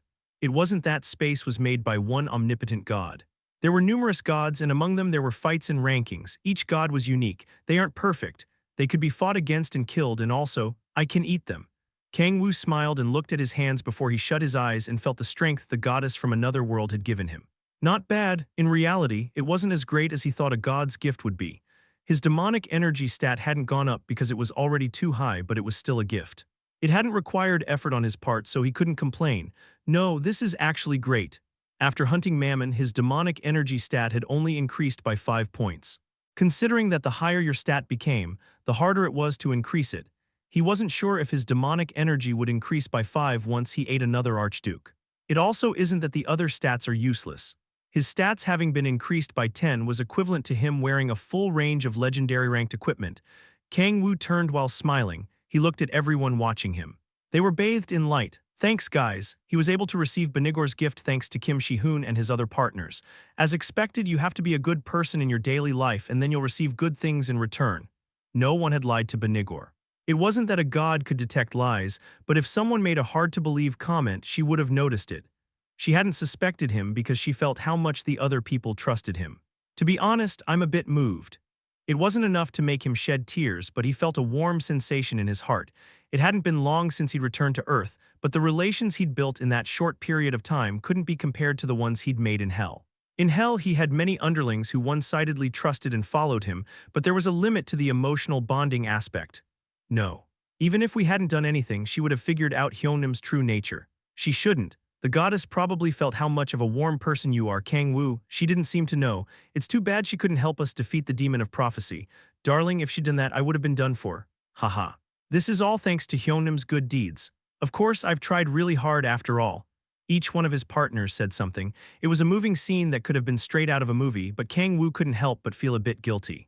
Shouldn't the ending credits appear at this point? If so, things would have been cleaner. He sighed and turned around. I'll be going now. Kang-woo, where are you going? I want to test my strength. I'll go too, Echidna said while grabbing his sleeves. Kang-woo nodded and held her hands. He could feel Kim Shi-hoon staring at his back. He looked at his hands with a dark expression. Shi-hoon, it was easy to guess why he was making such an expression. You're struggling a lot, a swordsman who couldn't hold a sword. It was hard to imagine the pain he was going through. While he was struggling, the Hyonim he respected so much had received a gift from a god. He's probably thinking that the distance between us is increasing. It was an undeniable truth. Kang-woo was getting stronger at a faster pace than he had thought, and he would soon be able to surpass his old self. Even if Kim Shi-hoon was talented, it was a problem of relativity in the end. I need to do something about it. He couldn't stay still and do nothing. He didn't think that it would make Kim Shi-hoon crumble, but he still had to give him a slight push forward. Let's go, he turned with Echidna. It wasn't something he could do yet. Once a bit more time passes, once Kim Shi-hoon became more desperate and got to the point of complete despair, I'll take advantage of that moment. Ha ha. Balrog breathed heavily while getting hold of his heart. All the surfaces around them had melted down and an intense heat swept around them. Balrog collapsed to the ground and was trembling in excitement. Ha ha ha ha. He could see Kang-woo surrounded by yellow flames and he felt respect, as expected of the Demon King. Kang-woo couldn't help but fall into thought despite Balrog's praise. He looked at the yellow flames that were burning in the palms of his hands. It's less than expected. It wasn't that the authority of flames was less than what he'd expected. He was disappointed in himself. To think it would be so hard to control this authority. He had never experienced using an archduke's authority. He wasn't a genius. He didn't have the capability to memorize things just by looking at them once like Kim Shi-hoon. Although he could theoretically use 666 authorities, there was a reason why he only used the ones he was familiar with. Is there something you're uncomfortable about? I didn't think using Mammon's authority would be so hard, but taking into consideration this fight, you didn't use all of your strength, right? He hit the nail on the head. Balrog sighed and nodded. Be honest. How was it? I felt that you were weaker than your usual self. Of course, the amount of demonic energy is similar to before, but it was a bit clumsy, right? Yes, Balrog kept talking. My wounds haven't been fully healed, so I can't tell you precisely, but it was weaker than what Mammon did. I see. He nodded. There was no reason to be disappointed. Mammon had used the authority of flames for tens of thousands of years. There was no way he'd be able to use the authority better than him. I'll have to keep practicing. Up until then, there was no point in him practicing because he couldn't improve by practicing things over and over, but the situation had changed. He might not ever be at Mammon's level with them, but if he wanted to use the authority of flames in battle, he would have to practice. If the king orders, I'll follow, Balrog smiled. Leaving that aside, how are your wounds? They've improved a lot. I think that in a few days I'm going to heal naturally. Kang-woo bit his finger, his flesh split and black blood dropped out. Drink, it isn't bad enough to need the authority of regeneration. It will naturally. Don't say nonsense. I can tell you experience pain from intense movements. Balrog remained silent. He began snorting and looking as if he was about to cry. Then he hugged Kang-woo tightly. Demon Kiingg, cough, G get off you dumbass. A 5-meter-tall giant was hugging him tightly. Kang-woo was strong enough so it was okay, but he couldn't stop the smell from penetrating his nose. A horrible smell poured out from Balrog's muscles and covered him. Ha ha ha, it's an honor to have been able to serve the Demon King. Balrog, not fair, me too. Echidna, who had been silently watching, also joined. Am I in the middle of heaven and hell? Kang-woo closed his eyes while feeling the difference in texture from both sides. Time flowed, clang. Ha. Ha, Kim Shi-hoon's sword rolled to the ground and he collapsed. Tears dripped down from his eyes. I'm sorry, the voice. He could hear that annoying voice.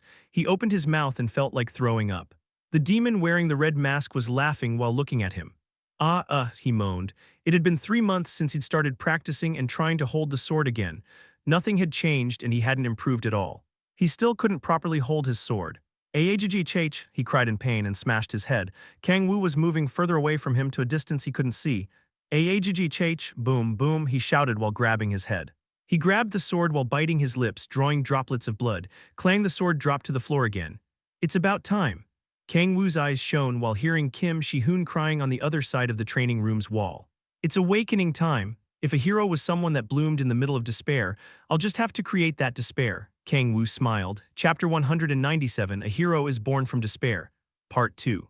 What should I do? He sat on the chair while looking into the training room. It had been 3 months, nearly 100 days had passed. It hasn't been that long. You couldn't say that it was short, but it wasn't that long either. Lucifer's forces and the demon cult had been fighting for the past 3 months, but there hadn't been much progress. Although they'd been fighting, they hadn't bitten each other's neck yet.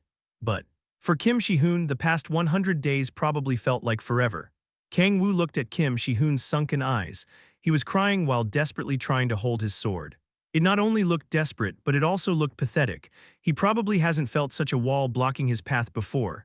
It was the first time Kim Shi-hoon had fallen like that since he became a player. Thanks to his talent, Kim Shi-hoon had grown at a faster pace than anyone else. He was the sacrum, after all. He wasn't sure about stuff related to martial arts, but according to Chin Moo-jin, it wouldn't be an exaggeration to say that he had a talent given by the sky. In reality, from a human perspective, Kim Shi-hoon had grown at an unbelievable pace. Kim Shi-hoon also hadn't gone through the ultimate effort that most players went through. He was comparing himself with Kang-woo, but he had never experienced his growth being blocked in the first place. No, the problem wasn't that his growth was blocked. He hit rock bottom, a swordsman who can't grab a sword. Kim Shi-hoon's identity was collapsing and he was nothing but trash at the moment.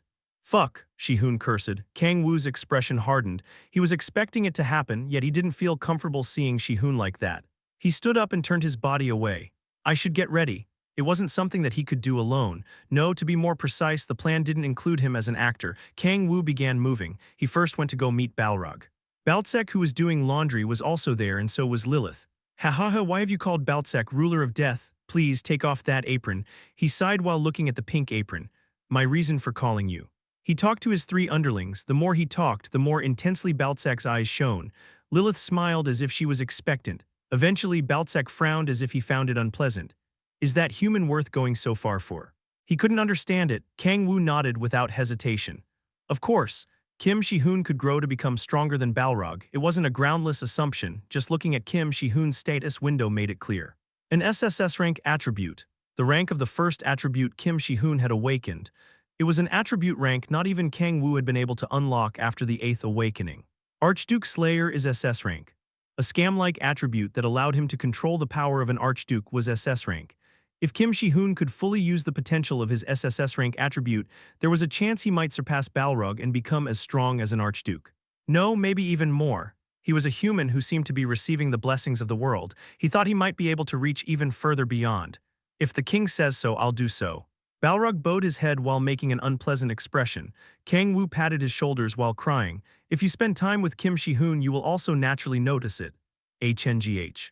I still don't feel comfortable moving for the benefit of someone who isn't the king. It's for me, he firmly said.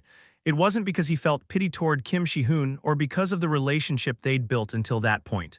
I need it. He couldn't do everything alone. He wasn't a god. He wasn't all high and mighty. No, not even gods were all high and mighty. He'd learned that through Gaia. If Balrog, Lilith, and Echidna hadn't helped him in the battle against Mammon, the volcano wouldn't have been stopped from exploding. It wasn't hard to imagine what would have happened if the volcano exploded. The Guardians would have been annihilated, and the world that had gathered as one would have been torn apart. Even if I didn't consider Shi-hoon as my little brother, I would have still done this the same way. It was better to have as many strong cards as possible, and Kim Shi-hoon was one of the strongest cards. You can do it, right? He asked them. Balrog, Lilith, and Baltsek knelt and bowed their heads, everything as the Demon King wishes. He nodded and turned around. It wasn't hard to get those three to participate in the plan. Lilith would be in charge of the plan, so there was no need to consider its quality. The problem is, he narrowed his eyes. It wasn't enough with just those three. He had the protagonist and antagonist, but there wasn't a heroine. He needed someone to spice things up, and he couldn't do it. He was too strong to need help, so that wouldn't stimulate Kim Shi-hoon. Then, there was only one possible person. Kang-woo threw the transparent communication crystal, and the gate that led to the Hall of Protection opened. Yes, she had light brown hair, extremely white skin, and a thin body that appeared as if it would break at the slightest touch, and she was trembling. What are you talking about? It's for Shi-hoon. But still, Gaia stood up from the wheelchair, lost balance, and collapsed. Kang-woo spread his hands and grabbed her. He carefully sat her in the wheelchair. How could I do that to Guardian Kim Shi-hoon? Gaia lowered her head. You know Kim Shi-hoon's current state, right? He said in a low voice. Are you going to watch Kim Shi-hoon crumble and do nothing about it? And no. There's no way I'd do that, she quickly shouted. She kept talking as if she couldn't understand. But still, using a strategy like that, Kim Shi-hoon's current problem isn't physical. His hands fully healed some time ago. You know that, right? His reason for not being able to hold a sword is psychological. Gaia nodded. In reality, she also knew it. Kang-woo had an ability to heal that could be considered almost miraculous, yet Kim Shi-hoon still couldn't hold a sword. Shi-hoon must overcome it by himself. We're just creating a situation that can help him with that. But if Kim Shi-hoon crumbles, he won't, he said firmly. If it were a novel, Kim Shi-hoon would be the protagonist. He wouldn't give up no matter what. There weren't many people whose convictions went beyond death. He isn't someone who'll crumble. Gaia remained silent. Am I the right choice? She asked in a trembling voice. You just have to shout a little bit. To be honest, he didn't expect that much from her. He dragged Gaia into his plan because she was the woman hero Kim Shi-hoon had fallen in love with and had sworn to protect. Gaia seemed like she was bad at lying, so she probably wouldn't be able to make the situation extreme. Understood. Gaia nodded with a heavy expression. I'm going to do my best, Kang-woo smiled. And with this, the casting of actors was finished. Next, it was time to create the scene. This is quite fun. It felt like looking at things from the perspective of a writer. A weird sensation of excitement ran through his back. I'm going to use it again in the future, Kang-woo smiled. A walk so suddenly, did something happen? A man and a woman were walking through a quiet forest with a gentle brook bubbling alongside them and birds singing, Gaia and Shi-hoon. And no, it's just that you seem to be going through a harsh situation, Guardian Shi-hoon. Kim Shi-hoon remained silent. He looked at his hands that were pushing the wheelchair. His hands were trembling. He wasn't holding the handle. He was just placing his hands against the handles and pushing them. To be more precise, he had no choice but to do that. He felt a pain in his chest. I'm okay, he said in a weak voice. It was clear that he wasn't okay. Gaia extended her hand and grabbed Kim Shi-hoon's. I also went through harsh moments when I lost both eyes and my legs couldn't move anymore. I felt that I became worthless trash. That's why I understand your current feelings, but Gaia smiled and started to stroke his hands softly. Please don't hate yourself. Miss Gaia, Fufu, it's funny I'm saying this since I usually rely on other people. But I wish for you to not suffer anymore. There was a heavy silence. Kim Shi-hoon and Gaia, a strange atmosphere started to blossom between the two. Miss Gaia, boom, what? There was a huge explosion. A being that emitted demonic energy appeared across the forest. I finally found you. The being was easily over 5 meters tall and was covered in horrifying green tentacles. It was a breathtaking amount of demonic energy. KRR, undead started to appear behind the monster. Why you? Shi-hoon stared at the monster and his voice trembled. The tentacle-covered demon shouted, I'm Satan's loyal servant, Yogg-serin. Boom. He stomped on the ground. The tentacles spread in all directions. Kneel in front of the god of death, human. Whoa. Kang-woo was using the authority of observation from atop a tree about 100 meters away from where Kim Shi-hoon and Gaia were. Nice setup. Seeing Balrog's changed appearance thanks to the help of Lilith made him want to vomit. The undead Baltsak maid also created a huge effect. Nice. Kang-woo looked at everything with shining eyes as if he were a movie director. Kyaa, Balrog spread his hands and grabbed Gaia. Good, the weak heroine being snatched away by a demon. It was a movie-like scene. If they cover Gaia's mouth here, they could stop Kim Shi-hoon from figuring out what was happening because of her bad acting. Then, Mr. Shi-hoon, save me, Mr. Shi-hoon. Let me go, you filthy demon. What the? She let out a desperate and soulful cry that made your heart sink just by hearing it. What's up with her? Gaia's desperate cry kept going on.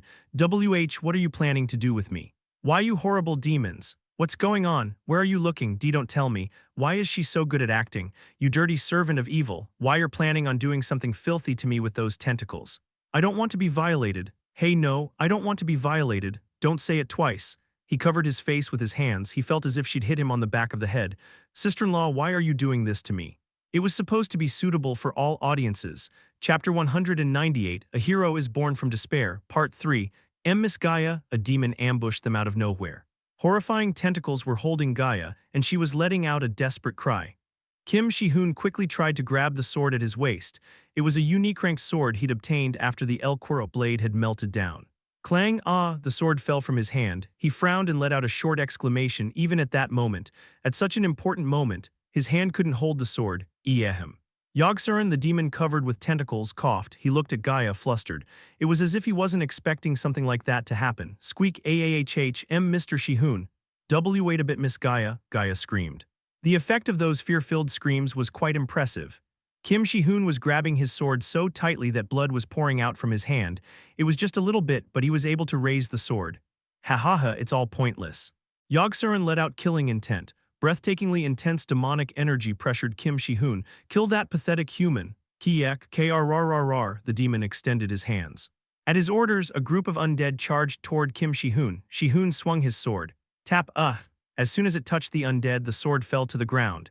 The only thing he could do was hold the sword, so there was no way he'd be able to swing it. Instead, he let out a flurry of punches. He left an afterimage behind, and his body moved as if it were sliding. Kiekk, he kicked. His body slightly rose, and the spinning kick hit the undead's temple. Paf.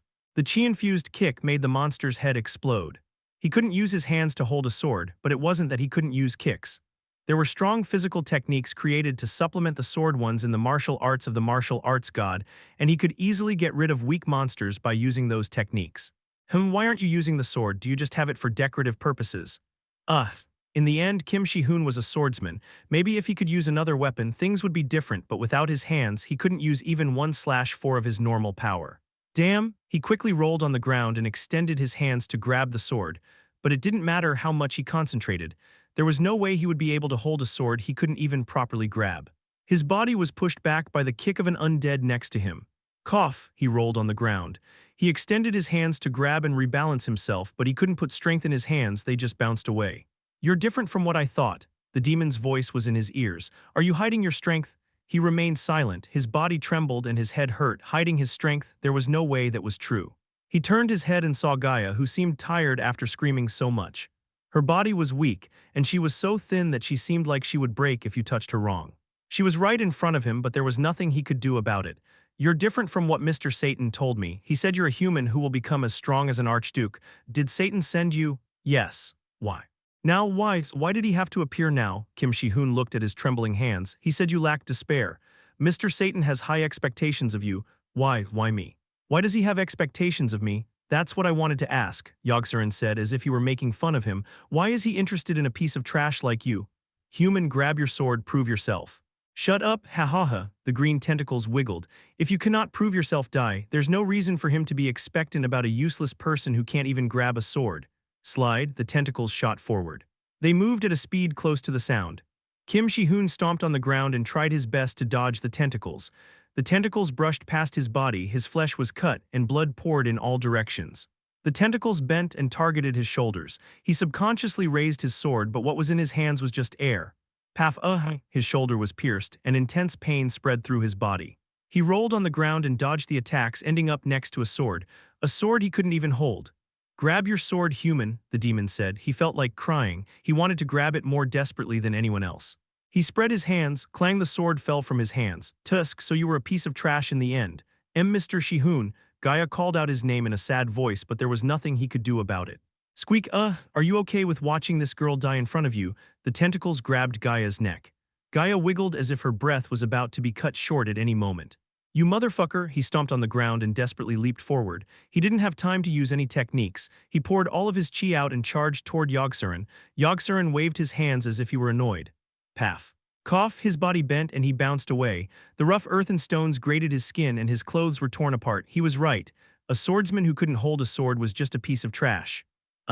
Mr. Shi-hoon, Gaia, who was being held captive, desperately screamed. Please escape, Mr. Shi-hoon.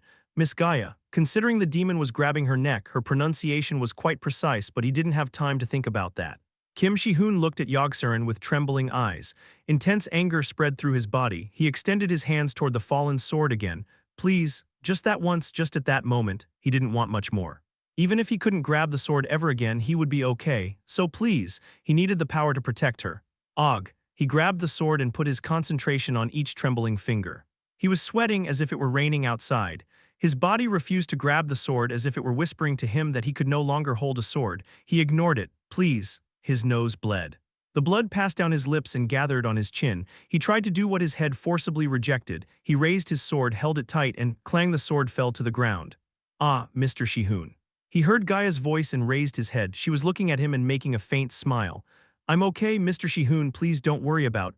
This girl talks too much. Yogg-serin frowned. The tentacles tightened around Gaia's neck. She lost consciousness. Yogg-serin exclaimed in surprise. He wasn't expecting her to really lose consciousness, but he quickly regained his composure. He slowly raised his head and looked at Kim Shi-hoon with contemptuous eyes. So you can't hold a sword? There's no need to feel bad, human. He kept talking as if it didn't matter. This just means this is your limit. In the end, you're just a human that's only worth this much. You can't do anything. You won't be able to achieve anything. You're just a human. Shut up. His body trembled. He heard a voice. I'm sorry for giving birth to you. A nightmarish voice, the voice that devoured his life. The trauma was a stigma that was engraved in his mind. The voice told him that he was at his limit. He'd done the best he could to deny those voices in his head. But, shut up, you motherfucker, he cried and raised his arms, picking up the sword again between his arms instead of with his hands. He stomped on the floor and charged toward the demon. a sword swung without actually being held. There was no way such a thing would work. He bounced away and collapsed. He saw Gaia, the woman he'd sworn to protect, being held hostage by the demon. Move, he said words that wouldn't work. Please move. His senses were faint. No matter how much he tried, his hands just trembled. He couldn't hold the sword. A swordsman that couldn't hold a sword couldn't do anything. Ah, a desperate cry left his mouth and tears dripped from his eyes. A thirst started to spread in his body. I don't need anything. He was okay with any price, it didn't matter what it was. He thought he would be okay even if he had to sell his soul to a demon. He needed strength. Strength to protect her. A fire ignited in his mind. His sight became blurry, something within his body, a giant ball of strength, started to spread. Kang-woo frowned. He heard Kim Shi-hoon crying desperately. He'd left his perch in the trees. It's hard to see. It was something he'd planned and executed, but even so, seeing Kim Shi-hoon struggling like that was hard. Should I have waited? He shook his head at the sudden thought that crossed his mind. They couldn't wait. Kim Shi-hoon needed a push. He needed a desperate situation that would allow him to overcome the despair and grow. Humans were cunning creatures. It didn't matter if they tried their best or how desperate they were, they wouldn't sincerely move unless they had to face that situation up front. It was just like one didn't realize how many years of his life he would lose by entering the military until the day when they were actually shipped off arrived. Something like despair was hard to understand unless faced. Even if that despair is fabricated, someone had to put the pressure on him. He heard Kim Shi-hoon's cry. It was the desperate cry of someone who had hit rock bottom. Kang-woo's mouth went up. Done, he heard the desperation explode like a volcano. If it were the Kim Shi-hoon he knew, there was no way he wouldn't awaken in that situation.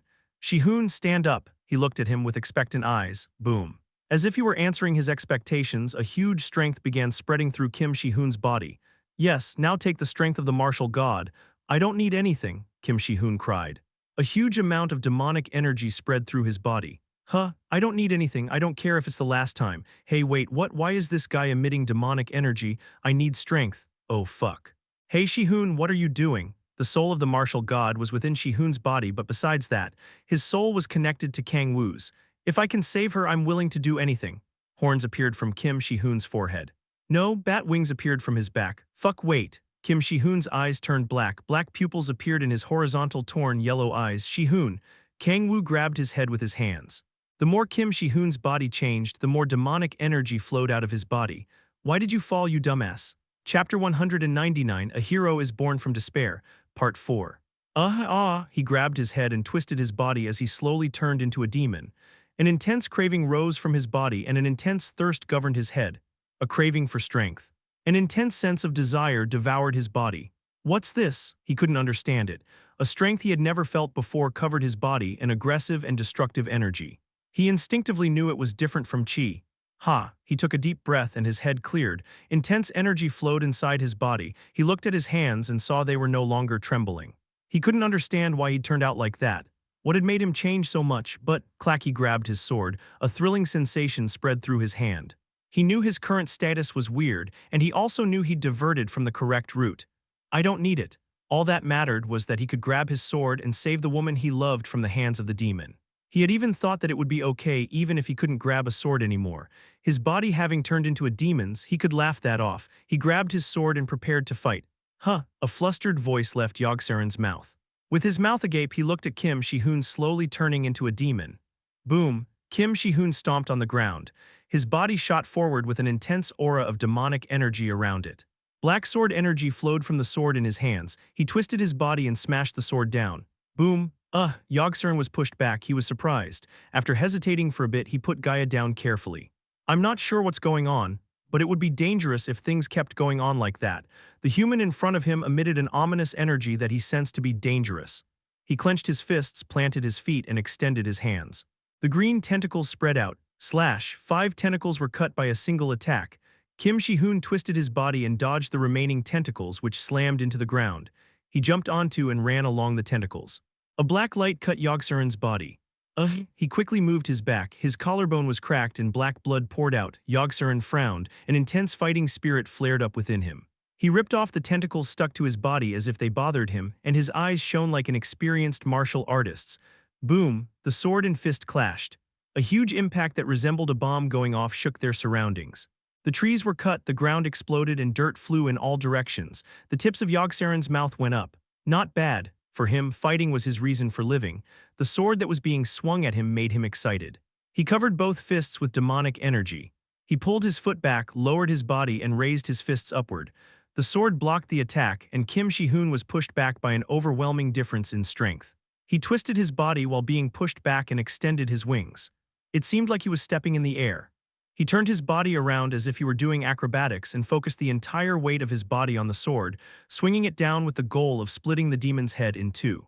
Crack, the demon raised his arms and blocked the attack. The sword crushed his demonic energy gauntlet, and black blood poured out of his split wrist. Yogg-seron pulled his body back, and his wrist regenerated almost instantly. Huh. He laughed in disbelief. He could feel a sense of thrill crawling up his back. The beast's senses that told him he was facing a strong opponent stimulated him, and violent energy spread through his body. Demonic energy spread through their surroundings. He extended his hands and tried to tear the tentacles off. Stop, he heard a voice in his ear. His hands halted. The intensifying lust for battle died off. Don't act on your own, Balrog.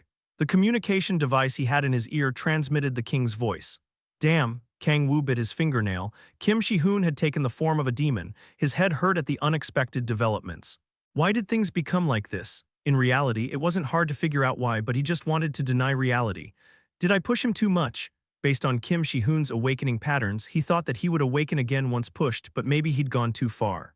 Instead of the martial god's strength, he'd accepted Kang-woo's demonic energy. This is bad. It was an unexpected development of events. He knew that there was a chance Kim Shi-hoon would become influenced by the demonic energy due to the authority of subordination, but Kim Shi-hoon was different from Echidna or Baltsak. The main source of his strength wasn't demonic energy but a power called Qi. The power he used was completely different, so using it like that should have been impossible. Damn, Kim Shi-hoon didn't know that he'd been made a familiar spirit through the authority of subordination. That was something that shouldn't have ever been revealed, but from the way things turned out, he was going to suspect. After all, he'd learned that there was demonic energy inside his body, an energy he shouldn't have had. First, I must eliminate that doubt. Everything would be over if the fact he'd used the authority of subordination became known. The relationship with Kim Shi-hoon he'd built with so much effort would be completely ruined. Kang-woo picked up the communication device. Balrog, repeat what I say. You should make it sound as natural and dirty as possible. He saw Balrog nodding. The best way to eliminate that doubt is... He just thought it up on the spot, but it seemed quite good, ha as expected. Kim Shi-hoon had taken the unconscious Gaia to a safe place. Balrog began to laugh out loud. Good, he saw Kim Shi-hoon looking at Balrog. What Balrog should say was already decided. Let's use the cheat once more. Kang-woo gulped and kept talking. So the seed Mr. Satan planted finally blossomed. I believe in you, Mr. Satan. Please solve this fucked up situation. So the seed Mr. Satan planted finally blossomed. What? Yogg-seron kept talking while making an evil smile. That was enough to shock Kim Shi-hoon. Seed? Was it because he'd taken Gaia to a safe place? Kim Shi-hoon had recovered part of his reason. The black skin and wings on his back, the long tail that resembled a reptile, and the horn on his forehead. He clearly looked like a demon. Don't tell me all of this. Yes, it's something that was planned by Satan. Yogg-seron smiled. Why did you think Mr. Satan became interested in a mere human? It's because he knew you had the soul of the martial god inside of you. He planted a seed inside of you, one that would turn you into a demon. Why? He couldn't understand it. The demon of prophecy, Satan. Why did he want to make him fall and turn into a demon?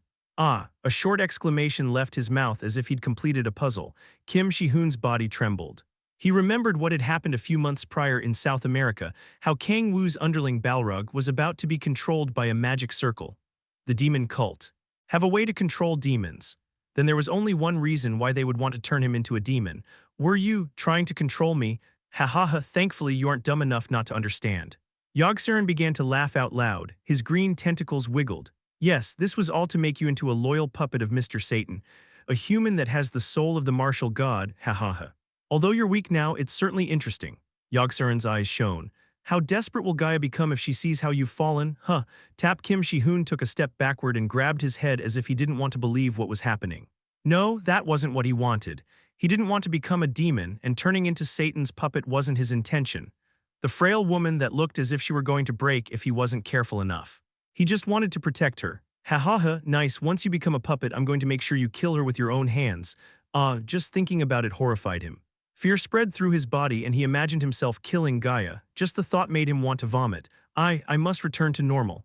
It wasn't too late yet. He could still push the demonic energy out of his body. He only hesitated for a short while. Kim Shi-hoon concentrated on pushing out the darkness that had spread through his body. Wait. He looked at his hands that were still gripping his sword. If I give up this strength now, he might return to not being able to hold a sword again. He started to hesitate. No, he didn't think for much longer. He couldn't become Satan's puppet. Even if it were for those important to him, he had to give up on that strength. Cough, a horrible thirst shook his body. The desire for strength controlled his body. No, he felt his consciousness starting to fade. He felt that his mind was about to be eaten by desires. Ah, tears dripped from his eyes. He couldn't resist the desires of a demon's body. His field of vision became blurry, and he began thinking that becoming a demon wouldn't be that bad of an idea. Hoon. At that moment, he heard a familiar voice. It was as if lightning had struck his head. Kim Shi-hoon turned around while trembling. Kang-woo Hyung, the person he trusted the most in the world, was behind him. Chapter 200, A Hero is Born from Despair, Part 5. Shi-hoon, are you really Shi-hoon? Kang-woo's eyes shook, and it looked as if he were having a bad nightmare. No, there's no way you're Shi-hoon. His body trembled, and he grabbed his hair and shook his head. He tried to deny reality. There's no way the demon in front of him was Kim Shi-hoon. Hyunam, shut up, how dare you act as if you're Shi-hoon, he shouted aggressively. He brought out Del Lane, the sword that emitted a golden light, and a strong killing intent rose from him. He glared at Kim Shi-hoon and Yogsaran with resentment. Where is he? Boom, he stomped on the ground. Golden light started to spread in all directions. Where's Kim Shi-hoon, you motherfuckers? He desperately shouted as if he wanted to erase the worst possible scenario in front of him. Yogsaran grabbed his stomach and began laughing out loud. The tips of his mouth went up as if he found the situation funny. He opened his mouth while looking at Kang-woo. You can't recognize your little brother despite him being right in front of you. What? That over there is your little brother. He raised his hands and pointed to Kim Shi-hoon. That demon is Shi-hoon. Don't say nonsense, he shouted, but he already knew it. He already knew it from the atmosphere that came out of him and how he was looking at him. Hyung's Nim, no, he tried to deny it. He shook his head with a pale expression on his face. He didn't want to believe the nightmare. Why are you? I'm sorry, Kim Shi-hoon lowered his head. He'd fallen after being deceived by Satan. He felt as if his heart were burning after Kang-woo saw him like that. Kim Shi-hoon looked at his own body. Even now, it still wasn't late. He could go back. He could still clean the spoiled water. Kang-woo also had the body of a demon before accepting Tyrion's strength and becoming an apostle of the hero god. Just like him, he just had to give up on the demonic energy that was inside his body. A thirst spread through his body. He felt as if his throat was being scratched with sharp metal and his body trembled as if it were being dried up. I must give it up. He had to let it go. He had to let the dark energy inside his body go. It wasn't hard. All he had to do was let go of the rope. It was simple and easy, but he struggled in pain. The horrible thirst that a demon's body caused that he'd never felt until that point took control of his body. It was like a drug addict was trying to spit a drug out that was already on his tongue. It was like pouring a glass of water out in front of someone who was about to die of dehydration under the sweltering sun. No, it was worse than that. There was a reason why most people that accepted demonic energy inside their bodies lost their minds. Not only that, but the demonic energy inside his body belonged to the Demon King. The desire caused by a demon's body was eating his body as if it was a curse. Shi-hoon, Kang-woo anxiously spread his hands. Kim Shi-hoon started to convulse. He scratched his cheeks with his claws and tore his skin. Black blood poured down from his cheeks, his body twisted and he grabbed his hair. Crack, his fingers pierced his head. His scalp was torn away and he screamed. Crack, he raised his sword and smashed his arms. He desperately swung his sword to free himself from the desires. Blood splashed everywhere and his bones became visible. That only lasted for a moment. As if the time were being rewound, his wounds closed up again. Only the pain remained. Get out of me. It didn't stop. Tears dripped from his eyes. If things went on like that, he would become Satan's puppet. He would end up killing the woman he loved and twisting the neck of the Hyung he admired. No, Kang-woo was overwhelmingly stronger than him, so the opposite was probably going to happen. Either way, it didn't matter. Both results would be catastrophic. There was no hope anymore. I must free myself. He had to be free from Satan's deceptions and his own horrifying desire. He put more strength on the sword. He hoped the pain would wash away this mind-blowing thirst. Shi-hoon, Kang-woo went to him. He grabbed the sword and shouted, "Stop it, you idiot. Hyunam, you can tell me later. First, you should calm down." No, he shook his head. He could feel that the demonic energy was starting to change his body even more. It would be the end if he couldn't stop it from spreading right then. He would fully become a demon and turn into Satan's puppet. I must do it right now. What do you have to do? I can revert it. It still isn't too late, he said in a desperate voice. It wasn't too late, not yet. He grabbed the sword and sawed at his arms again. The sharp blade cut his muscles and bones. A horrible pain spread through his body. He began pouring the demonic energy from inside his body out through the wounds. Crack, the horn that had appeared on his forehead disappeared, and the bat wings were starting to decrease in size. The more he pushed the demonic energy away, the more intense the thirst became. His consciousness became blurry. It felt as if the demonic energy that had devoured his body was talking to him. Are you really going to give up? The demon's sweet whisper. He could see the demon wearing a red mask laughing while looking at him. Shut up. He knew it was an illusion. The Satan he could see and hear was all fake. It was just a nightmare created by that crazy thirst, but even if he knew it was fake, it was hard to resist the temptation. Crack. The horn on his forehead started to rise again. His field of vision was distorted and covered by darkness. Kang-woo looked at Kim Shi-hoon. It wasn't hard to guess what he was experiencing. Not good. He knew how strong the desires of a demon were. When he fell into the hell of the nine skies, he struggled a lot while trying to resist those urges. Was it not enough for me to appear? He was hoping Kim Shi-hoon could push those temptations away after looking at him, but it seemed like the stimulation wasn't big enough. If Kim Shi-hoon keeps living as a demon, he already used the Satan cheat, so he had washed away the suspicions about the authority of subordination. Shi-hoon staying as a demon might be helpful, but he shook his head. No, Kim Shi-hoon's source of strength wasn't demonic energy. That was like putting petrol into an electric car. It was hard to imagine what side effect it would have if things kept going on like that. In the worst-case scenario, Kim Shi-hoon would die. Kang-woo's eyes narrowed. He couldn't let that happen. Then it's time. It was about time to use his last card. The tips of his mouth went up. This is going to work, he was sure of it. He looked at Kim Shi-hoon, who was trembling in desperation. First, adjust the vocal tone. He closed his eyes a bit and tried to get the emotions right. His little brother who had turned into a demon. His ally had fallen after being deceived by a demon. The friendship and love that blossomed in the middle of a desperate situation. The setup was very important. Kang-woo slowly opened his mouth, extended his hands, and grabbed Kim Shi-hoon's shoulders. Shi-hoon, come back to your senses. The emotions are on point, he spoke in a desperate voice that surprised even him. Ting, activating the authority of subordination. He could hear the notification message bell at the same time. Black energy flowed out of Kang-woo's hands and entered Kim Shi-hoon's body. Hyung, Nim, come back to your senses, bastard. I'm sorry, Hyungnim, Kim Shi-hoon's body trembled. At that moment Kim Shi-hoon's eyes widened. He felt an unknown sensation rising from inside him. He quickly turned his head. Ha, can you feel it? This is the strength of the seed that Mr. Satan planted inside you. Yogsaran opened his mouth while he watched everything unfold with his arms crossed. Kim Shi-hoon's expression darkened in despair. No, the desire to destroy, the hatred, and the craziness, Kim Shi-hoon's hands were moving on their own. And no, he was doing his best to control his own movement, but it wasn't enough with that. The seed that Satan had planted blossomed inside him. A horrifying desire to kill was aimed toward Kang-woo. What's wrong? Hyonim. Please get away. Stab. The sword in his hands pierced Kang-woo's stomach. Kim Shi-hoon's eyes and mouth fell open. He could feel his hands stained with blood. It was the chilling sensation of killing in cold blood. Cough, blood spurted out of Kang-woo's mouth. He looked at the sword piercing his stomach in disbelief. Hyonim, I'm sorry. Tears dripped from his eyes. He was hoping everything that was unfolding in front of him was just a nightmare, but the hot blood flowing over his hands was proof that it was real. What did I? He felt that he was about to go crazy.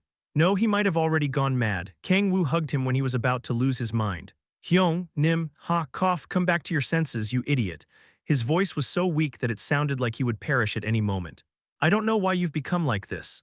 Hyonim, why you shouldn't talk anymore, you're bleeding. Kim Shi-hoon shouted while crying. Kang-woo ignored him and didn't let him go. You can do it. You can beat this. Kang-woo smiled at him. Shi-hoon, he placed his hands on his cheek. Thanks for staying as my little brother. Kim Shi-hoon's body trembled. The trauma that had been carved into his soul. I'm sorry for giving birth to you, the words that had been applying pressure on him, those words that were a nightmare and a curse. Up until then he'd lived to go against those words. Tears dripped from his eyes. Kang-woo's words of affirmation. His thanks for being there. How much had he wanted to hear those words? He could do it. Satan's seed and the demonic energy inside his body. He could toss it all away. Thirst hit him, but he ignored it. A craving for strength invaded his mind, but he ignored it. His sight became pitch black. He tore down the darkness from which he couldn't see anything. The darkness disappeared. Instead, it became filled with a blue light. Kim Shi-hoon's body was surrounded by intense blue light. Ting, your assimilation with martial god Chen Thwang has reached 51.2%. All the conditions for transformation have been fulfilled. Your body is being restructured.